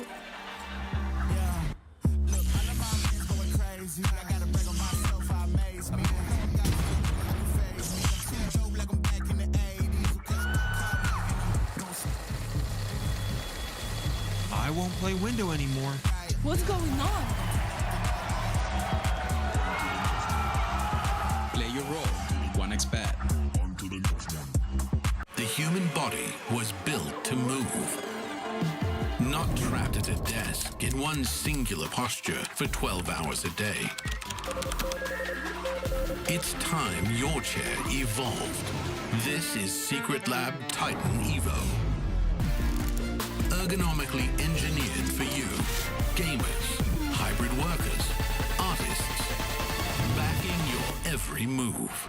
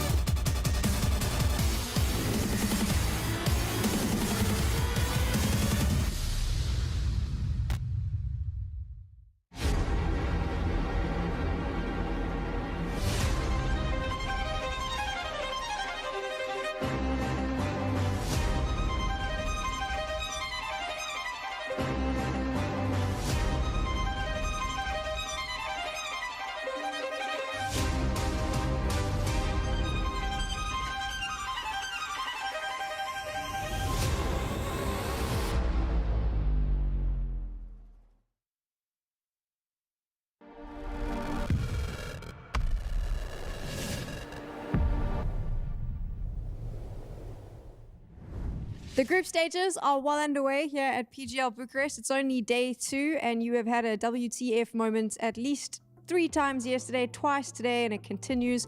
It's really fun. Everything is shaking up. And now we move into our final game here on the A stream. It is Furia up against Complexity, and North American Counter-Strike fans are going to hate me for this, but tough luck, I'm going to say it. These 2 teams are just hobbling along, in my opinion. 2025 has looked really rough for both of them. I don't think that they've technically played up to their potential. And we'll focus in on Complexity first, Prof, because everyone keeps talking about this win streak that they're on. But I mean, it's kind of mid-teams online, right? Such a hater over here. 12 wins in a row, and we're talking about hobbling along. They're dominating. They're dominating North American opposition online, and then tier 3 European opposition online. And then Falcons, which looked like a really good win yesterday. Today, after they get 3 rounds against GamerLegion, doesn't look like that good of a win. But, it's still a big improvement to how this team looked at the beginning of the year. So they start the year, go to all of these lands, have all of these invites, and essentially lose everything. 0 map wins on LAN over 2 tournaments. Not looking great. Then, things start picking up. We can look at the results, obviously against some pretty good teams, but still not winning any maps. It wasn't looking promising, and the 2 new pickups looked like so below the level of like Floppy and Elige that left the team that was like, this is not going to be fixed at any point. It's the level of opposition, though, for me, is so completely different, Yanko, when you look at who they've been beating. It's great that they're on the win streak, but this is not the level that they're going to be facing here in Bucharest. Yeah, the best team that they beat is Wildcard so far, in that win streak. So, yeah, we'll see. Obviously, with Sexy and Nick, right, it's a big leap. And we heard JT talk about it in an interview, right, just getting adjusted to tier 1 scene, level of opposition, the players and everything, and sort of get through the early nerves of playing on that sort of a level. The first couple of months were always going to be rough, but now they seem to have eased into it a little bit. So this tournament is great for complexity, just as sort of a litmus test as well to see, okay, how good are these players actually? Can they perform on this level? Can this composition of players work together and actually have any sort of meaningful results, or do we need to keep mixing things up? Obviously, the win streak has also been compounded by the fact that they did get rid of their long-term coach, TC. In the same interview, JT mentioned at the moment it's the players doing all of that sort of strategizing themselves. Do you think that was the... I mean, it's a difficult one to ask, but it is the question we have to ask. Right or wrong move, in your opinion, Prof, to have dropped the coach? I mean, I don't really know why it happened. They didn't really talk about it. I do feel like it's more of a... First of all, like they've been together for a long time, so change is always good. I also think like they're an org that is financially quite strained right now compared to where they were when they signed on TC, right? I can't believe you're even putting him in such a negative light. You're South African. I didn't say a word. I just asked the question. She was kind of dissing him. She implied it. Yeah, you're implying it. I did not. So let's just say like they're doing the best that they can with what they have. I just think just to touch on the win streak, I think this is one of the things that even if it's not against great opposition, it gives them the confidence, which they were definitely lacking. And even like they admitted, like the nerves for these new players coming into the tier 1 scene playing in the lands were evident, and they were not really performing well. And then you look at someone like both Nyx and Sexy were really good yesterday on LAN, like one in more star rolls, one in the kind of the anchoring, but delivering quite well. Let's pivot over to the Brazilians on your screen. Yanko's favorite region to talk about. What do we think of Furia so far this year? Very disappointing. I think you saw in the second half of last year some good results from then. I am Rio most notably, right? But around that, it's just been close but no cigar. They failed to really build on some of the good results they had since they added the Skulls into the roster, right? And they were very close to making the playoffs of the major. We touched upon it in the FaZe game yesterday, right? Felt like they had FaZe, then Kerrigan steps up and they come back on map 2, take it into map 3, and they were hoping Furia would be able to build on that this year, but they've actually regressed somehow, right? And it's been worse, and you feel like another one of those teams that's just lacking results. I mean, there's not too much there, you know, that you have the players, you have the team. Sure, you can make the argument that there's maybe role overlaps for players and maybe, you know, a different player would fit better. You can say that for every single Brazilian team out there. Probably need 2 changes to actually be good, but this is the team that has the most talent, right? Like, I mean, this is the team that has K Cerato. This is the team that has Skulls, Yuri. I think actually he stepped up in the last couple of months. I've been very critical of him last year. I think he's held or holds like some spots that have a lot of responsibility or he can have a lot of impact, and he just looked a little bit lost. He's been playing better, but everyone else has fallen off now. So just can't get really everyone to get going at the same time for Furia. I mean, what you're talking about, Furia is also one of the teams that's the longest together with their roster, which seems crazy because it feels like you haven't really seen them do anything, right? But they've been together for like 8 months, and it is time to do something. I think what you're talking about, the regression, it's weird how the way I see them is like when Fallen has the reins of what they're doing in the round, it feels good, and then as soon as individuals need to do decisions for themselves, things kind of get out of hand, and this is why their CT sides are super bad. And then on the T side, when Fallen's calling the shots, they look like a really good team, and it's almost like a inverse of what Furia was under Art. Like their baseline is pretty good, but their peaks are nowhere to be found. Before with Art, they would get some of these crazy upset wins, maybe make one run and then get bombed out like 3 events in a row. But now they're just a middling team right now.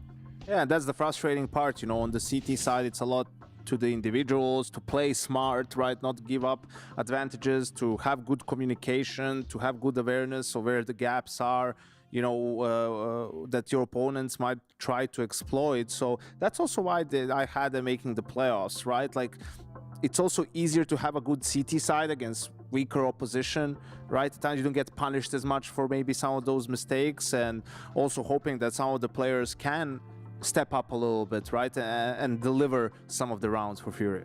He was on your screen just now, but I'll draw your attention to him again. Holzark, obviously, he popped off yesterday, had a banger game. But my thing about complexity is, and even when they still had a Legion in the lineup, I felt like when Holzok was popping off, the team just looked better. But he kind of, for me, lacks a level of consistency that maybe they need. Yeah, it's like what Kadian said. When they go deep, they look good, or whatever that quote was. I mean, definitely not a consistent player. Hasn't been since he joined Complexity. But I think yesterday everyone looked good. Everyone was sharp, and I expect Complexity to be pretty sharp again today. I think what they brought in the game was a lot of aggression and like just going for it. And I think Furia could struggle with the same thing if they get rolling. I think that's where Complexity are right now. They're one of these teams that if they get rolling, they get the confidence going. I think they will be quite dangerous for Furia. You don't think that Fallen's experience will allow him to read that pace pretty fast and dictate the speed at which Complexity comes at him? I mean, I think that's kind of where the game will unfold. Who will do what, but it's also like Fallen can't dictate what in a fast-paced like execute what Cello is doing or what how Skulls is reacting, communicating with K-Strato. It's going to be on the individuals to use their utility, and this is something that Fallen also complained kind of about in a post game when they got eliminated. He's like, we lost this by misusing our utility, and it's like, yeah, you talk about this and then you leave it to the individuals to execute. I think Furia has this in the bag. Do you see how fresh those fades are? Yeah. Like, that is it's all exactly about the analysis we wanted. Look good, feel good, play good, right? Like, that's the moniker, and I think Furia has that in the bag. I have to say, the coach Sida, he's looking much sharper than usual. Like I was observing this earlier. I'm like, I don't know what, but his aura just increased like 30%. He did this thing that happens to rookie coaches, right? First, you're like super stressed because there always feels like you need to prepare there's more. There's more work, right? Yeah. You could have prepared better. You could have gotten more information across, and then the game starts, and you're like, you want to help out, but you also want to leave the players. And then now he's reaching the phase where like, I'm not playing, you know, there's only so much I can do, right? There's no reason to stress and be ill after every single tournament. So, you know, do what you can, right? Like, obviously do your job to the best of your ability, and then it's up to the players to sort of execute and get it done. And looking at the veto, I don't think there's any surprises here really. Could have been maybe for the decider, either Inferno or Nuke, but for the picks, Furia really liking Dust 2, and then for Complexity, one of the early adopters of Train. Yeah. We saw them yesterday against Falcons also be really good on that map, and Furia picking T side. 100% win rate coach, by the way. You see him. Look how chill he is. That's the secret to success right there. He also has quite a. It's not a fade. It's a whatever. Man bun. Yeah, I don't approve that haircut though. We don't approve of the hair. I tell you what, why don't we at some point we'll set up a piece of content where Yanko and Prof can rate all the players' haircuts, and we can do like a tier list. That's more of a Maui sort of. Is that a Maui vibe? Yeah, that's more down his lane. Yeah, I prefer to focus on the CS. On the CS after bringing up the fades specifically. Yeah. Exactly. Okay, so according to Yanko, the way to determine how a team's going to perform is the way they look and their fresh fades. Hopefully not for Complexity's sake. Yeah, Complexity's hairstyles aren't going to deliver. This is deep diving analysis we all wished for. You've seen the veto. We've seen both of these teams play. We know that both of them have a lot on the line. I feel like this is a very important tournament for both of them to try and shake off the weak performances that they've had leading into this, even though Complexity is on that win streak. After looking at that veto, how does this play out? I mean, obviously Furia are big favorites. I just think Complexity will bring a decent game. That's my thought. Yeah, I have Furia making the playoffs, so it's going to be tough doing that if you lose to Complexity here. I think also an America's matchup, in a sense, suits Furia too. Historically, they've been very good in the region, very strong in the RMRs and whatnot. So, yeah, I think this is had a nice little breaking game against Apogee, who beat MongolZ, and now against Complexity, they get to take that another notch. So, yeah, I'm going with Furia on this one. It's time now to hand on over to Dinko and Moses. I would ask the boys on the desk to rate Moses' hairstyle, but he has no hair. I think it's, come on, that's low hang. I'm not gonna lie. I literally turned to you. I was like, you know what's coming. You for know like the last 10 minutes, I felt the ball joke coming. I've just I've sensed. It's that skin fade. Yeah, crazy. Anyways, I don't know where to go from here. Haircuts game, do I look hope- nice I today. hope. You guys have all done very well with that. Yeah, that was great. Complexity is quite a surprising win streak. Better than some. Better than some. Definitely. Why are you just muttering here. under your breath over there on the desk? You're just hanging out. I like Yeah, it. I'm having a great time, Jason. Like, How do you pick do you against mind? a 12-game win streak? That's perfect. I'm so good at asking questions when we switch away from them. It's actually unbelievable. Pissaround about to go live. Complexity, a 12-game win streak. Not all of those are series. Some of them are best of one. 7 straight series victories for Complexity. The desk talked about it. Competing against lesser competition. Last time in we qualifiers. casted a PGL event was Cluj-Napoca, Jason, in the group stages, and we actually casted Complexity's first ever win. And it was against Imperial Valkyries, that's right. And since then, they've gone on to do a whole lot of winning. They're getting tired of winning, Jason. Look, it's beautiful to see. There's a lot of exhaustion around winning these days. They're America's first. Yeah. They are. Here goes Cello climbing up onto short. A little bit of a sexy play into the tunnels. The bomb's right there. Could have been an interesting player to spot out early. I'm interested in what Furia is doing with the bomb outside the B site. 3 players moving up catwalk. Do you want to fake an A hit, drop in a CT spawn? Are you going to try and fall back into a mid to B split? Complexity set up very strong for that. 3 players in middle. Ooh, all right. Serato down first, 60 on the double kill before being cleared out. JT set up next, but remember, holzerk around the corner, tucked and ready to go for a double. So Skull's left, 1 versus 3 clutch needed from him. He's got 45 seconds to do it with a Glock in hand, and the rotation of the remaining Complexity players coming over towards B. Skulls peeked from window and the left side of the site, and so just too much to handle in the end, so Complexity collect the first round of play. I'm glad you mentioned Halzerk in that round, and I'm glad Sixy got a nice double kill there, because those 2 guys were beasts yesterday against Falcons in that surprise upset that nobody saw coming. Halzerk went 37 and 13 across 2 maps. Sixy went 38 and 29 across 2 maps. Those 2 dudes were beasts. So you want to talk about this rise from Complexity. Well, they kind of went for this new, obviously the struggles of Complexity and putting a lineup and having funding to be able to afford a strong lineup is well known. They've gone for the potential of NA players, of guys who haven't really had their chance yet in Nixon and Sixy. And obviously, for at least one of them in this short time they've been together, found some comfort coming into this PGL Bucharest event. Let's see how far they can ride that, how far they can take it. Fallen being very passive with the scout. Oh, that is, yeah, that's pretty nice from Fallen. Just a little push out, snap Halzerk off.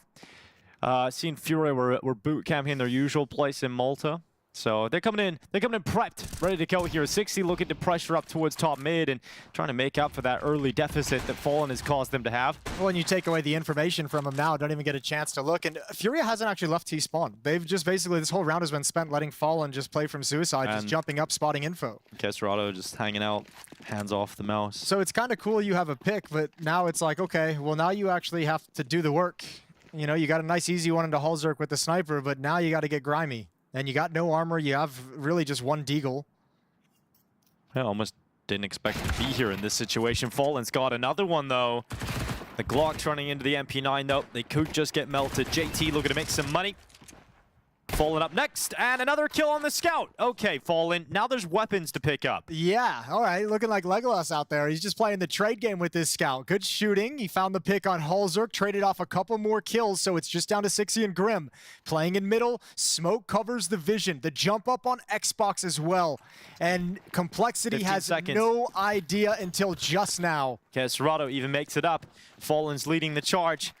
8 seconds left. Got to get that plant in real soon. Fallen commits to it. Has to make it happen here. And they're not in a position to deny it. Serato ripped off the top. Fallen still around, though, with this scout. The Professor looking for all 5.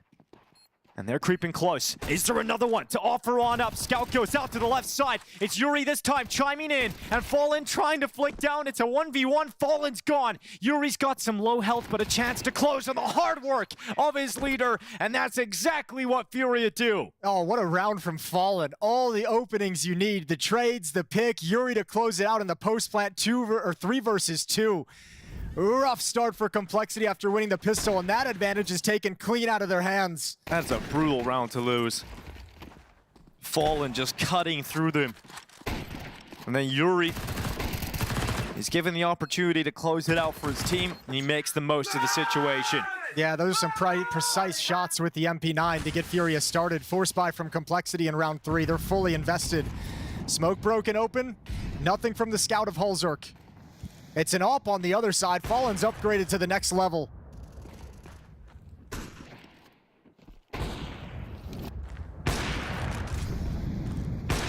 We climb up into short. JT's looking to try and get a good peek, but they're already around the corner. They're already over the top. And Furia quick to take short control.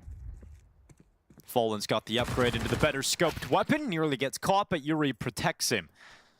That duo of players have become very effective over the last 2 rounds. Yeah, that's been a nice pair of rounds for those guys playing together. Smoke coming out from Cello.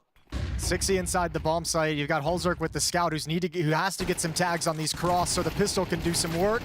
It's not there. Oh! Okay. That is just vicious from Castorado. 2 headshots collected. Complexity couldn't fight back. Bomb planted. 2-1 lead here for Furia.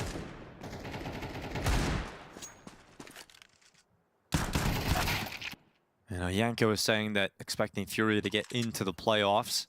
I think coming into the tournament, you look at some of the other teams you would expect to be playoffs teams, and some of them are really underperforming. So I think the opportunity really does open up now for Furia at this tournament, where you can increase your expectations of them. You know, the likes of MongolZ struggling at the start of the tournament, FaZe looking as flat as they do. And especially, I mean, it would be a good time for a nice run from Furia, considering how the conversation around the team, how it's stagnated, how it hasn't made any real improvement or progress. You've had Fur come out recently and publicly state, you know, it's time for changes. This ain't working. If I'm in this team, there's already a change being made. So the patience of the Brazilian scene has run thin for this seemingly what should be the best team in Brazil. And I think it's just the frustrations of the fact there are just so many Brazilian teams with great players. They're just not all in the right place. Yeah. And that frustration adds to... That's the story of the Brazilian scene right now, for sure. It is, for sure. Well, Furia got their opening win versus Apogee. It was a 13-6, 13-7, very comfortable against that Polish squad. And they'll be hoping to try and continue that smooth sailing today. Who just went on the Polish squad to beat MongolZ earlier today. So exactly. Spoilers, which is a pretty crazy result. This tournament has just been full of upsets so far. Oh, Cello around the corner. And Yuri making a quick play out long. Grim down. Oh, a nice response from Nyx. I don't really think we're going to see too much more of the Complexity camp in this round. Cello makes sure of that, and Nyx will grab the AK-47. And he'll try and steal that one away into the next round. And we're looking at 3-1 for Furia. Yeah, already starting to close the gap in case they want to go for a hunt, making sure he can't access T-spawn. I don't know if Furia will chase it down. So Nyx might be able to keep this one, and then we see what Complexity gets into in the gun rounds. But man, it's painful stub of the toe, winning the pistol, losing the second round on your CT side.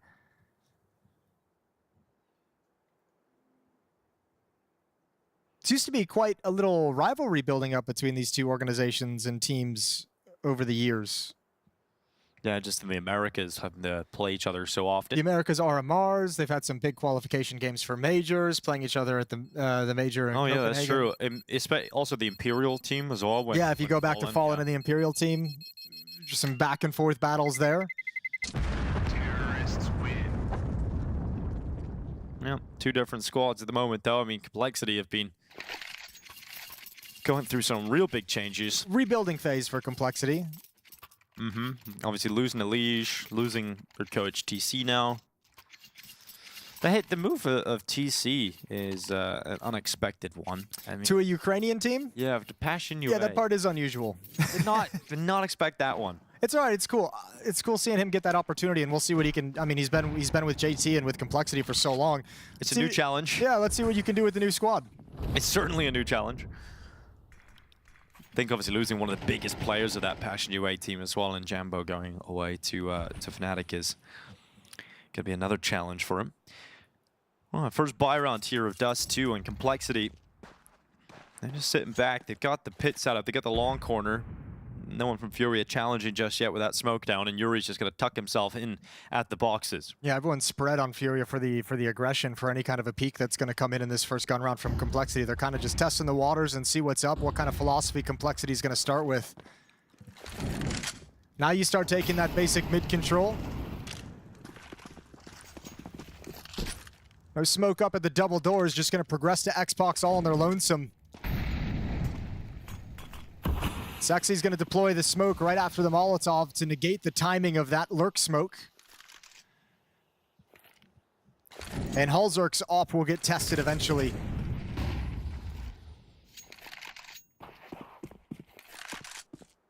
Hitting the 40-second mark of the round and yet to see a fight, but... And no one has shifted outside of the B bomb site for Complexity. This late in the round, you've heard nothing, no information. There's still two defenders inside the bomb site. Is going to make this defense much weaker than Complexity would like.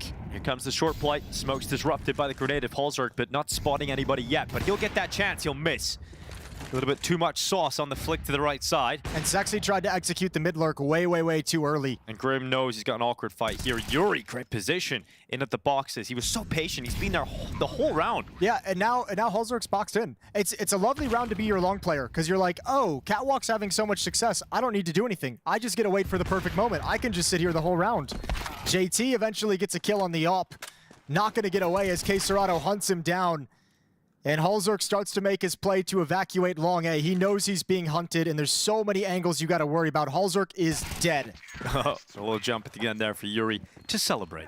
Nice to see the start from Yuri, too, because Yuri's someone who's been under the crossfires a little bit, and Furia with his performances haven't rebounded to the level we know he's capable of. Starting 8-2 in this map here, including a pretty critical pair of kills and a 2v3 in the round 2. But playing some solid Counter-Strike to open up Dust 2.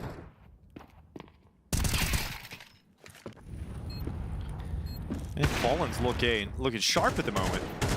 And that's kind of why I was so surprised that no one had left the B bomb site, because like normally what can happen is the mobile player shifting about where they feel the attack is going to come is that sort of mid CT spawn player who cheats to the A bomb site, cheats to mid double doors when they feels like the pressure is bouncing back and forth.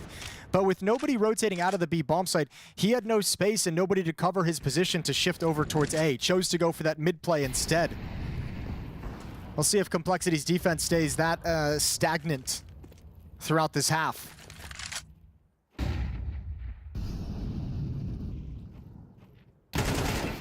Oh, nice jump up from Cello.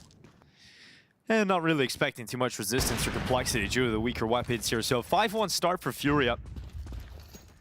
Up next is Train, and I seen a tweet from Chad Sponge yesterday who was saying that, you know, you've got Complexity as a team who are picking Train and becoming Train merchants. It's so on brand for them, and I kind of like that. Yeah, well, because they were like the last holdout of Vertigo as well. Yeah.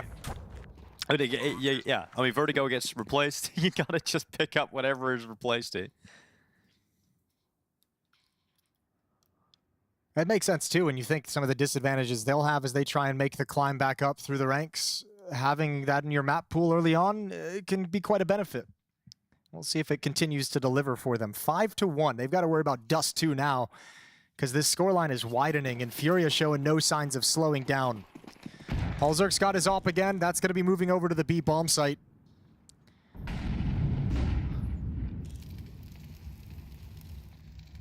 Looks like they want to get aggressive after the Molotov. Here's Halzerk.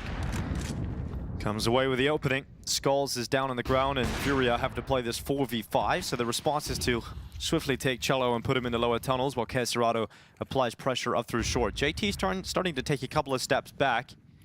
He's out towards Elevator, and Sixy moving out of Goose, more towards the site, anticipating a pop through short. KScirado, oh, he's got one. Not quite the second. It was Cello that was able to grab that one, and Grim had everything to do, and that's just too much to ask of him. Yeah, especially on that cross from that angle as well. Really hard to connect spray transfers and multi up in that situation. Furia do eventually make the jump up the boxes to plant the bomb through the smoke. Nyx goes down, and Halzerk left alone to try and save the AWP. Furia, 4v5 conversion with ease up catwalk. Nothing to slow them. And Halzerk's going to back away quietly. The only weapon they'll have in the next round.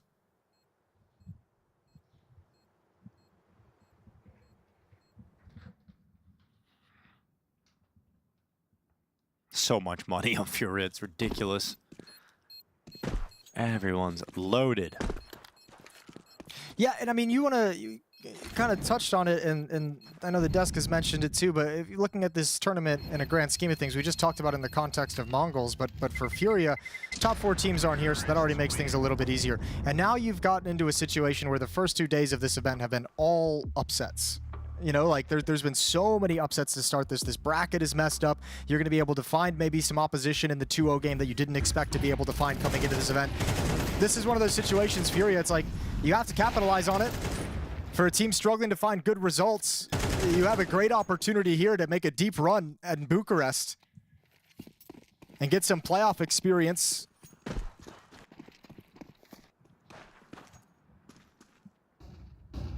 And it could be a great step at this point of the year for Furia.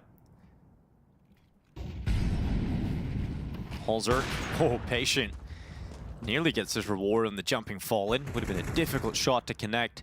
But when you are the solo AWP and you look around the rest of the weapons here for complexity, there is a pressure on holzer to deliver something in this round. So he's changing up his position quickly, heading back out to long. Yeah, which isn't where most of the pressure that Furia has been coming up with early in the rounds has been. Long has mostly been a lurk position. Everything's been coming catwalk, Xbox, double doors, in that part of the map. Holzerk moves out towards long to activate this aggressive push from Grim, gives him a new location behind the double doors. And now you can back away with Grim in that safety. Oh, big P from Grim. 60 able to come back in with that 5-7 cello hitting the deck, and it looked like it was going to be smooth sailing here for Furia, but suddenly they're throwing in a little bit of a curveball and have to play 3v4. Not only that, but Kesarado is down on 8 HP. Yeah, not ideal. I didn't expect that flash play from Grim. That was well set up between him, well orchestrated between him and Holzerk to find a pick out towards long. Yuri goes down. Kesarado, excuse me, as Holzerk, who is getting peaky. And with that one big weapon, the one AWP that Complexity have, you can understand he's feeling like he has to overextend in different situations. This one's punished. No smoke. You'll have to use the cover of the op to traverse to the B bomb site, and it's easy. Nobody's peeking. Kesarado patient. Low HP and wounded, but still a beast. A deadly one at that with 5 seconds left. Bomb going down. And Furia manage to dodge all of the threats. And Kesarado, everything on his own. AWP finally brought down before he collects every single kill of the round. JT will retreat to attempt to save the sniper. And we're looking at 7-1 for Furia. Yeah, good find though from JT at the end of the day. That AWP is going to be useful in the hands of Holzerk. He can pass an M4 to a teammate, and then they'll have a full investment in this next round. But Furia just not showing any signs of weakness, even when they're put in awkward situations, even when it's a 3 versus 5 and Kesarado's dinked up, they still find a way to win the round. Late into the timer, 7-1, 6-round lead. Complexity's follow-up to that spectacular upset yesterday is looking flat to start Dust 2.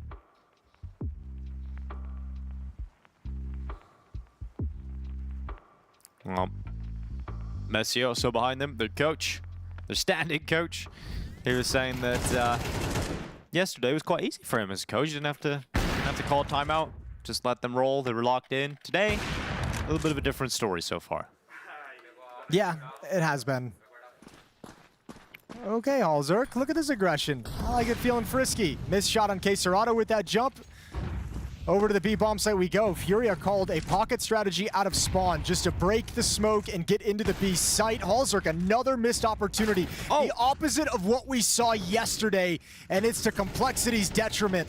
Man. This round can't even be contested. This is rough now for Complexity. Furia changed the pace up coming into the round. They've been playing very slow in the first gun rounds, but they just barrage into the B bomb site.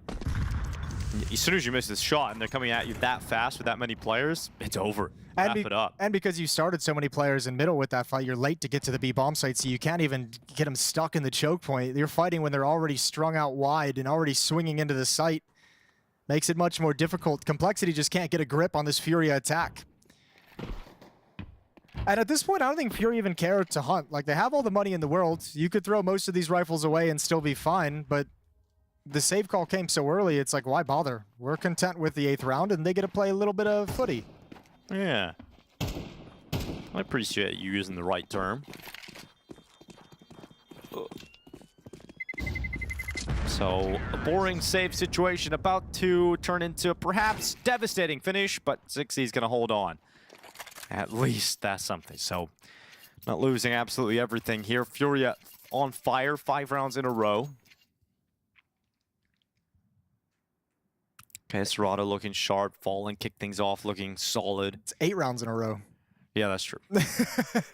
No, I mean, you're right. They have won 5 rounds in a row. That 5 is part of the 8. Yep, you're right. I just seen the fire and it always makes me think 5. It's broken my brain. Yeah, it really has. Latched in there.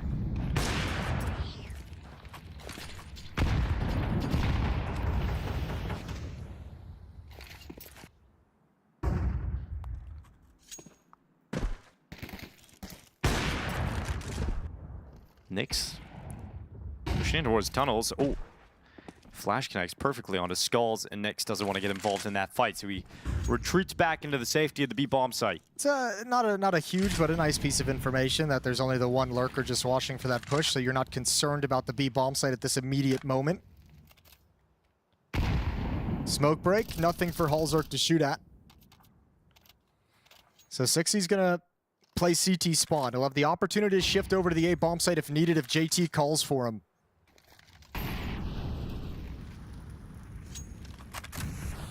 But Halzerk's up in this map, dictating absolutely nothing.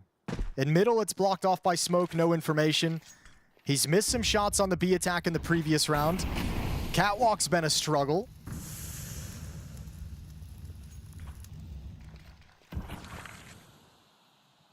"35 seconds. Slowing it right down again. This time Halzerk will connect his shot, but it's the final play for Furia into the A bomb site in Cello. Precision to the brain of JT. And Grim is now long, cowering in his boots because Utility flies towards him. Cello's up next, but Grim still wins that fight. That keeps Complexity in with a shot as they come back in with numbers advantage on this retake attempt. But Chaos Dorado is in savage mode right now, and he is looking for more frags on that ramp push up in towards him. He combines with Fallen, and Chaos Dorado shreds them to pieces. 9-1 as Furia do not stop this streak. Yeah, this is nice. This is the Furia you want to see. Chaos Dorado putting up numbers, winning you late rounds. Yuri finding some impact to get this team going. Fallen hitting shots with the op. This feels like the team working a little bit more like it's supposed to. Cello doing good work on the space taking. Skulls hasn't even had to get involved yet. That's a nasty sequence from K Serrato, and Complexity still stumped on this CT side, Dust 2.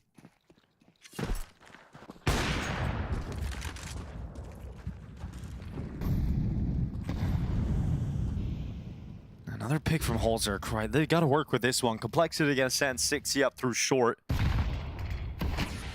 Grenade to sort of sell the illusion that he hasn't pushed into top mid. He's gonna try and flank around the backside. Grim's got into Longhouse as that smoke will soon fade away. Yuri's got eyes in the right position. It's a lot of pushes though. A lot of players making look at the plays. flank. The flank's coming in. And so 60's been spotted. He moves forward. Yuri also beat Grim out. And so, yeah, none of these pushes have worked out for Complexity. And 60's just kind of lucky to get away. Yeah, everyone's just like stalemate. Like, fine, dude, scurry back to your little home on the other side of the map. Content with the 4-on-4 we found ourselves in. With Yuri having standing outside of Long, the rest of the team meets up with him. You still have Skulls lurking over in upper dark looking for some kind of B push. Still, once again, a heavy lean for Complexity at the B middle portion of the map. 2 defenders inside the B bomb site, 1 in middle. That leaves 60 alone at Car, and he's got to watch Long and Catwalk. Although with his teammate gathering information, he can be somewhat confident at the moment. Peek up over the car, but Cello once again, it's just cracking open these bomb sites. Another huge shot from his Halzerk. Oh, the timing. At least he gets the scope back in time to dish some damage out, but not enough to stop Skulls. And Halzerk's not really even close to a situation where he can find any further impact in the round. A kill from Nyx into the lower tunnels might reopen the conversation, though. They've got time on the fuse. I mean, look, you just need rounds at this point. You have to go for it. I don't care what the timer is. I don't care what resources you do or don't have. You need more than 1 round in this half, so you have to attempt the 3v3. And Cello's just waiting for that peek to the short smoke, but they're not getting through it. And Complexity, even though they realize how desperately they need round wins, they don't feel like this is even worth going for. Yeah, and I don't like the call to save here. Like, you have to have the round. That's it. So it's now 10-1. You had a pistol round, and that's it. So 10 in a row now for Furia. 10 in a row, Jason. That's 2 5s in a row. That's 2 5s in a row. They're double on fire now. You don't see that too often.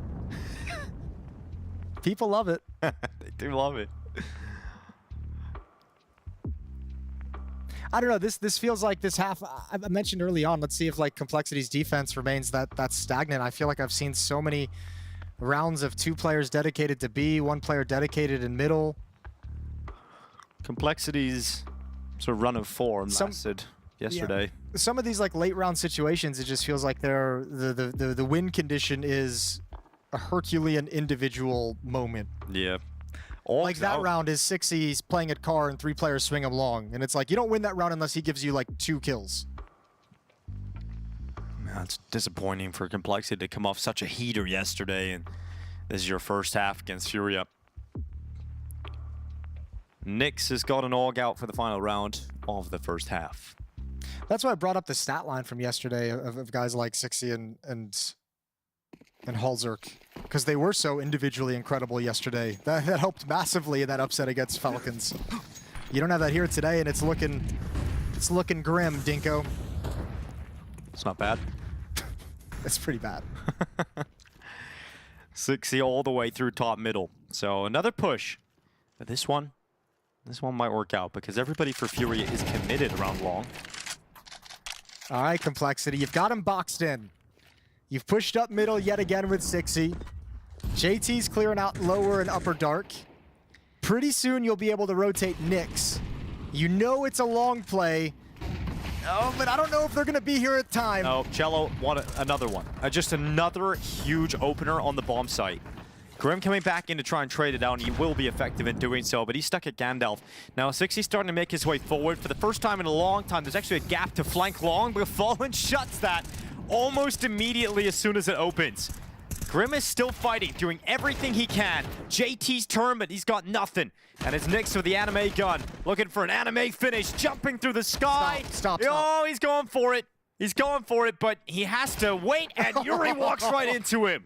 All right, Nyx. A little bit of style points to round out the half. A little bit too many attempts at the jumping shot, but that's a clean one to close things out. Nice clutch. Nice 1v2 from Nyx with the AUG. 3 kills total in that final round, and Complexity do find a second, but it doesn't feel nearly enough.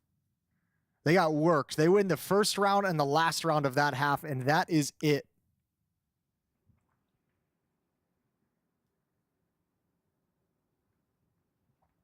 $14 kills on Queserado, 12 on Cello, 11 on Yuri. Some good calls out of Fallen, but a relatively easy half for them. They didn't get a whole lot of obstacles or a whole lot of resistance. Never had to save. Never even had to be concerned about money. And now they get to switch over to the CT side, and a pistol round win for them sets it up just nicely.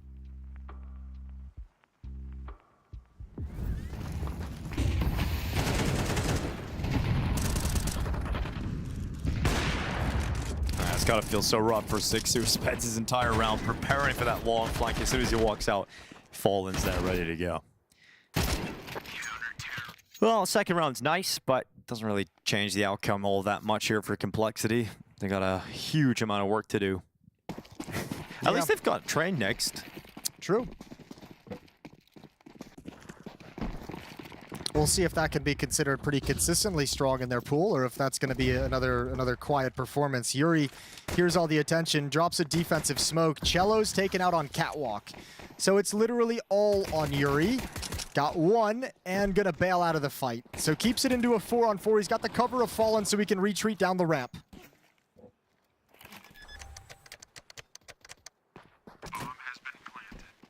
Looking for back-to-back pistols here. Halzer waiting at short, sees Queserado hop up on the Xbox. He's not going to drop. Stays in the ledge, looking for a follow-up kill, then falls back into the site. Might be able to There's a kit on draw Yuri. attention away from 6E inside of the site. Now, yeah, they have extra time to play with thanks to that kit, and Fallen creating some space. Getting closer, follow-up headshot this time from Yuri. Fallen looking to clean out Goose. They know exactly where JT is playing from, and Fallen nails that shot, leaving Halzerk with everything to do.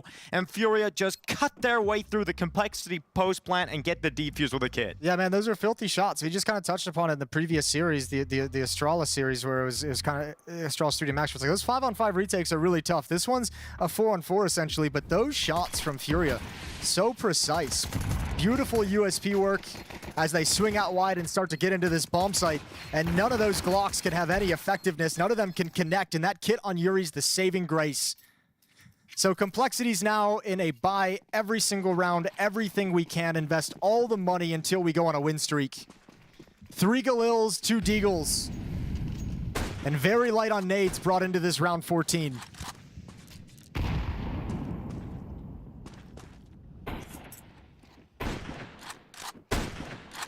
Oh, Fallen's dead. Oh, he is. He actually got a chance there. I think he just like zoned out, spamming the smoke. He was like, no one's gonna. This game has just suddenly become so easy. He's fallen off. But Aurora blows open the CT smoke. Goes for a fight with the M4, and okay, JT's always got a dig in him every now and then. Skull's now his turn, his moment. He's had a quiet match, everybody else taking the spotlight, but Skulls has got a double, nearly gets a third until body shotted by JT. He set Yuri up though for a nice attempt at the clutch. The smoke is gonna fade very, very shortly. Gonna drop another one, bounce it deep into the bomb site, give himself some space. Oh.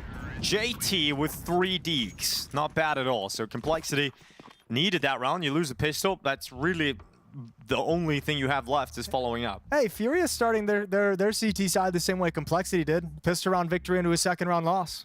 Yeah, we're about to watch 10 rounds in a row. It's all lining up. Here we go. Massive comeback for Complexity. They're winning the major, so they might as well start now.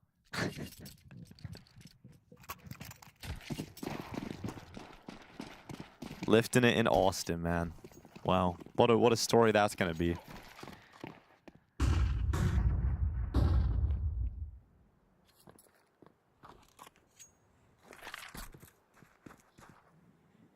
Long taken by Complexity.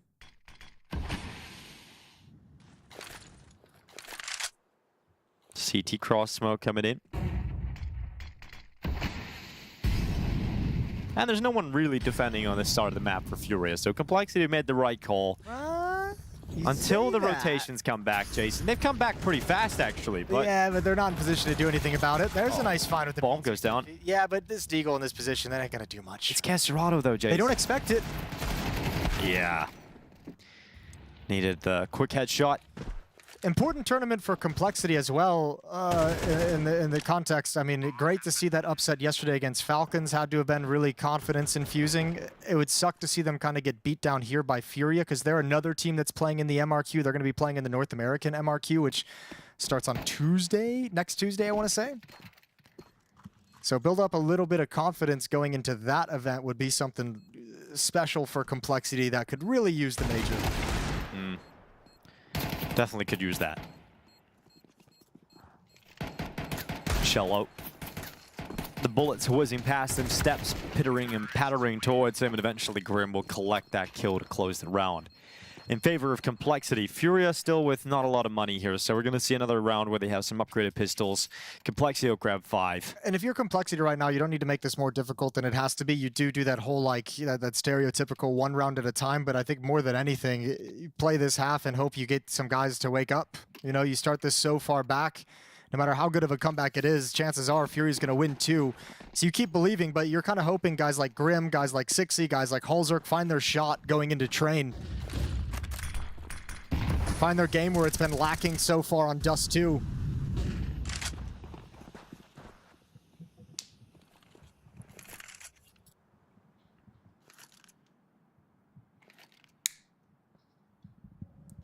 Yeah, I mentioned some of the upsets in the tournament so far. I think with the teams that are most upsetting, and it's probably understandable to an extent, is Team Liquid, right? I think many people expected... You're taking a shot, right? No, not a shot. It feels like a shot, but go on. It's just sad, man. I just thought it'd be a little better. But, you know, there's, like I said yesterday, it's a Swiss system, so they have another chance to warm up into it, Jason. And then they'll go on that, you know, 0-2 run all the way back, and then they get all the games to practice. Listen, it's a move made for the major. Things aren't looking great now, but give it a couple months. And now we're talking about Falcons, yeah? Yeah. Just lump all the teams into that category. Yeah, no, I mean, you're right. It has been... Yeah, disappointing is a good way to put it. I would have liked to have seen that show some better results out of the gate, but... Yeah, but I think it's understandable. They have time to show those results. MongolZ is the surprising one. Yeah, that one is. Yeah, today's loss for them is crazy. I remember I went to HLTV like after one of the first maps of our first series and was like, oh, this is weird. Yeah, I think they've had their Navi in Singapore. Sure. All right, finally money's here for Furia's defense. This is a real sign of whether the comeback's going to be real or not. Lose this, job's pretty much done. Yeah, you lose this one and then Complexity's starting to make a game out of things. Mid to be smoke.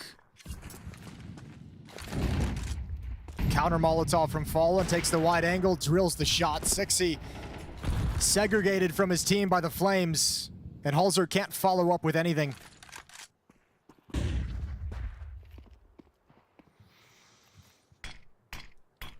Ooh.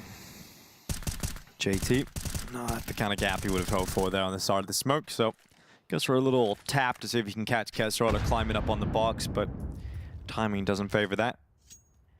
And Complexity maintain the man deficit. All 4 players committed up through short. They've got no lurks, either in the tunnels or outside long. So it will be a committed final execution. And unlike Complexity's defense, Furia has 2 players here at the point of the attack. Most of the places Complexity's defense was back towards car. God. Now you've got 1 in sight, you got 1 at railing. How are you going to get through this? And the grenade slowed them and kept them in that one position, which made it so easy for the rifle to not only get 1 kill, but do damage onto all the players that were slowed in the same spot. So Halzer thrusts himself forward, but Kesrada makes sure he goes no further. And composure here for Furia. They're back to the guns on the CT side and back to dominant winning ways. Yeah, shut him down. No chance in that hit whatsoever. The kills came out before Complexity even had an opportunity to get close to the bomb site. Skulls and Kesrada working in tandem to shut it down. 12-5 and 7 chances to take this first map if you're Furia. And plenty of things going right for you. Kesrada having a very good game. Yuri having a... Oh, that's not going right, though. That's not one of the things going right.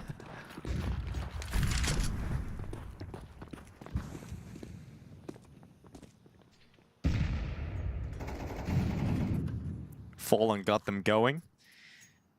Yeah, Fallen and Yuri to open up this map were spectacular. Really set the tone. Kesrada's picked it up as needed. All right, B-Pop coming in here for Complexity. Kesrada's on the right side. And here's Skulls with him. Oh, this is going to be a scary duo to try and run into if you're Complexity. For your map survival here. Skulls primes himself. Kesrada ready to go behind the car, but Kesrada gets nothing. Skulls only with 1. That's not enough here for Furia to go for this. Tons of flashbangs chucked out by Complexity. Good utility usage. Everyone is blind. Yuri's going to go down. There's an AK-47 and CT spawn. JT finds a freebie. So up to 6 we go. No sense or no feel that this comeback is underway just yet, but staying alive for the moment. Just sticking around and being an annoyance at this stage of the game. You know, it's that classic cliche of playing yourself into the game, Jason. You know, playing yourself into the series, rather. You got Train coming up next. Exit with a few rounds under your belt. Warm up a little. Yeah, don't get wiped out. Go into the break and be like, if we play Train like we played the last 5 rounds of Dust 2, all good. We do it like the first 12, not good. Get sort of like a semblance of things going right. Well, they have put the money in a difficult spot for Furia where you don't want to see them fully buy here. Half investment around the save weapon and then have a full buy in the next is the likely call here for Furia. I think that'd be the smart decision based off money and based off how many rounds you have to play with. You don't need to force the issue now. Maximize your rifle rounds down the stretch. Bang. So feel free to make the hard decision and save and give one up potentially. Another shot through the doors. Not bad, Halzer. He's warming up. This one, not to death, though, as Furia maintain all 5 players. Cello's in lower. I don't think they spotted this. I don't think they have any indication. Well, they knew it was a possibility, at least, and that Molotov will confirm it. 1 tick of damage onto Cello, but it doesn't matter if he still just peeks out and gets a kill, and he gets away. Oh, that's the worst-case scenario for Complexity. Yeah, fine work from Cello. Skulls is brought very, very low with one of the M4s, though. Might want to pass it off. Nobody else has armor. M4 is going to be at the B bomb site. Cello comes right back in towards lower, sees if he can get tricky. Confuse JT, and he might have just done it. Oh my god. They're right beside each other. Hello, Cello. He's able to get a pick onto JT, looking the wrong direction. That's going to be so frustrating for Complexity, who now fall to just 3 players to try and continue their performance here on Dust 2. If Yuri can just stay alive and actually maybe you just harass, maybe get like a cheeky little dink, maybe jump up and grab a little attention. Whoop, there's a little attention. There's a little more. Kill comes in on the P250, and Furia look like they're about to close this out in this fashion. They were waiting to get a buy back in the next, but it doesn't really matter. Grim and Halzerk to try and close out a 2v5. Cello's killed his own teammate and fallen, but he's followed up and made up for it. Here's Halzerk's turn. To the Glock he'll go, but just too many targets, too many players, and too much work to do for Complexity. Furia come through with a 13-6 victory on Dust 2. They shut out Complexity from a dominant first half. This map has told me that I need to start trying jump shots more. With that, we'll send it off to the desk.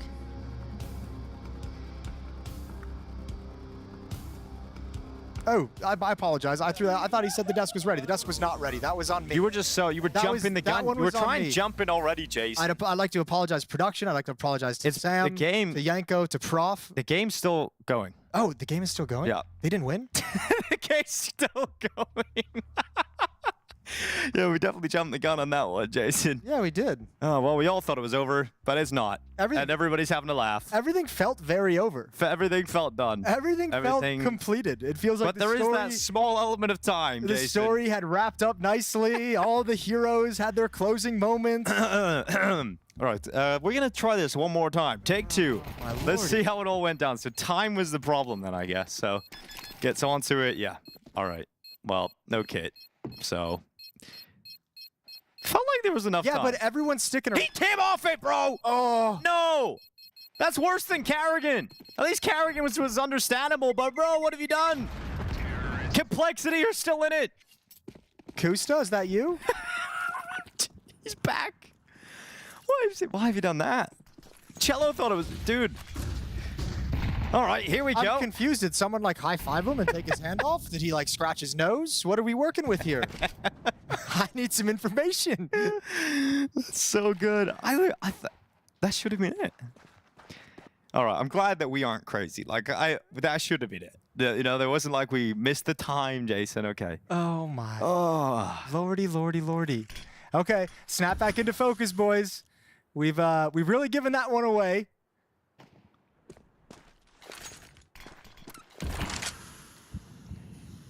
Complexity, the golden ticket. If they come back, Jason, this has got to be one of the most legendary games. Look at Sixy's position. Oh, that's sweet. That's what we like to see from Sixy. Yeah, I actually thought Fallen was going to get that. He tracked down pretty nicely, but apparently just off the mark. Spam coming through that smoke. Serato feeling really uncomfortable. He's worrying about Sixy coming up the ramp. 50 seconds on the clock. Serato ready for the walk-in towards him. It's a big pick from Serato. Seconds even better. Might be done now. We need a little bit more action. We need a few more moments of server time. But Serato's had enough. No need for a defuse if he can just take every single kill, but Sixy doing what he can. Oh, 2 kills in the round so far. Yuri in the pit. Nyx trying to put pressure on him. And Nyx and Sixy combining together, so it must be Serato. It must be the ace clutch to close this out. He has the bomb, though. They've got to jump up for the bomb. And 15 seconds. Oh! Misses the shot. Serato down, though, by Sixy with a 4K. He does everything. He stays into a CT, gets the opener and the closer. Nyx finds the important frag towards pit. Yeah, it's actually a super awesome round from Sixy. Cool to see that level of impact and that level of play creation out of him, lurking through the mid to B smoke into CT. 12-8. This combined with the weird diffuse situation, Furia's now out of money. And I don't want it to be so, but this map is just going to get harder for Furia. It's so wild. What a crazy turn of events. I don't even know why. Like, yesterday, the Carrigan one, I can understand because he could have jumped up on the boxes, right? That makes sense. Yeah. That one, everyone's dead, dude. You're just hold the diffuse key. When I'm diffusing for 10 seconds, I press the E key so hard. I literally is the only focus in the world, right? When you're diffusing, you don't want to let everybody down. I put so much effort into keeping that key pressed down. Maybe you hit it so hard, Jason. It just deactivated. Yeah. Skulls. It's gonna be a good headshot, but obviously not expected to get much more than that. But even then, that theory, even as wild as it is, isn't realistic because you can see he like flicks up off of the TV. It's a mouse movement thing. Cello and Yuri are back in this, though. Oh, don't do this. Is this how you're going to close it? Is this how it ends? He's alone in the site, Halzer. He's alone in the site. Oh, good shot, though. Good shot, though. And his teammates coming in. B-Hall's behind him. And now they know it's all on K-Serato. Oh, it could close right now. K-Serato against JT, and that's the way it's done. Furia finally get the W. The headsets can come off, and I'm just interested what the panel think of that one. The panel is waiting to make 100% sure that the game is over before we talk, because that weird jump off the diffuse thing threw me for a second. There always has to be something with Furia, right? I mean, it was such a clean game. Everything was going great. They're playing great Counter-Strike. They're feeling it. Vibes at an all-time high, right? The game is won, and then a guy just stops diffusing. I'm not sure if someone, already they were celebrating and got his hand off it, or he just, I don't know, thought he finished diffusing and he didn't, but it's just crazy. Like, at that point, you just wanted to go to OT and sort of for them to lose just for the maximum amount of embarrassment. Epic Counter-Strike moments.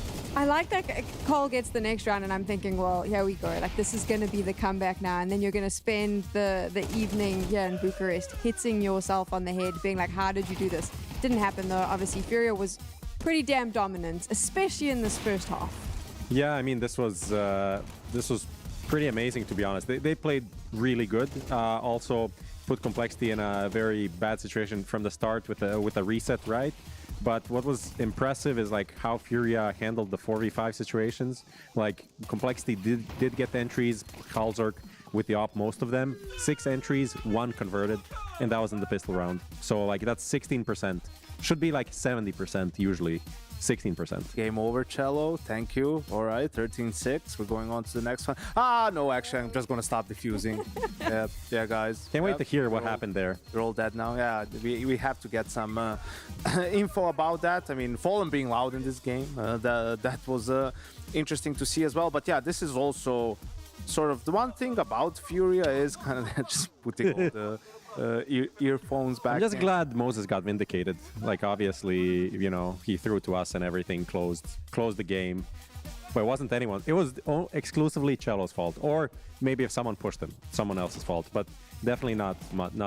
Yeah, the player's fault as per usual. But yes. I think just in this game, also Furia, you could see something that differentiates them from a lot of the other teams. Is they're perfectly willing to play slow and be patient in rounds where they do go default. We saw a couple of rounds where Complexity went for aggressive plays. It seemed like they would get so much control and everything, and Furia didn't panic. They just chilled. Made sure to get all the correct information. The players also being patient in those situations, and then still being able to retake control, punish the aggressive moves, get the opening kills that way.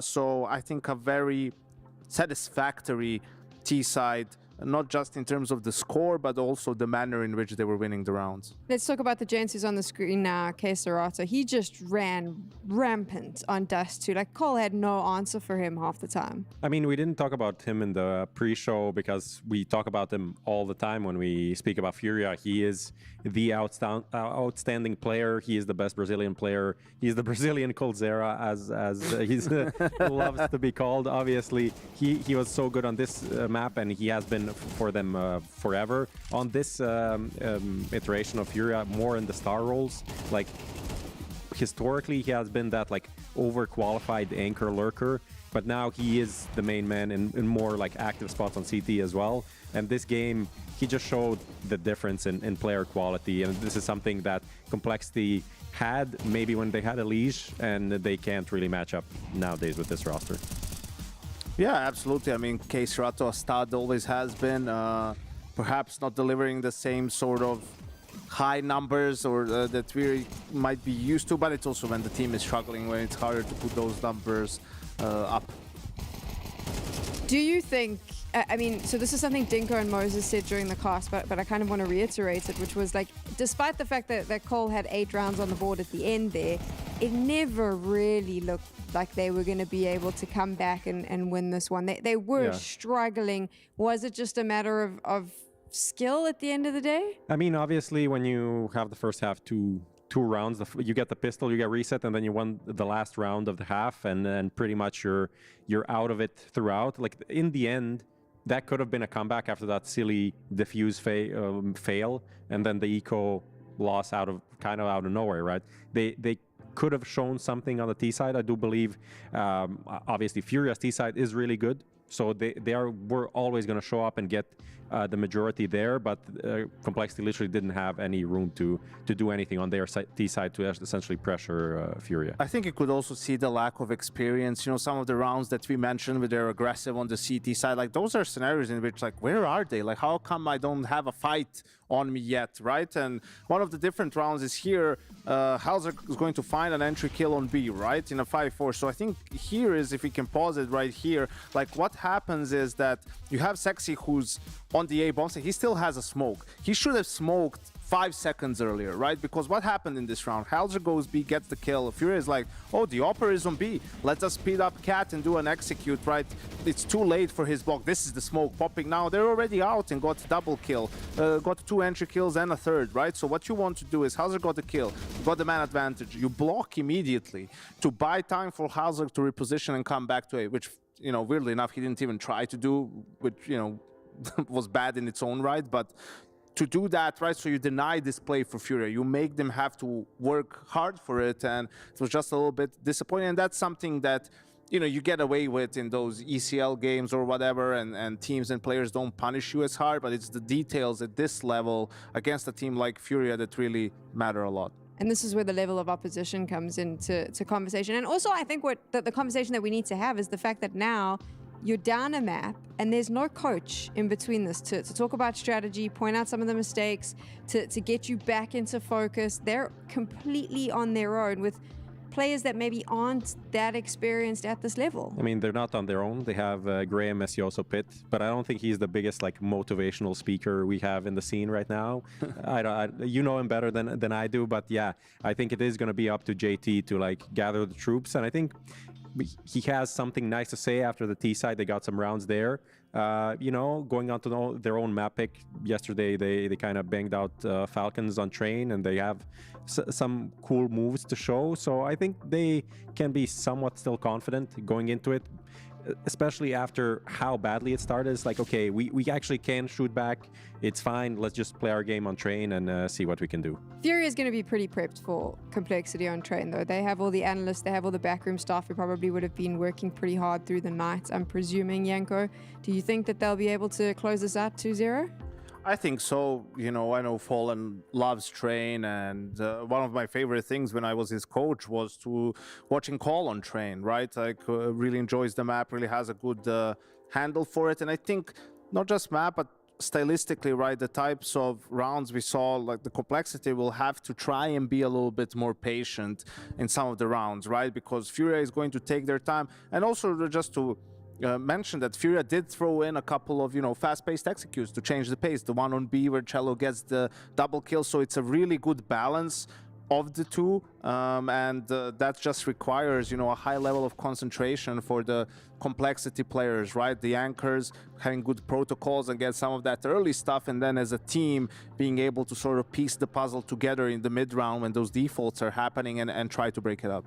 Yeah, I just wanted to mention also Cello on Dust 2 was amazing. He's a player that gets a lot of criticism, and I think oftentimes for a good reason, but his openings into the bomb sites, maybe not early in the round, but even when they were in these 4v5s, he was the guy they usually send in first into an execute. So if he is on similar form on train, I think that's going to be a troublesome thing for Complexity to deal with. He's going to get so many memes online about that defuse, though. I'd love to know what actually happened there. Hopefully we'll be able to tell you as well. So based on what you're both saying on the couch here, We're thinking this is going to be an easy win for Furia now. Never an easy win. Gonna be a win. A win. There we go. It will be a win. That's what the analyst desk has to say. You can let us know what you think in the chat. We're going to take a quick break, and when we return, we'll be going to train. She said she loves you. But she can't love me. But I love you.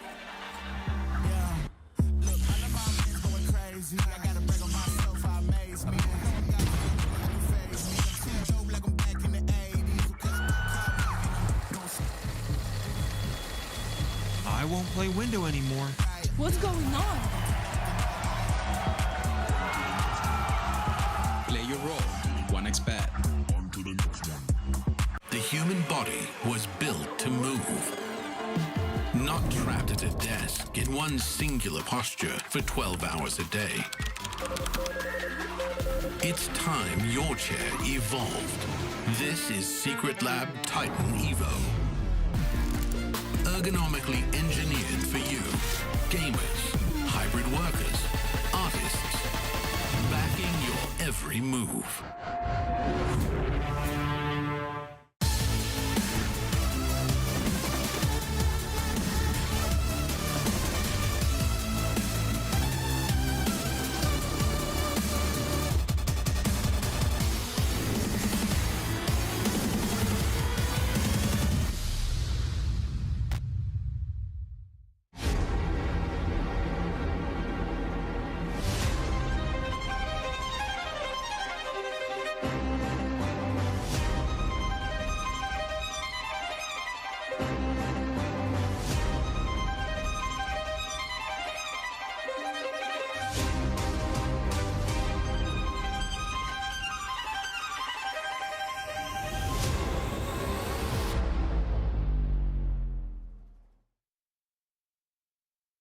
Furia are coming into PGL Bucharest with a lot on their minds and on their shoulders, and I've got Fallen with me here.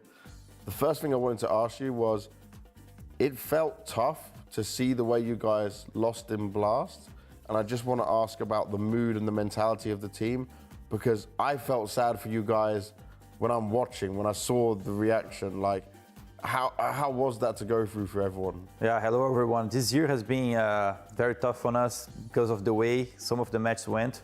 So there's a lot of tournaments we exit with a lot of chance of going through. So you know those losses are the ones that hurt the most because you feel like you could have been going through the games and some moments happen and you kind of throw away some matches and the opponent make it better than you so they go further. So yeah, it's been this regard very tough to deal with the defeats because of the way they happen. And also I think last tournament I was a little bit more emotional because this is our third exit I think on this year, and we put a lot of effort, we put a lot of energy and a lot of practice time, even extra time to go to that tournament.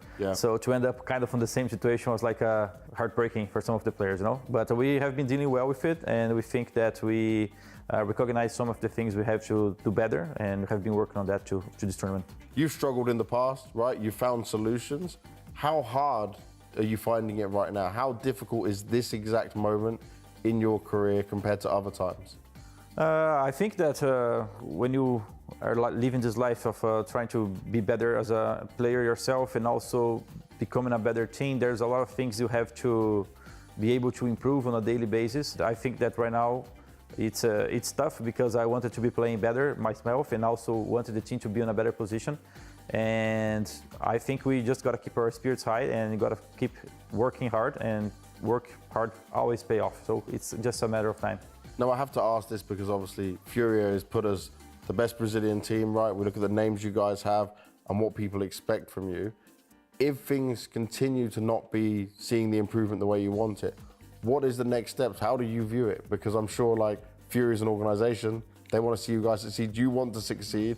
So what is the stopping point where you say, okay, we need a reset or something? If we cannot upraise our level in the recent future, there might be some changes, and I think that's natural for any team. Any team is looking to become better, and if a team is not showing sign of progress, changes are natural. So I feel like this pressure is always on everyone. You know, like when you join a team, you know you have a certain time frame to make things work, and it's natural. So I don't have a specific point when things can change or not. All my focus is on doing the best work I can with the pieces I have, and I feel like our team can and should be doing much better than it is, and that's why sometimes it really annoys me because I feel like we have the potential. So we're gonna try to find it here at this PGL tournament. Lastly, your expectations for this tournament. Where do you see Furia going? How far can you go with this one? I don't know. I really expect us to go to the playoffs. I think that's good, a good win for us. We have been struggling to get out of the group stage in the last tournament, so we're mainly focused on getting to the playoffs at first. The top dogs, some of them are not here, like Spirit, Navi, I'd say, even the Vitality, the ones that have been winning the tournaments lately. Yeah. But we have a lot of other very good teams here. We have MongolZ, we have Falcons, Astralis, a lot of good teams are here. So it's not a easy competition by any means, but we feel like we have a good team that can put a good fight against any of the teams here. So it's all about us trying to find this piece that we have been lacking lately. So yeah, I'm looking forward, and let's aim first to the playoffs, and later let's aim to the title. Well, I'll talk to you in the playoffs then. Thank you very much for your time, Hopefully. man. Thank you very much.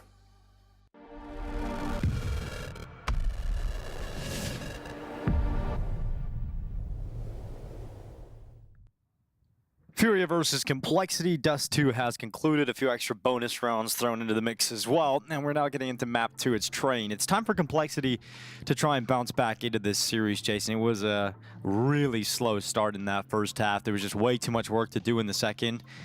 Train's got to be a different story, right? It absolutely does. I mean, especially considering they picked it, and it's clearly been a map that they've liked to go to. They've won 1, 2, 3, 4, 5, 6 straight games on it, going back to that Imperial Valkyries victory in Cluj-Napoca that we casted. So yeah, I mean, coming into this, obviously for your life in this individual series, you need the win, but also you're trying to kind of establish that you're one of the early adopters of this map that makes this your home map. Like, really, right? You're trying to establish dominance that makes teams know Train is not a map you want to play Complexity on. So you want to make sure you continue to deliver in that regard, especially against Furia here in map 2. Because ain't nobody going to be scared if you lose this game. Ain't nobody going to be worried about your Train. No, that's true. And that's the one thing you've got. The one thing you've got really going for you. Well, Furia had a lot going for them in map 1. I think in particular it was great to see Aurora fragging out. It's always a great win condition when he's fragging. Op was impactful. His calling was solid. Cello had fantastic openers. Yuri was so solid at the start. Clutch, really good supportive player off of his teammates. Skulls kind of popped off a little bit later on into the game, but wasn't needed for most of it. Yeah, Furia had everything. They looked really, really good on Dust 2. I think that's a little bit of Complexity looking really, really bad for the majority of Dust 2. And just general improvements in Furia. Good shot from Nyx. He picks Yuri out of the sky. 2 opening kills, make it 3 for Complexity. And all of a sudden, this pistol round is in the favor of the CT side. Yeah, good work from Fallen, at least with 1 kill, but it's not going to get them any closer to feeling comfortable in this post plant. Grim's coming down the ramp while they're distracted, and so that's an easy kill for Grim. And Cello will follow suit. So Grim with a great double. Complexity win the pistol.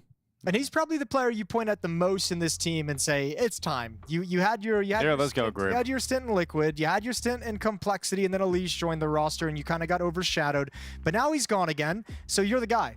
You're the one who has to take all that experience that you had the chance at Tier 1 over the past 2 years, put it all together, and become our star rifler. Yet to be seen if Grim is going to be able to rise to that level. I think he's definitely got the skill to be for them, but hasn't necessarily always been able to deliver on the promise. But Complexity win the pistol round, and Furia, they decide to buy into Deagle's Tech 9s instead of going for the full force buy, despite having the bomb plant. They're gonna go quick over towards B. Caserado just having to peek down to the bottom of the ramp. Complexity not putting themselves in danger's way. Nick's gonna play behind Thomas. Holzerk up on top of the oil train.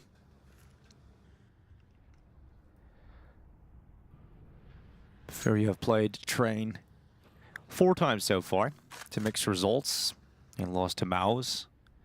They beat Falcons, but they actually lost to M80 most recently, so. A little up and down. Yeah. I think that's Furia though, aren't they? Just an up and down team. Yeah, it's. I mean, they're one of the teams that hasn't found any consistency, so it's always kind of been hard to place them because you're sort of like, well, on a good day, and then on a bad day, and more often than not, we've seen the lesser days for Furia. And they come popping into the B-bomb site, a couple through the lower ramp, 3 through upper, and none of them really getting past. Cello able to bang out Holzerk eventually, but the rotations here, and Grim's got the perfect weapon for the job. The AUG pulled out. It'd be very useful on train. We actually even seen, yesterday we seen a Krieg bot on this map for device. That's right, old device brought it in. Yeah. I don't think he put it to much use. No, but it was bought. But it was there. We haven't really seen that purchase happen a whole lot. All right, Furious Coach Messioso. Yeah, he's looking good. He's got a whole aura to him, doesn't Got that whole Viking haircut. We heard about this, the fades earlier, but it's the Viking hair from Messioso. Des didn't like this haircut. They didn't like the man bun. Or Prof didn't, I should say. Yeah, well, that's just because he doesn't have a man bun. He Probably. couldn't pull it off. I understand that compulsion. Here we go. Utility out towards T-mid. Double nade to damage up any aggression towards ladder room, but JT was getting aggressive behind the train. Skulls is going to take control of box halls. 3 players here for Furia. Yuri, Queserado, and Skulls. While Cello and Fallen work the other side of the map in this default. It's an Ivy push.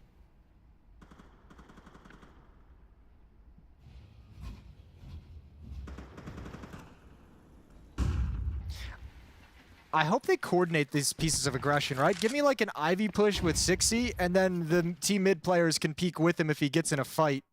They've just now started to make their move. Still trusting Nyx alone with that B bomb site. Yeah, and there's that coordinated push. Good pick, good 5-on-4 find. Yuri was trying to sell out a little bit more of a presence towards B than what they've really got going, but look at this from Grim. So much space being taken, getting in behind him. I don't think Furia are going to be ready for this at all. For Grim to be so quickly in behind him, he's about to spoil the party. But the timing, unfortunately, for Grim is not quick enough.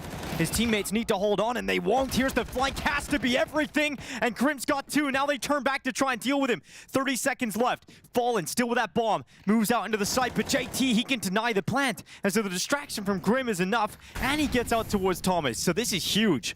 Absolutely massive play from Grim. Steps up as the star in this round.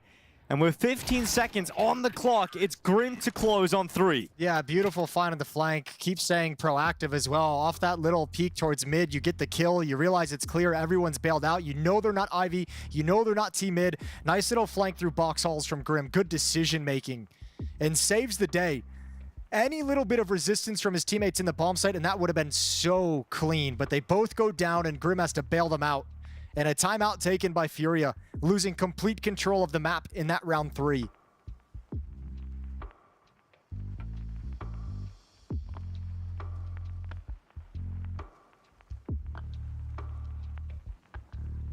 Little conversation for Furia now. That might have taken, I don't know. We'll see how the rest of this half goes with Furia's T side of train. Felt like it took him a little bit of time to kind of coordinate how to play that 4-on-5, which gave Grim so much time to set up that flank. Might have just been this isolated situation due to the surprise of the push. Dude, this map is so cool looking. Yeah, the rain is awesome. The rain is so nice. Especially when it falls on your skins. Yeah. Yeah, makes your knife look cool. Ooh, Fallen. Out at Olaf. And the grenade lands right at his feet. That really couldn't have gone any worse for Fallen, could it? The grenade lands on him right in the middle of the smoke. Slows him down for the op shot. Yeah, everything just goes bad. But Holzerk might get a chance here. Smoke breaks open. And doesn't go well for Holzerk. In fact, it opens up a chance for Furia to pounce through into the bomb site. JT being elusive around the red train right now. Grim gets caught though by Skulls. Queserado still at Ivy. Timing to look away is a big problem. Nyx only manages 1 though. Skulls able to flick back. And so it's all on JT, who no longer has the element of surprise. And Cello turns back. Oh, that's a round that Complexity are not going to be happy about conceding, but one that Furia can celebrate. Yeah, real brawly. Nice work with the Tech 9, using Ivy and some smokes to get up close. Swarming that bomb train. Grim can only get the 1 through that smoke and was denied access from there. I mean, that's quite a hitch in your plans for the CT side. It was all going so well. Especially considering, I mean, that round that Grim saves, 3 players went down. That's quite a bit of economic damage, and now it's coming to fruition. Now you actually, if you're Furia, get to exploit that fact. You've done the hard work. Now you need to push it over the finish line. 3 MP9s, 1 Scout, 1 M4. That's what Complexity's fighting with. And then they're out of money in the next round. So huge round for Furia in the early stages of train. There's JT to the kill on Skulls. Look at this aggression from Complexity, this game plan to be pushing towards I love it. Ivy. Grim's doing it again. He's in it, but oh, Fallen. He's right in front of him. Grim has got his target. And he's about to pounce in his prey again. Oh, the MP9, he goes a little bit early. He goes way too early, but here we go. Nick's coming up through the ramp trying to make the most of it. Gets 1 kill out of it. Now Grim will continue his push forward. And sure, plan A might not have worked, but Grim was able to find a solution to continue to find impact, and he plays with his teammate, the MP9, causing problems. And Caserado blasted out of the round, so Grim making it work. And you've already burned 1 timeout. I don't think you want to use one again.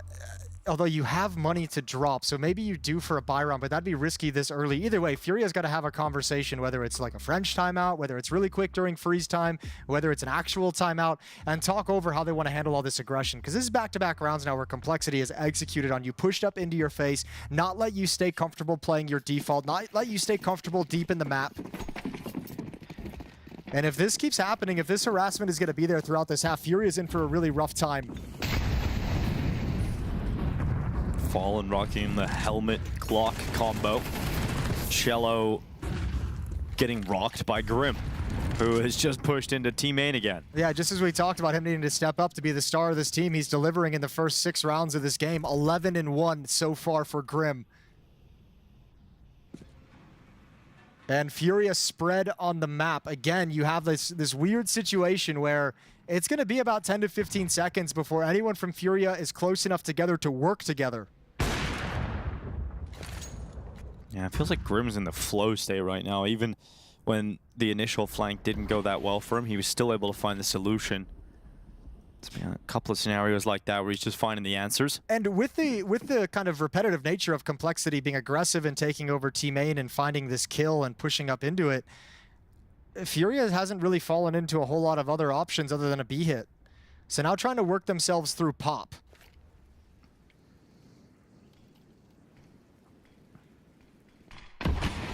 Smoke into pop comes in. Popping out is Fallen. Caserado traded upon. He's had a slow start to the game after having such a boss performance on Dust 2 of 0-6 on Caserado. Never a pretty sign for Furia. Fallen trying to slip away for a bomb plant, but that's not allowed to happen. And Furia getting manhandled by Complexity. Yeah, you can just tell the comfort level on this map for Complexity is sky high. I love how holzer's playing with a big mouse pad. That's the custom PGL Bucharest mouse pad. Yeah, it all doubles up as a blanket as well in the winter months. Yeah, covers up the whole desk. And as a Norwegian, Holzer knows what being cold means. Yeah, you need that extra layer. I love how I went from the mullet to a very sophisticated, you know, yacht club kind of haircut. The cleanup was spectacular, for sure. It's great. I think that was Dallas last year, and I was just like, who are you? How has this happened? Who is this person? It also softens the desk for when he hits it. Oh, boy. Oh, JT coming out of connector, lining up and mowing down. Denied by JT and Grim to steal away one at the end. He has to get a kill every round. That's the rule. Yeah, you thought Nyx might be in a little bit of trouble in that round. Dinked up immediately, but the good rotation, the good reinforcements coming in. 2 players attacking to that lower ramp. No chance for Furia. AK-47s are back, but still yet to see any side of life in this T side. No, but there's one positive. I mentioned that Furia have played this map 4 times. Every single one of them have been very close in the scoreline. We're talking 13-11, 16-13s, 13-10s. Losses or wins? Close losses? 2 wins, 2 losses. Okay. And the wins were close. Boy, that good news just keeps getting less good, doesn't it? No, but it means they're going to come back, Jason. You know, we're going to expect a big old comeback. We'll see. Going to try and force their way out main, but Holzerk blind lands 1. Good shot onto Grim. And Caserado has earned his license to kill, double 0-7. So he's going to try and get himself this kill forward, but Skulls is taking 60 out of play. Holzerk at the back of the bomb train doing as much as he humanly can, but here comes JT around the back. Oh, Fallen's looked at the right time, but JT still comes out on top of it, and for Caserado, the woes continue. It's Skulls stuck in the outer yards with none of his teammates around. And only 9 health, so that's not ideal. Oof. But because he's disappeared, maybe timing can be his friend to grab 1 cheeky kill. He's gonna do the long play. That or he's gonna save. Can Nyx hear this? I believe so. Either that or he's just having a random conversation. Yeah, he definitely heard it. JT's on the move. Okay. Skull's just gonna have to go through this. It's basically a decision of which crappy situation do you want to put yourself into. Off angle towards Olaf. cleans him out. 7-1. Well, you had a question earlier, are Complexity actually going to prove themselves to be a consistently good train team, or are we going to see the same negative performance you've seen from Dust 2? And so far, we're getting that Complexity. They are going to show that they can be consistent on train. Yeah, this is a really nice showing so far. Just yesterday, they beat Falcons 13-6 on the map. That was a smackdown, and it looks like they're doing something very similar right now to Furia, who've burned their second time out to talk things over. It's hard to know where to begin with Fury though, because it feels like they're not getting any space. They're not getting anyone out quickly. They're doing those kind of slower, more passive defaults. We've seen them try and mix a couple B rushes into things. Yeah. And not finding opening kills, opening picks. I mean, you have to talk about the fact that Kesrada has 8 ADR. You know, 0 and 8 right now. He's cooled down massively. And we realized how important he was to the T side on Dust 2. You know, he was really popping off and finding so much success in the later stages of that T side. It's a different style of game though, right? On Dust 2, he had some teammates opening things up for him and putting him in decent, like, you know, 3-on-3s. Now he's just kind of he's in the middle side, lost, having to look at 3 different angles. And so many fights have been coming from the flank, and so many fights have been coming from off angles. Just a different map is Train, and Holzer gonna remain aggressive. Wants the peek. Yuri heard it. Yuri sensed it. And there's that opening kill that's been so elusive for Furia. 5-on-4 for the T side. It's always constant pressure for Complexity. JT's pushing into team A. Nyx is just taking position at the ramp and pushed up a little further. JT's not slowing down though. And that's gonna work out. He catches Fallen. Good find. Oh, this feels so risky. That head just barely not visible, and he's got it. Rips it out, and then K-Serato's after the fact. And that'll be 8. Skulls again. 14 HP, and this time it's 60 off top red. They can't do anything, man. No, Furia just being canceled out in this first half completely. Complexity's showing him what Dust 2 felt like. Yeah. Maybe they'll stop diffusing at some point as well, you know? So much money for Complexity's defense as well. Oh, this is turning into such a smackdown. Inferno would be the third decider, the third map and decider. Third timeout. Yeah, all 3. I mean, yeah, that's just a testament to how much they just feel stumped at this point. Like, you can't stop any of the early aggression right now. And because of that, your mid rounds are just chaotic and ineffective because there's constantly a push somewhere. Furia have as many wins as Complexity on Train. It's a fact. They have as many wins as Complexity on Train. Yeah, 2 wins each. Okay. That's it. Nice. And that's why stats don't tell the full story, Jason. That's why stats don't tell the full story. You're right. I'm glad you could teach that lesson to the people today. But they do tell some of the story. And my favorite stat is the scoreline. 8-1. It's telling a story of domination as Complexity look to try and keep it up. Third and final timeout's been used ahead of this round for Furia. And Nyx has gone aggressive. The double up setup in full swing. 60's got the pick in T-main.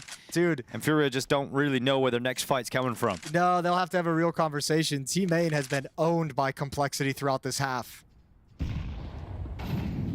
Nice shot from Skulls, responded by Grim, scoped up with the AUG. Wants this fight on K-Serato. Molotov keeps him at bay for the moment, he goes back for it. K-Serato probably didn't expect it due to the fire, but Grim is inevitable. Double kill, 15 kills for Grim in this map thus far, and Complexity now up to an 8-round advantage.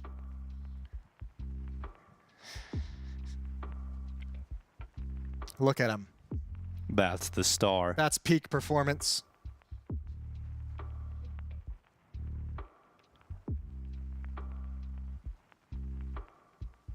And that's sadness. That is sad, but you know, Skulls has that just kind of like sad quality to him. Quality, yeah. Yeah. Yeah. He always seems sad Got about them something. Melancholy. But he's a very happy guy once he starts talking. Just Yeah. Not too much to be happy about at the moment, though, to be fair. No, not right now. That's for sure. I'm just intrigued how many kills Grim's going to exit the half with. This is incredible. right, T-Main.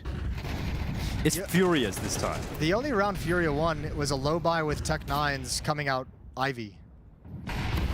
That was it. Push up to the ramp. They've taken B holes away here, Complexity.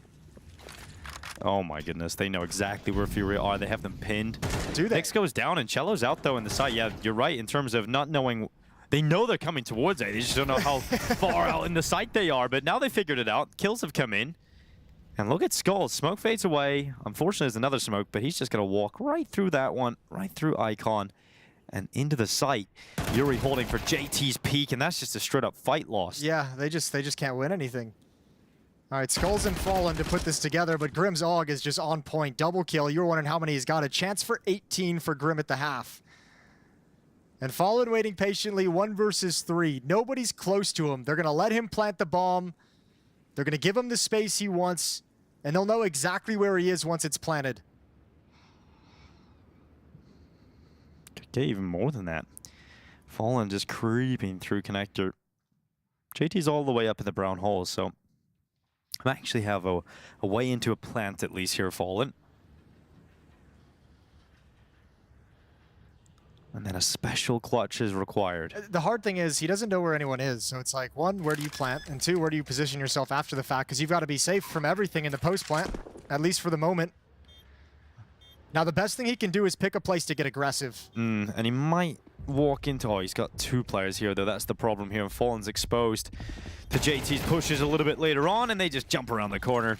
Yeah, it's such a tough situation, and Fallen's making all the right plays. But when you hear 2 players stomping around in CT spawn, you're like, oh, I got no chance. Yeah, I can't fight that. I can't get aggressive here. And you're just stuck out in the open. So 10-1.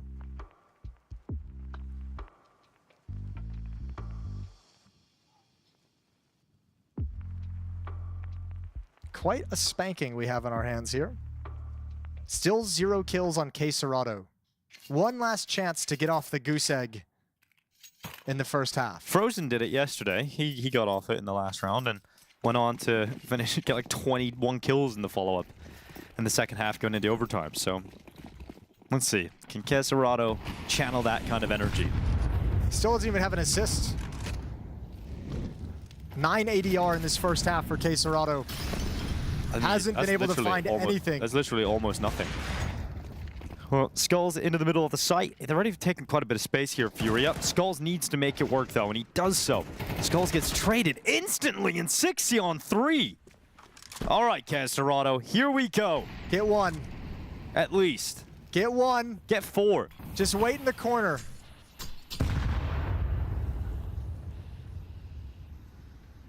Looking to get off the big old 0. Where did 60 come from? Was he playing E-Box that whole time, or did he like pop out a Pop Dog at like a weird timing? Those 3 kills came in so fast and felt like Furia wasn't even able to react to it. Yeah, I mean, I was on board with Skulls, just focused solely on him. And 60 just appeared out of nowhere. You see the chaos with those smokes down on the site.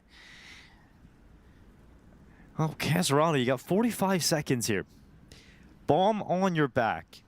Molotov, HE grenade, and a chip on your shoulder. Gives away his position. Oh no, I don't see how he gets away with it, but he gets his 1 kill, and that's a small victory. It's all that matters. It's a small victory. And he moves into the second half. It is dominant for Complexity. There was probably a little fun team bet on Complexity of like, whoever dies to K Serato first has to buy dinner. It's now 60. Yeah, 60. He's got to buy the whole dinner then. The whole team's got to get some steaks. Well, 11-1. They've done better than Furia did in the first half of Dust 2.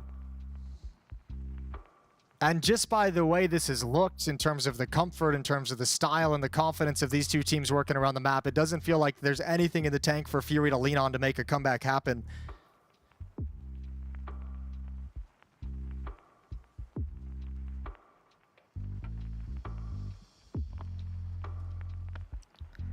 Yeah, just deflation for Furia.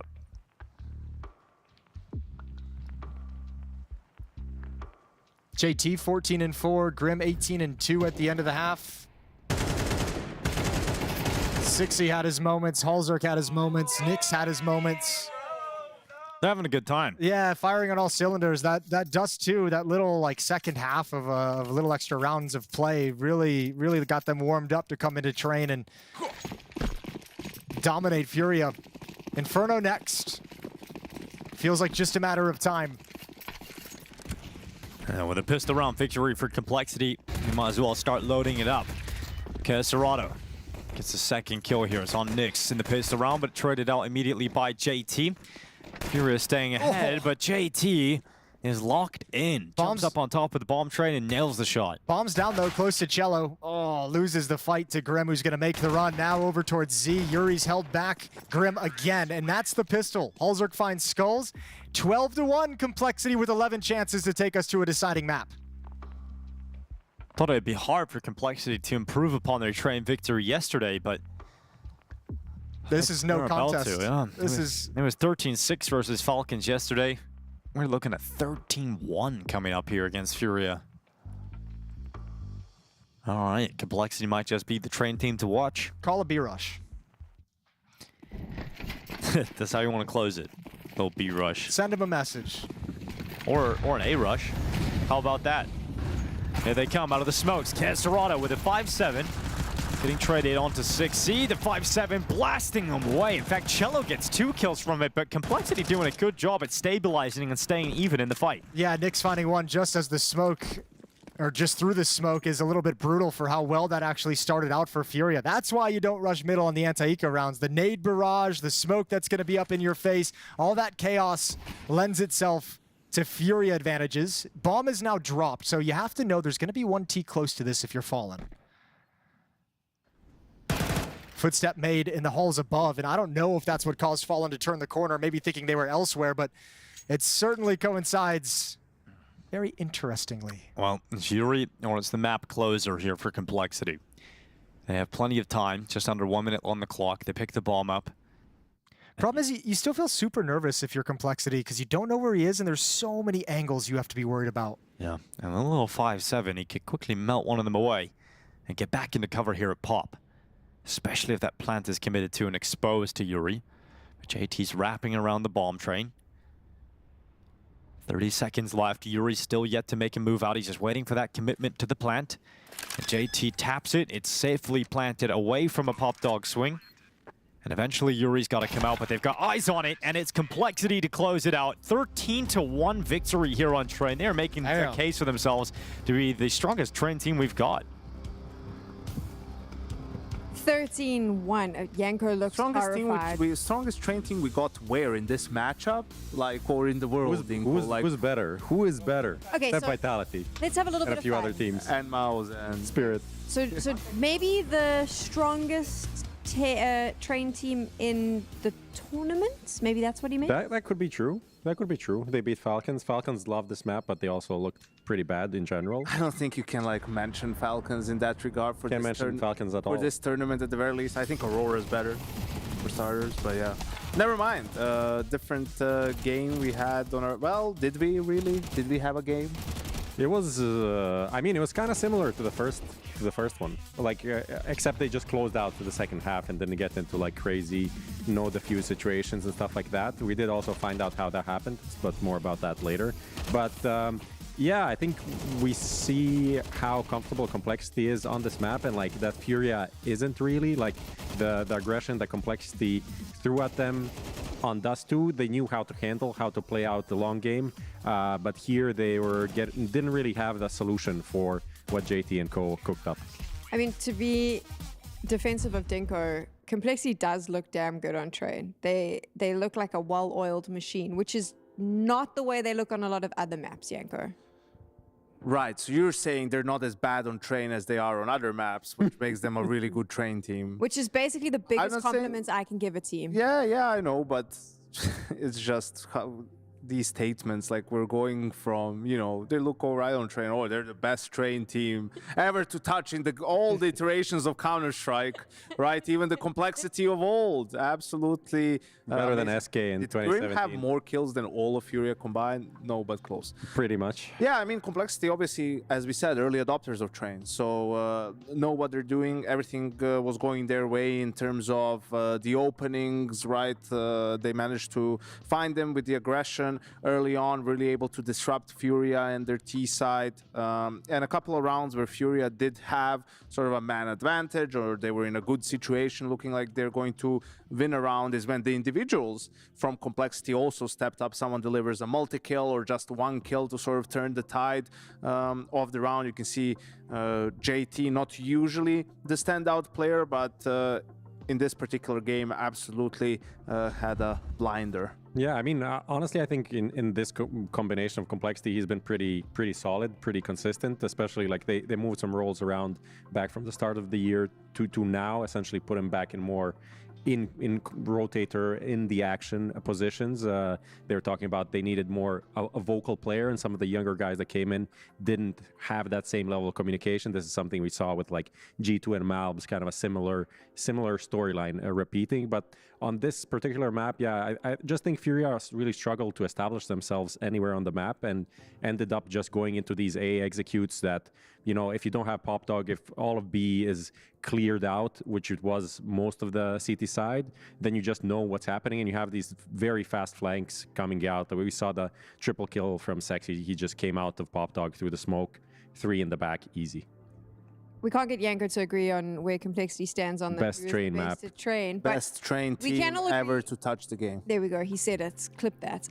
We can agree they played it really well. So what was it about complexity style of play that was working in their favor? I think it was just a disruptive CT side that they displayed, right? We have a couple of examples. This is the first gun round. They sort of pinch mid and Ivy at the same time, find the kills. Despite it getting close, and it shouldn't have, they still close it out in the end. Grim has a great flank, right? That's the first gun round in the bag. Even though they fumbled against the pistols, the reset round right after, you can see JT with a push Ivy. And, you know, when you get kills with that, it's completely disruptive. You can see them crunching B as well. Then right after that, Grim, another aggressive play early on towards team mid. And when that happens and you're in these 4v5s early on, if you're Furia, like, it makes it much more complicated for Fallen. It really limits what he can call. What can you call when you lose your Ivy player, you know, 15, 20 seconds into the round? You know, they have all the information. You maybe have someone in team mid, maybe not, but now all the attention is going to be towards that and B. So there's not really too much you can do. You're sort of praying that the CTs make a little bit of a mistake, or one of your guys steps up in that execute and manages to hit some great shots to really open up the bomb site. But that's why, you know, a lot of the rounds, Furia was playing from behind, really. Yeah, I just wanted to add in, like, you know, K-Serato was mentioned by the casters, obviously had 0 kills until the last round of the T half. But this is one of those games or maps where I don't think you can put any fault on him. It's literally, it is a team game. He was not put into position to do much. Could he have gotten 3 kills instead of 1? Yeah, but that wouldn't have really changed anything. The scoreline speaks for itself. It's 13-1. That is a dominant performance from Complexity. But we now move on to Inferno. How does that play out for these two teams, considering they both looked really good on their own maps and pretty shaky on the opponent's picks? That's a good question. Furia, again, I think their T side here is really good. The CT side can be, especially Inferno is really utility based, and that's where some of the individuals like on B struggle sometimes finding the right timing, using utility either too early or not too late, right? So that's kind of the struggle I see, and some confidence from complexity coming in. That's definitely what they'll be needing. So, you know, Sexy maybe finding some openings, or JT, I think that's going to be crucial. And then on the CT side, Halzerk for sure, and the rotation floating around. I think it was huge for Complexity after being pretty much dominated on Dust 2 to be so dominant themselves on Train, right? 4 guys like Sexy and Nick just getting that confidence back, sort of, and really knocking out Furia in a sense, coming into Inferno, right? You can see in the way that they're set up, they put the more experienced players on B to go for that banana control, right? And we'll see what their approach will be with the changes, probably more of the same, really. But I think for Furia also a map where Skulls sometimes can find actually good impact out of apartments in some of those lurks, maybe a little bit more aggressive, and K-Serato, like Prof mentioned, is in more of an action position, right, being the point man in banana. I mentioned this between map 1 and map 2, which was the fact that Complexity now doesn't have a coach. So what the hell happens? You dominated on Dust 2. How do you bring it back? What's the conversation that's happening outside? Because you don't have that sort of figurehead, I suppose, to bring the team together. Doesn't look like they needed it. They had a really good run against Falcons, and here they brought it right back for that 13-1 scoreline. I think for Complexity it's fine because outside of Halzerk, it doesn't seem like they have really emotional guys. It's true, that's true. More sort of maybe nerdy guys, you know, that are just like focusing on the game, don't really care what happens necessarily outside of it. So that's a bit of a blessing, you know, in those situations. People can just focus on the details a little bit on the game. They're not going to care necessarily about some of the other stuff that's going on. So for those of you that maybe aren't on social media and you've been locked into the games that are happening, you may still not know what happened in Dust 2 with the strange diffuse that we were all speaking about. It was potentially the winning round. Prof, do you want to walk us through what we're looking at right now? Yeah, I mean, it's really hard to get into the... But essentially, you know, Furia was in good spirits. They just practically won the round, right? Cello was going to... thought. Sure, Cello was going for the defuse. He came to the bomb. He pressed E. He started defusing, and then for some reason he was just starting to make some jokes. I think the joke was like, "Hello, Complexity, are you here? I can't hear them," you know, and using his mouse, and also putting his headset just like slightly off from one ear. And as that happened, the headset fell off. Everyone had this happen 1 or 2 times. It fell off, hit his hand, which moved his hand that was the holding down E to defuse. He stopped defusing, lost the round. I wonder for how long now, whenever Cello is defusing, the Furia players are just going to run as far away from the bomb site, just sort of to meme him. But yeah, just a bizarre situation. But I think makes perfect sense for this tournament and the results that we've had so far. It's so true. It's absolutely bizarre, and this is PGL Bucharest. Apparently this is the thing that's going to happen every single day. We're going to take a quick break. The decider is up next. She said she loves you. But she can't love me. But I love you.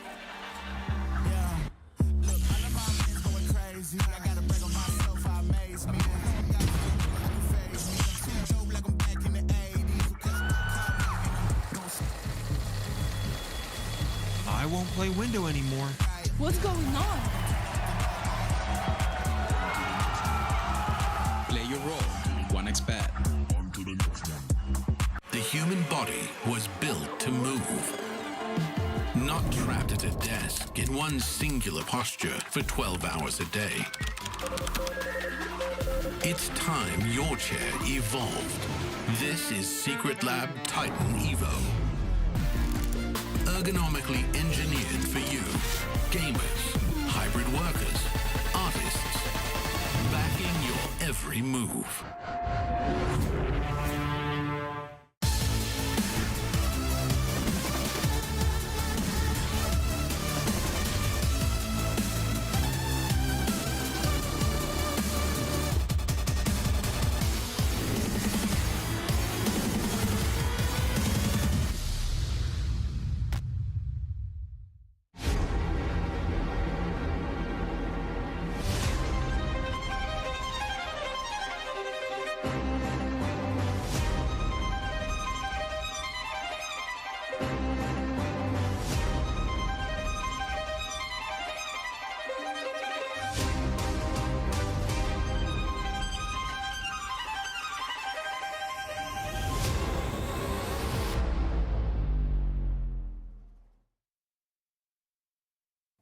Complexity have been on the grind, going from North America now back here in Europe, and they successfully qualified for Bucharest. I got Grim with me.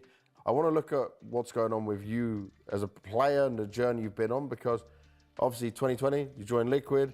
You've been grinding at the very top of Counter-Strike for a long time, but now you've kind of gone back. And I'm not saying this in a bad way, but it's like you're back to not always being at the very best events. You're fighting through qualifiers and stuff like that. How is that to go through, to kind of go from being on the very top, especially at the beginning of CS2, and now you're in this like middle ground area where you're trying to fight your way back in? Yeah, so I'd say it's definitely been a journey, like you said. It's definitely interesting not being like at the full top anymore, because you know, you gotta fight hard in these qualifiers and stuff. But that honestly is like, I kind of like doing that, because you know, when I was coming up, I always used to like try to like dial in for the qualifiers, you know, do my best and qualify.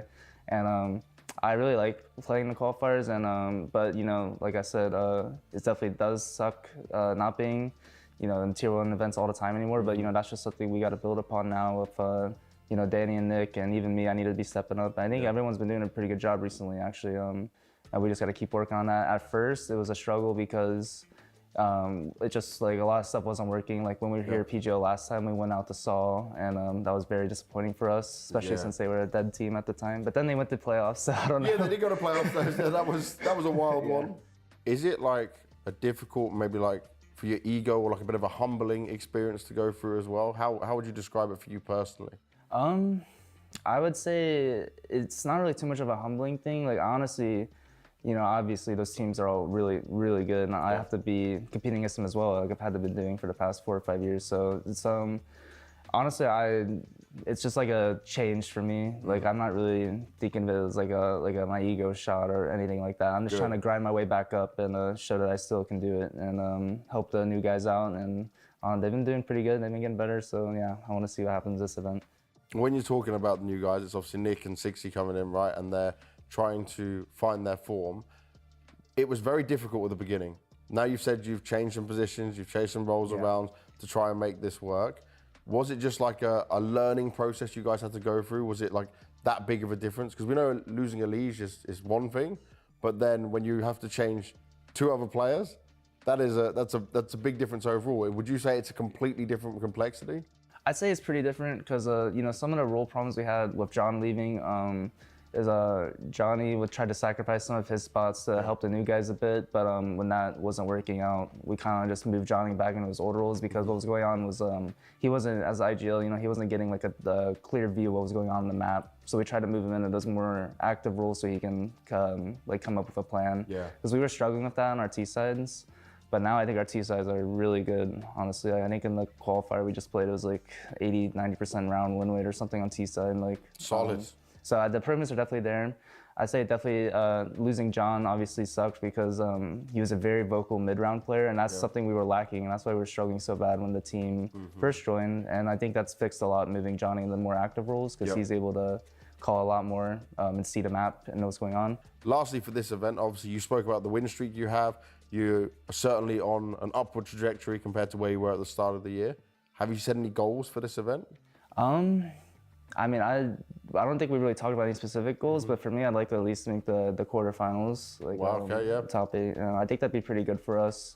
But honestly, I think this event's more for just this, like, seeing where we're at again against the tier 1 teams, because, you know, last time we were here, we got kind of blown out the water. So this time we'd obviously like to change that and see, like, how much have we improved since a month ago. So, I mean, for me, I would take it game by game, and I'd say not an expectation, but a goal for me would be the quarterfinals for sure, and hopefully we do good. And like I said, just take it game by game.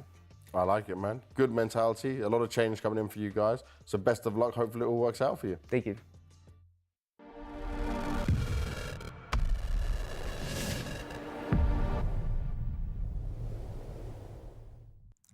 Welcome back to PGL Bucharest 2025. Dust 2 was a 13-8 win for Furia, then a 13-1 bounce back for Complexity on train. We've got Inferno coming up as the 3rd and final map, Jason. And the 12-match win streak of Complexity on the line here in this 3rd map. Losing this one, it goes back down to 0. We start from the beginning. I like those words from Grim too. I kind of, you know, the sense of look, we got destroyed last time we came over to Europe and played in these competitions. So for us, this event is like a barometer. Like, how much have we actually improved? How much have we actually learned? Have we stepped up in any meaningful way to now be able to fight back against these teams? They showed it against Falcons. They showed it on map 2 against Furia. Let's see what we've got on Inferno. Furia starting on the attacking side. Plenty of utility. Oh. And one less player. Yeah, that's a great start for holzer. Straight down mid. Domes Cello. And holzer's going to continue to walk down into mid. Okay, Halsey's feeling frisky to start the map. Definitely feeling frisky. He's going to have to drop back and play a little safer here from Boyle, but he wants to go out for another peek. This time spots 2 players walking up mid. Holzer is really feeling frisky. He's gone back again for the mid peek. And he's alone. And I mean, this is him just posturing, right? This is there's himself. 4 here. Yeah, it's like the whole thing in nature. You try and make yourself as big as possible so people get scared to fight you and go elsewhere. Has he done enough? Because you see that kind of confidence constantly peeking down mid that late in the round, you might feel like there's some kind of a hull set up to protect him, although they have Skulls clearing that out right now, so it's complexity to make the move with a B push. Going down banana, Kesserado throwing utility. Oh, dropped it and as well. He dropped it to protect himself and get out of there. So Smoke goes down defensively. They'll go into second middle. His job now switches to watching that B rotation. And now the fights go down. Holzer gets his 1 pick. Skull's able to respond back. Kesserado not able to get anything done on that mid play. And the bomb plant is going to come through here for Furia. Yeah, but Grim and Nyx tried to push this forward a little bit too early before his teammates arrived. Now is the swing. Low on HP. Yuri's got him. 6C goes down, and JT left in a 1v2. A tough 1v2 with the player up to his left, and there's no access. Yuri and Skulls. Oh, damn. Never mind. Take it back, JT. 2 more shots, 2 more chances. Bomb ticking ever deeper. Oh, my Lord, and he's got it. That's a clutch and a half. That's sick from JT. The clearance onto the big box and stays composed to find the final shot. Huge from JT, and Holzerg's happy about that one. He started it off. He did some decent work as well, getting his 1 extra pick before going down. And Fury at least getting a bomb plant, but JT stepping up in a big way. I mean, that's crazy. Like the 30 seconds of Holzerg just like kind of standing out in the open, fighting and posturing, and then the 1v2 from JT. That's 2 individuals delivering some real nice goods in this round for you if you're complexity. JT just looking spot on.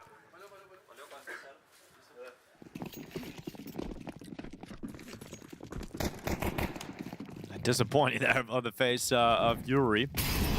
Quick take here of Banana for Grim. Sprinting down, looking to try and continue that confidence. And he was able to bring over from Train. Holzer committed. Oh no, it's not going well for Holzer with that M4A4. He's committed into the bedroom. Only managed 1. Now the M4 is available. Kesserado gets his gun out in time. And Grim runs right into him. 6C's got to do everything here, and they are pretty low on the Furious side of things. So that MP9 can make quick work of them, and JT's come back in as well on the site. Bomb is around that corner and was not picked up upon the play forward from Cello. And Cello showed his presence trying to like reach the bomb in that fashion. So Smoke goes up. He's just going to try and pick it inside of it and fall back. Look at the HP of Furia. Complexity's given him a great chance to win this round with all the crazy pushes and aggression. But they don't have the HP to last out another minute. Trapped him in here, but if it comes down to timing, he gets back to it just in time to look towards Cello. Kesserado now arriving and didn't take his opportunity. 6C was moving. And now Kesserado so low on health. 6C makes it look easy in the end. So recovered, but it definitely looked like Fury were going to be able to pick that one up at a certain point. Yeah, it did. I mean, 6C really closes the door. His play towards Boiler as the last one left to take down 1, turning towards the balcony over Pit, getting some support from his teammate who shifted in as well. Without his presence, Furia just swarmed that site. So 2-0. And Furia choose to force up again with that kind of a round, with that kind of success. They feel it's right there for the taking. So they fully invest.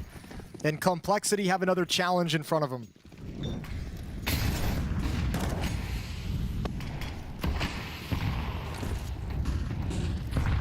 Grim marching down Banana. There's the first pick from Kesserado. Holzer able to rattle 1 back in response. And JT playing a dangerous game, but keeps his head of the car tucked away for the time being. Kesserado going to leap over the top, and JT loves the fact he gets a lineup. He even holds down for a 3rd. And Skulls is down inside of the apartments. 3-0 start here for Complexity. And that's pretty rough for Furia because that investment gets you nothing. Doesn't even do economic damage for you. You only get 1 kill, so you don't do any work in taking the money away from Complexity down the stretch at all. You just get no production out of a heavy investment yourself. Now with the losing bonus build up, they can do another similar kind of investment and have a full buy in the next round. So it's a lot of pressure Furia is trying to apply, just not always succeeding.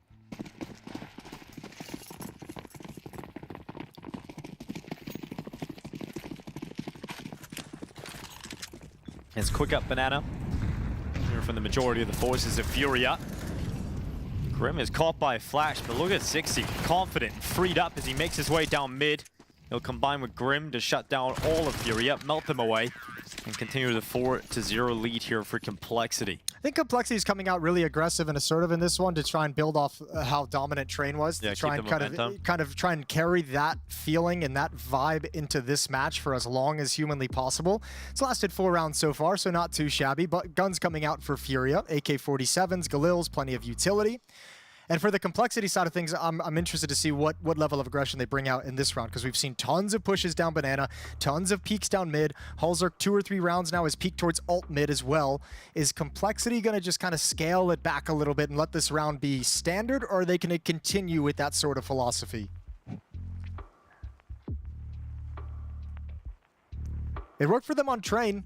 Constant aggression, constant pushes. Furia could never be comfortable even in the mid rounds.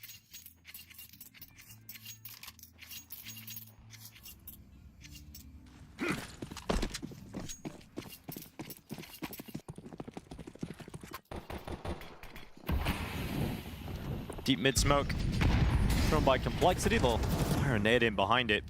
Nick's confident to get into the apartments early. He might get a challenge straight away here. Skull's leaping into the bedroom. He's not alone either. He's got Cello joining him at the end of the hallway, and Hulzerk's gonna get pulled into this. Good dink, good kill.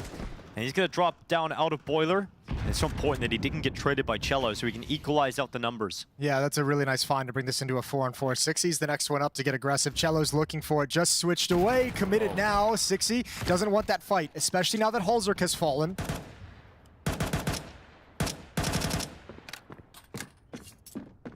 But he's sticking around, 60 over in Hulz. No more smokes, no more Molotovs for the CT side.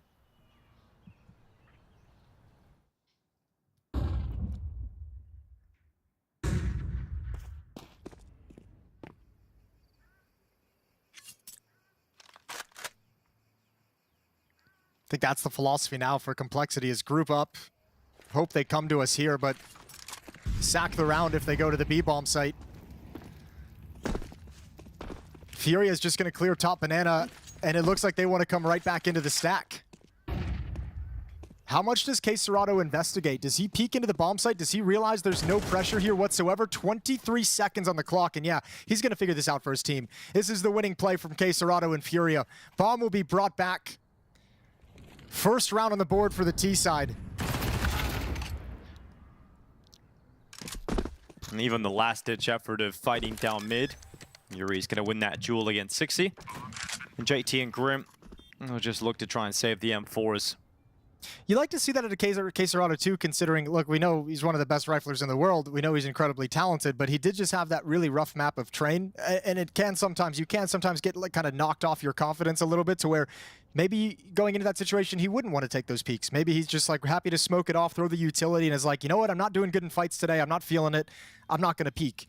So it's good to see him actually go clear out that bomb site for his squad and find the opening. Get Furia started in this first half of Inferno. Money's still great for Complexity, so no real issues in the next round for the CT side. Terrorists win. Yeah, they can just keep on buying, get everything they want out. In fact, they even played that round with some SMGs, right? So this will be the Complexity's strongest buy so far. A nice luxury to have as you get a 4-0 lead into this. Hulzerk getting the AWP out.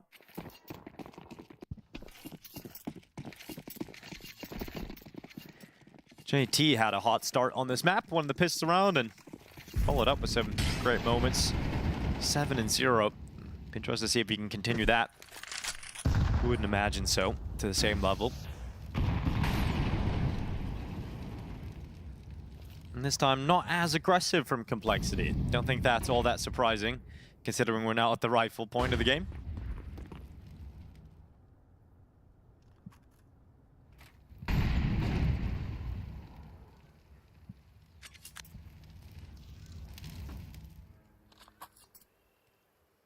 into the AWP. Passive angle for Halzerk with Grim keeping space. Here's the utility, double dunk. Oh my god, that is straight to the face. Yeah, that one hurts. But you still got 2 M4s to get through behind this smoke. It's not done yet. Well, there's one M4 gone. Grim still tucked in behind half wall, but all of his teammates gone, and they haven't really done a whole lot of damage in Grim. That's a little drop smoke. They'll know exactly where that came from, and they start rapidly spamming. Now, the question is there another piece of utility stockpiled that Grim can go grab? Because, look, this round feels like it's way out of reach for Complexity, but the time is the interesting part. Although if Nyx goes down, it's all over. That's a good save. Good job. Now you're calling it back. Oh, 60 needs to turn around and join up with Nyx, who's going to try and get out of halls. Drops in towards pit. Nade is out. Time is everything. He could get one off the back of the pack. It's Yuri going down first. Nyx, half his bullets left. He's going to wait inside the pit. Drops up. It's going to be Cello to fall next, and Caserado eventually getting rid of Nyx in the pit. 9 seconds. Plant being committed to. Caserado defends his in-game leader. And Fallen is able to put the bomb down and put it into a 2v1. Grim is a long way off getting back into this, all the way at bottom middle, and most of his health already gone.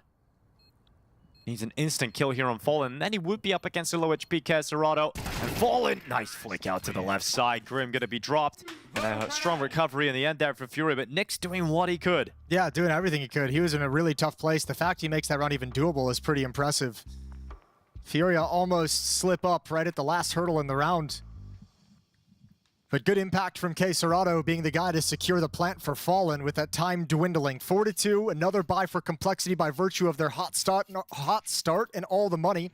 But they're out of it after this. They've run out of losses to sustain.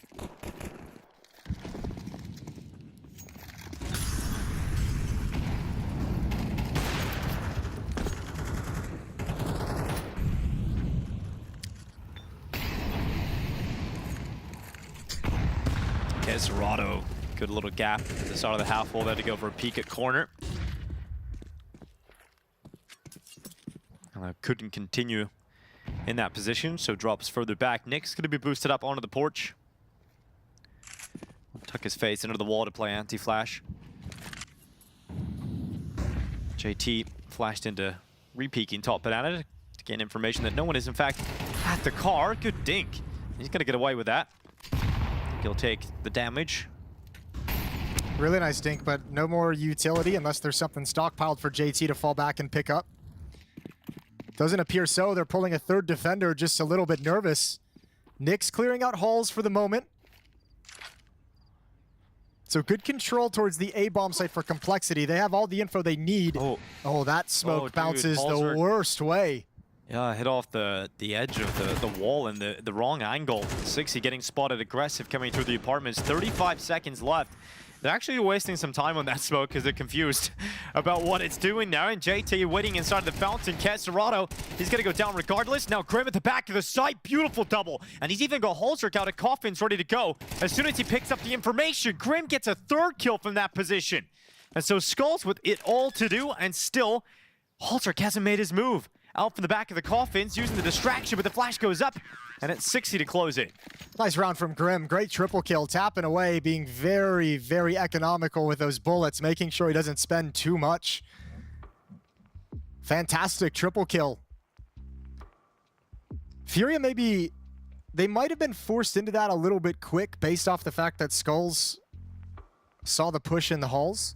That might have been the signal of like, okay, Complexity just figured out what we were doing. We kind of have to go. We kind of have to pull this trigger right now.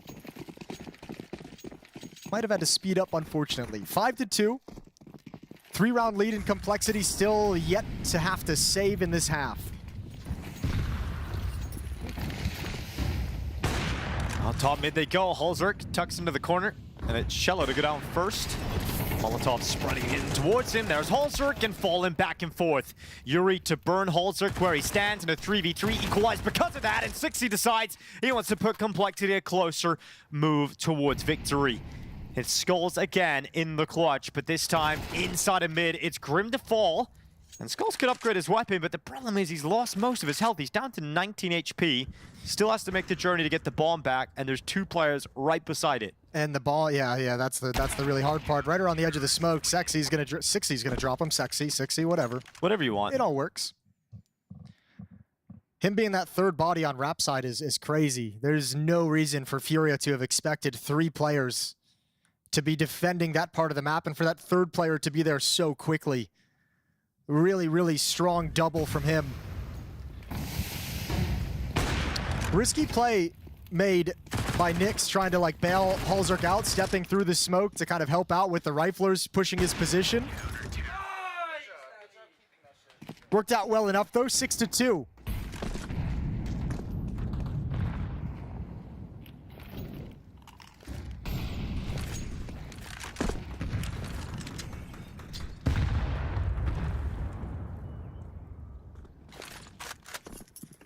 Furia just attempting to dodge the brunt of the initial utility damage, but they've lost all of Banana. Grim's going to take that, position himself at the bottom.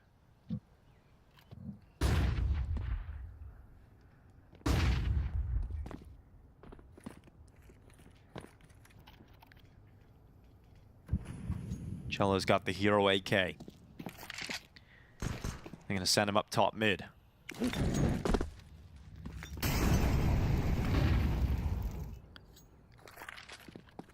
We're at a minute off the clock.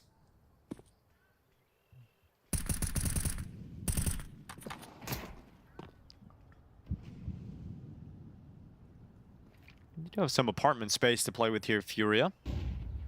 Gonna try and get into the A bomb site. Multiple avenues. 6-seed now peeking into top mid. That's the bomb on Fallen's back. Don't want to lose that in that scenario. Halzerk was just peeking long, but he's fallen back into the bomb site itself, and Yuri's going to try and take that space in behind this Moto smoke. They're worried about a B split here, and for good reason, because the bomb is coming back. JT, oh my god, goes down to Fallen's Tech 9, and Grim once again asked to go huge. 10 seconds on the clock, back of the site, Grim again, stepping up here for complexity. Finally, Cello will cast him away, but he has to plant, and he's run out of time. Nope. Just run out of time for the plant coming in, and a second in it, but Grim once again, the hero at the back of the site. Cello goes down after the time as well. $600. It just gets worse for Furia. Oh, it really does. And I have to say, these last like 3-4 rounds for Furia, I feel like we've been mentioning time as an issue in these kind of late executes, these late pushes into the sites. They're letting these rounds last a very long time in a very slim window at the end of all of it. So second timeout called as they try and work the finances, which were already in a relatively rough place, but now you add in Cello with no losing bonus. So MAC 10 on Skulls, P250 on Cello, and you're staring at a 5-round deficit on the deciding map.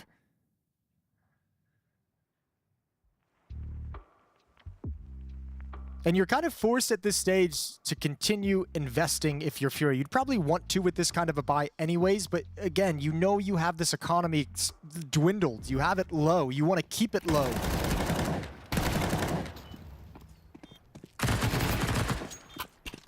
Get that reset for the final 2 rounds and try and make things a little bit easier, because at the moment, Furia doesn't have enough here on T-side Inferno.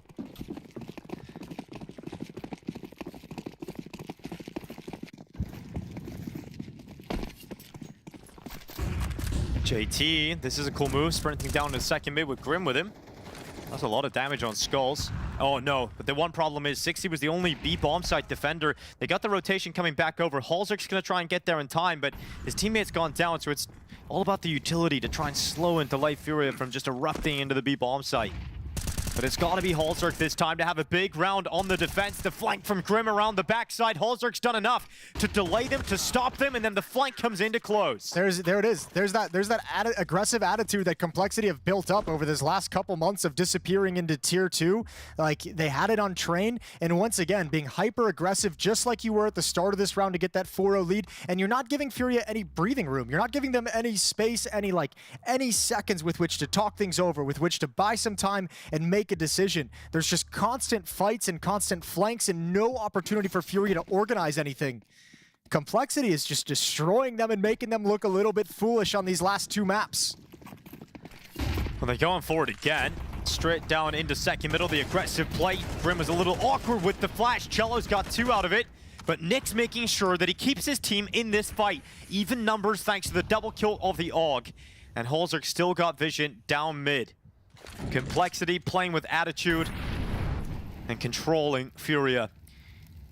Cello's 2 kills at the start of the round Might just give them enough life, though, for Furia to flip this into a third-round victory. But now the round gets a little bit weird, and I feel like it actually turns into one thing that would probably be a weakness for Complexity facing off against Furia is these mid-rounds where you don't have information. These 3v3 mid-rounds where you don't know what's happening, where you don't know where anyone's moved to. The defense is completely spread out, joined up 2 towards the B bomb site, and these guys are going to have to move. They cannot just sit here for a round. They need to use Halzerk's op to cover a push from JT so they can arrive at the A bomb site to help Nyx.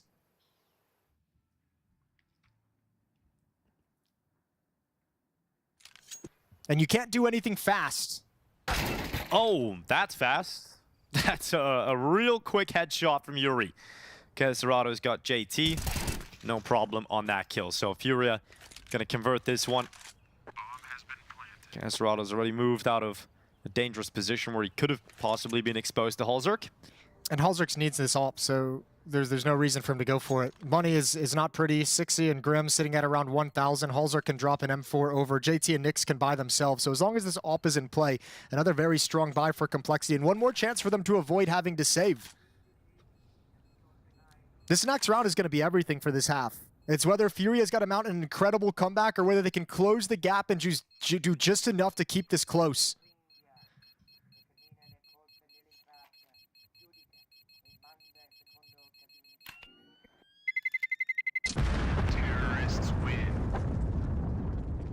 Tenuta Auti. Perfect Italian. Thank you.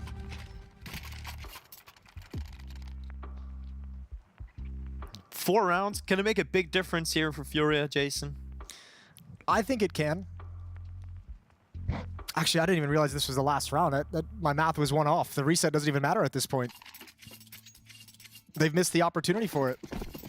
All right, one last very strong buy for Complexity. Furia's come in as well, fully kitted out. Op on Fallen, 3 AKs and an M4 for the T side.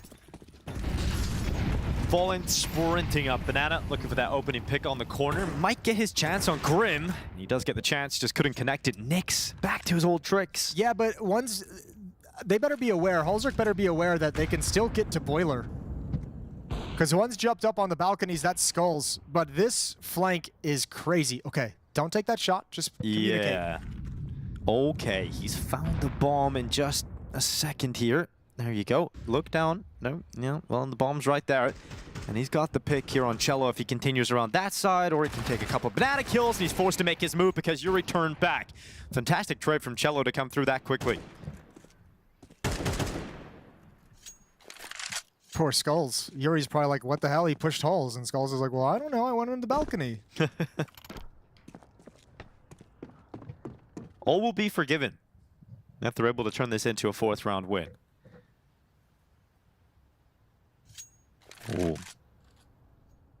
Sixy. He's trying to move a little closer to this top mid. Getting hungry for info. He's pushing mid now. Okay, he's walked right past Skulls, who's in Boiler. If he catches Keserado knife out, which he will, that's another big kill. And Skulls is like, okay, guys, come on. Goes back to deal with it. Finally getting rid of Sixy inside of second mid. Halzerk now has eyes in the apartments. 19 seconds. If he can delay this plant, this will be huge. So time is ticking, and Halzerk's in the position to win the round for Complexity. They go into the site. First shot's good. Couldn't get the second on Fallen, so the plant's going to happen at the back of the site.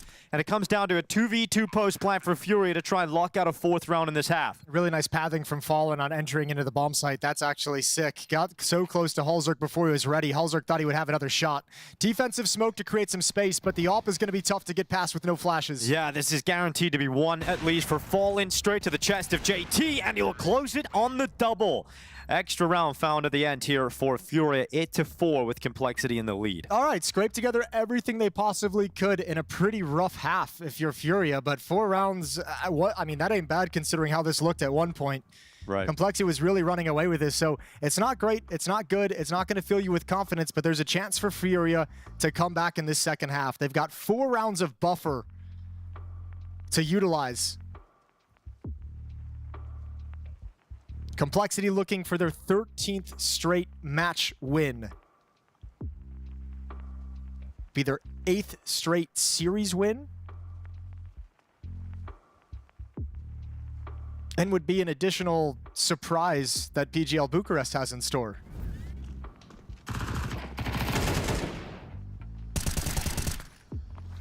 Full of surprises here.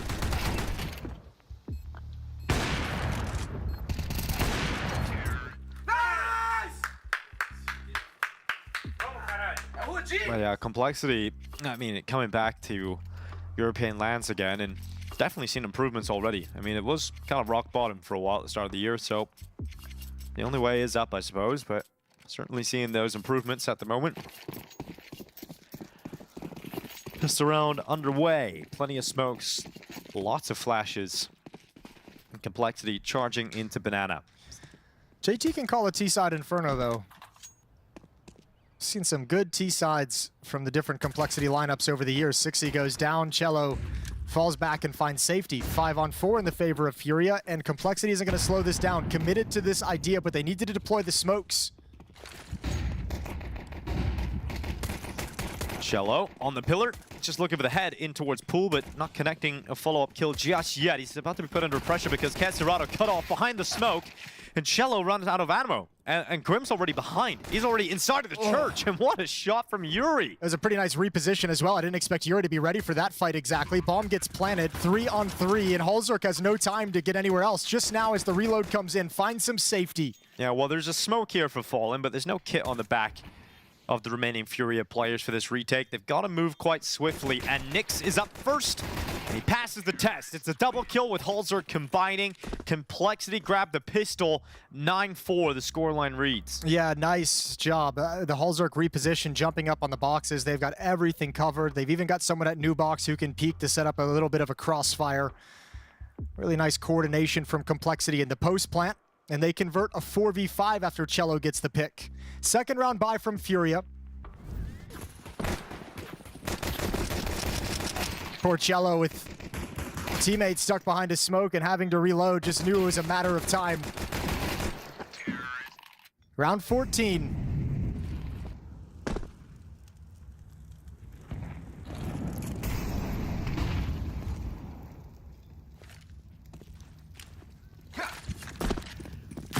Cello charging down towards Grim.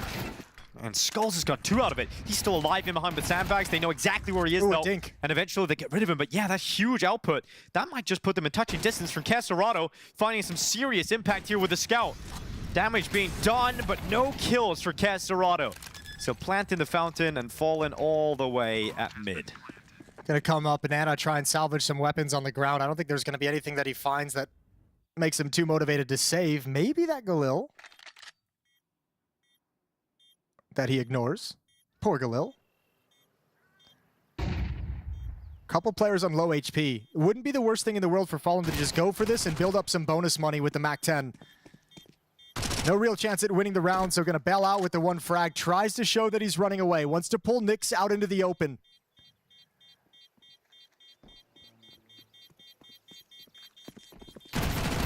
Goes to the CT fight. And 6-0 will still win that. Nyx does go down to the bomb blast. 10-4, now you have a save, and this is where the money issue is really painful. Complexity is going to be so close, knocking on the door of the series victory by the time you get a chance for your next buy. So desperation, nade stat coming in. Skulls picked up 1, Castorado has an aid.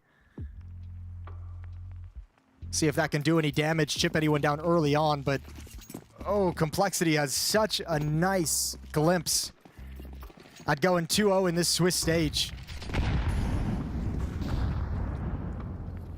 As long as they don't let it slip. MP7, here it is. And there Fallen goes. holzerk just vibing to the tunes as he comes out through top mid, taken out by Skulls eventually on the USP. Not bad, a kill in the round. That's more than possibly expected for Skulls. Complexity looking to keep this one clean, head to 11 rounds to 4. Complexity going 2-0 at the start of PGL Bucharest 2025. I didn't necessarily have that on your bingo cards, Jason. It didn't feel like that was going to be a thing that I'd have to live through, really. So it's cool to see. Now that it's here, aren't we having fun? Yeah. Like you said, they're winning the major, so. Yeah, that's the next thing.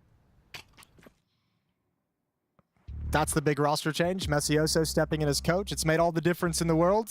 He's brought his wealth of experience back from North. Back from North? Yeah. God, what a journey. That's crazy thinking about it back to North. It's a long time ago. That era existed. Yeah. Yeah. My favorite thing about that team, the thing that I remember most, because I just watched as a teenager. Yeah. Is I remember seeing like what their coach made them do like CrossFit training before matches, so their arms were just dead before the games. Get the blood pumping, baby. They just couldn't aim. Well, there's JT going forward. Casterado couldn't stand a chance against the Galil, the mighty JT. Rough start on a very, very important round. It forces Cello to burn a smoke way earlier than he would have liked to.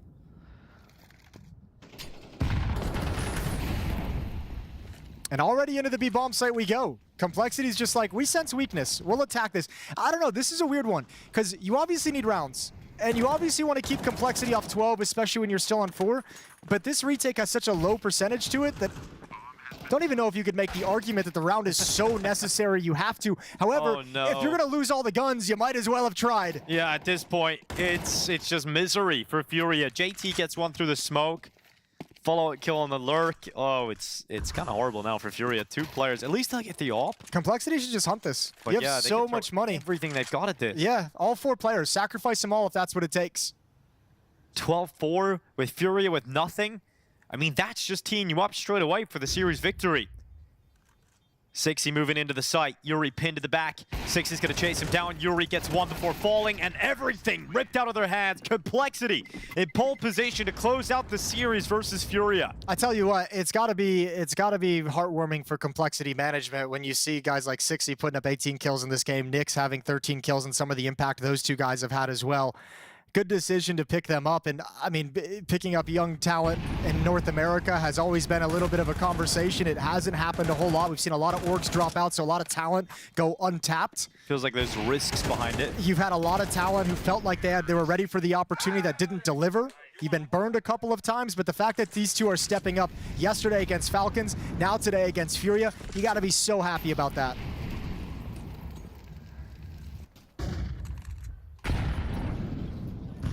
8 chances to close out this series. And none better than this. Look at this. 5 MP9s in play for Furia. First map was dominance for Furia on Dust 2, but Train was a 13-1 victory for Complexity, and they've carried that into Inferno. At least 2 spotted. And here's Sixy. No one's lined up for the flashes, though, so he's got to wait. Oh, falls asleep a little bit at the wheel. Yeah, takes a dink on board. That'll wake him right up. He's going to jump into the pit. Doesn't stop him. Nyx and Sixy combining in pit, taking Fallen out, closing the map out of fields at this point. 4v3, and they've got the sight. Halzer's got the scope pinned up here at Library. He's going to miss the shot. Luckily gets away back into the safety of the smoke. He needs to live. One of his teammates, JT needs to be telling him, Halzik, you need to live. You have the only HP on the team. Everyone else is very, very low. Halzik waiting. Here comes the follow-up. What a shot from Casterado. All right, that's huge. No kits. Low HP in the pit players, and yeah, you're right. They have to move so fast here. That Molly's sure going to force the fight into the open, but Sixy's confident, just couldn't get the follow-up kill. Graham in the bomb site, time ticking, lack of kit is the problem. Nyx has won it by staying in the pit. Furia tap it, he won't give them the chance, and there's no time to redeem themselves here. Complexity take a 2-1 victory against Furia. They are up 2-0 here to kick off PGL Bucharest 2025.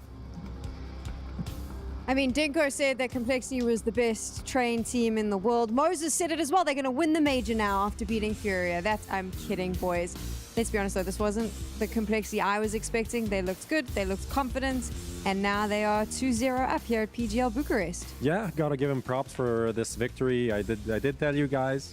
They're looking sharp. You know, it's not just Falcons being bad. They do have something going for them. They're playing this aggressive brand of Counter-Strike, and just like on Train, now on Inferno, very disruptive on the CT side, not really allowing Furia to get into the groove and do what they want on the map, just like going at it all the time and yeah, proving victorious, like getting the victory like that.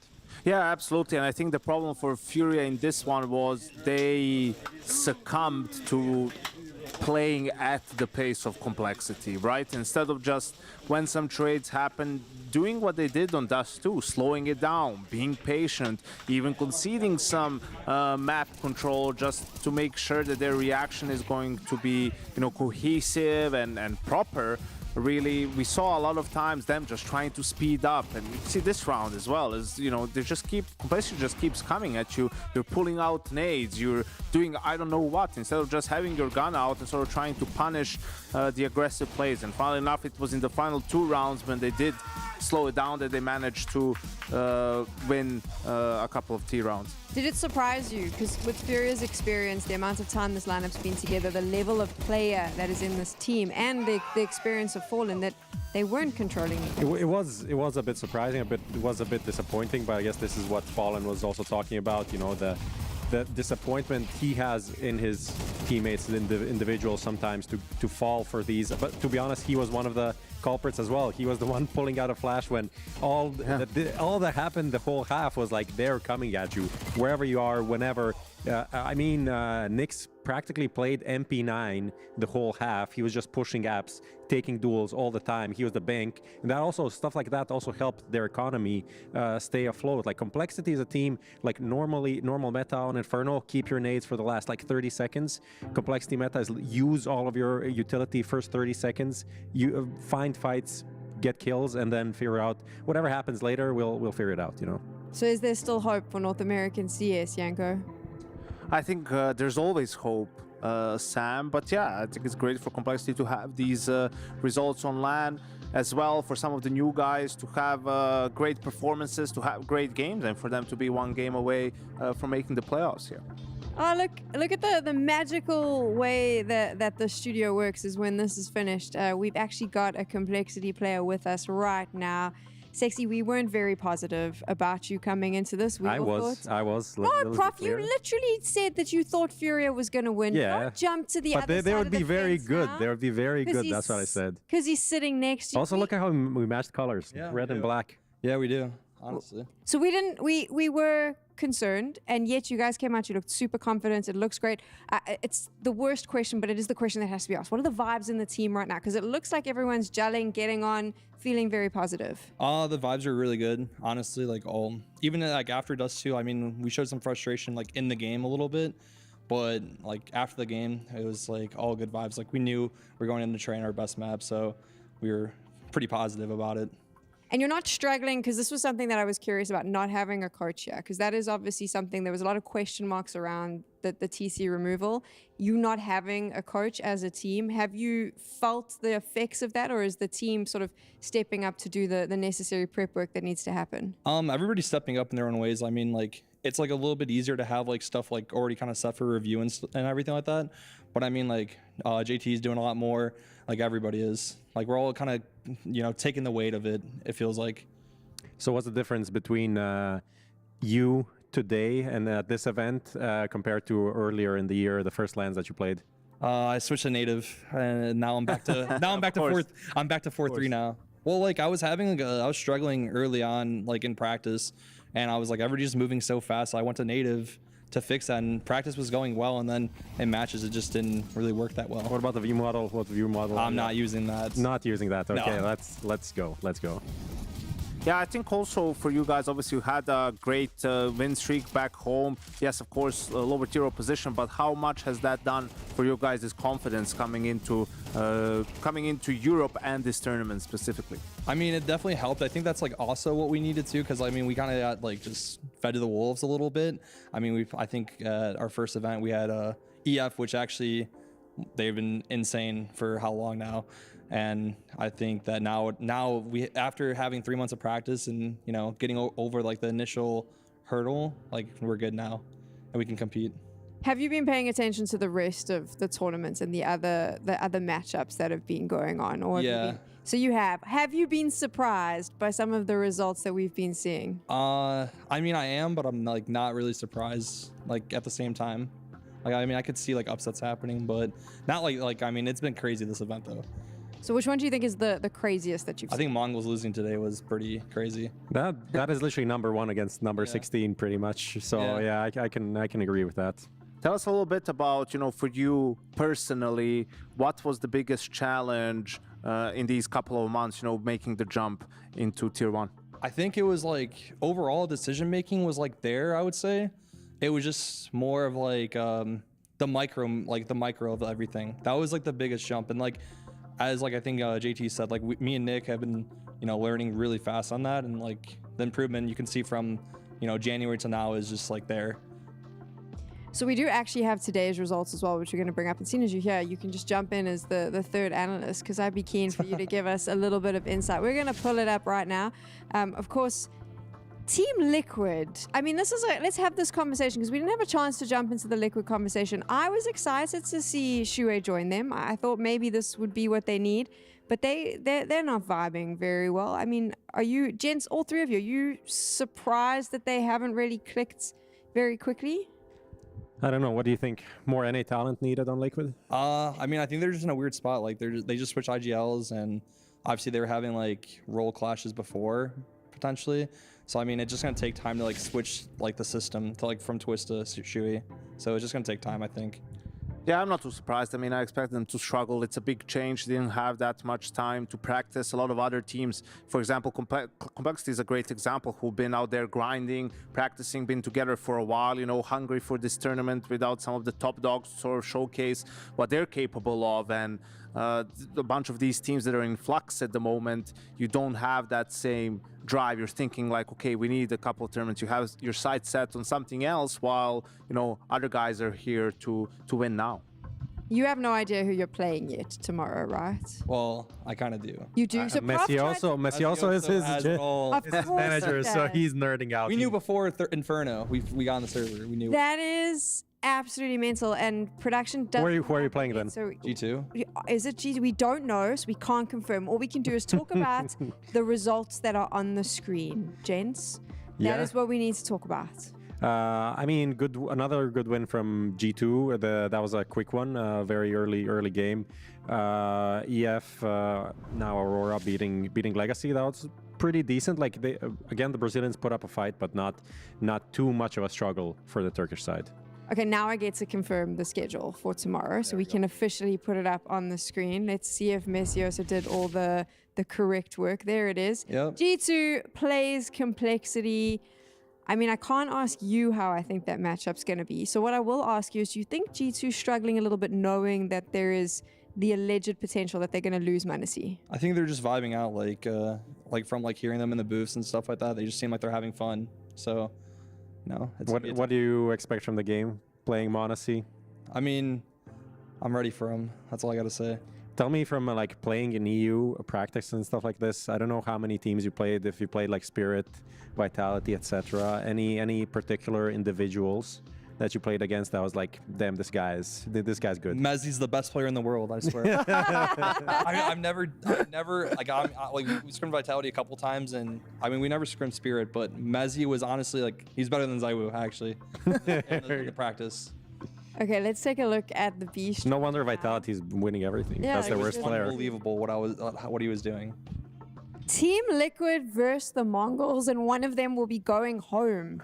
That is a mental game at the end of the day. It was unavoidable to have some really rough matchups there. Like you would say, like Falcons got a easier game against Pain, but they were destroyed by first Complexity and then GamerLegion. Pain is the one who got the easy draw. Yeah, that's how it feels like right now. In this one, it's crazy. I mean, in Mongols team, I don't know what happened to Mongols today. I think it would have to be just complacency and thinking, all right, you know, we're just going to walk over this team no matter what. They got 2-0. By the way, they didn't win a map against Apogee. So for Liquid, unfortunately, they haven't had a lot of fun against the Mongols in the couple of times that they've played them. So we'll have to see now, with even more on the line. Mongols, no more room for error. I mean, I had them winning this tournament.